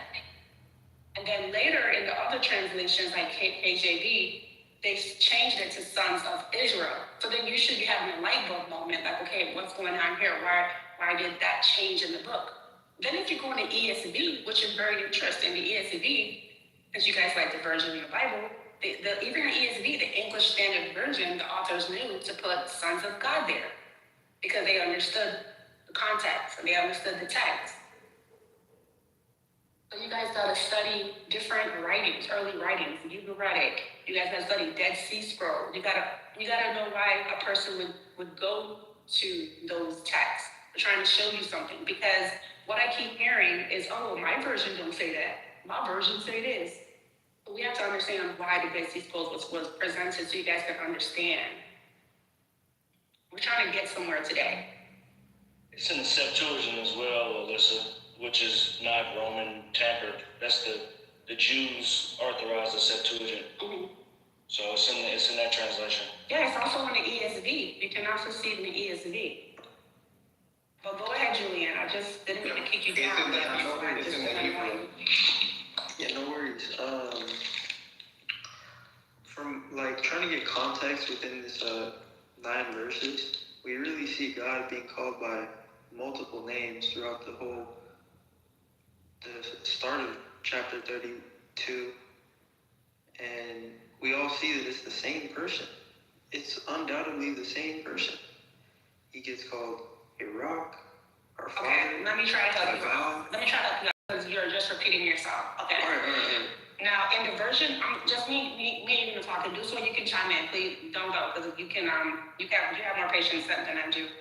I'm working too, so I'm multitasking. So, let's see. So, do you see in your version? Can you read your version, Julian? From what verse? From 8 and 9. We're studying verses 8 and 9. We're going to take the Most High divided the nations their inheritance. Divided to the nations their inheritance. When he separated the sons of Adam, he set the bounds of the people according to the number of the children of Israel.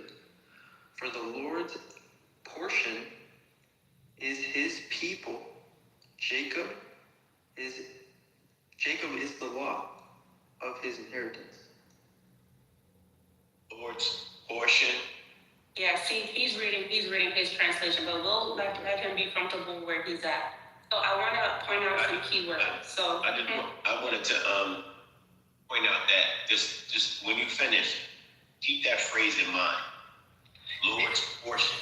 Yeah, and I wanted to point out. Oh my God, I just wanted to get into the key. Oh, I can't. You guys, is it just me? Does he keep doing that? I'm trying to be cool, y'all. I'm trying to be cool. The other day I was cussing y'all out. I'm not trying to do that today, so just chill, Flavor. You've been doing this for the last hour. You keep coming off mic. I know this topic is touchy because y'all want to be the most high, but we're just reading. We're just gonna study together. Just calm down. Yeah, that's fine. That's fine. That's fine. And you're doing it too. It's like y'all just need to chill. Did you write this book? No, just relax. Learn. Learn. Let's learn. Let's relax. Okay, and I'm talking about Flavor because he been doing it all morning. I'm not trying to be rude, but it's like it's frustrating. Like you guys keep doing that. Stop doing that. The other day I had to throw out like 5-10 people because they don't know how to sit down. But just sit down. It's okay. So okay, now Julian. So okay. Now, do you understand what the word inheritance means? Of course, it means like a possession of someone's. Okay. Like something that's rightfully theirs. Okay, and then it says in your version it says Israel was the lot, right? Jacob's lot. His people were the Lord's portion. Right. His people was the Lord's portion. Okay.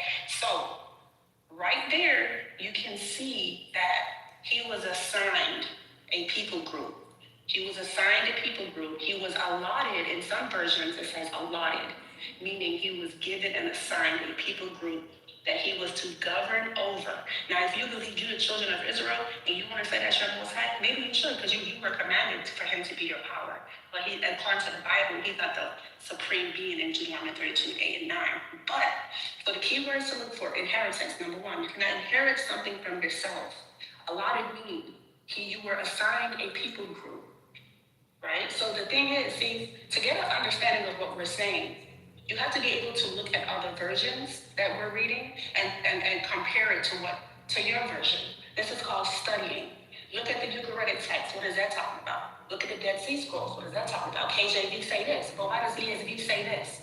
You got to look at it like that. Okay, so look at the key words, and then you'll get an understanding of how there's two distinct beings. Because the Most High, he assigned Yahweh his people, his lot, a portion. Maybe if they had listed the other beings, their people, it would make more sense to you guys. But that's what I have for now. Yeah. When you say inheritance, though, you almost make it sound like it's something that he doesn't already have. Because the Strong's definition for, I think it's... That's why they... Let me say this. That's why they use inheritance, because previously he did not have it. Because if you under the impression, that's why it makes sense if you rationalize. If he did not have it, then he couldn't have been that being is not the Most High, and it's showing you that he did not have it. But if you want to say, well, he did have it because he is the Most High, then they wouldn't use inheritance. You want to rationalize something that's not there. That's why you have to relearn that these are titles. That's the thing. Just understand that when you were given this book and you opened it up, you were given a concept before you actually read it. You were taught that there's only one being, one God. And you accepted that. And then when you read the book, you're trying to rationalize every area, every verse that says God. And it will literally, you say, okay, it's only one. When there's text that's showing you that there is a group of them. And out of the group, it's like saying you have in a track team, you have the most fastest runner. That means that when you use the most fastest, it's showing you there are other fast beings amongst you all. However, this one is the highest of all of the group. That has to sit in first. But once you do that, then you'll be able to rationalize what she's trying to show you. But because you're not able to digest it, it's going over your head. And the translators are showing you in multiple places. Even when Moses was made in Elohim, you can be made into a Lord or a Yahweh. And it says it right there in Exodus 7. So it's a title. They have lords right now. They use the same title in Britain. my Lord Marshal, and he sits as a judge. My Lord. For David. Okay, so these. So I'm proving a point that it is a title that's interchangeable in many different instances. It's not exclusive. You're trying to make it exclusive. When you see Lord, you say, oh, it has to be the Most High. And it's showing you that it's not. That's all. That it is a title. The moment you understand that in the linguistic Hebrew text, and understand that the translators had an issue with identifying every one of those beings, so they just blanketed the word Lord for all beings of authority. Any of the Elohim who had authority, any of the Elohim who had life or living that existed, which the word Haya, where it comes from, it was a blanket title. And so it's the one you read about in Jeremiah is not the same one you read about in Deuteronomy. It could be, but it's not necessarily. The one you read about in Exodus is not the same one you may read about in Obadiah. But would y'all say that we are gods?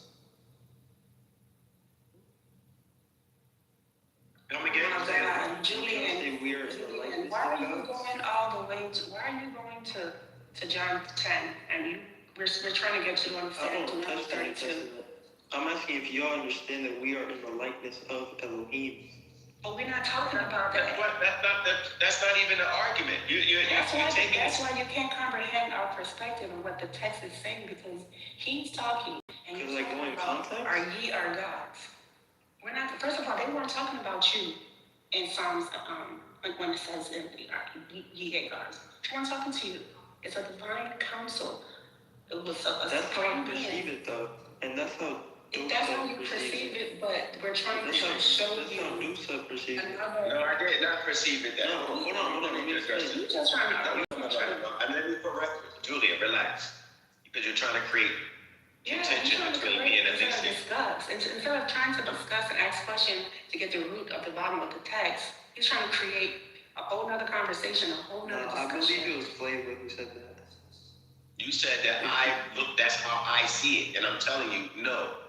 I made it clear that with the same, with context of Deuteronomy 32 and other verses, that the title is interchangeable to many of the Elohim.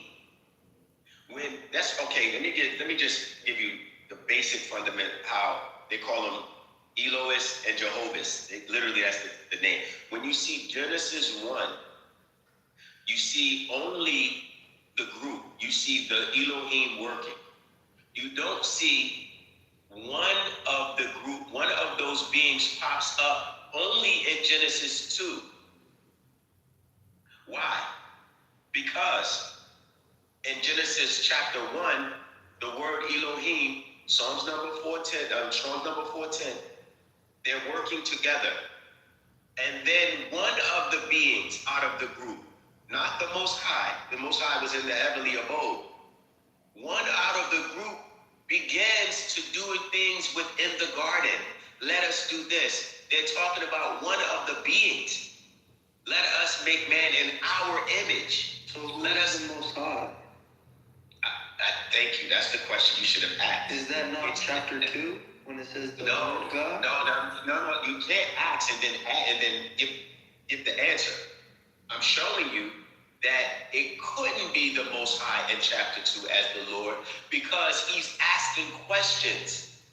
Now, this is what you have to come to a conclusion on. If your Most High knows all things and knows everything that's going to happen, because this is what you perceive him as, then the being in chapter 2 and chapter 3 is not knowing everything that's going to happen. That's why he's testing man to see if they were going to be obedient. He's asking regular questions. Where are you? Who told you that you were naked? Because that's one of the beings out of the group that was working in Genesis chapter 1. And so the translators had to say, okay, out of the group, this particular Lord was walking in the cool of the day. This particular Lord is testing this new creation. This particular Lord is having a conversation with Adam and the serpent and Eve. This was one being, and he says it in chapter 3. He says, behold, the man is become as one of us. So there's a group of lords out of the Elohim that are under El Elyon. You have to be able to digest that. If you don't, then you're going to be totally confused. Or you have to say, well, my Most High doesn't know all things. Because if you say this Lord is the Most High, as you keep arguing, then the question would be, why didn't he know Adam was going to fail the test if he knows everything and all things? One thing you said, who is in the heaven abode? Elyon. That's not. What do you mean? The Most High. What is his name? Anu. Excuse me? Wait, they're not there yet. Yeah, well, I mean, they're not there yet. We'll do it on that too, but they need to learn this chapter and verse before. I mean, I know what you're doing. I understand.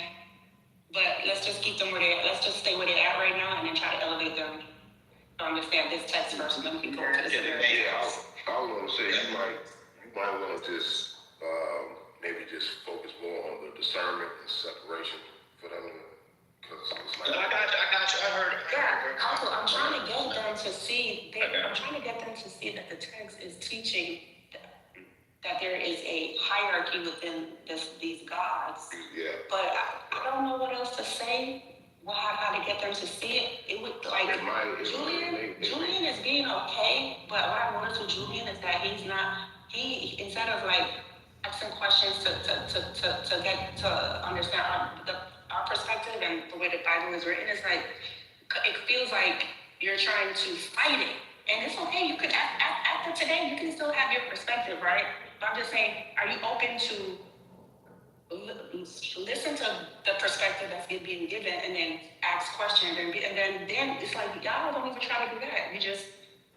It's like you don't know how to discuss together and study together and ask the questions, like it's like that's how I learned, so I don't know. So for me personally, what I see in y'all's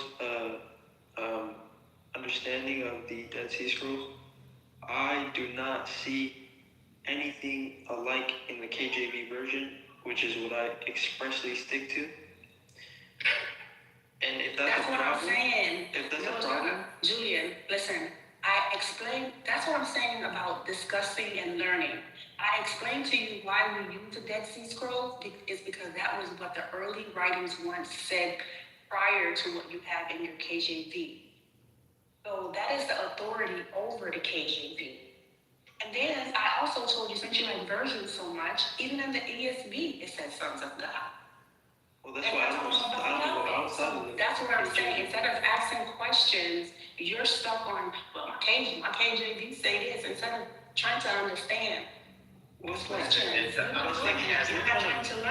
We're trying to build on two verses right now. Yes, we're trying to build on, but then. And what my verses say are directly contrary to what you're saying. Even with your verse, even with your verse that you're going to, it still shows a hierarchy. In what way? Because they're giving their assigned. Because of the word inheritance? See, you're talking. Hold on, give me 30 seconds. See, even in your verse, right? It don't even matter about the version you're using. Because even in the whole Bible that you got, right? Any version, you can even go to Psalms 82. It's going to show you a hierarchy. It's going to see, first I need to learn that it is a hierarchy, okay? I understand you want that to be Yahweh, but it's not. First you need to understand that there's a hierarchy. That's why the early Israel were henotheism, because they were a hierarchy. There was a supreme being. Y'all need to understand that first, okay? And then on top of that, you have to question why is there so many change? And even in the KJV, it speaks about inheritance. It shows you that Yahweh, his people group, is Israel. Even if you read the story, that's the storyline. So you're looking at little key words to try and disprove what the text is saying, when you should be looking into the words and trying to really find the true meaning and understanding, because you're not even getting that there's a hierarchy. But the hierarchy you're presenting is based off the word inheritance. And the word inheritance literally so means ask me. possession. Say, Elisa, why do you harp on that word? Because I Elisa, understand why do you harp on that word? Okay, thank you. Inheritance, you have to, in order to, the Most High, right, in the chapter, he assigned them he gave them their inheritance, basically, right? Yahweh, he didn't inherit it from himself. Amos didn't inherit from themselves. All of the other divine beings, they didn't inherit this from themselves. The Bible is showing you that they were assigned and given a people group from a higher being. That's what it's showing you. I know it's hard because I was like you too. When I learned this and I studied and I had to write questions, I was like that too. It took me almost like it was like 3 to 6 months until I understood. So I'm gonna try to be patient, but you just have to just look at it from an academic standpoint of what the grammar is and what the letters and the words are saying in the text. It's not you're putting things there that's not there. So what's not there? But did you want to say something? I'm sorry. No, you got it. So what's not there? He's getting offended. Yeah, but okay, let me say this real quick. Do small. You got it, beloved. And go. Next time, just go. Don't stop. Just go. Anyway, the thing is that, okay, I understand, like you mentioned the KJV, and that's your preference as far as priority, as far as literature. But we also, I know you're familiar that there's other literature that correlates with that same narrative that you have, in the way that it was compartmentalized. But you have to understand the reason why they're expressing about a hierarchy and that there's more outside of this one primary character in your narrative that you claim to be the Most High. They're just trying to expose you that there was actually information and data outside of this paradigm dealing with the KJV and the narrative that this deity that you subscribe to has a background that you just may not be aware of. And the KJV is an after effect of what was really transpiring with certain texts and perspectives concerning these deities. So they're just trying to expose the correspondence and compare and show you, the difference between one another.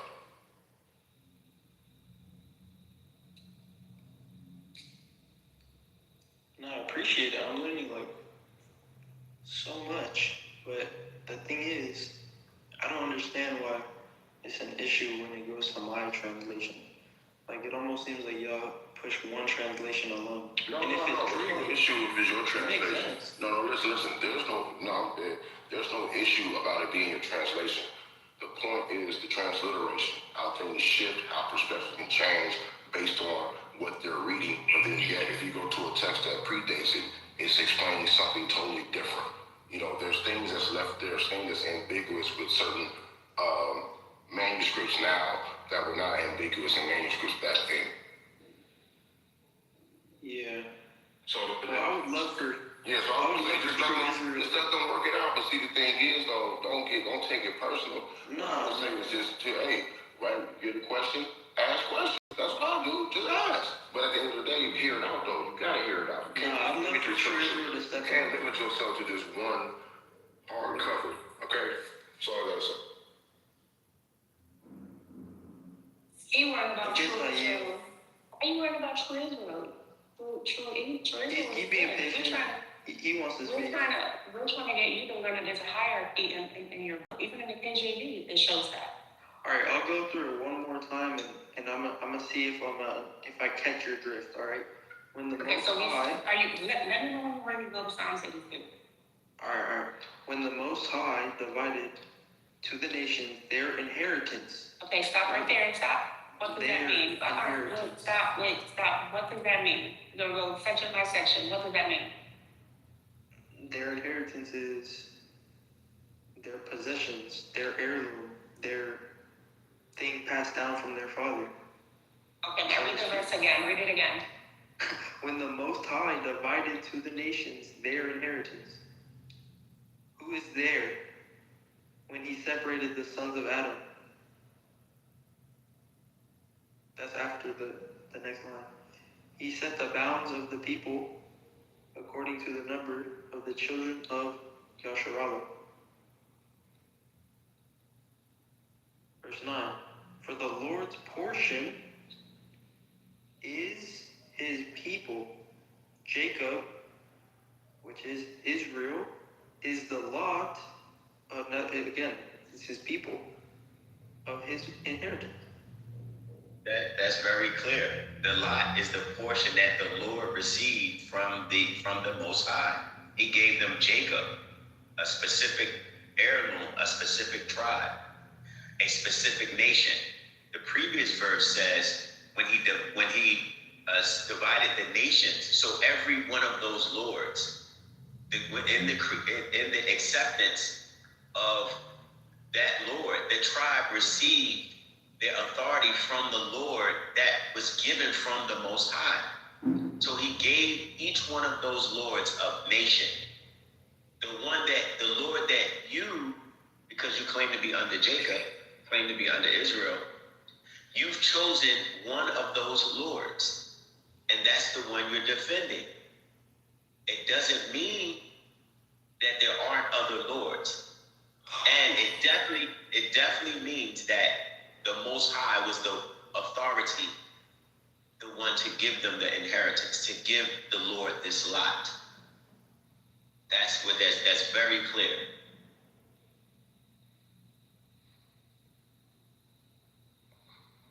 So what I'm really trying to see what it is with, he set the bounds of the people. He set the bounds, that means. There you go. That was a good question. When you read that's more clarity for you. That there's bounds that he set, and those bounds are anything outside of what was given to this Lord is out of bounds, and that's why he says, "I'm only the Lord of Jacob, Abraham, and Isaac," because he's staying in the bounds that the Most High set. When the Most High divided the nations their inheritance, when he separated the sons of Adam, and he set the bounds of the people, which is what? Yes. Okay, let me help you with some keywords in your verse. I just did some digging. So in the keywords in your version, it says, so we're gonna look at inheritance and we're gonna look at lot. Inheritance means something that is assigned or given as a special portion. Lot, when you read, I think, lot in verse 9, lot equal a portion that is allotted. Pick up the word allotted. Lot equal a portion that is allotted or assigned, like drawing a piece of land or receiving a share. And that's from your KJV. It's still teaching what we're saying. Do you see? What, the bounds? That's just like a limit. Did you, from your KJV, right, when you read verse 9, can you read it again, please? For the Lord's portion is his people. Jacob is the lot of his inheritance. And what did I just say the lot meant? What was the definition of lot? I just read it. Lot, hold on. History, inheritance. I'll read it for you again, Vivian. I'm not trying to disrespect you because I know you're no worries. Lot is a lot from your KJV. Lot, a portion that is assigned to you. So I'll read it like how it's being read. Lot, a portion that is allotted. Look up the word allotted, or it's saying assigned. So you can use the word assigned because I had to look up the word allotted. What does that mean? But assigned is like the same thing. So it says or assigned. Okay, so like drawing a piece of land or receiving a share. Do you understand how it's saying assign and receiving a share? This is something that is given to Yahweh. Do you understand? It's something that also means paying or portion. Snare. Are you okay? Yeah, I'm reading off the Strong's definition.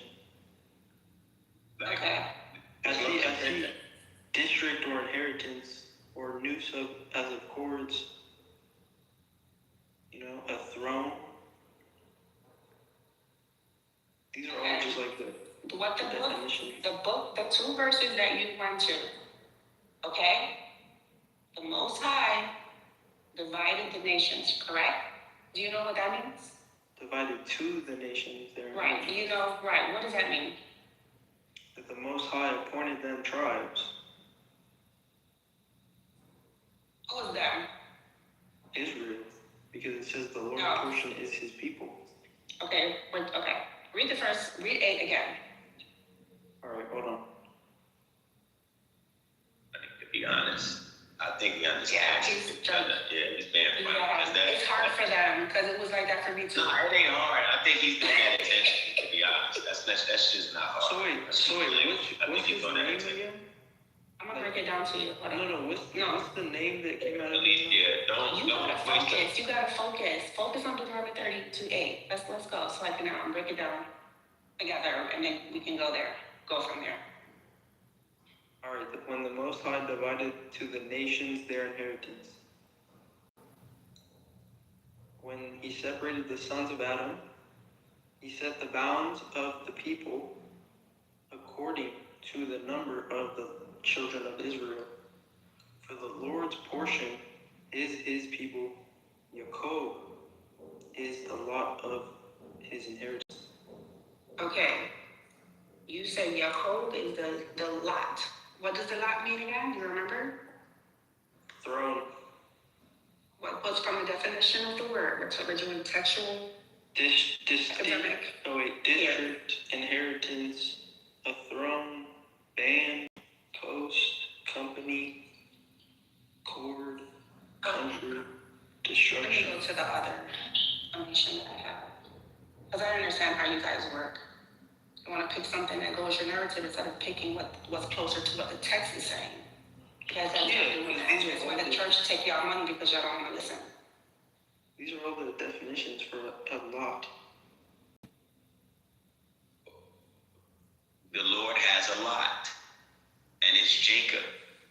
What is lot? Lot is like a people. Like you see a lot. Whatever lot is. It was assigned to him, but yes, it was assigned to him. So he received something. If you're assigned something and you're receiving something, that means it was given to you. That's what the book is trying to teach you. Yeah. Okay, so what is that? But the inheritance, it said... He gets it at least. Don't feed into it. He gets it. He totally gets it. Wait, can y'all define an heirloom? No, you defined it and you get it. So don't put it on us because it's your job. Can you define verse 8? That's what we're working on. Verse 8. Julian. When the Most High, which is Adonai, divided to the nations. Okay, stop there. What does that mean? When the Adonai, God, that's not Adonai there. It's correction. That's not. Alright, yeah, my bad. When the Most High, right, divided, so he like how Ezekiel divided his harem to their nations, to their inheritance. And that means that the Lord gave them their portion. Say Lord gave them. It says El Elyon. The Most High gave them their portion. You have to distinguish that. You can't add words. It doesn't say the Lord gave them anything.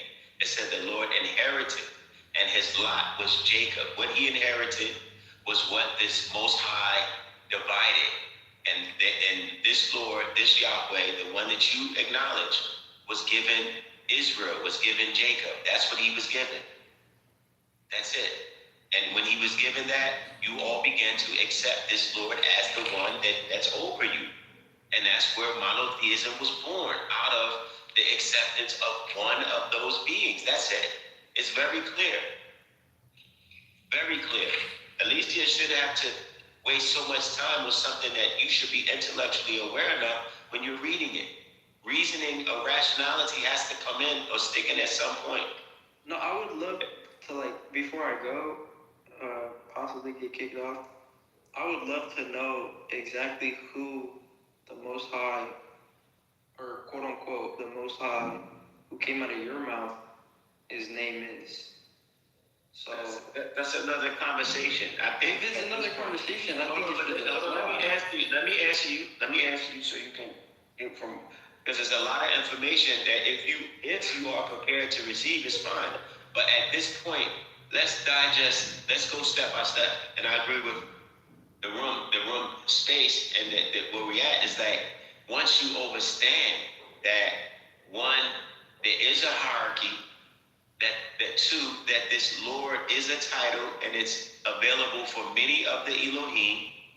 Three, that there is a Most High. Once you get that into context, then you begin to ask the right questions of what are their names, which is another, it goes further back. You have to be able to accept extra biblical text, extra biblical documents, and historical events that happen surrounding these events. You have to go step by step. We spent a whole hour trying to get you to understand that the Lord is received an inheritance from the Most High, and I think that needs to sit for some time before we get into those answers. All right. So do y'all realize like all the names that are being said here is not just the Most High and the Lord. Okay. It's an easy question. It is okay. Go back to verse 8, Julian. All right. When the Most High divided to the nations their inheritance. He's mad because I wouldn't let him pull that. So he sat down because he was like, "Why did you tell me I can't pull that?" I'm reading it. When the Most High divided to the nations their inheritance, when he separated the sons of Adam, he set the bounds of the. It sounds like a pretty powerful God, in my opinion. Did you finish with the bounds number 8 of the people according to the number of the children of Israel? Okay, what does the phrase "he fixed the borders of the people" mean? He what? He set the bounds? Yeah, the same thing, just different words. Oh, he set the bounds. More like, it's kind of like how someone sets the heaven and earth upon us, like the foundations of the heaven. Like he set them. He set the sun to come up and the sun to go down, the moon to rise and the moon to change. He set the bounds. Okay, now my set an ordinance. Let me give you a simple meaning so that we can get somewhere. So God set the boundaries of the nations. In other words, he determined where different groups of people would live and how the nations would be divided. You understand? Yes. Okay. It means the Most High, El Elyon, divided humanity into different nations and determined their territories. Now, once again, what are these nations? What are the nations? Yeah, are they, what's it called? Wait. Before you ask what are the nations, give me your understanding of Deuteronomy 32 and 8 now that we've read what we just read. In what way? Like just verbatim?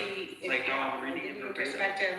From what I just gave you a simple meaning, what is your comprehension of that? So when the Most High, I just turned 18. Oh God, okay. Oh, you're young to be indoctrinated. That's crazy. Okay, well go ahead. When the Most High divided to the nations their inheritance, do y'all believe in JC? We don't deal with belief. We're trying to get you to understand the hierarchy in your Bible. Do you guys respect the idea of JC? Okay, I'll do so. I'm gonna get busy at work for about 30 minutes. True, and first you guys can chime in. I gave enough of my time. I'm gonna chime back in 30 minutes or 15. I'll try to. All right. Y'all, you can jump to Psalm 83. What do you mean by JC? Like, the Messiah of the New Testament. JC, okay. Well, I like to know the direction you're trying to go. What direction are you trying to go? That's the. No, I'm just asking if y'all respect the idea of it. There's many ideas of Jesus Christ. There's many. Yeah. Like y'all respect. There's many concepts. The name. Listen to what I'm saying. People have to have, to answer your question, people have a right to have their ideas.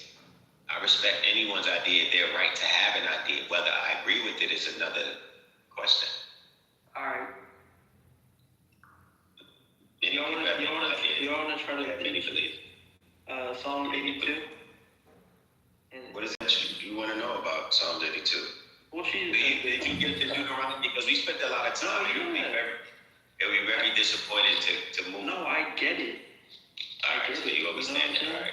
You know, Yeah. and I understand it fully. Yeah, jump in, bro. That's what when you were talking about when you were talking about Genesis 3, and you were saying that that being who asked Adam the question, who told you these things? What were you trying to get to? You were saying that this was a inferior being. This wasn't the creator. Yeah, I just did an entire lecture on this called "Who was the Serpent in the Garden?" Right, and this question it was based on the premise, or based on the understanding that the concept of a one being is flawed by the text and the chronological order and the events that takes place in Genesis. That if you're saying that some people under the impression that this was only one being, it's the Most High speaking in Genesis chapter 1, chapter 2, chapter 3, in Exodus to one being, and I'm like, what's the characteristics of this being? And most religious people from different backgrounds would say, oh, he's omniscient, he's omnipresent, he's omnipotent, he knows all things, he's all powerful. So I'm saying this character in Genesis chapter 3 does not match that description of who you consider the Most High. So you have to make a distinction, because this being in Genesis 3 is asking questions, is testing human beings. He's looking for Adam. So that makes this being limited, which speaks to the reasoning that this can't be the Most High that you're talking about, because the Most High that you just made reference to knows all things before it happens. And the point that the facts of the matter is that these lords are a part of a group that are a part of a hierarchy, and they work on the behalf of this Most High being. They walk and talk and ask questions and come to the planet. The Most High doesn't do that. So the religious world is confused when they think that being there is the Most High because it says Lord. And that's what I was trying to point out. And even made reference in Genesis 3:22, where it says, now the man has become as one of us. The Most High is not a part of us. He stands alone. So this us is the group that's in reference to the cherubim that he's speaking about. So that's the point I was making. But this question right here, I'm going to go to Genesis 3 real quick. I think that's what you're referencing in Genesis 3. It says, verse 11, and he said, this is the being that you're talking about. That you say is not the Most High. And he said, who told thee that thou was naked? Hast thou eaten of the tree whereof I commanded thee, that thou should not eat of? I don't see that as a sin. I don't think that you can make believe that this being is not the Most High. I think that similar to when David sinned, the Most High is trying to get Adam to confess his sins, right? Here, that being is trying to get him to confess his sins, which is what Adam didn't do. He didn't confess his sins. He put it on the woman. I think this is what's going on here. By asking the question. That's the point. Then the point is that he's lacking certain. I don't think he's lacking information, though. I think let me show you. To get him to confess his sins. Right. That's something that you believe. That's because, like, if Adam had done this, just like what David did, the Most High would have forgiven him. That's what being a man is I'm cut off. You're wrong. I'm saying that this being, I'm saying that you've been misinformed, because you are trying to rationalize why an all-knowing being would ask a question. Julian, mute your mic because it's an echo. You're trying to rationalize why you think the Most High would ask a question. And I'm saying that he wouldn't have to ask. He wouldn't have to test. He wouldn't have to say, don't eat of the fruit, or you shall surely die, when he already knew they were going to do so. He wouldn't have to repent for making man evil continuously in his heart. He wouldn't have to do those things if that was the Most High. Because you think it is, you're trying to rationalize on why he would do it, because you're coming from a mortal perspective. And that's not, that's what I'm not trying to rationalize it. I'm giving you a different perspective. Right, you're trying to rationalize. No, but hold on something. I'll let you speak. What I'm saying though, I'm giving you a different perspective. What do you mean? Hold on. We're having a conversation? You're not letting me speak. Okay. We're engaging. We're just using to each other. I know, but you're not allowing me to speak though. I'm not trying to, I just want to. Go ahead. Thanks. This is a different perspective though.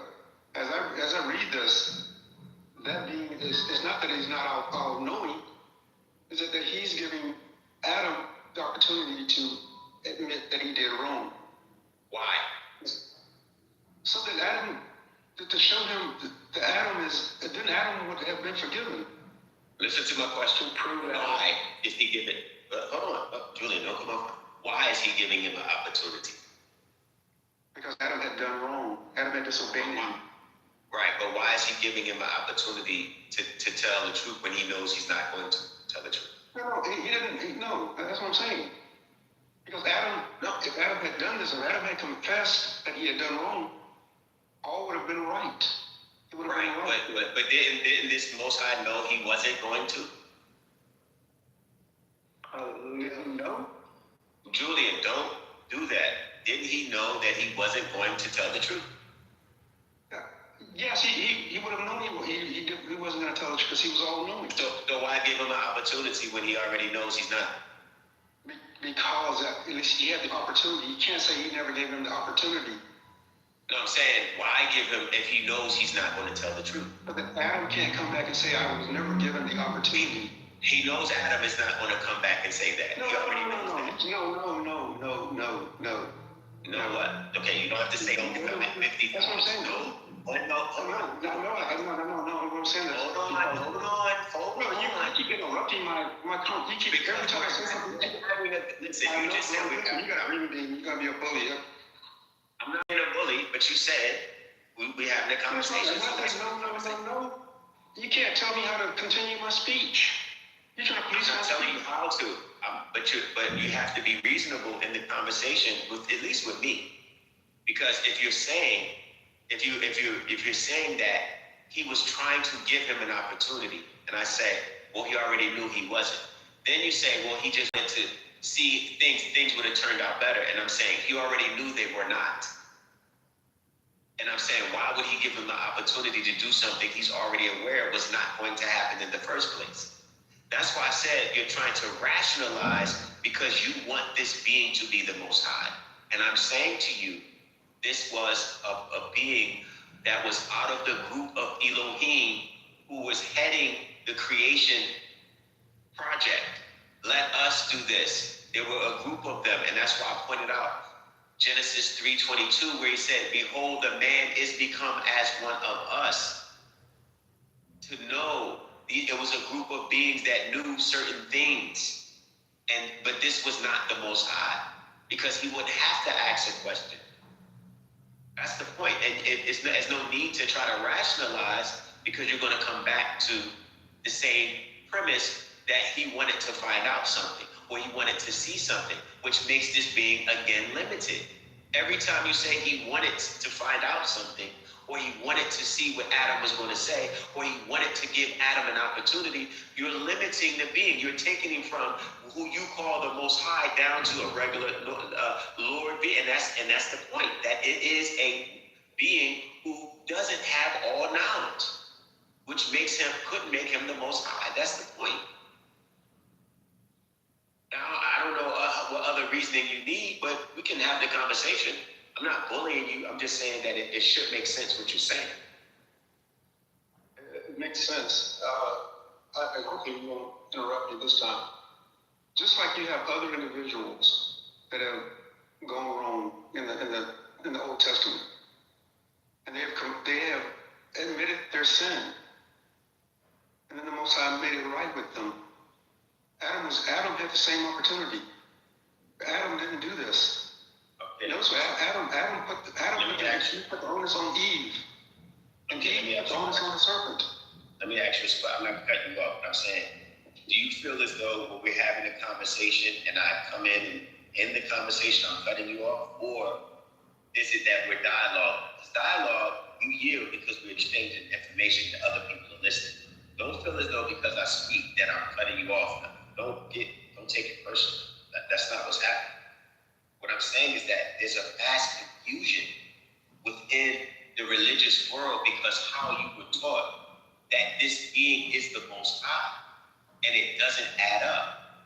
That's what I'm saying. It's not because you can't say the Most High is all-knowing, and he knows all things before it happens, and then he creates a situation where he has to find out information as he's going along.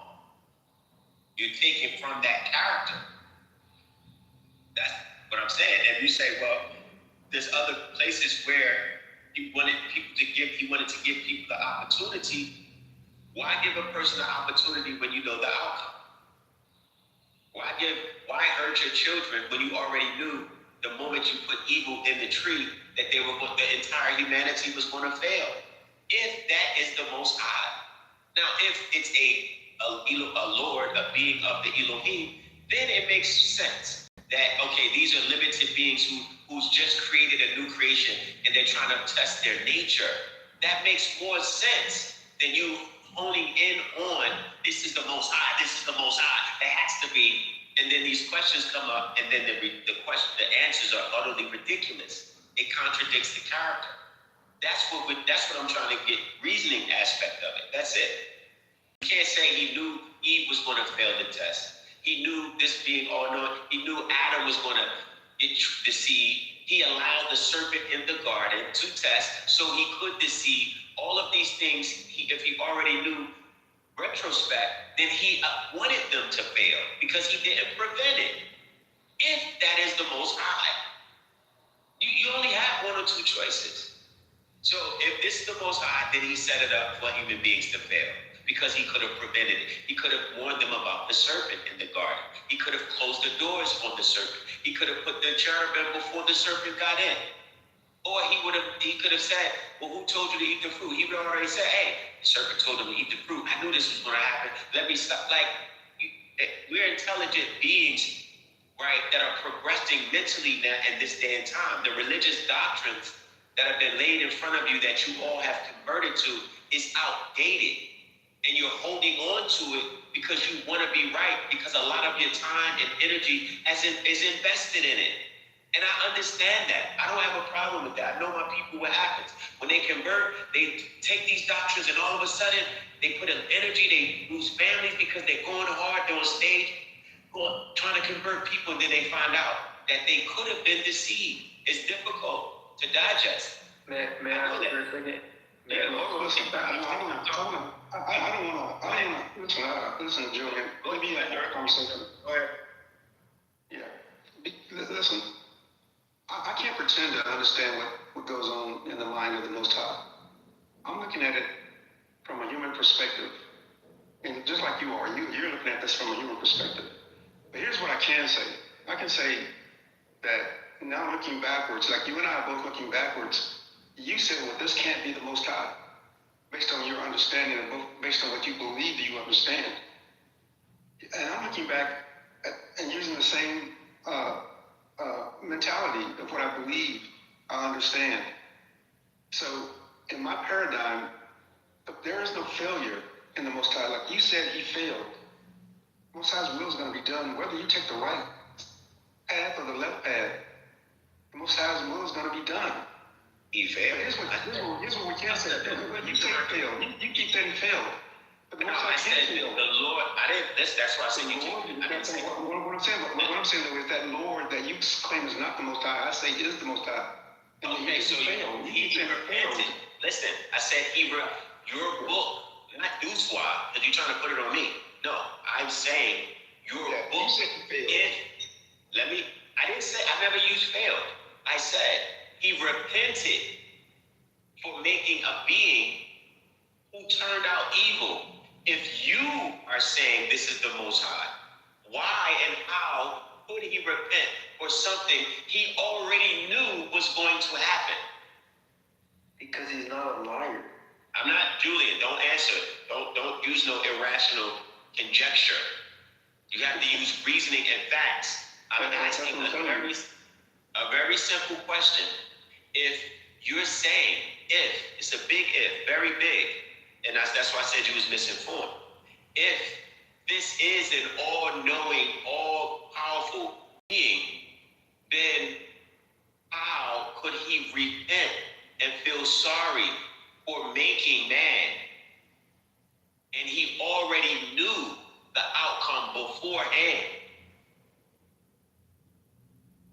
That's the question.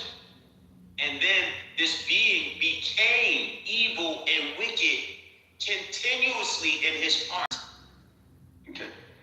That's the thing. See, you are looking at this from a... I'm not looking at reading it. No, let me back up. See, bro, we're having a conversation. Every time I start talking, okay, you read it. That's what you read. Okay, that's based on your own understanding, though. You think that for the Most High to feel sorry and repent is the same way as a human would do it. You're putting your own emotion and your own mentality on the Most High. You can't do this. You shouldn't do this. You shouldn't say, well, this is how I would feel. This is where surgery has to take place. I'm not putting my thinking in that. The words that was used to express the action has placed the thought in all of us by saying he repented. You want people to rationalize, you want us to read it and not read it as we would that is given to us. You want us to read it in a way that reflects what you think it should be. And that's not how the word is interpreted. It's written to reflect what we are supposed to accept as the events happen. When it uses repent, it allows us to understand that the word nakash there is repent, to feel sorry. Not, I just want to feel that way. No, that's what's expressed. You're trying to make it personal to me. I'm saying that you have to reanalyze your thinking because you have been misinformed. And because of that, you going into the conversation with already a pretext of how you were taught. And I'm saying you were taught wrong. You were taught that this is the Most High, and it's not. It's not the Most High being. It's not. The Most High was introduced in Genesis chapter 14. When Melchizedek said he's going to introduce Abraham to the Most High, El Elyon. El Elyon is not discussed in the first 13 chapters. So you've been misinformed. That's it. You can say I'm misinformed, but maybe you're the one misinformed. Let me say this. We're going to have a conversation, and I try to let you speak until you finish complete thought. Somehow you can't return the same favor. Listen, I'm saying this, that when Moses says he created man in his own image and own likeness, what does that mean to you? It doesn't mean anything to me. It means in the text, the Hebrew. So let me answer you. Because you just ready to cut off and argue. I don't have a meaning. I don't read it and say, what does it mean to me? Let me make up some shit, make up something in my head to make me feel better about what I converted to. I'm not doing that. What it means on paper, the Hebrew word means a physical likeness. Physically. It uses the word selim there, to selim, which means the physical look. And it says to a man in his image and after his likeness, meaning it is like the being. It's a physical manifestation or physical representation, meaning that when this being molded man in his image, he was showing an image of himself. That's what it says, not what I feel. I don't go into it feeling, because this is the problem that the religious world has. Their feelings are wrapped up in, your feelings are wrapped up in it. And because your feelings are in it, it's like, damn, I could be wrong. I could be deceived. If you read it, you'll see that this Lord is going about activities that being in the flesh would do. He's walking, talking. He planted evil in a seed. Literally in Genesis 2:9, he placed evil inside of the seed and planted it in the ground and grew evil on the planet. All of the evil that exists on the planet comes from this Lord. Okay. And then we can get back to that. We can get back to that because that's a different story. No, it's not different. It's the same story. Well, because then you're contradicting yourself when you say this. I'm not contradicting anything. It's the same chapter. You won't let me finish a statement. Because if you go back, if you give me some false information, not false information, brother. Listen, you just said that this being is Yahweh. You said Jacob is his portion. This is what you said. You said Jacob is his portion. And all these other gods, that are equal to Yahweh, they have a different portion. They have other people. And yet you say Yahweh, somehow what he did in the Garden of Eden spread throughout the entire world, therefore making him superior to all these other gods. But we don't have to examine that, because that's what that would mean. If you go back, we don't have to examine it. You threw it out there saying, well, let's not talk about it. Well, no, I'm just saying that. That's why. But what I'm saying, I want to go back to the garden. When I asked you, I said, what does that mean when it says, "Let us make man in our image and our likeness"? That's more than just the physicality, though, right? That's also the mental makeup, the emotional makeup, right? We have divine makeup, right? Because we can love, we can hate, we can do all these things, like it says in the Tanakh, that the Most High does. These are divine attributes. You don't see animals having these divine attributes. You don't see this. But you do see it in man. You do see love and hate and regret. All these things. I'm back. True. I'm back, guys. True. Did you share your perspective on the title? I voted, yeah. Okay, so you believe that Yahweh is the Most High as well, according to the text? Yeah, it's just strict monotheism. And what I'm saying, though, when you realize we're not talking about what they developed to later on. We're talking about early Israel. Yeah, I think we have a misunderstanding, I think, in Deuteronomy 32. I heard you guys discussing it in Deuteronomy 32. We can look at the different so can we talk about that so we can get an understanding of what you're talking about, and then do so we can all chime in, everybody on the stage can chime in? Sure. I like to use the Septuagint, but you can use some other, because to me, Septuagint is better. What I've learned on Clubhouse, and what I've learned about these biblical texts, you guys all have your versions that you want to keep, and that's fine. But no matter what version you teach, I will show you today that there is a hierarchy in all of them.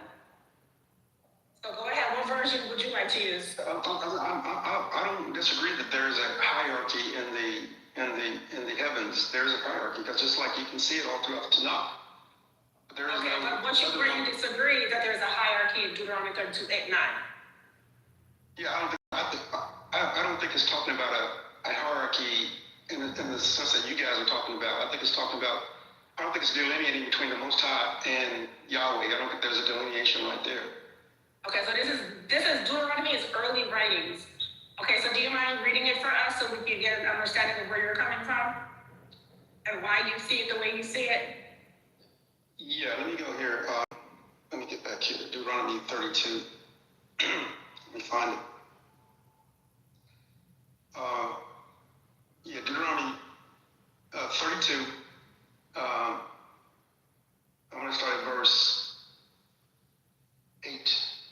It says, when the Most High divided the nations, when he separated the sons of Adam, He set the bounds of the nations according to the number of the angels of God. And his people,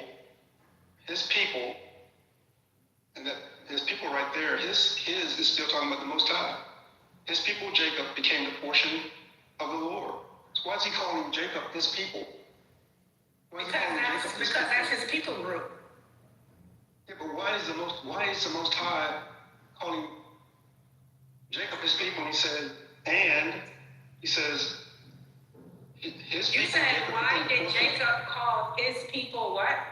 Why is the Most High calling, saying, and it says verse 9, and his people, his right there is still referring back to the Most High. And his people, Jacob, became the portion of the Lord. Right there, that's Yahweh. So why is his people, why is he saying all the people will still be his people? I'm listening. It says his people, Jacob, became the portion of Yahweh. Israel was the line of his inheritance. Okay, now, let me read. Did you read 9 too? Yeah, I read 8 and 9. Okay, let me read it from an earlier text, from the Dead Sea Scrolls. It says, when the Most High El Elyon gave the nation. So do you see that word gave? Okay, so when the Most High El Elyon gave the nations their inheritance.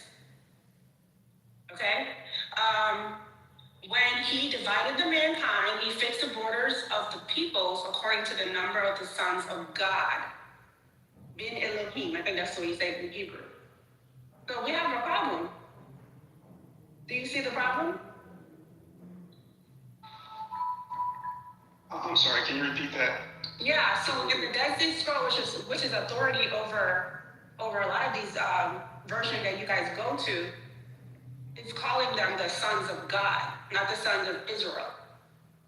So we have to do some research on that and find out why was it changed later on.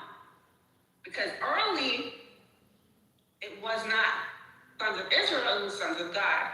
So we have to find out why it was switched later. Why did they do that?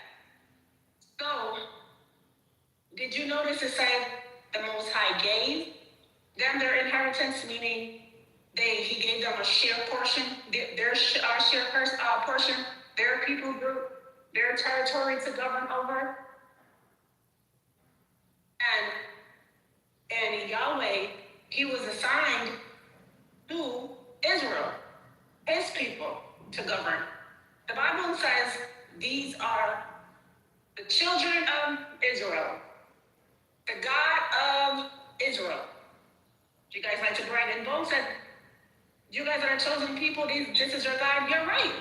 That is your God. He is to govern over you because his Father assigned them to you. A higher being assigned those people to you. So we have to understand that there's a hierarchy that divided the nations and gave each divine beings, quote unquote, their own people group to govern. Jacob was the lot of his inheritance, meaning that was his allotted people group that was assigned to him from the Most High. Jacob, in the beginning of the chapter 8, it does not say Yahweh in all caps. I understand you guys think that those are titles, but it doesn't say Yahweh divided the nations, all caps, Lord. It says the Most High, El Elyon. And then it goes down to say Lord. Yahweh, his people group, his allotted portion was Israel. He was assigned Israel. That is your God. You guys believe you're descendants of these people? That's your God. You're right. You want that to be your Most High?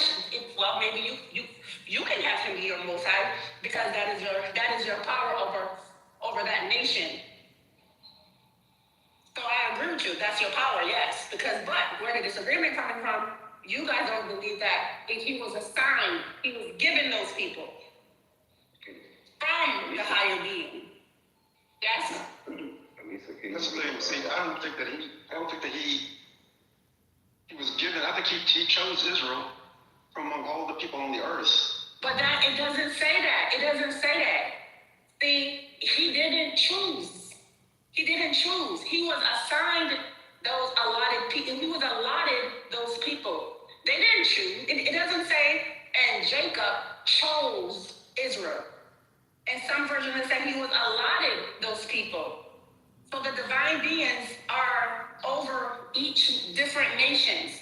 Your power is Yahweh, like you guys call it. The Moabites, they got their power over them. I wish the Bible had put a list of all the different names of the divine beings, so maybe that would help to separate it. But there is definitely a hierarchy. You look at the word inheritance, you look at the word allotted, assigned, he fixed the borders of the nation. There's more than one nation. So that means there's more than one power above those nations. It doesn't say Yahweh divided them. It says the Most High El Elyon. And he assigned Yahweh his people group. That's why when you go into Psalms 82, it's showing you that there is a supreme being that's judging the congregation, and Yahweh is in the congregation. He is a part of the congregation. That's why I chose henotheism, because the early Israelites, they understood that it was a higher being over the divine beings, or quote unquote, because I don't really use those words when I speak, but just to get y'all religious people to understand, those people, that was them. That was their people group. They were in the congregation. The Most High, El Elyon, in the book and the story, was telling them how ruthless they were because they were judging the people unfairly. And so he told them, if y'all continue to do this, you're gonna die like men. So meaning that these beings are not mortal beings, they're immortal beings too. So it goes back to 32 to show you the divine beings being assigned over their people group. That's all it is. It's not that deep. If you want to say Yahweh is your power, your Most High, that's for you and your people group. Y'all can say that all day. Like for me, I wouldn't say Michael Jordan is LeBron James the best. Whatever. Like with the United States, you have President Trump. He's over y'all, over the United States. Y'all his people. Y'all his people group that he has to govern over. It's the same thing. Matter of fact, that's probably where they got that idea from. To have presidents over different nations. Hold on, not yet. I'm trying to have a smooth day. I'm not doing Rastafarian yet. Maybe after 3, we can do Rastafarian. Because I was cussing the other day and I don't want to do that again today. But that's what it's showing, guys. So we're talking, wait. We're doing early Israel. Okay? So separate early Israel from what they will develop later on. Later on, they were developed. The writers made them come into monotheism. Command only to worship Yahweh. There's some portions in the book where it says they was to go and tear down the groves, meaning that was Asherah, if you look it up. They even worship Asherah. They understood there were different beings above them, the people. So I agree with you when you guys say Yahweh is your Most High. He is your Most High. He's your Lord.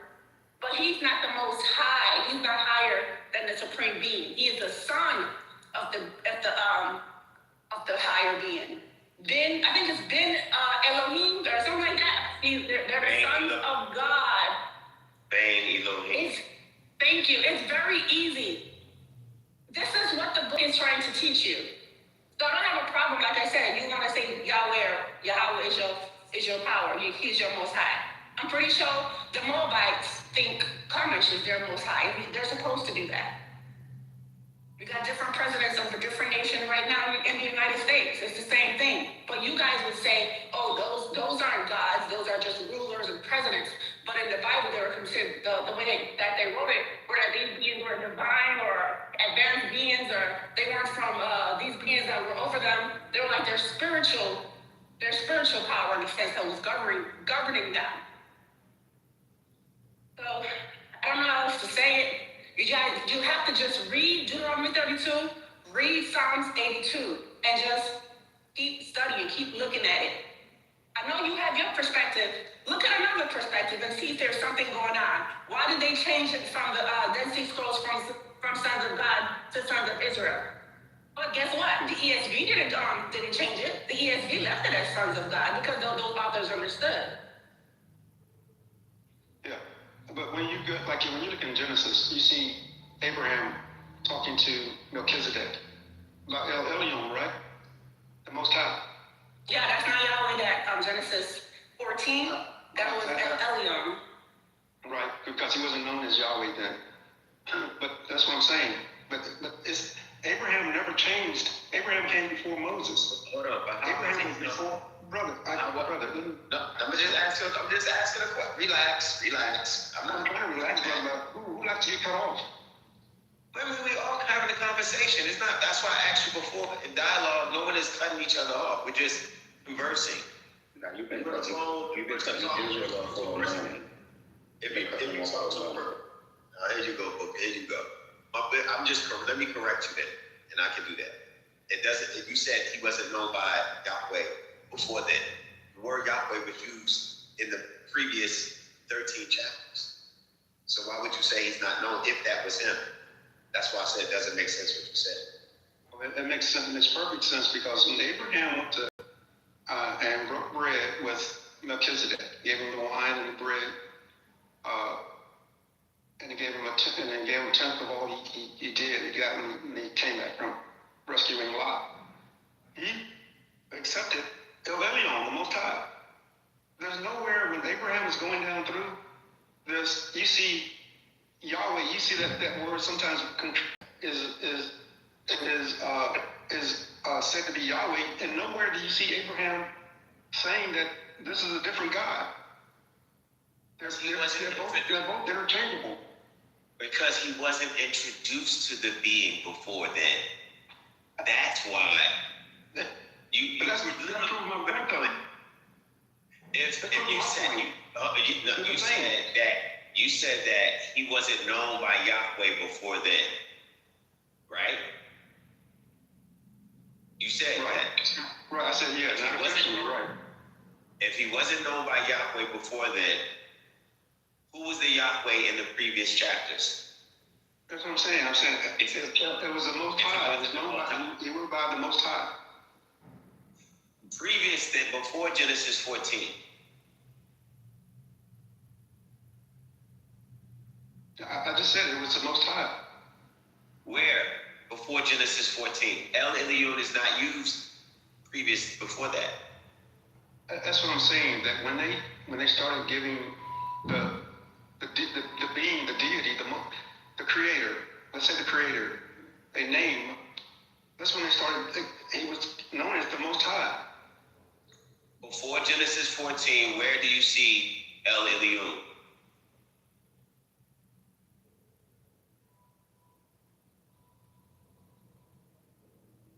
You don't, because he was not involved in the events prior to Genesis 14. It wasn't until it doesn't use El Elyon in Genesis 2. The Lord. That's not El Elyon. That's the point. Y'all are confused. That's the confusion. This is what we've been saying for the last 3 hours. It uses a specific word because it's a different being. They have to use El there, which is, they use El, but then they use El Ili, meaning he's on the high. He's the highest of them all. He's not the ones that you have been involved with, Abraham. He's not the ones that you've been in contact with, Adam and Eve. This is not the one that Melchizedek is introducing you to. Melchizedek was saying, let me tell you about the highest of them all. And they use the word to denote it. You have to look at the Hebrew text. What I'm saying though is Abraham never changed his God though.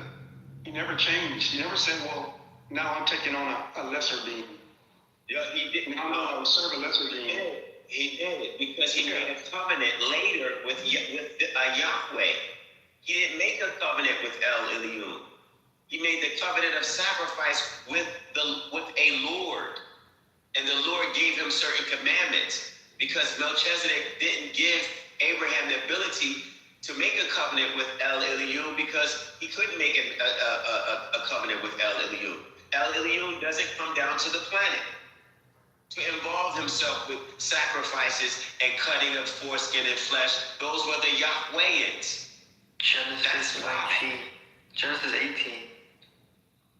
That's what we're talking about. I said prior to that. So the point is that, yes. So that's the same guy in Genesis 2. It's not. They don't use El Elyon. You're adding that. If it was the same, they would use the same word. Just keep in mind about the hierarchy. You're forgetting that there's a hierarchy. Once they get that in their mind, I think it will be clear to them. Exactly. I did too. So in your guys' and to say something else, so that you guys can understand, there is a most high in every pantheon. In your guys' eyes, there's a many most high. There's many most high. It's just a group. It's just a group that's over. It's just a group of the pantheon that's the highest. But it's many most highs. Yeah. So in your guys' eyes, is the Lord spoken about in Genesis 2? Is that the Lord over the earth? What? But not over the heaven? What? Say that again. Is the Lord of the Bible spoken about in Genesis 2 all the way throughout the whole Bible? Is that the Lord of the earth, or the Lord of the heavens, or the Lord of... To answer the question, he's the Lord. He's the Lord over the allotment that was given to him. The same way, which is on the earth? Jacob, Israel, and Abraham, that he says he's the Lord of. So he's just Lord over the people, not over the earth. He says it, not me. That's what 32 teaches you. Yes. He said, he's not Lord over the earth? I'm the Lord, bro. We're giving you stop asking the same question, you're getting the answer. The answer is there in the text. He says, you keep asking what we're saying. We're not saying it. He's saying, I am the Lord of Israel, of Jacob, Abraham, and Isaac. He's letting you know who he's the Lord of.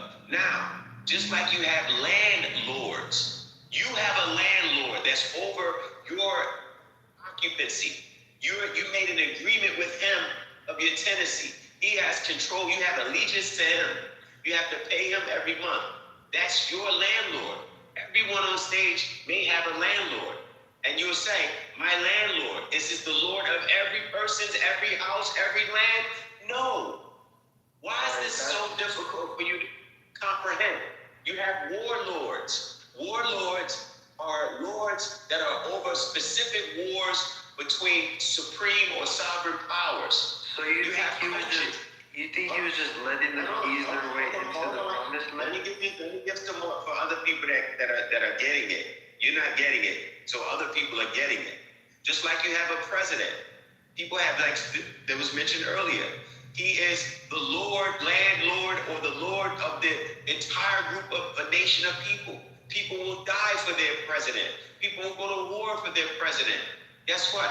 He's not the president of all nations on the planet. Exactly. Once you get that, the United States is Trump's nation. Yes. That's his nation that he's to govern over. Just like so. The what? Who sets Trump up? That is the same idea. That's the idea that the Bible is showing you. The same way how Trump was set up by this invisible being that don't really deal with people. You don't know. But he does. You don't know who is above Trump, do you?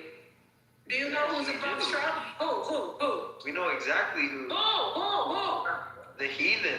Because when the heathen when the heathen beareth rule, according to you, Trump is a heathen. Exactly, but who? No, there is okay, good. Now, is there a higher being? Hold on, is there a higher entity above Trump? Yes or no? Yes, of course. Now, is there a higher? Now, stop. Is there a higher being above Yahweh or the God of Israel? No. See, that's why you don't know nothing because you pay attention. Because he is the Most High. What do you got? He is the Most High. No, stop. He later on, and see what it is.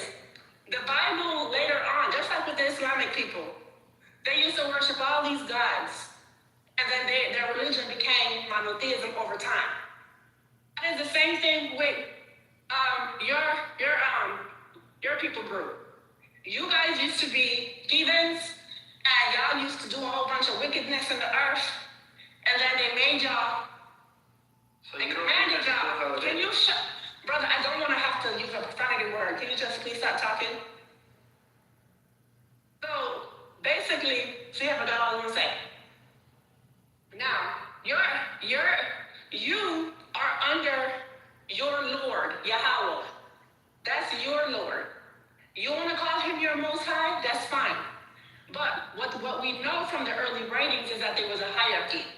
Later on in the books, yes, the authors they wrote Yahweh or Yahweh as the Most High because they're changing the development. They're trying to get you guys into monotheism, the same way they did with the Islam people. They used to worship other gods, and so did your ancestors, if you think you're those people, right? So the writers, they did that. They understood. So they wrote that. So later, yes, you will see Yahweh Most High in the books. You will see there because he absorbed the attributes of El Elyon. That's why you're later now supposed to only come worship one being, and that's Yahweh. But it was not always that. And the early writings show you that there was a hierarchy. That's what we're talking about today. Trying to show you the hierarchy.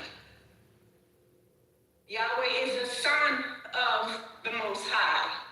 Yahweh in the early writings was never over El Elyon. Yeah, That's very good. That's very good that you guys now all of a sudden want to be monotheism because that's what y'all got was beating y'all ancestors had plenty of time. That's why they put y'all in captivity. Okay, so that's good. Y'all are learning. But your ancestors weren't always so mighty like you guys are professing to be. They weren't strict monotheism. They was getting their ass whooped because they couldn't stop worshiping other gods. But if there is no monotheism, then what would be wrong? What would they have been wrong? What? If you're saying that there is a God above the Most High, above Yahweh, then why would they have been wrong for believing in other gods? Because their Lord commanded them, your Lord gave you guys, ancestors, laws and commands to follow. The first one of that is called, do not put no other gods above me. Meaning, if there's other gods, don't put it above him. So they know that there are other gods. There are other entities out there. That's why you have the law, because your God wants you to only observe him. Because he understands that y'all is his people. You know, on this app, I see a lot of Hebrew Israelites brag about, we're the God of Israel. God, yes, that's what he's called. The God of Israel. Not the God of Kamosh. The Moabites. Not the God of the other nations. He has his own nation to govern. Which is your ancestors who you think those people are. I won't argue with you if you think that. But he's a son of God. The son of God. That's it. There's a God above. What I'm saying though is, if there's a God above. Oh my God. If there's a God above Yahweh. You just asked me that. I just told you. I'm saying, but who is he over? Is he over all the people on the earth? Who? The God above Yahweh. You're claiming above Yahweh. The God. You gotta understand that. Hold on. Let me finish. And then let me finish, dude. Because we've been here talking for a while. I don't know where you're coming from. Just give us one more second. El Elyon, he's their father. He don't deal with y'all like that. Like you would think you're an Israelite, that's fine. He don't deal with you. He let his son deal with you. He is over everything according to the book, in the storyline. He's the top. He don't deal with y'all. He let his sons deal with y'all. The Moabites, he don't deal with them either. He let the Kemosh deal with them. He put a deity above each nation group after he divided it.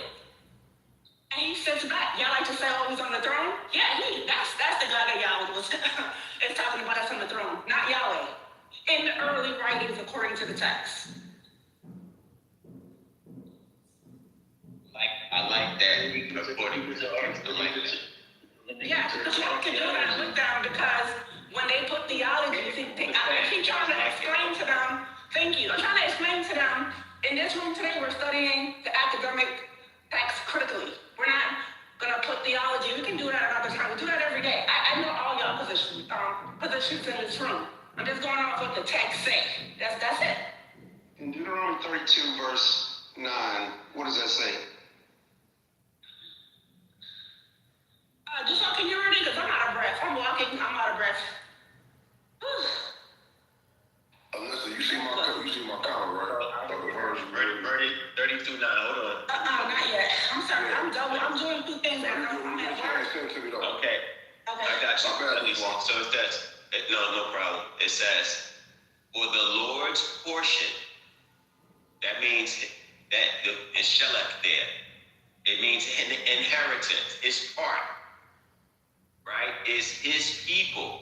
Jacob is the lot of his inheritance. That's simple. Don't overanalyze it. Jacob, who was Israel, was his people. Not everyone across the board. He inherited from El Eliyun. In verse 8, you'll see that. Read verse 8. Read verse 8 again. In verse 8. It says, when El Eliyun divided, right, to the nations, their inheritance, when he separated the sons obeying Adamah. That word Bain is there, right? You see in Strong's number 1121. Bain, Adamah, or Adamites, the Edomites, the red race, the Adamites of Genesis. He set the bounds of the people, home, or tribe, the bounds of the people according to the number of the children of Israel. Hey, hold up right there. Why is he separating the children, the bounds of the people? And that's when he says the number or the bounds of the people, that's all the people of the earth. Why is he setting them? No, that's not. It doesn't mean all the people. He says he set the bounds of the nations. The people that's going, that's nations. Relax. Let's look the word nation. Don't keep telling me to relax. You keep there. Because you asked the question and then I begin to answer and you say, yeah, you cut me off. You asked the question. You said, why? Brother, you said, why? Brother, that's rhetorical. Let me say this. And then you guys. Okay, who knows rhetorical? I know you don't know. Now you know. Let me answer you though, because you said, why am I saying relax? You said, why am I'm saying relax because typically when a person asks, they pause at the question mark. So I was beginning to answer you and you started going on to your answer. That's why I said, relax, let me answer you. Now you're telling me it's rhetorical. You're trying to gaslight me here. That's okay. You said, how's it? Don't do that, Mama. It's not that serious. Brother, it is serious. We're having a serious conversation. Yeah, but you asked the question. I don't know it's rhetorical until you say it. Okay, but now you know though. Let me finish. Yeah, but other people don't know, and it's a good question. The question is good. So let me answer it for other people. Go ahead and answer. The word nations there is goyim. Right. It means literally plural. Can you mute if you want the answer? But you answer plural, right? Let me give you the answer based on the text. The word nation is goyim, and it means heathens. You're not nation as what you don't say right, like you do. The word nation is not what you call nation today. Like people say it's a nation of people. That's not what it means today. What about tribe? I'm giving you the Hebrew word if you want it. This is your book, not Duswa. Apparently, it's the Strong's number 1471. The word Goyim means a Gentile. Right? Other than Israel, right? Other than the Israelites. It's speaking. You asked about why did he separate the nations? The Israelites are part of the heathen nation. It's a group of heathen. You all were heathens. If you tie yourself into the Israelites was doing a lot of wicked behavior. That's why they needed laws to correct them. They were killing, they were going in other people's lands, and even Yahweh was giving your Yahweh was giving you famine. You didn't have any food in your land. You didn't have any stability. You were wiped out of their sight, out of Yahweh's sight. He didn't even favor his allotment. So it wasn't something that he was proud of. But in that separation, this Yahweh was given Israel, and this is his behavior towards them. You want to include yourself in there, that's fine. But these 2 verses are very clear that they were inherited from this Most High, given to this Yahweh, that you now worship on your own as a monotheistic being, monotheistic religious doctrines. It's the same. Muslims have the same area. That's why they say Allah. If they say Allah, they say Allahu Akbar, our God. They say the same thing. If you ask a Muslim who are God's chosen people, they're bound to an oath that they keep to say, Israel is God's chosen. And if they wait a minute, you just said it right there. Israel is God's people. That's it. That's his portion. That's it. Exactly. Right. And that's out of a Muslim who will die for their religion. Right. So your God is really only in the early days academically to the text is teaching your God was responsible for your ancestors, not everybody. That's why, if that was the case, why would the Most High divide the nations if Yahweh was going to be over all of them? Because he chose Be quiet. Be quiet. He didn't choose you. He was assigned to you. You don't listen. You're 18 years old, and my niece is 13, and she can comprehend this way better than you do. Israel You're 18. Be quiet. Mine elect. I have named thee, though thou hast not. Yes, Israel. Israel. Did it say the universe? Did it say all nations? He's the God of hosts. It said Israel. No, you're not simple. It says Israel is his people.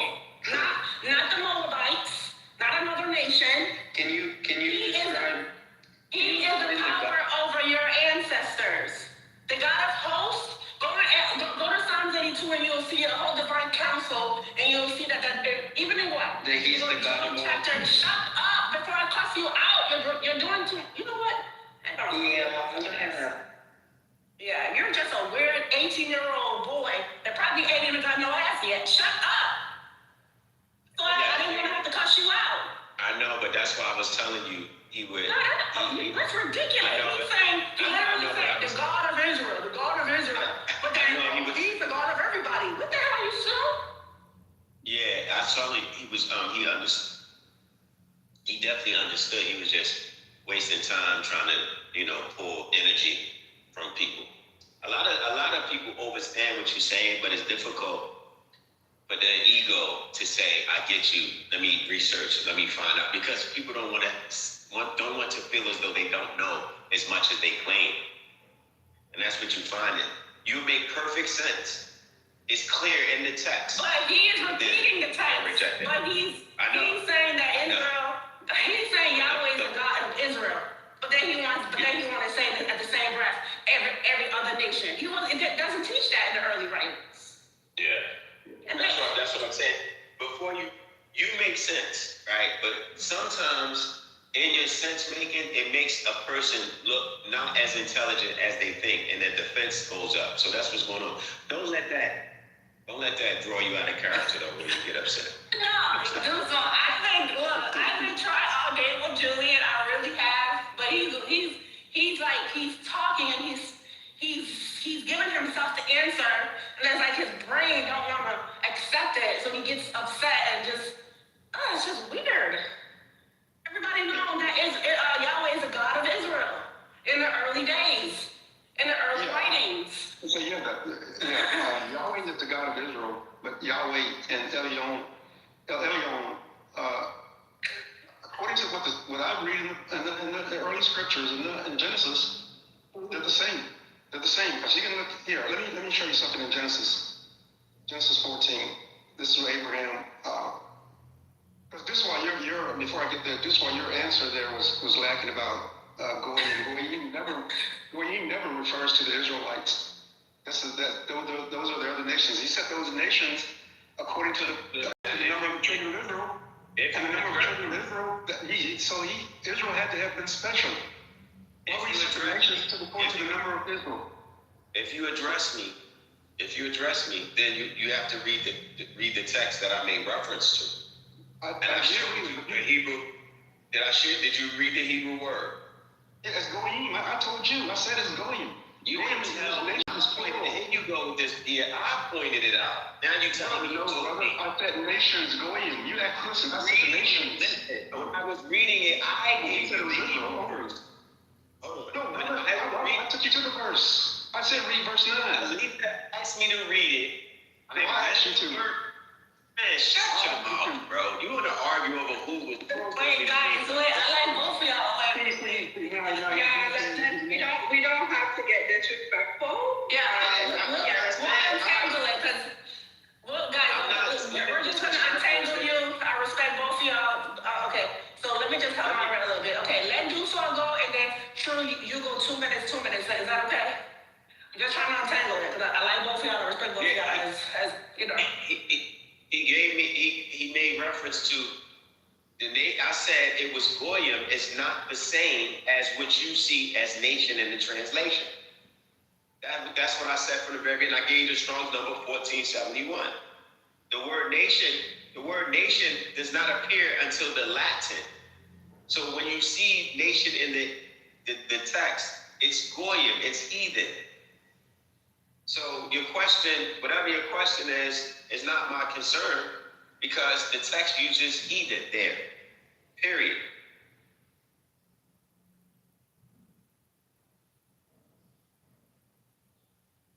Hey, go ahead, Brother True. I just wanted to step in because I know it can get frustrated because y'all just see I just kicked that dude down. So I know it can get, I understand. So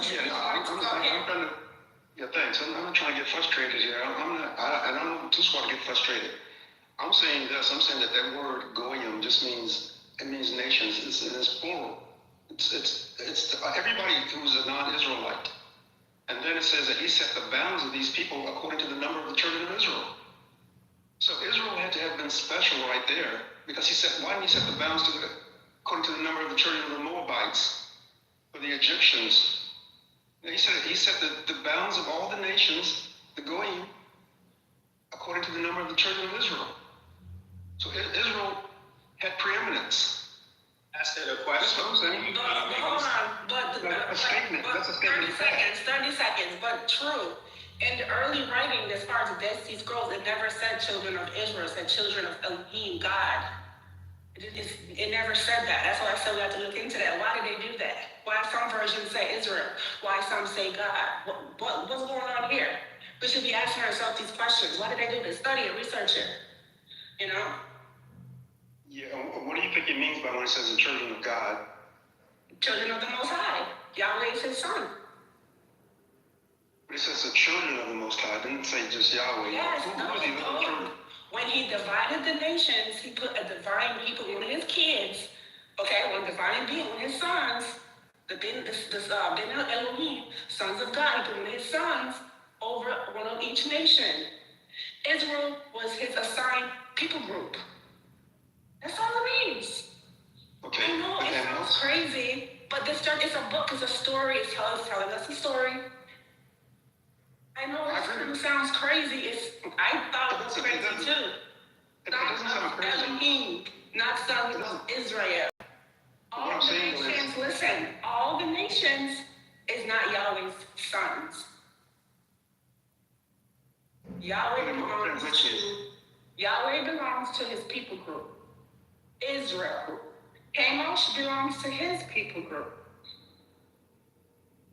He divided the nations.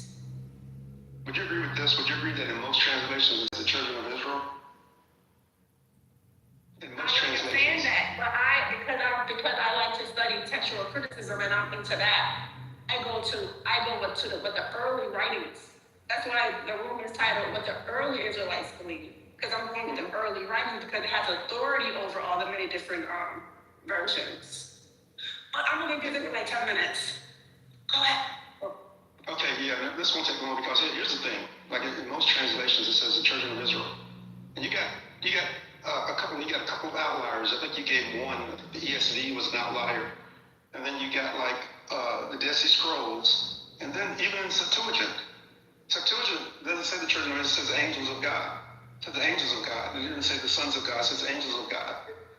Yeah, so the angels of Elion, the supreme. That's what I'm saying. They're the divine being. Yeah, that's why I say that. It also say the angel of Yahweh, so the angel of Elohim, divine beings over the people groups. Yeah, but what I'm saying though is you got the couple of outliers. You got the bulk of this saying the children of Israel. So what I'm saying is maybe our definition of this whole thing is maybe our understanding of when it says the sons of God, how come it can't be talking about the children of Israel? Because the reason Israel was used, and it's because you said they had to be favored. They wasn't favored. Jacob was a thief. Y'all are trying to create this holier than thou image of this person. He was deceptive. He deceived Isaac with his mother, and he was running for his life because he was a thief and he was a liar and a deceiver. And this one being wrestled him and broke his hip. His hip came out of socket. And then his name was changed to Israel. So it wasn't like a whole group of people, of righteous people like you think. They came from a deceptive line. And his name was changed to Israel, which means El prevails. So one of the Elohim prevail over the wrestling match, which is not even your descendancy. You're not even related to Israel, Jacob, if you really look at it. Because the bloodline of Abraham comes from Chaldees. And because Abraham made an agreement with one of the beings, a covenant through sacrifice, that's not a chosen thing. That's like, you make an agreement with me, okay, I'll go into contract with you. That's all it was. It wasn't anything spectacular or holy like the religious world tries to appear, because they use those words. That's not what's there. He had to take Isaac up to the mountain, and Abraham lied to Isaac and told him that when we get to the mountain, the Lord will provide a sacrifice, instead of telling him he was the sacrifice. So when you look at the stories that you try to tie into to say that you're a part of this and it was a blessed seed, that's not what's taking place there. That's religious doctrines that want to tie themselves into something holy and righteous because they want to feel proud and good about themselves, and you're not even related to them. That's why you're not accepted in Israel. You're not accepted in that bloodline. You're not accepted amongst the Jews. It's something that was created later in the 1800s when people became the Hebrew Israelites, from James Crawford and William Crowder, who were Christian ministers out of Tennessee. And they created a sect that said, oh, the Torah is the authority. And now you have a bunch of black Hebrew Israelites that say they're of that seed, when it's not genetically proven, it's not archaeologically proven, it's no extra biblical criticism or text that speaks to that. It's a story that you pulled out of, and you begin to choose one of the beings out of the pantheon. That's it. Yeah, you don't have to. First of all, you don't have to even be a bloodline descendant of Israel to take over the covenant. That's all throughout the Tanakh. But that's neither here nor there. First, let me say this also about Jacob. He keeps saying that he was a thief and all these things. We accept the good with the bad, just like most of us have done things that we're not proud of. But let's say that you've lied before. And just I'm not saying you're a liar. Say that you lied before. That doesn't make you a liar. It said that you did something that was wrong. Yes. Doesn't make you. That still doesn't mean that you're not a good person. So just like you're after Jacob. Once you lie, you have become a liar. But no, not if you get forgiveness, not according to the scriptures anyway. Then you're not those things. God doesn't remember doesn't remember these things anymore. Not according to my scripture. I mean, according to yours. Okay, give me a verse. Okay, give me a verse where it says he doesn't remember your, like, that's not true. If you pick up, if you do, I mean, it's the same thing. It's not, does it make you bad? I know you want to defend it, but that's what he was. That's it. It's not the biblical text. The same Lord protected Cain, who was a murderer. He was a murderer. He killed his brother Cain, and he was afraid that the people of the land of Nod was going to kill him. So this Lord protected Cain, who was a murderer. So it's not unlikely that the Lord that you chose, this being, this particular Yahweh, protects killers and liars and deceivers. That's not abnormal. Because of this tribe that was over, he was particularly interested in them because of the covenant of sacrifice. And if you didn't give him the sacrifice, if you didn't offer, the same thing happened after the flood. He was like, okay, Noah, give me some animals, put them on the altar, and let me smell their sweet savor. And it was pleasing to him. Still, the Adamites were still evil. It says it right there in the next verse. They were still evil and wicked continuously. So if you want to choose to be of that line, you're fighting us to be a part of that bloodline. That's your choice. We respect anybody's choice to be whatever they want to be. You could be an ice cream sandwich if you choose. I'm not arguing that, but you have to deal with the reality of this is what the text is speaking about. You see, we never went into the textual criticism in a way where it was objective, where let's just read it as without being indoctrinated. You haven't taken that approach, and that's the approach that we have in these spaces. We say, go into it just reading it from a critical perspective so your soul won't be misled and you won't be deceived. And the stories speak for themselves. Yes, he did deceive. In fact, Rebecca made Jacob cover his arms in fur or animal skin so he would think that it was Esau. And then he was running from his brother because of he stole a birthright.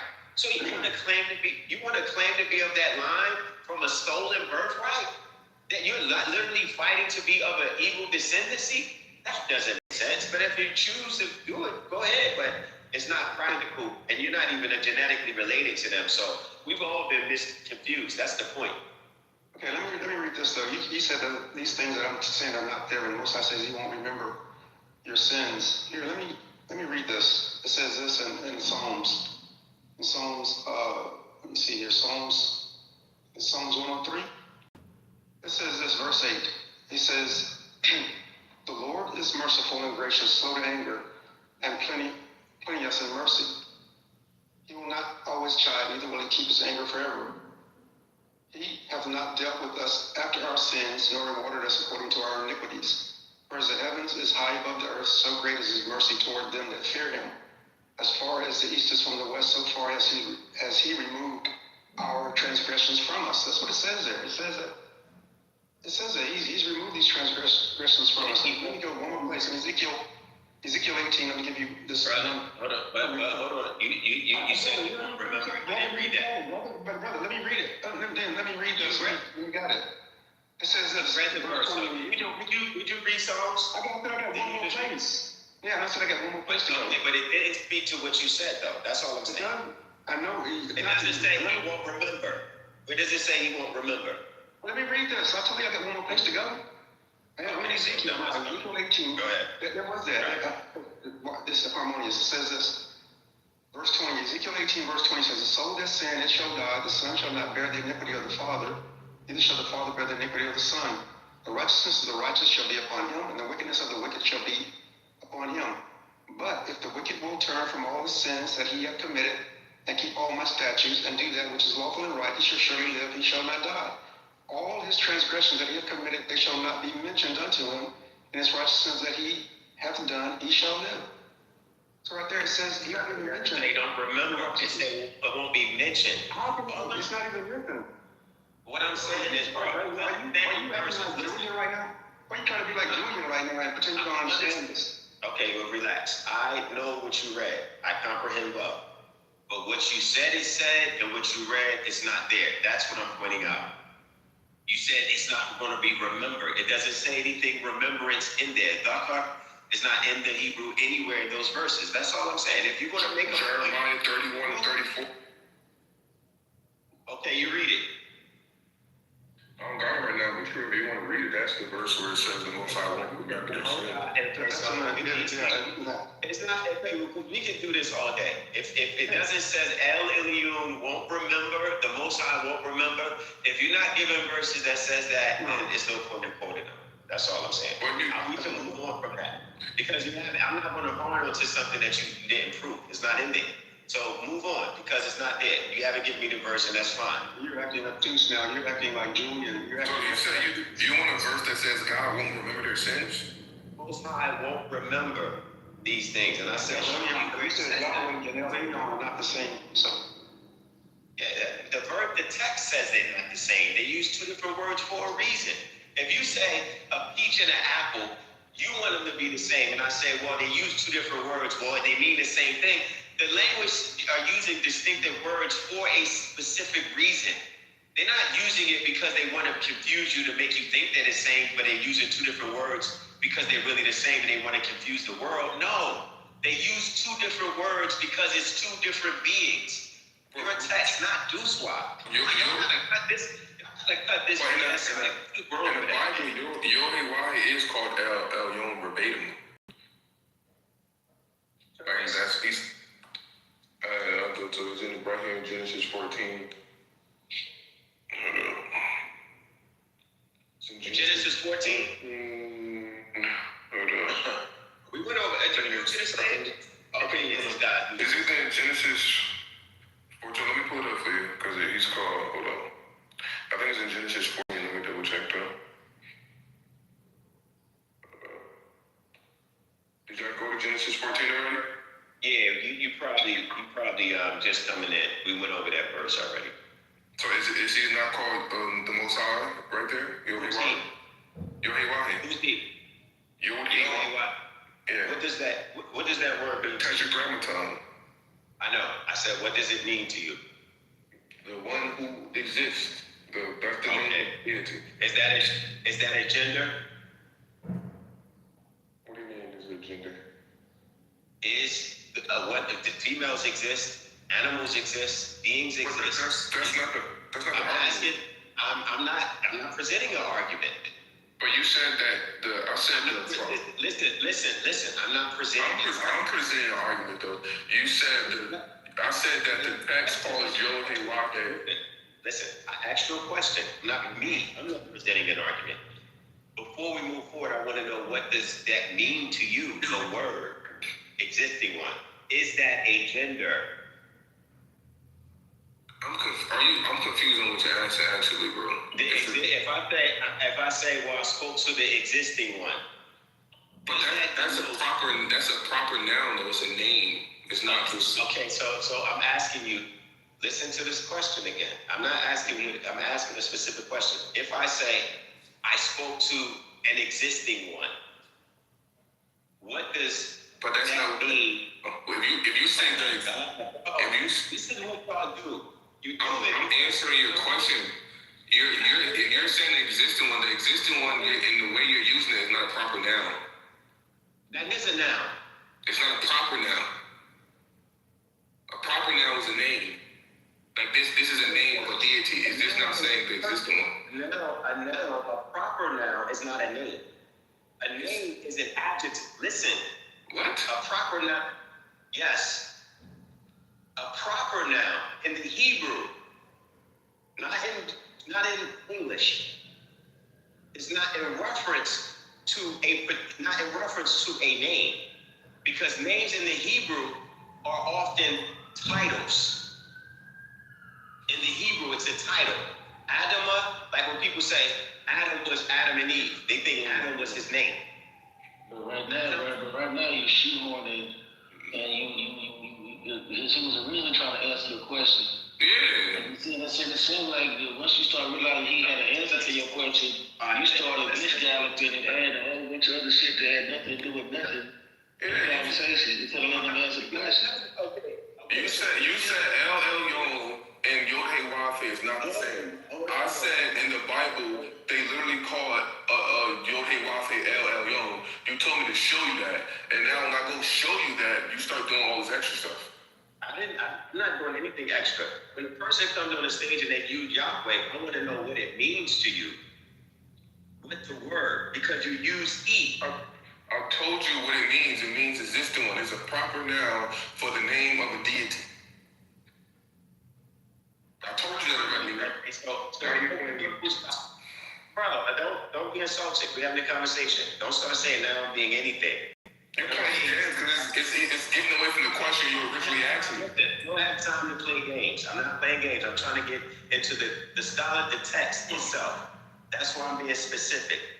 The word Yahweh, and no biblical scholars anywhere says that it is a noun. That's what I'm trying to get you to understand. Show me an example. Show me a source for that. Maybe I'm wrong. That you're saying that the Tetragrammaton is not a noun. It's not a noun, a proper name. Okay, it's not a name. Okay, so okay, E-Child. There's a book. I'll give you several books so you can do your own. I don't know. I don't need that. I need a source right now that you can read. I don't know. Go read this book. I just said I'm giving you a source. Did you not hear me? No, what you're doing, you're going to say, hold on, what you're doing, you're going to say, oh, it's in this book, go read it. I want you to pull the source out and read it for us. That's what I want you to do. You don't know what I'm going to do. You can't say that. I'm giving you the source. You asked for the source, and I'm going to give you a source. Now, in the revelation of the divine name, it's this word, Yahweh, and I have 5 of 7 of them right in front of me. Ishal says it. And according to the meaning of the Bible, it's a book called The Meaning of the Bible, what the Jewish scriptures and Christian Old Testament can teach us, it says that it is a verb. That's why I said that. That's why I asked you what it meant. Can you read the source? I just read the source. According to Douglas A. Knight, the meaning of the Bible, the book, it said from the book called What the Jewish Scriptures of the Christian Old Testament Can Teach Us, 2001, he says in this text, he's a Hebrew scholar. I'm not reading the source, bro. What are you talking about? That is a source. You're telling me what the source is and what the source says. I'm asking you to read the source. I'm reading it. If you let me finish and mute your mic. It says the source. This Yahweh means, Yahweh is a verb. It means to exist, to be, to come to pass. The primary text in canonical Hebrew text where this verb becomes a noun. Right? Ishal says the same thing. The same view by J. Lindum in, there's the source, Annuals of the Swedish Theological Institute, 1964. In the 19th century, right, Noble and Ross, and the book is the revelation of the divine name.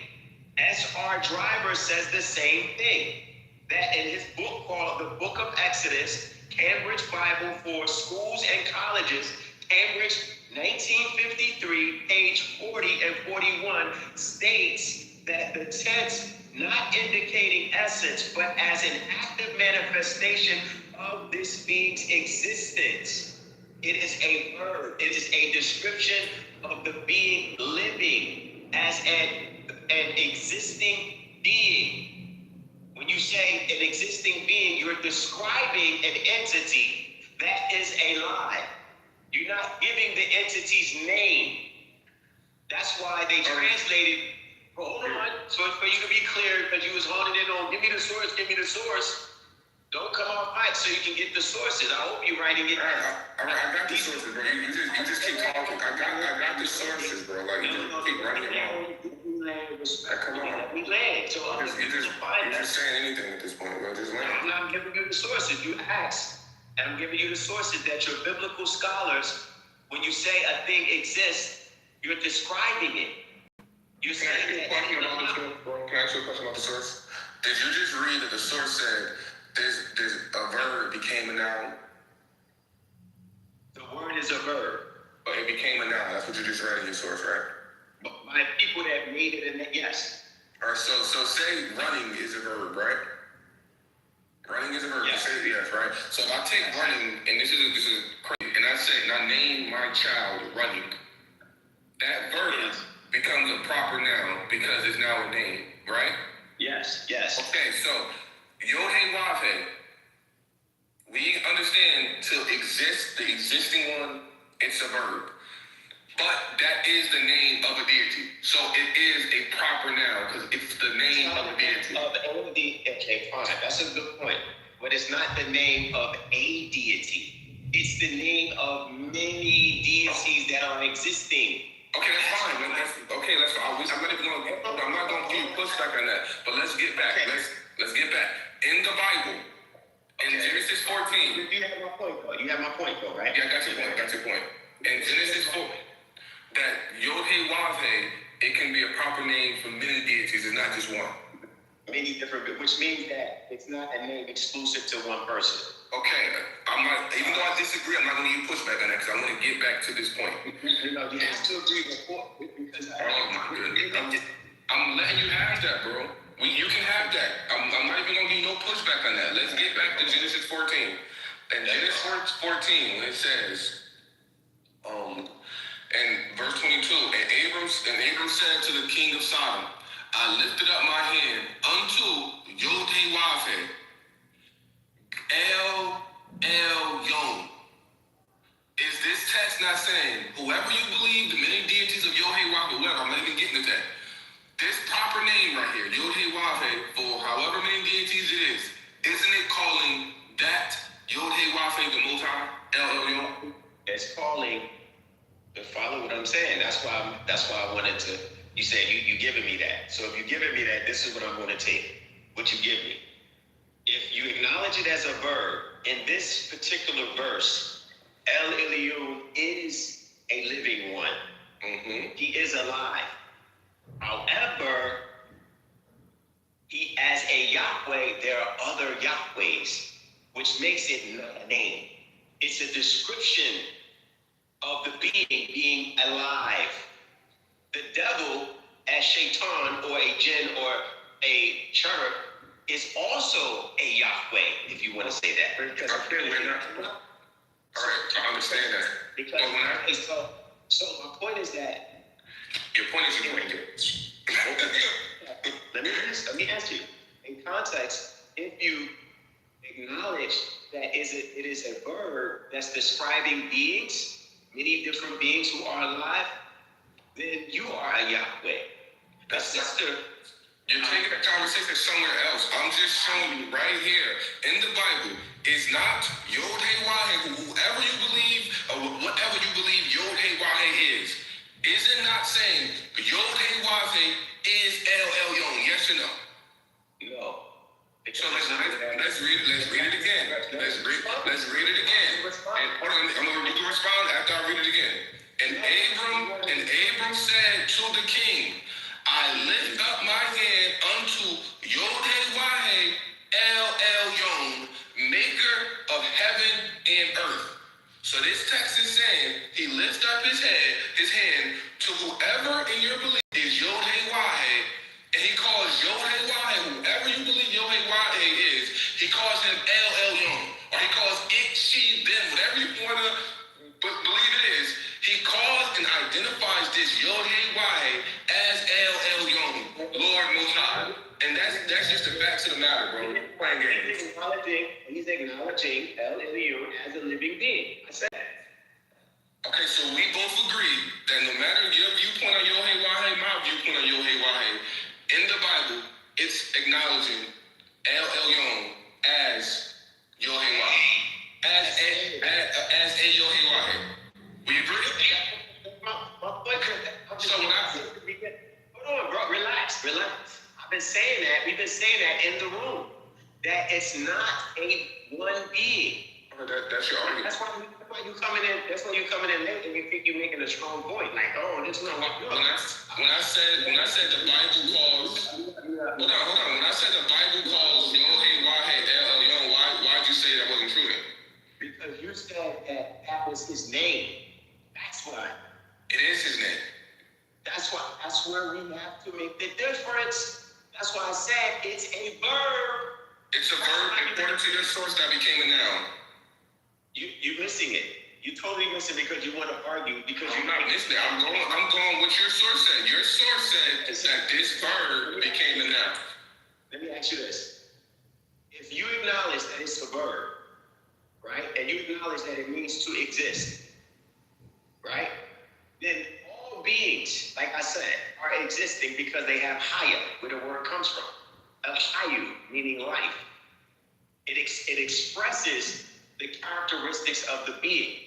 What religious interpreters have come to the concept of is that the being that every being that they are in reference to in the Bible is the same Lord.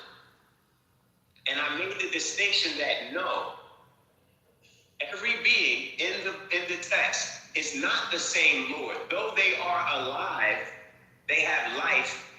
The names of the beings you do not know because they never gave you their names. When you see the word Lord in Genesis, it doesn't give you the name of the being.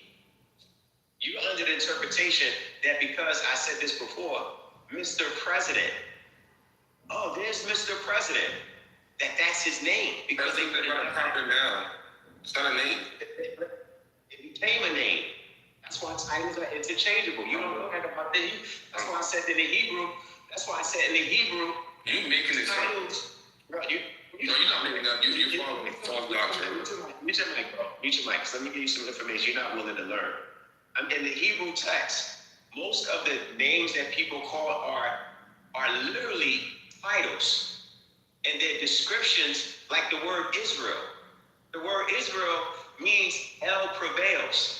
It was after the event where they wrestled. But it became a name, but it's literally a wrestling match.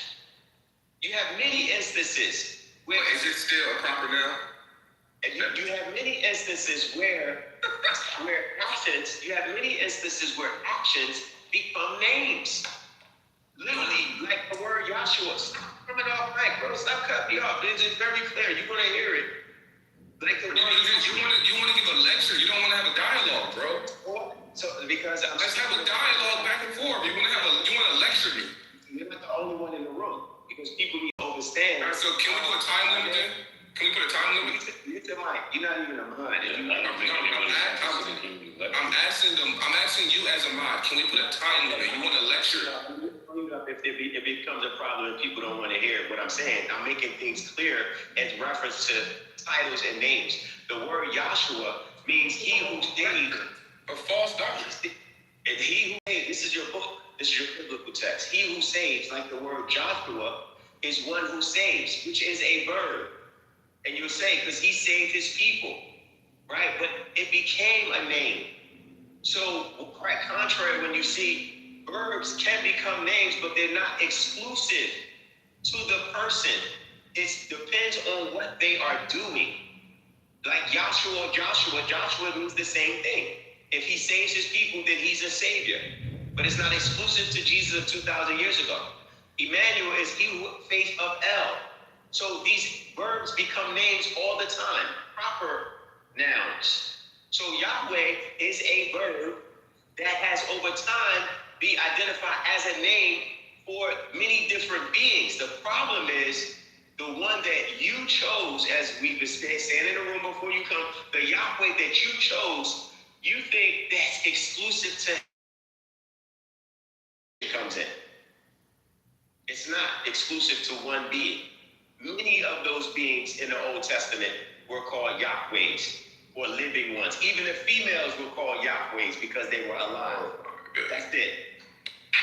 And that's just horrible, right? So a name, a thing being a verb, is this the one he saves, whatever, that doesn't take away the fact that they're still proper now. Just like Judah name means to praise him or to praise. That's still the name of Judah. It still becomes a proper noun. Yod-Heh-Wav-Heh, the Tetragrammaton, you can go to any grammar, Hebrew grammar person, any one of them, and they're going to tell you that is the proper name for the God of Israel. And you're trying to remix it and take it away. So when I came in the room and I said, wait, Yod-Heh-Wav-Heh, the proper name is called 100% called that in multiple places in the Bible. If that was something you agreed with, if I missed it when you should have said, okay, but here's this understanding that I have. It wouldn't have been no need to go. It wouldn't have been no need to go back and said that he is a Yahweh. I didn't say. You said that was his name. Okay. Yeah, I made it clear. It's no problem. Is it a proper noun? Did that verb become a proper noun for a name of a deity? Yes or no? Not for El Elyon, though. That's my point. So and that's where the difference come at, because we see right here in the Bible. I said that 5 minutes ago. That it's a difference. Okay. I said that everything you said. I said that the only reason you think it's a distinguished argument because you think that it became the name of the Most High.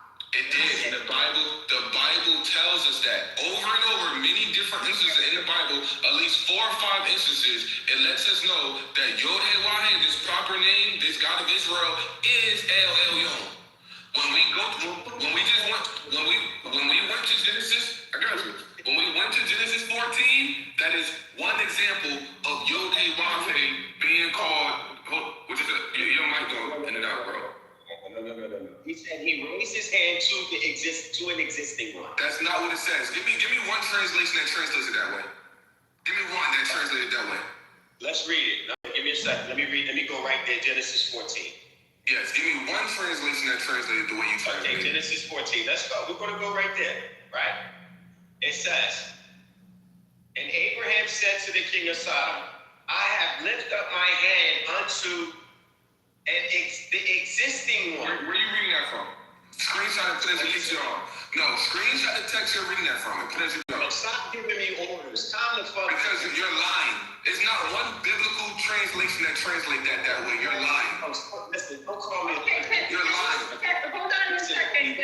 Can you let him finish? Can he finish reading what he has to read? He's not reading it. He's lying. He's making that up. I'm not reading it. Can you read out? Yeah, he's calling me a liar and I'm literally reading the verse. I'm giving you the Hebrew and I'm going to give you the text there. It says, and Abraham said to the king is Melech, the word strong number is 4428, right? Of Sodom, I have lifted up my hand unto, right, the living one, Yahweh, self-existing. That's what it means. And it's used in various forms, 6,000 times throughout the text. It says the Most High, Eliu, and then it says El, the Most High El, the possessor of heaven and earth. So I'm not denying that all of these beings, all of the Elohim are Yahwehs. I understand that. That's not even the argument. It's not disrespect calling me a liar. I don't have to lie to make my point. We have a conversation. Can you cite the translation that you just read? I'm the Strong's number. You can read the Strong's. I asked you for a translation of the Bible that translated that way. I said the Hebrew. I didn't ask you for that. I didn't ask you for you to go in there and translate it. I asked you, is there one translation of any historical translator that translate that as the way you translate? Yes. Yes, you use the Hebrew. That's it. So give me a translation that you're I just said, bro, you're not listening to the answer. It may not be what you want, but if you follow each Hebrew word, you can literally read it word for word from the story. Bro, be quiet. I'm giving you the answer. If you don't want the answer, fine, say that. But don't keep asking. That's not the answer. You're not answering the question I asked you. I don't have to read a translation if I read the Hebrew. All right, but when I asked you, do you have a translation that translated the way you translated? You said yes. You said yes, and then you said you were reading a translation. I didn't say I was reading a translation. I said I'm reading the Hebrew translated into English. I don't need a translation. You can do it yourself if you do your studies. You need to look for translation. Yeah, this is lying. This is cat, bro. Yeah, okay, well, just bring your scholarship and don't be like, don't try to undermine somebody's intelligence with insults, because I haven't insulted you. I haven't called you a liar. I'm calling you out for what you're doing. You're lying. Where is the lie? Show me the lie. I asked you, Do you have a translation that translates Genesis 14 to 22 the way you understand it? You said yes. And then you said yes. Hold on. The Hebrew is not no. I asked you, do you have a translation that agrees with what you're saying? You said yes. You went to read. I asked you, cite the translation you're reading. That's what I asked you. You lied. You should have said, no, I don't have a translation that agrees with me. Where did I lie? Because I asked you, do you have a translation that agrees to what you're saying? And you said yes. That's the lie. What translation did I say I have? What translation did I have? When I asked you, you said yes, and then you started reading. I said, yo, what translation? I said, hold on. I said, what translation are you reading? You told me to mute up and you wouldn't answer me. And then I kept pressing you on it, and then it come to find out you wasn't reading the translation at all. Let me answer you because you're kind of slow. You missed it. I said, I'm reading from the Hebrew. That's not what you said, bro. You're lying. And everybody hears you lying, for the record. Every time I speak in this room, anywhere I go, I give you the Strong's number so you can look it up yourself. You have to come with a better response than you're lying, and then you can't find out a lie. If you ask me the translation, I said in the translation. Now, the point is very clear that if you heard what I said, we've been saying this from the very beginning, that because the verb as existing one, the title, it became a title, which also became a name. It describes the being, any being that is alive, from the word haya. And the Strong's number is 1191, if I'm not mistaken. From the word haya, meaning this is where the tetragrammaton came out of. To exist, to be, to exist. Many of the beings that were in a part of the Elohim in Genesis, the us, all of them were Yahweh's. And I made the point clear when I mentioned Genesis 3:22, when this one Yahweh said, oh, this being Adam has become like all of us, all of the Yahwehs. So it's clear that all of the beings He does not say that. Let me read Genesis 3:22. Okay, so let's read it. 3:22. If you quick to say it, don't say that, and you don't. Don't say he became like all of the Yahwehs. Don't say that. It says, and the Yahweh, the existing Elohim, said, behold, the Adamah 1120, Strong's number, is become as one of us. It doesn't say all one of us Yahwehs. It doesn't say that. That's what you said it said. Okay, so when I say Yahweh, it's obviously in context that he's speaking about himself, and he was a Yahweh. He's speaking about himself and the host of heaven. Hold on, mute up. It's speaking about himself and the us that's with him. There's another whole group there. And that's the host of heaven. Which are us, which are Yahweh's, which are. It don't say that. It don't say that. All right, bro, because you're getting cut and you hating. You're making that up. Yeah, it's not Yahweh. It don't say he became one. You antsy and you getting cut and you don't like it, so you can't let me finish any sentence. No, your counsel is called Elohim. Relax and be goofy. The only thing you can do is relax and be goofy. Anybody, bro. Why are you saying that?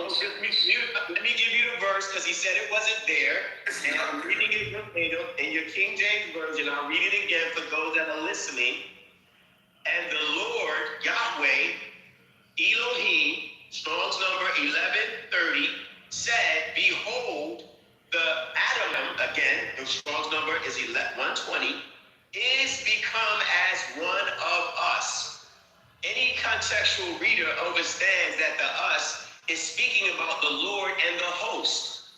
And if he's amongst the host, and they are inclusive of the us as Elohim, and they exist as existing ones, then man became as a Yahweh. No, you're making that up. They don't say that. You're saying You had a whole bunch of sauce to it, man. Yes. Hold on. I'm trying to call you Sauce Dubois, man. Funny. Let me give you another verse where it says, and the Lord said unto Moses, see, I have made thee an Elohim. And Elohim, not a Yahweh. The Elohim is the group when one of the beings out of the group, you have a group of beings, yes, you find the group in Genesis chapter 1, Elohim there throughout the first verse, first chapter. When one of the group steps out and does a specific act, they become a Yahweh of the Elohim. That's what you're missing. That's not in the Bible. Because in Genesis chapter 2, you'll see the same thing happens when the group does the work of recreating the planet. One of them steps out in chapter 2.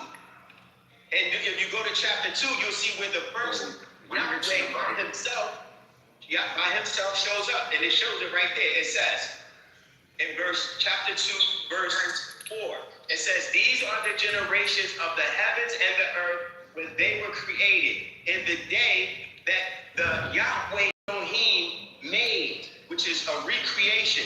This is where the word Lord or the Yahweh first shows up. He doesn't show up in the first chapter because he was a part of the group. So when one of them comes forth, just like you have a teammate, if you got a team, a plural of team, the Bengals or the Eagles, when one comes forth, then you find, oh, this is one of the team members. What is he? He's the running back. Or he's the one. Oh, the crazy man.